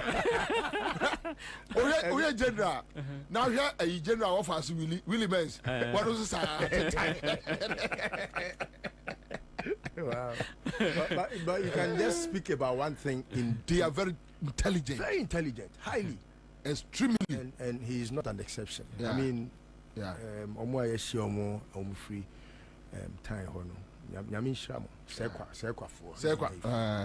Nana yanko kwala enkoma na me ba American chetie fo. Na menchia menuanu ne Kwabena de abaso body e kase e bowa je say set up to two machine ko si badwam na ya mama na ba bebu am abaso ayi Kwabena me ba na nkomo bi koso na I think say san nkomo na hu hia papa because ma criticize wa bonten na me fan to badwam na em say amayosema ayeye no eye oman ni nyina ne yo ho asem ntino nsem ni bi wo ha wo kanwa efie na wa me fa metu badwamu a obi hu tirimu asem na de tie ni se NDC amayoko no da bia me kire se omo aye se na ntwi a onim na hoden enu nti na oma na nkwase ni sebio a oni ahoden ti se na ntwi no na wa kina to mayanka na de sekan ato ni minim wa twality esenka NDC party ni nim na hoden a na nka sebi Kufuor don't mean Nimampeni or Ghana had da. Maybe Basame, you used an adjective that I will forever disagree with you. It was not 8 years, 8 successful years. 8 unsuccessful years. He was not successful.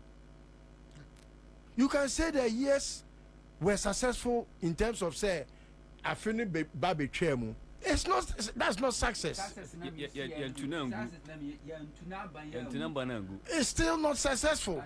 8 years uninterrupted. Uninterrupted, yes, you can use that. Yeah. Uninterrupted. But the word success, there is nothing that can ever come close to that word when it's about Kufuor. It's wrongful. A idea. I was say in our history, no. Yetro never kakraka again. And it's not just about the name Akufo-Addo and his family and friends or his government. It's about the MPP. The word patriotic in the name MPP, no. I was say yede tabuno toso because there's nothing patriotic about the party MPP. Nothing. They don't believe in patriotism. And me no ya adwen me ni mu nyina ya adwen se nyansa ni ba ku fotrim anu sunti ana yen a sebio ye ti abonten no yeso nyame adom with the opportunities given us no etimi nya microphone ni yeso ye ka bi. It is something that you need to apologize to the people of this country. say makofa esiama say onu na ye second deputy speaker mo ye bone atia o man Ghana na eye no me sem na mudi ba fie no yempe nyansa ba ko kura nim say your mama kura na ka sem kofa nyansa nim. Yes, because you see Ghana for to aba no omo tire mu abato we bi si da in the annals of our history.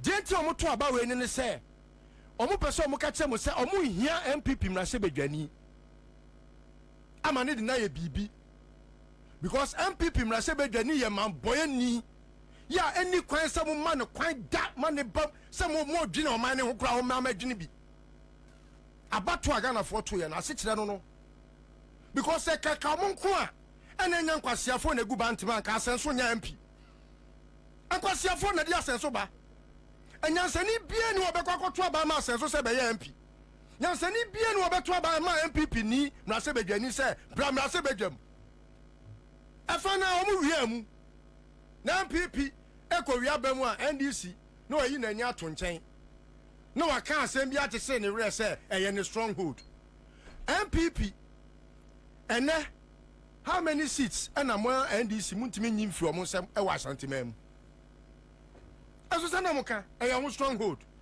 ye ne o ma ye adwuma da ye nim se enya no kre no yaka e wo badwam ya fa asie Mrs NDC yire ne ho se o ye na adwuma se na ntwi a onim na ho oden a bantima MPP entimi mabra se badwam da me nam ka kire wo enya no kre bantima na no wo he efrigi ekoka eyi baby akra bi Bandman kasi anyway. Omu William God's names in kwa omu boa. Mani da ho kakra mo hu de ekoso. Omu se wan na anto aba. Opa yenya statistics no ne ehwe. Sa santimam ya anto aba. Ya to ye. God's names na mutagum no na ama. De yami kwati omo no. Eno na omantimi afangum. Eno eye God's names. Etino se Ghana for pefa hudie na yenya fa hudi a musa de yakọ sabi amanfo so koye den na mu kopẹ kura pa na se mu hwe MPP ni bi e de 2 na mana we nya sabe na woni tirima mu kwa ni deputy speaker obi a wajimi say ya ono ya to aba yakọ aba ekufo do gina bedwam say ye hia no ya to aba wie na no na say ya wakọ jiska aba gina bedwam say me ne MPP be ye adwuma jimi for we na mu de 2 ama no and this mo ye bone pa mo first born ya kan wa ba mu no mo me pacha wegam na mo copy pass ya de mbetimi resend mu decision resend it ay abominable say party like NDC ya giri say mo na mo ya da ache a ya ni da so ne mo a sabi ya ma yo kwa ayiye mu hwankwase ade o nya tumi o de ya o man no Ghana fo nyina se ye pay 11 na nkwasiafo mmoa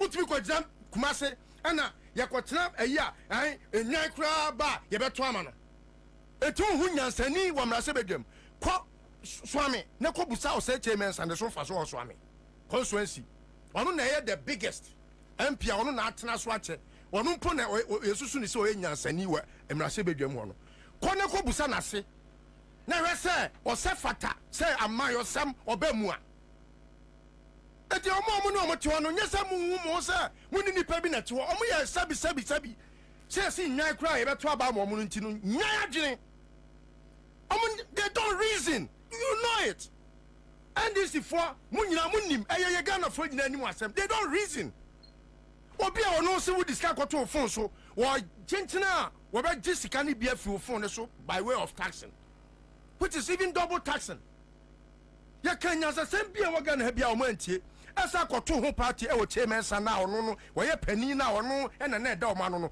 ono ni birthday o so wadi fie aduosia odi fie aduosia no no di 11 cake akosi wo no watwa e di yi Ghana fo ahi sani pa we num ye ni peku a wo mo koya dia mo di mo ba be fra e di ba be mo di nom ya be ka ban no mo nyina di se mo nyina di na be ya mo pamu ni fri o ade na wo se mo di deputy speaker ma no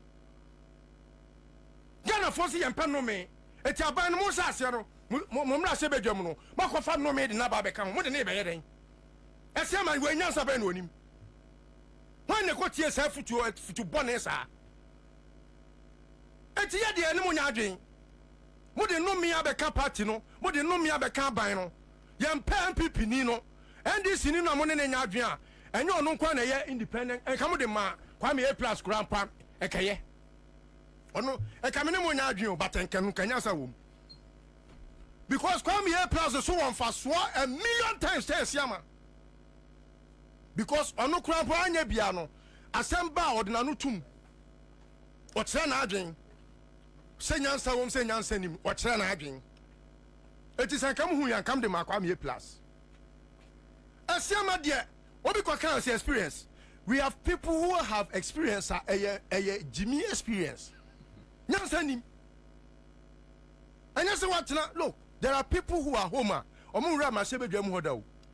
But the wealth of experience e kura omo no. Ebi e betimi de na se bedwa ni nyina si ho. Bagbe na the longest serving officer of the house mewa. Because on 93 what about till now 32 years of experience. But obitifie obetimi share an experience bia. And I say nyanse bia. Knowledge bia. Unisa experience, no nisa long standing experience ni bi but ubo say ebetimi correcting nyoma bebre. Etin enya say bia long term of service no na esiama wo parliament wonti no anase wa ye deputy speaker da na ne stomfa so ne den ono na sorry say o say usuma meto aba referee ono esa to aba referee obobo enyo no a eti we na mo de ne ba ye no nyansa be na wo ni tirimu a enu nti no the party NDC no had to find a way to make him the deputy speaker nyansa be na wo ni anase ye ka say bipartisan a year let us say was say party now or no way useless no more than be can na ye chese ye the uselessness of the party ana anaden unim say bet him to me say abeduasa of course bet him we no asamudin esiama na mo de no come parliament no kwa munia ni munyam biem no but esiama obi a mwako buano onu ane party apam no mwako buano amwa winning independent obedru eye mrase bedwam a na wa kire mo se de boni bia me party fo obedi ni me no mo ne bedi yes indi me ko how e ma de we ye mo akoma ya wa bontinu a ne yetretra mo ho edada mo nkakra ska nya hwe mo de mo mia nkwanya hwe mo then for whatever reason friendship and all those things intino yen san ko fa no mra me shem. And say no be send me message say na MPP for no opt for Ayimadu. One Ayimadu. Is it true? A lawyer no. Santiachim Central. Yeah. Okay. Or he would have been better. Then you say a man for say Chinchina Esiama. But said ye honorable nyina no. Me ni list over there. Ye try MPP mukakra. Ena on to so dia santimem na ya wonu to nim se the MPP for si ebie wufa me de se woni MPP ni ya de na unya no na uja no a why bone pa woni MPP ni ya de na unya no na uja no kakra bi a why bone pa because omo ya nipa onya wa ekwa ya odo be fa so no we say woni bi emisro mu betimi ni na ye meeting mo to da ho ade ode be ye mo no be a chance say bika kan hina akowura o process mu ade akwa we de be ye mo no wo benu mu ho say there bi o enti say mo wo kwan bi na say betima rescind mu decision ya say ya krom ya kaka say ya say ohoho ni nkode many phone ye yes enti wo de yemfa ne say obi kura akwa independent wa friend this ko independent ena owi ni ye wanya said de kura no a ono no eyonua ofie pete du na se ebika wono de one ne ka asem a atli miwa omo bae no saafo no nyina etrase no ma betena mo side yes e kire se opeso no side etena yes na so obi peso no tena da bi o kwabra sometimes anyoma ni bia ya na party no say enu nti na ye omanfo dia otuma se unya ne saada unya ne pepepe yes enya da bia na be koto go me so ujamia na se because you may not because want siama na because independent candidate or two NDC ni kura. I would like to deal with the independent candidate to free NDC. I would like to deal with the person. Why not? Because at least anya ye kura no me hu se me nuani. Yes. Yes, I know what you want to cure. The whole thing is, mom pese be to say that be a popular thing to do. Say a man from co-independent. Yes, me name ya adwen. But the options are two. Minua what to me so sa. Any ohohoa ono so or to abontimpum. Why na mean you know? The minua what to me so sa. Ebia sin tobi na bae. Enko wie no enko ye tweni a wate atwen a enko ko ye enko nkasa me sa na NDC be ye adwuma. Oko pray because e bi kura mpa nka mu jai NDC ni no anka pipi ni de ko for city no ko.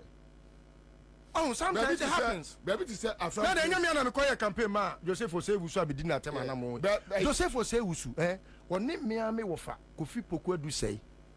Ene ko gina ye ena Kofi Poku adu sei wie mu. Ena me ye campaign ma no. Saturn no na me wofa Osu Kwabena me si ye campaign na ono kro so won ko independent. Ya mankwa no nyina kan chema mankwa those types. Omo nyina kan me si mintie. Ye ne ko printing the posters so asafo. Esther Smith printing house and ye call ye the posters na they call book room ho afiade chie na amanfo frefre no yes ye no ye adwen afiri o so obeko and o call ye and o dey ba parliament oba e wa ma media MPP. So sometimes it doesn't matter. And but edu baby a you do that to save the situation. Yes, a friend place lady no your friend is Betty muja Betty anka Betty kwanko luzu city no kona ho din papa. Oh, we went there on several occasions. Say muja Betty kwana and yet independent. Say we independent ni say guy na independent nka muja Betty ne MPP ni 101 and ga sem see. Oh, so it happens. It you know. Sometimes anyway. I am not quite to say because Abia you are in the helm of affairs as be a party executives anyway. No, I am one time so you who say Sebi Nyanse ni baku for trip. And a Sebi. And your decision be am taking a papa. You are honorable, yeah. Of course. Honorable, to be honest. Meaning how 1% MPP for baby be amu. They don't want to see them. Even MPP for crime per se, or maybe some more involved MPP for be BM. They don't want to see them. They know you can run the country. Yes. That is why they have given you the country. Mama for constitution be am run be am run the country this area go. In fact, my plea. No. Debbie, but yes, I know so you one option. But me you say me say that can come run and where say if the decision could be rescinded. Yes, you need 3/4. Huh? You need more than 2/3. You need more than 2/3. If you person Chinese speaker, we hear more than 2/3. They say come the movie can still get it. They say if enka ya move betimi aya me kamu esiama no say enka mo ko fa ni pa foforo kra ka yewu esiama ne de ko na je se mo decide ye kra ti Ghana ni ehia apology. Anyway, it's a ketia. Sebi akoto afreni nyame wona ebesu na so. With decision we there and can decide crank. Sometimes deciding not to decide is still a decision. All right, thank you. Nanama Ablekuma, is it North, right? Ablekuma North. North, almost recall. Listen, my updates. Kakrebi, on say electoral commission after say High Court my ruling, said they should go back for that recollection. It's recollection, and I used to start, yes, a police stations baku 20. We here. Police station no presiding officers and no more honomo. Now I'm running my says pin sheet we say no. A signature, a authentic. And to hear those police stations, the BR presiding officer preside. And 13, so out of 13, no, one presiding officer by a friend is Natania, a Klinsman Avume. Ono no a presiding officer our LC Church, Buzia Junction or Doko. And to an old buy no say figures na ni di and a war pin sheet in this one. But figures na a war pin sheet in this one. Onimu hoshe. They say no any issue I say oh no munina. It's no also Monday no figures na a was no favor why? A favor MPP. figures ni favor MPP just say no kan ho dia na che say MPP ni and no so onim ho hwe o onim figures ni ho hwe in there one of those you know be pink sheets no the free fee buy no ya come dey be swap no bia and they say no and akwakoye issue say won say na omo sa to aso but collection center hon mo na omo ye na NDC for kwa press constituency executives no aye press conference ama EC returning officer na say presiding officer Natania na akasa say sa pin sheet na electoral commission say authentic no ya presiding officer hon mo no wonim figures na wo no ho hwe wonim ho hwe ele say no the main issue aka iwo mu he say assembly nyina no because that 20 polling stations need there presiding officers need be aba confirm say no there figures was ni bibia ya accurate but sa Natania Klinsman a woman no the person what say that particular police station NDC for the pink sheet by NDC or pink sheet. That's not the question I wanted to ask. NDC for you there. Yes, one pink sheet. NDC. Yes. NDC one pink sheet. Any figure na the same thing. Any figure na the same thing. And that is where the problem is. Fantastic. Any figure na the same thing. Sheet. Now presiding officer better testify say he has no idea about the figure. Now pink sheet in Equita NDC electoral commission in the man copy this is nya the crowd. So Nanama check from collation center or MPP for pink sheet in say also. NDC pink sheet say also. Presiding member pink sheet say no the buy. But pink sheet in nyina electoral commission you so no pink sheet in but obi a copy. But this is the case here. NDC dia no mo de ba no. Eno na wo hunu say eno no ye accurate. Eno no but electoral commission ni MPP dia no so different. Electoral commission ni MPP dia no different. And a presiding officer ne say sa pin sheet electoral commission dey man say omra me confirm na obi ehunu say e authentic and ono no so buache say sa pin sheet ni dey onim ho hwe. So where did the electoral commission get that sheet from? Because presiding officer ne say any sheet nyo on sign. How did the electoral commission get the thing from? Because in this election, in this situation, the electoral commission is the presiding officer. Yes. Enye Jane Mensa presiding officer no on the electoral commission. And so no say enye ono ade a sa figure no data no enye electoral commission data no. But also can electoral commission nso anye antu. Easy na yes. Officer na nye. Oh. It's not about so obeja. Me na me supervising officer. Yes. Me na me kohwe abato ne so. When you mean your council, my word counts. Enya wo suma me no. Yes. Because me na me presiding officer. E back court me na me kwa kujina dakem. E na wo me de ade abre wo. E na wakoye forgery. E na wo se me authenticate wo forgery no. E ban na me say there be we e forgery.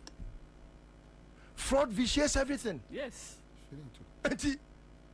Oh, Kwabena. I'll be back anyway. Live on our crowd drop in 5 Citizen Show. Yeah, Kwaba.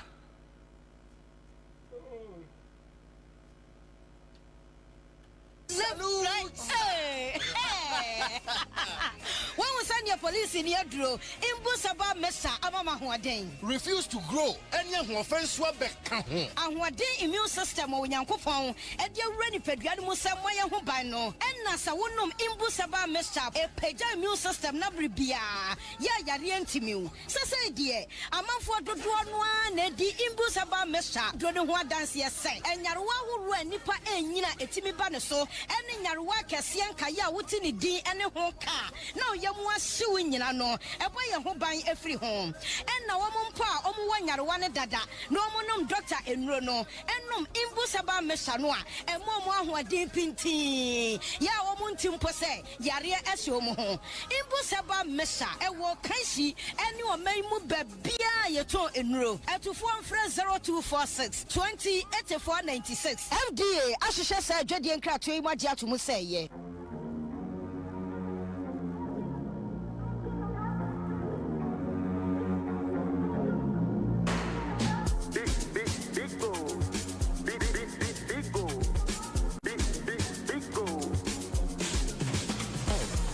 Everywhere you go, big go for the friends and the family. Big go, big refreshing moment. Big go for the kids and the adults. Big go, boys and girls with a drink of big go. Everywhere the party day. Big go, we go mash up the place with it. Big go, greatest in every battle. Big go, big go, big go, big go, big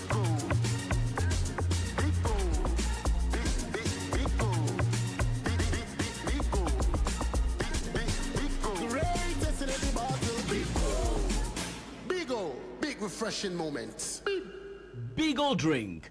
Big refreshing moment. Another quality product from Trillium Industries. This advert is FDA approved. Now me say, if you bring me who the beer we are active, very strong and energetic. We are 100%. Na nina ne sadie me hwe me ni padua sofa na de boa me mama hoden mama timi ko bada ene tabia zanika heba mister tabia zanika heba misha what do you want dance here cheme ho dance here de enya wonko me de dawure na ato so na media tira nipa mpempem tabia zanika heba mister ma to ne de nyamnyama sa wonoma emenkwamu a ewo nipadua no mu a ye fra mu asojafo eye wide blasters na hoden enti nipadua ni nya hoden sonko kutia yare ahodo bebre enti wonta nyare enti na dam ye strong no eye general well-being of the body enti ye adwuma ewo nipadua na kwa no mu ba bia me am to me hu enya se busua bi ya busua ncha so obi de ne ho to tabia zanika heba mesa so a eden so oba yare na nya na e oba bia tonto aduro bia tia ne nso se obi a onya mfinhye dumienu apemfo ene abatan a oma omanofo entimi no bi FDA ahwehwe sa adwade nkratro mu agye to me se ye Starter, it's too far to dance. Oh, what? Try is with the marketing man. everybody can do what he does. Be bold, be you, be you. Be bold. Charlie, be bold. Oh, chairman, be you. Brothers and sisters, be bold. This year, be you. Let's go. Be bold, be bold, be you. Be bold, be you.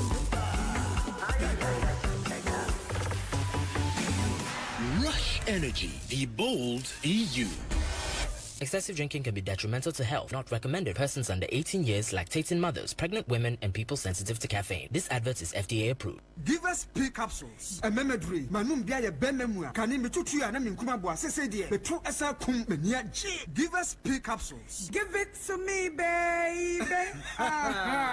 Give us core capsules ozwe. E mane meme nyina akoko yade. Sisi yade amama nya yam timotete womo no. Yedro no. Manum bi amama de me ho. Give us core capsules. Mrs. Simoye ding. Give us core capsules. I give it to you, baby. You give it to me. Oh yeah. Hey. Give us no. Amen ni jia bebusia mu papa. Na bema ka give us P capsules. Eni give us core capsules bomu nom dia. Na eni jia ni ahoden no. Wabrudo. Give us P capsules. Ememe wadi ifiedu watwede kronkwan na efa. Give us core capsules. Apemfo abatan wo mo manufuo ne nkwada wo ne ifiedu mienu nka ho. E wo drugstore bia motofonko Give us Herbal Center, Teshi Mobile, and Teshi Adriami. Phone numbers 0543 222 470 and 050 68 FDA AJ edwadi nkratoi ato. Hey, say the Mako who Greenfield Scientific Herbal Clinic no. Me who crave me say enunti no manya award wa. Eya world best. Obi an transe Emma Dompem ya de ka say anase me boya de enkan to dem bio. Greenfield Scientific Herbal Clinic. Asanya want to say ne ekuro etu no ne enkan ewananum. Oba na be mo pa wo. Ene enyarwan kaye. Na nsia ma me ka say ene spinal cord ho ekaye no. Greenfield adoromenti ene wasa so le gina na so epiem. Greenfield Scientific Herbal Clinic. Our ultra modern laboratory and a diagnostic machine sir. Ashishe di pedie mu ankasa. Greenfield Scientific Herbal Clinic. Our Nungwa Dogon Estate Junction last stop. Frewa 0243 983 906 and 0261 651 898. Greenfield. God is our healer. Greenfield. Your last stop. I believe, I believe.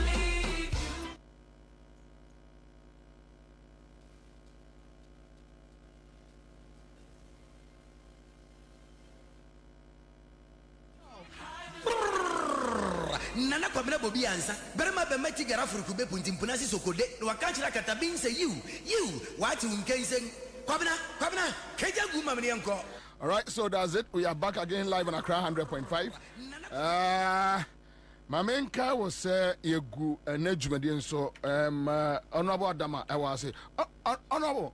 So first day in office and I'm buying as ni jumedi as officially after 7th December na ene and officially mo share adwuma say e no go Jubilee House mpacho minyam fa o jojo ho ansa na me Flagstaff House sorry yeah my boy abonsan fodi onko Flagstaff House mo honto me dey assess wa kai me but first day James first day in office the MMDC's issues and other issues amount for say as a action I shall say looking at MMDC's revocation meeting the energy sector players, it seems heat no asha no.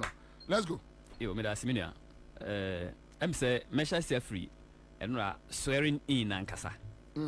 The taking of oath of allegiance and oath of office for the two president the vice president. And I was impressed. You see, you can see clearly say nipa minu we nipa nyame ahira omo na nyame ama omo nimde na omo ama omo so na nyame apagya omo endra metana hodi na me tie omo mienu omo swearing in na ene emra ye campaign no NDC mantra ba kwa na ye kan say experience not experiment.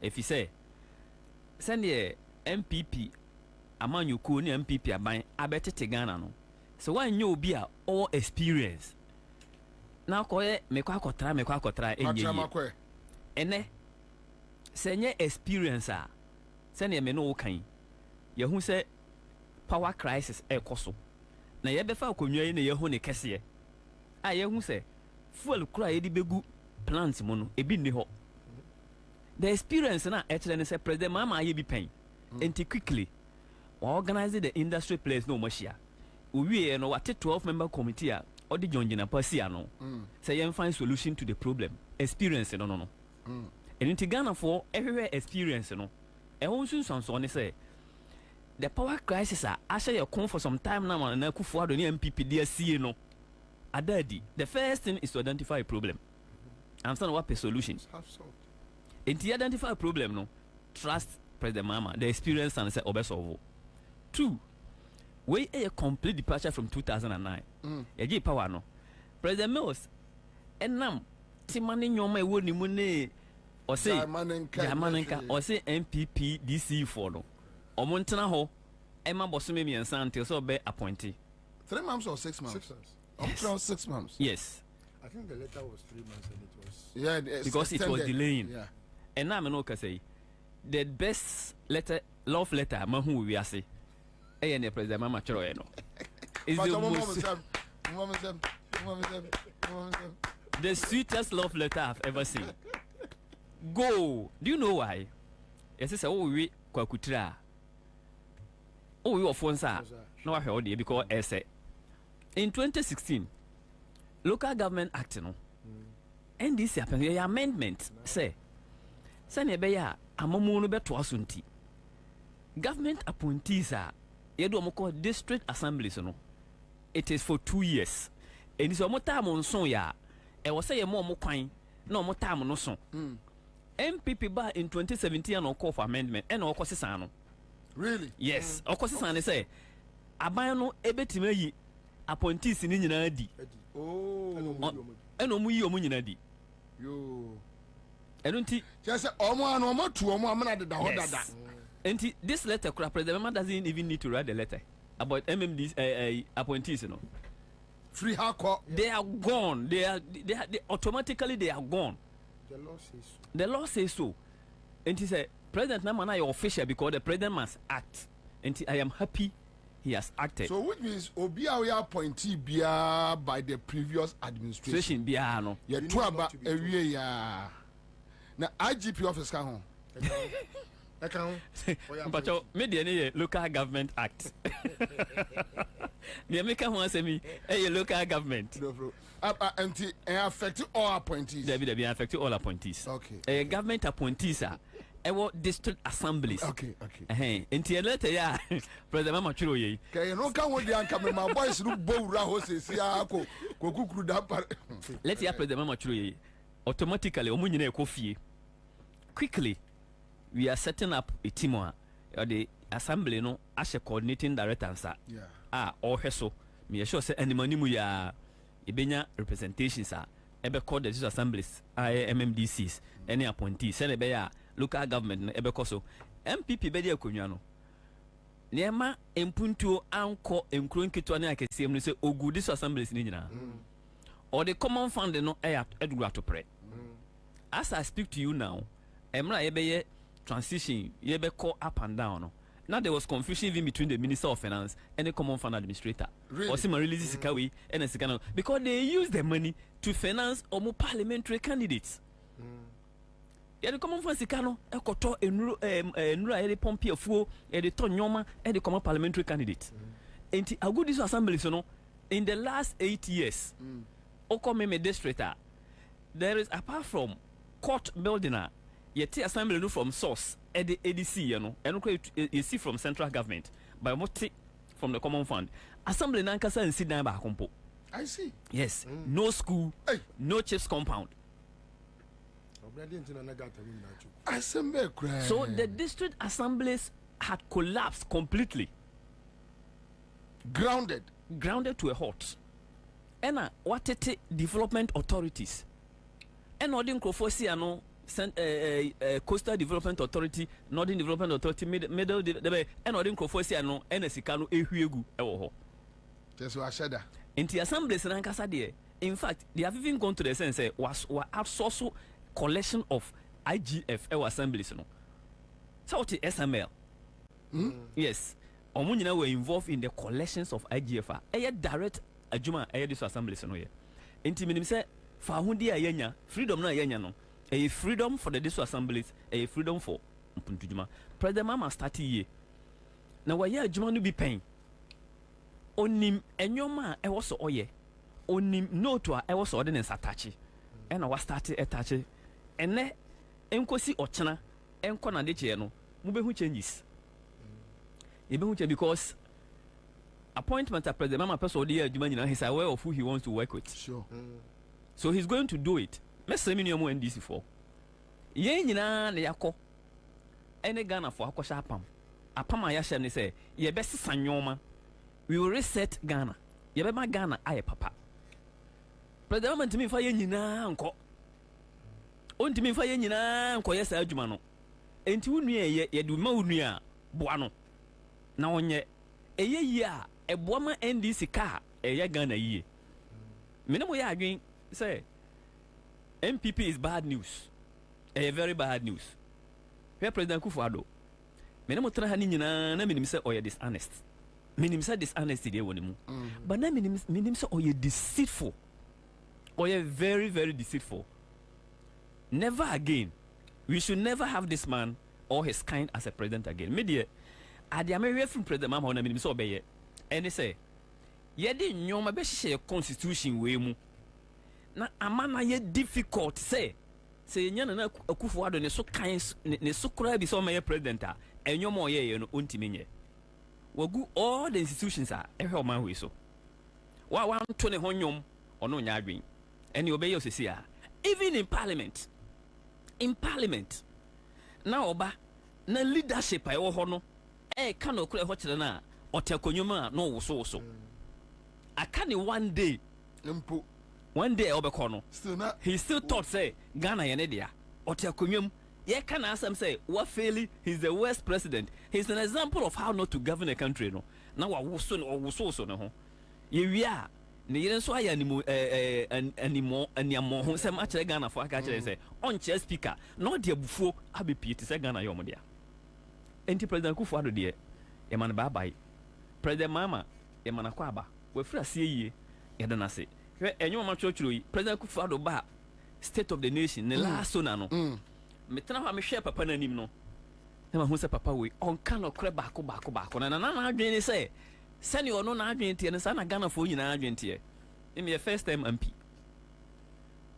after na 4 years but President Kufuor mama hu say enfie nwotwe obedi ye no or deceit ene bedi ye even without opening a book oka asem we a na makai ni minister be kan ya na hu se odi ntro hwe minister mboni di nkrampa energy minister oba parliament ebisa ne say me na mbisa no question say electricity access to electricity say no beto ye say no mo dia beka ho o si o ye beto na president mama e dia duru 83% and yen so ye dia free 83 echo 88 president mama di free 56 echo 83 access to electricity ye benya sa voice no oh me pa mama because me na mbisa question you know a parliamentary question I mean obi bisa and me bisa follow up question okay o si Akufo-Addo the 5% na beka ho na no president Akufo-Addo be gina state of the nation no o so beto 78 and no dey call 89 just in direct contravention of the ono ankasa ni minister abeka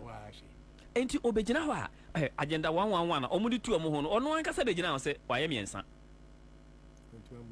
o so miensa no so wantimi amodin I don't know when man commission no call commission wantimi amodin o se health insurance waye ni yie health insurance obeka health insurance ya no aka people are omoye access to health insurance card.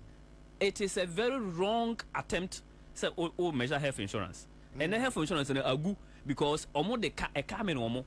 Conveniently no wajai and not to ho. It is said you work as cars do send a insurance e Ghana. Yes. Nemu say na high claims. Emotion high claims. As an insurer that's what I was. Offer education. O hen education no started or pick English, mathematics, science. No I can't pass rate na e wo ho maybe or a isolated man or hen is C2 na no aka. The most germane issues is or President Akufo-Addo beka no they are twinchain.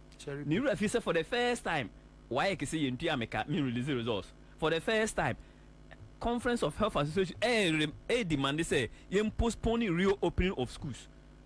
How do you bring this man as our president again? The kind should never happen again. Ansah, every sector will collapse. Now what can be? And most papa we no or yen contomponi. Or say President Mama a friend. President Mama who is my friend. Or say President Mama a friend. Nipa adia eseno accommodation eseno on farmer no. Even paying of utility you didn't pay. When did he become your friend? Enti enyomo obegina parliament e kan last one ni nyina o kan last one ni nyina take it with a pinch of salt because inflation kura na obeka o kan e wo ho ne na dey compare emra e favor no wajai 2022 na e ko 54% no o kan gross domestic reserve o si oh ono obeto 6 months obeto 3 months ono dey ko 6 months ni refi say for the last years ontua akatua and then any free oil Ukraine be near their fuel we know. And President Akufo-Addo has actually demonstrated Osankobo special prosecutor so say what is special prosecutor or they be fighting corruption. Meanwhile, so the first special prosecutor catcher will say we a mother serpent of corruption. Second one I say or no the wadani da lumba or ya kwanoma or the moja before election 3 months before election he had to flee. He will go. Yes, he had to flee. Omu penekuno. Komu penekuno. And then Mosu on resign, Kamu penekuno. President Akufo-Addo a demonstrate say or a very deceptive. Obo nyoma we nyina so ka wabora gu ho wanka.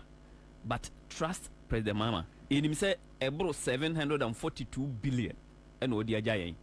Na in a very short time no. And this aban we nya this aban da no bia. Enyoma ewo ho nyina from the base level to say we research no ne ya beto no ye be kan nyina ansa na ye frase na ochina ya no na man for person mo ye yes ye be kan what is in education department what is in health agencies what is in energy ye be kan nyina mako ana me wo picture bi aya na obi show obi am say o chan beto Facebook mumie omo ho no na mo hwem saa maye na dey ato ase na ye free ase ye be ye ni ye you reset Ghana na aye adanse. How it will really help for Ghanaians to pay attention is to be very particular with how to brand that communication. Yeah. Ghana must know. Yes.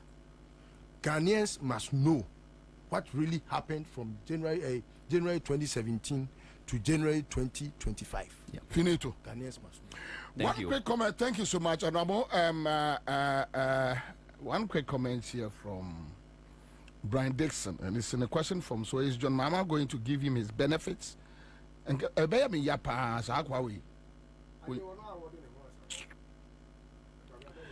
NDC grassroots should keep an eye and expose any of their members found doing business or covering up for an MPP member. Nifie straight na mo akobro.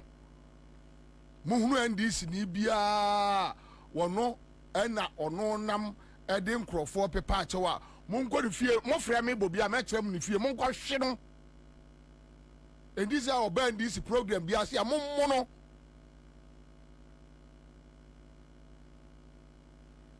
Monta. Any none who so. Edra event ni there.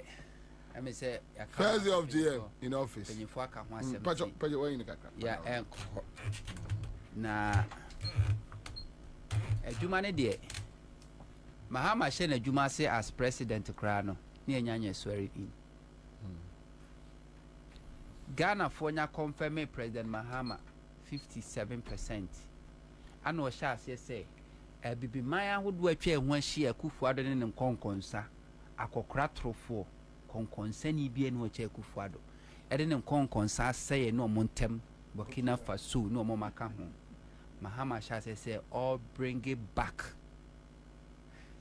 before election na Ghana ni wu ko Burkina Faso a na ko Uganda card o so munnim obi a efen Ghana they treated them like gate crashes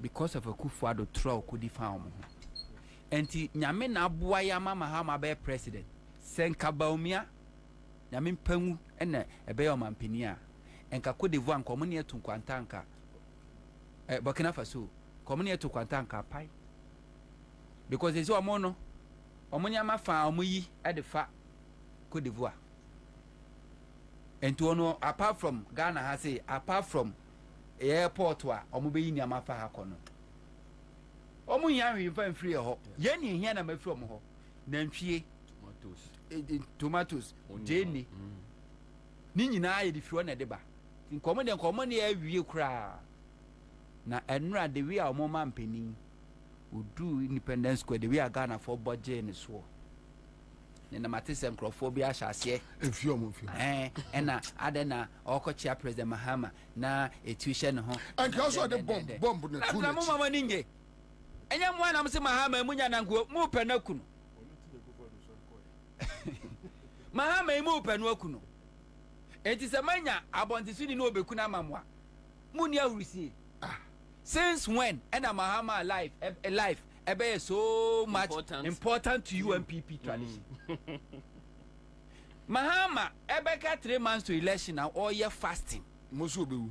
Na ni nyina achi osore ahomachi kwa campaign bedu ahomachi. Na take it on him. Na mo twa the pictures na mo de abeto Mahama ya de obewu. Na kwasi ampanyi se o so wakatachi kwa me afifa. Minua no. Kwasi ampanyi wei et work at say masa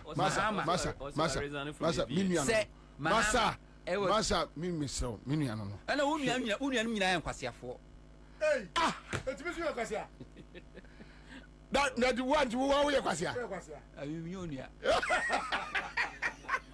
me o fase David me o come in answer mo me o fase anyway sometimes we need Debbie and 70 be over Debbie okay cheche hard Debbie all those who are not and we must respect his opinion but on the insult of John I agree with Sunny. No we say nano agbesi segbefia CEO na 31st first you are fresh say nyina mehia MPP ni guy bi ono so ye nsentwoni baa oni de che say we so convinced Mahama kra de ahwa 1 month kra ento no enti mo na mo bom pai say Mahama nwu enti say Mahama no ankasa invite so obi mra no beku na enka wo mu ni ahurisi nene mo na mo ba be kire Mahama security ye to Obama Mahama nya 57%. I wasn't from that moment no I am national security for Eko Mahama ne personal ne private resident Eko bo ho ba nyina no ni nyina mu gya na jeje mu because na ma dwen se mu be yi Mahama free ho wɔn mo ɛpɛ Ghana nkwa ɛpɛ Mahama nkwa na MPP fo mo nka ho enti mu mfa ma se mu free so Mahama egi saa branti ni di 1,000 times over so obe trust Akufo-Addo and MPP never na later President Mahama Diaba on say one take over cra and the chief of staff for name penny for all the security or your appointment so far everything Mahama has done since our winning election solid the oral team fantastic na ma te sa asofo no a o ka say Akufo-Addo ye kasa eba cathedral say always say sika Lawrence influence and tete say Akufo-Addo pekra on tonga na niama nyina on faga on break Bank of Ghana no fa nkosi National Cathedral azaman say oh President Mahama or no senko de mami no kan nominate we ko kan hwan nominate we ko kan ho o ma metiasia nominate o ma me no ko kan ho a multi-party democracy so if he said the Mahama nyina afo to aso the oral team of President Mahama ebodino enu kra alone amene almost all the CEOs Akufo-Addo appointed omono omunyi obi a proceed on leave before kra NDC take over ayi kra ampo de ayi we Joanoche we oko obi abuna ketim and the church said the animuba. The second appointment, Empenyufo-Addo so the chief of staff, Julius Debra. The mere mention of Julius Debra's name, baby, nobody can raise any issue about Julius Debra. No, how? How? Hey. Julius Debra, even in opposition for the past 8 years. Wasum sa. And Krofua, na wo Mahama ho, enyuna, Baba Kamara away. And this is for no many emre. Kababa Kamara the ancestor kwatena Ghana abiu. And Krofua na Mahama jo mudia no matwa Mahama ho ahia. Ye to about 2016 yo mu nyina da no machi a kire Mahama. 2016 December Mahama fee hampa call any 2 nanso afi egu container mu ene edeko Julius Debra everywhere Mahama call you see Julius Debra obuo ahobrase enye no kwampo se yentu ebotom emfanya bibi emfamwa party no na nhye Mahama ni ndisi animonyam Julius Debra na ni nachima party ni da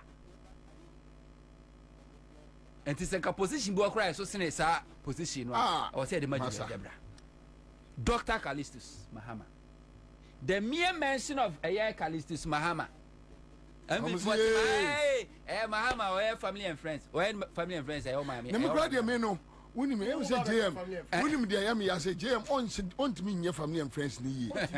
Then ka me person JM ko appoint e bia yam fa say gonja kro assembly me bu na ko the defense minister kro no dia man. Ka the fear from wa call Mahama office. I call transact say meet and as business bia. Wa come into contact with Dr. Callistus. Excellent figure. How I wish send Mahama ministers in bet is Dr. Callistus. That man, you cast a man with integrity. Say, who kochana there? Anako any day. Now office war, you dare not even work a staff for GM office. You dare not misbehave. Dr. Callistus, forget it. So when you office work cry, you dare not. Mame Valerie Soya. She mami dibre. Eni munyam. Omo ma sacrifice not only dia o ma dwen o munyan so mo but sike wo mubutum. Greater Accra 2020 election.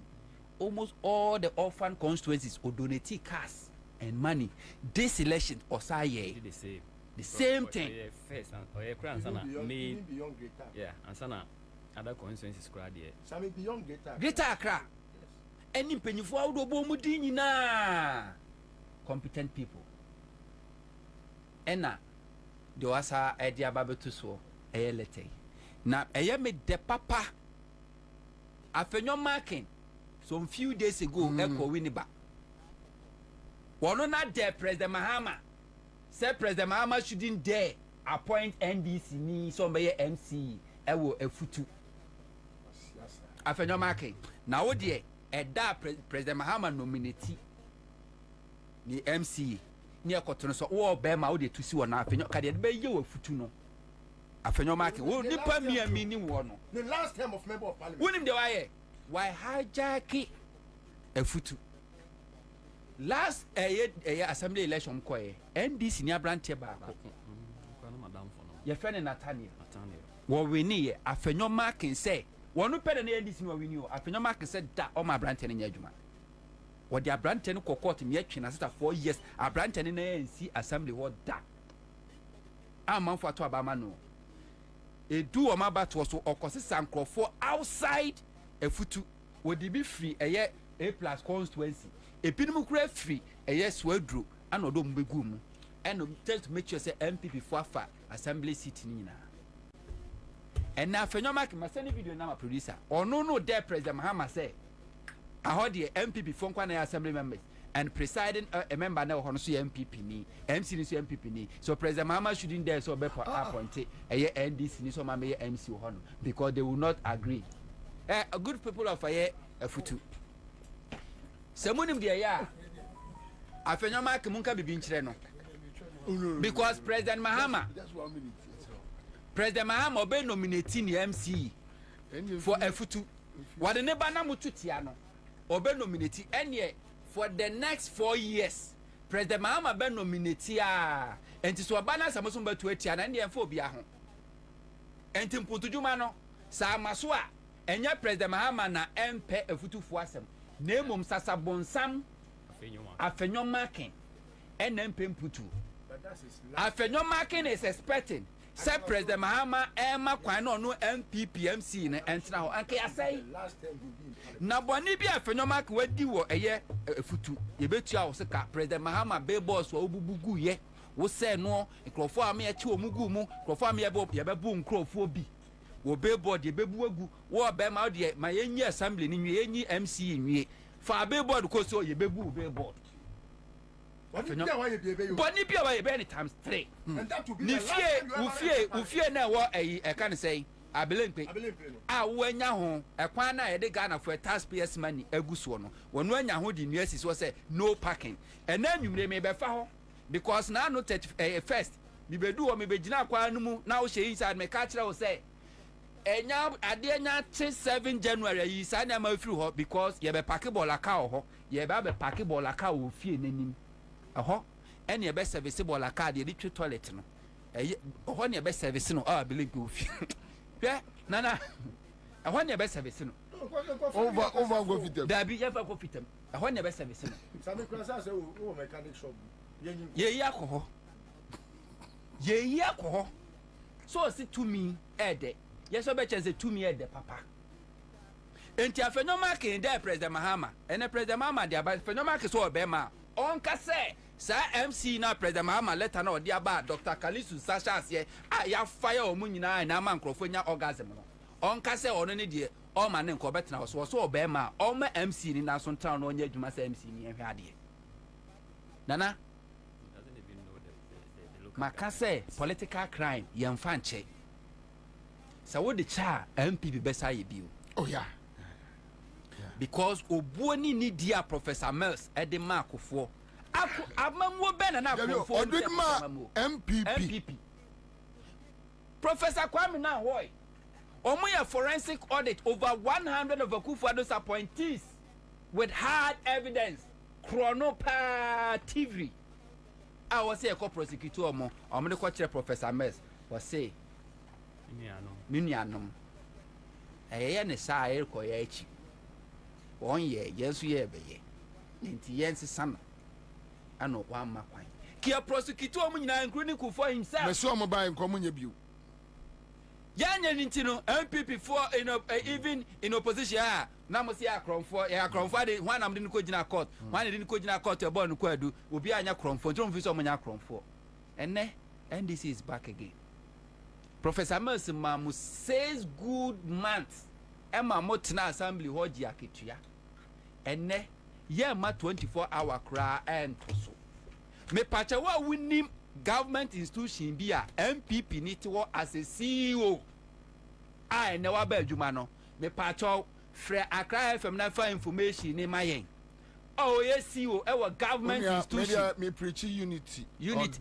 I will preach unity. Them for don't tell me. Me preach accountability. For me the accountability.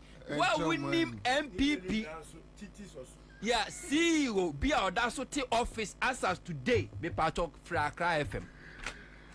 Thank you. I tell for yanya opening be way in chain, and I think say just 2 minutes. Maybe me na my first person behind the console. Yeah, me no be dim come on. Last year he was here with us in the studios, and he was deeply involved in the campaign. And your friend Uncle Fee, Fifi Furiata. You were your friend Uncle Fee because he's our big uncle. Uncle Fee, Akwaba, movement for change. Tell me, so election the way it's going, how do you feel? Tell me. First of all, near Tifu, Fisher Park. Fin comment to you. The first said, "Na you are holding excellent health, long life." Na cash no so but na Ghana for the tomorrow. Now I'm on the jail. Oh, and yeah. And all cost space cry back high Helio Max space shuttle near Cochua at the end. So that will say after the election results. Oh, after election results near Namibia PRP. Someone say yeah for there. We wanted change. We wanted change and to change up are not there. And you bet because after all NDC near for Fatonia we were Ghana.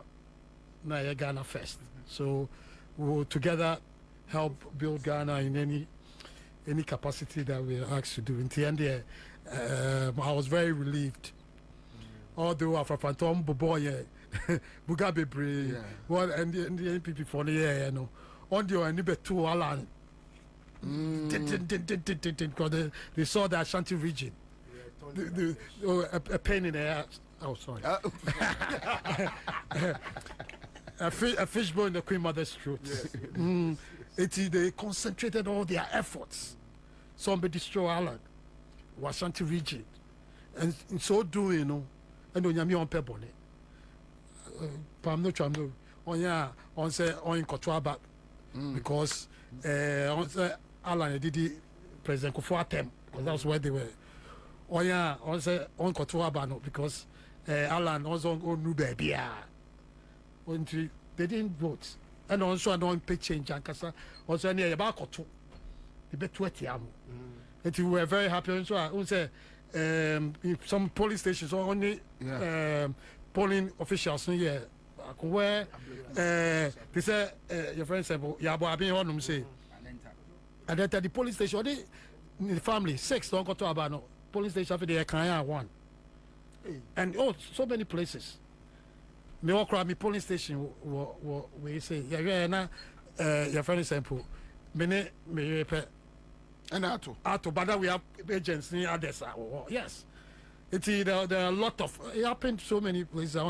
But most can say putting more investigations together. You can't ask them. Some of the presiding returning officers now in various ways. Because all person chada. Etra Alan. That was the whole way. Agenda. Wow. The president could afford the to way chada. But tell me, after who say that humiliating defeat, ɛyɛ MPP ɛne wa wo cousin Akufo-Addo nyae di kofie no many ya Uncle Fee no many ma Ghana many ma because the state that we were in and then all of a sudden there's energy crisis petrol when you have me call but no madam for be that hospital Joe the kwako Sani kakra afide we do ye hon petrol station we say there be minto we say be new just 2 petrol stations and petrol crisis we owe these your friends IPPC $3 billion and only on share one GGO sikano this is the result the reality petrol back cost as I say Sydney dollar and edu enti ya danyamiase but as I said no together yeah afafato for there ya ne NDC ne Ghana for nyina ya betai NDC echi na to lift Ghana up na Ghana will rise again. Amen. Amen. Yes, we are doing Uncle Fee. Thank you so much. I mean, at the crunch moment, no problem. We saw you guys on board. You came to us and encourage some of us. Na saying cry say amen. Because you know na you were for baby. Me 2007 ye year Akufo-Addo na me giant PP.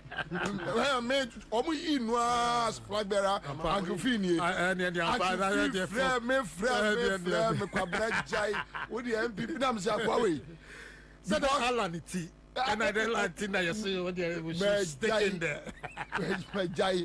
And tell my who say munyina mo ba no and my energy say at least and yes NDC Ghana for an to abam say NDC omo to abasa yenyi o man NDC and I yen so no yen say no a lot of us say ye bottom ye pe Debbie and yet say ye na ke bottom na yeah like I said you know by a Ghana why are there? Ghana first. So unfortunately we have like 3 minutes to go. Now somebody don't tell me my Uncle Fee. But JM first day in the office. I know say you're queer enemy will get time. A friend run up. In fact, me nka say no anopa best nane nansa. The eve of Enra. Me pon anaju program. Me no mo na pon wa ha. Na Kwabena me point me could deep power XYZ to me free XYZ no na me drew Independence Square.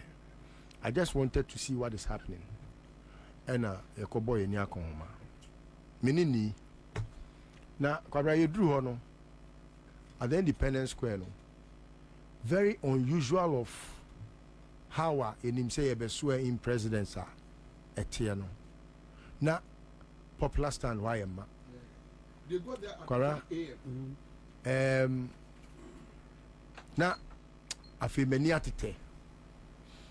atete nyina ne say Kwabena say atete ni atepui ni abenidia yakomu nti Yakopon ade ebeti ama owura mahama eye wodoba wabeso akofuna yi mu apagya kire oman Ghana say mayi mu afiri mu ha mu ana Yakopon say ani Kwabena me ni hweka me how to express the joy in me. I can't. All I tell anybody that calls me and they say ya see then to me so ya ye to me so ye nyamia ya ma ye doso ya see that be ye day na sa ya ye to me so ya see then to me so ye nyamia ya ma ye doso Ghana ma ye ya see that be ye day na sa. Thank you. Your mama wa be di mampani say Ghana for e take register no more marking by day. One day in the life of this country, no, a year better than the 8 years of Akufo-Addo. Just one day in the life of Ghana with John Mahama as president, no, ɛyɛ better than 8 years the whole 8 years of Akufo-Addo ɛne Bawumia. Thank you. Akopɔn for mo bɔne nkyɛ ɔmo na nomi ɛsɛ fata nso so no yɛadomi ɔmo dada na nkɔ ɔmo ma ne ɔmo nkyirima so. All right, so that's it live on Accra 100.5 Citizen Show. Give us about center, the Give us P capsules, give us about Misha, give us GC Misha and capsules Abba. Yeah, Ghana for Cello Restaurant and Bar. Osu say 1 year Moju money a year Osu Lane, Laboni Junction, and is it cello? Okay, so cello, right? I want to go. Hey, all right. So Cello Restaurant and Bar, Osu Lane, Laboni Junction. What's the country Ghana for? Say obedidi.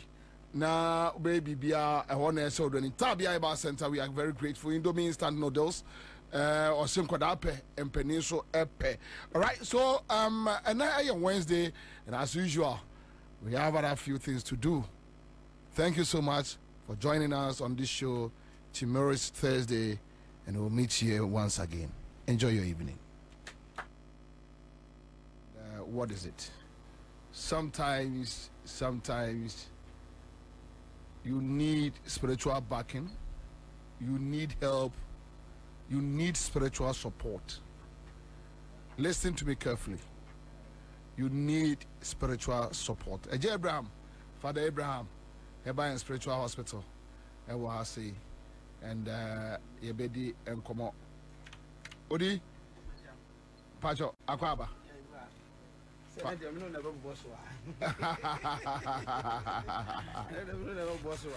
Pacho Boko there. Mami Akwaba. Let's say. Yeah, hello. Hello. Ejanko. Yo, Metio Bibia social. Memo Bibia official pa. Na mema ya papa His Excellency Mampedi the Trinkwa and the Sifunia Trinkwa. Islam modern the Indian Swadi or the better no mention. And Yahobam Wakasia at the manor. A Radembo Bibia Hobai, not Unchi Bibia. Yakasafi Father Abraham Heba and Spiritual Hospital. No Bibia Happy New Year. For Yasimi, Radin Pass with the Nuaji. Offer good luck on Kwa.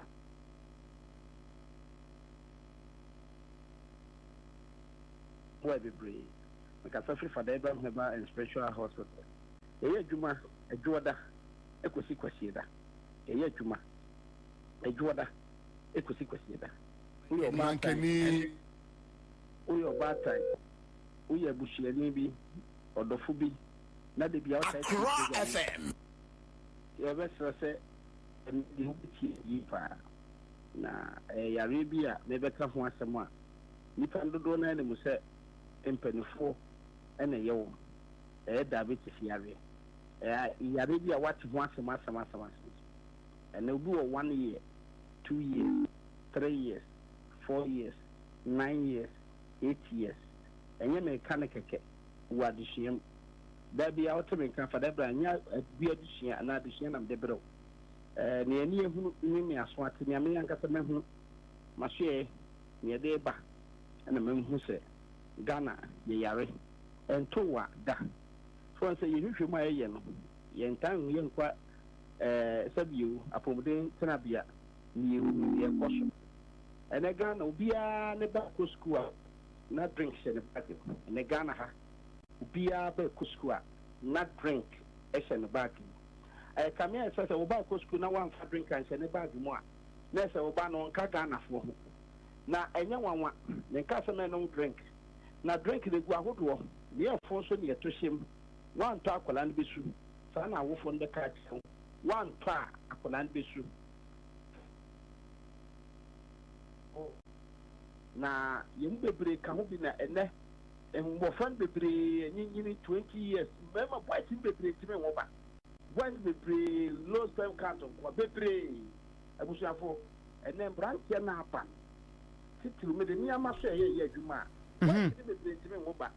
Obeko ebe hwemu no ye se na kwaboa no e wo fom ye se mo de bi no omu wom na so ye se mo na ho oden no ana se ne oso mu timbo adwuma ma em produce no fom na bi bi sawo awutie bi se edie ne de ba e sikire ne ma ne adokodoko de e bi atete akwala no enya asem ketewa afa dru se okobo this school se bi SS and university mu ne adade a ne provision ni do ne wan ne mreke ne yi which is sans top enki ye ba no drink ne sa fitie bo frase ne de nyene so edika ya bia bia ke entante wo ba ti anaka pani bi ene ye tefa ya de no wono so oh I see edne abekti na obi bi aso sa wo tie fa da brama na sa wo do ho pa na wo do nkofo e ben wa ka tom say enti ka record wan ka pa mesre say mo binti no bi so nte obi bi a wutie fa da brama na say professor doctor fa da brama e wo afidie kase so afidie batan kase so e wo say wo ma wani enna ho titru ne ye ene ye nanna no ma ye tete mo ye do mu ko school o ma betena enten e mo bi su ensen aten Accra FM obeni na wa nwo ba obebo bayi eja doctor bi enu wo ho aduru eja ma papa se de nim se ye bagana ha ye ba no se doctor osayare uye mu champion no de ndi kan fa onama ntudwa for nama ntudwa ma na afi ya twankomo no so me no ka se obi tie enche bia nipa ne AC free kam nti di kan fa nama ntudwa na afi ya san atwa nkomo no so me da si bebe me pacho Father Abraham Heba and spiritual hospital ye number o buy ho a o be hwe na watipu na o fry be fa bia o be free bia 0244 37 16 95 0244 37 95. Hello Pacho sensi hobium line break here 0244 37 16 95 0244 37 16 95 sa pepe na ba ko 0559 1 41 22 0559 11 41 22 yo me kire aduro bi na adofo na nipa etie me mo de asovo mu amo diabetes na diabetes no me edi amato ma hwe ase me friend se afakuo yare se diabetes ba wo so a na onyini na onyinse no wo ba na ode yare foforo e be ka no eti me man nye wa adwene se me yare yare diabetes yare bi wo so a wa nhwe yi a wo betime nya BP abeka aside that no so betime so anya yare a eya no subiri yare aso wo ho aseni a omiri mu awe nyese opa banki na make sa omiri mu we mre ko opa ho opa mu asa wo dry ebisa wo wanum sa na diabetes afa wo nan no ho ti se ne abo obia ana so obia o kidney yare no sa na o nan etie na nanum gu ase ko etie de se ete wo so ma wo so te ana so meka ne se wo fon ma wo fon diabetes sa na otie afa wo so a o yade fan bi so o so ase uti o ya na no akọ wo se da no na ayesa afa o jaw eniyare na ne ehunu a me kan ya doctor ba ko ka tell me say Accra FM samankasa we de odi nhwemu aba etimi je nipa bi agrefie wan ha oba beka se yini na ne papa yini diabetes bit me jawe agrefie yar bone betena so a cell system no diabetes no et say yade a ye fa ne say aduane a wo don sa tumadi na wan fan se fridge ma na wan kan se ensi ho sa na tie aha a bus system ma the whole body ni na eboso na yade ne panie ne indro na mo no hospital no the person who a wo no no nti ase enye se indro na doctor dia mawo and I say machine na what to nchen wo fie na o check say me diabetes was so e wo form no but before ka say bi on ka so adanko dada hwan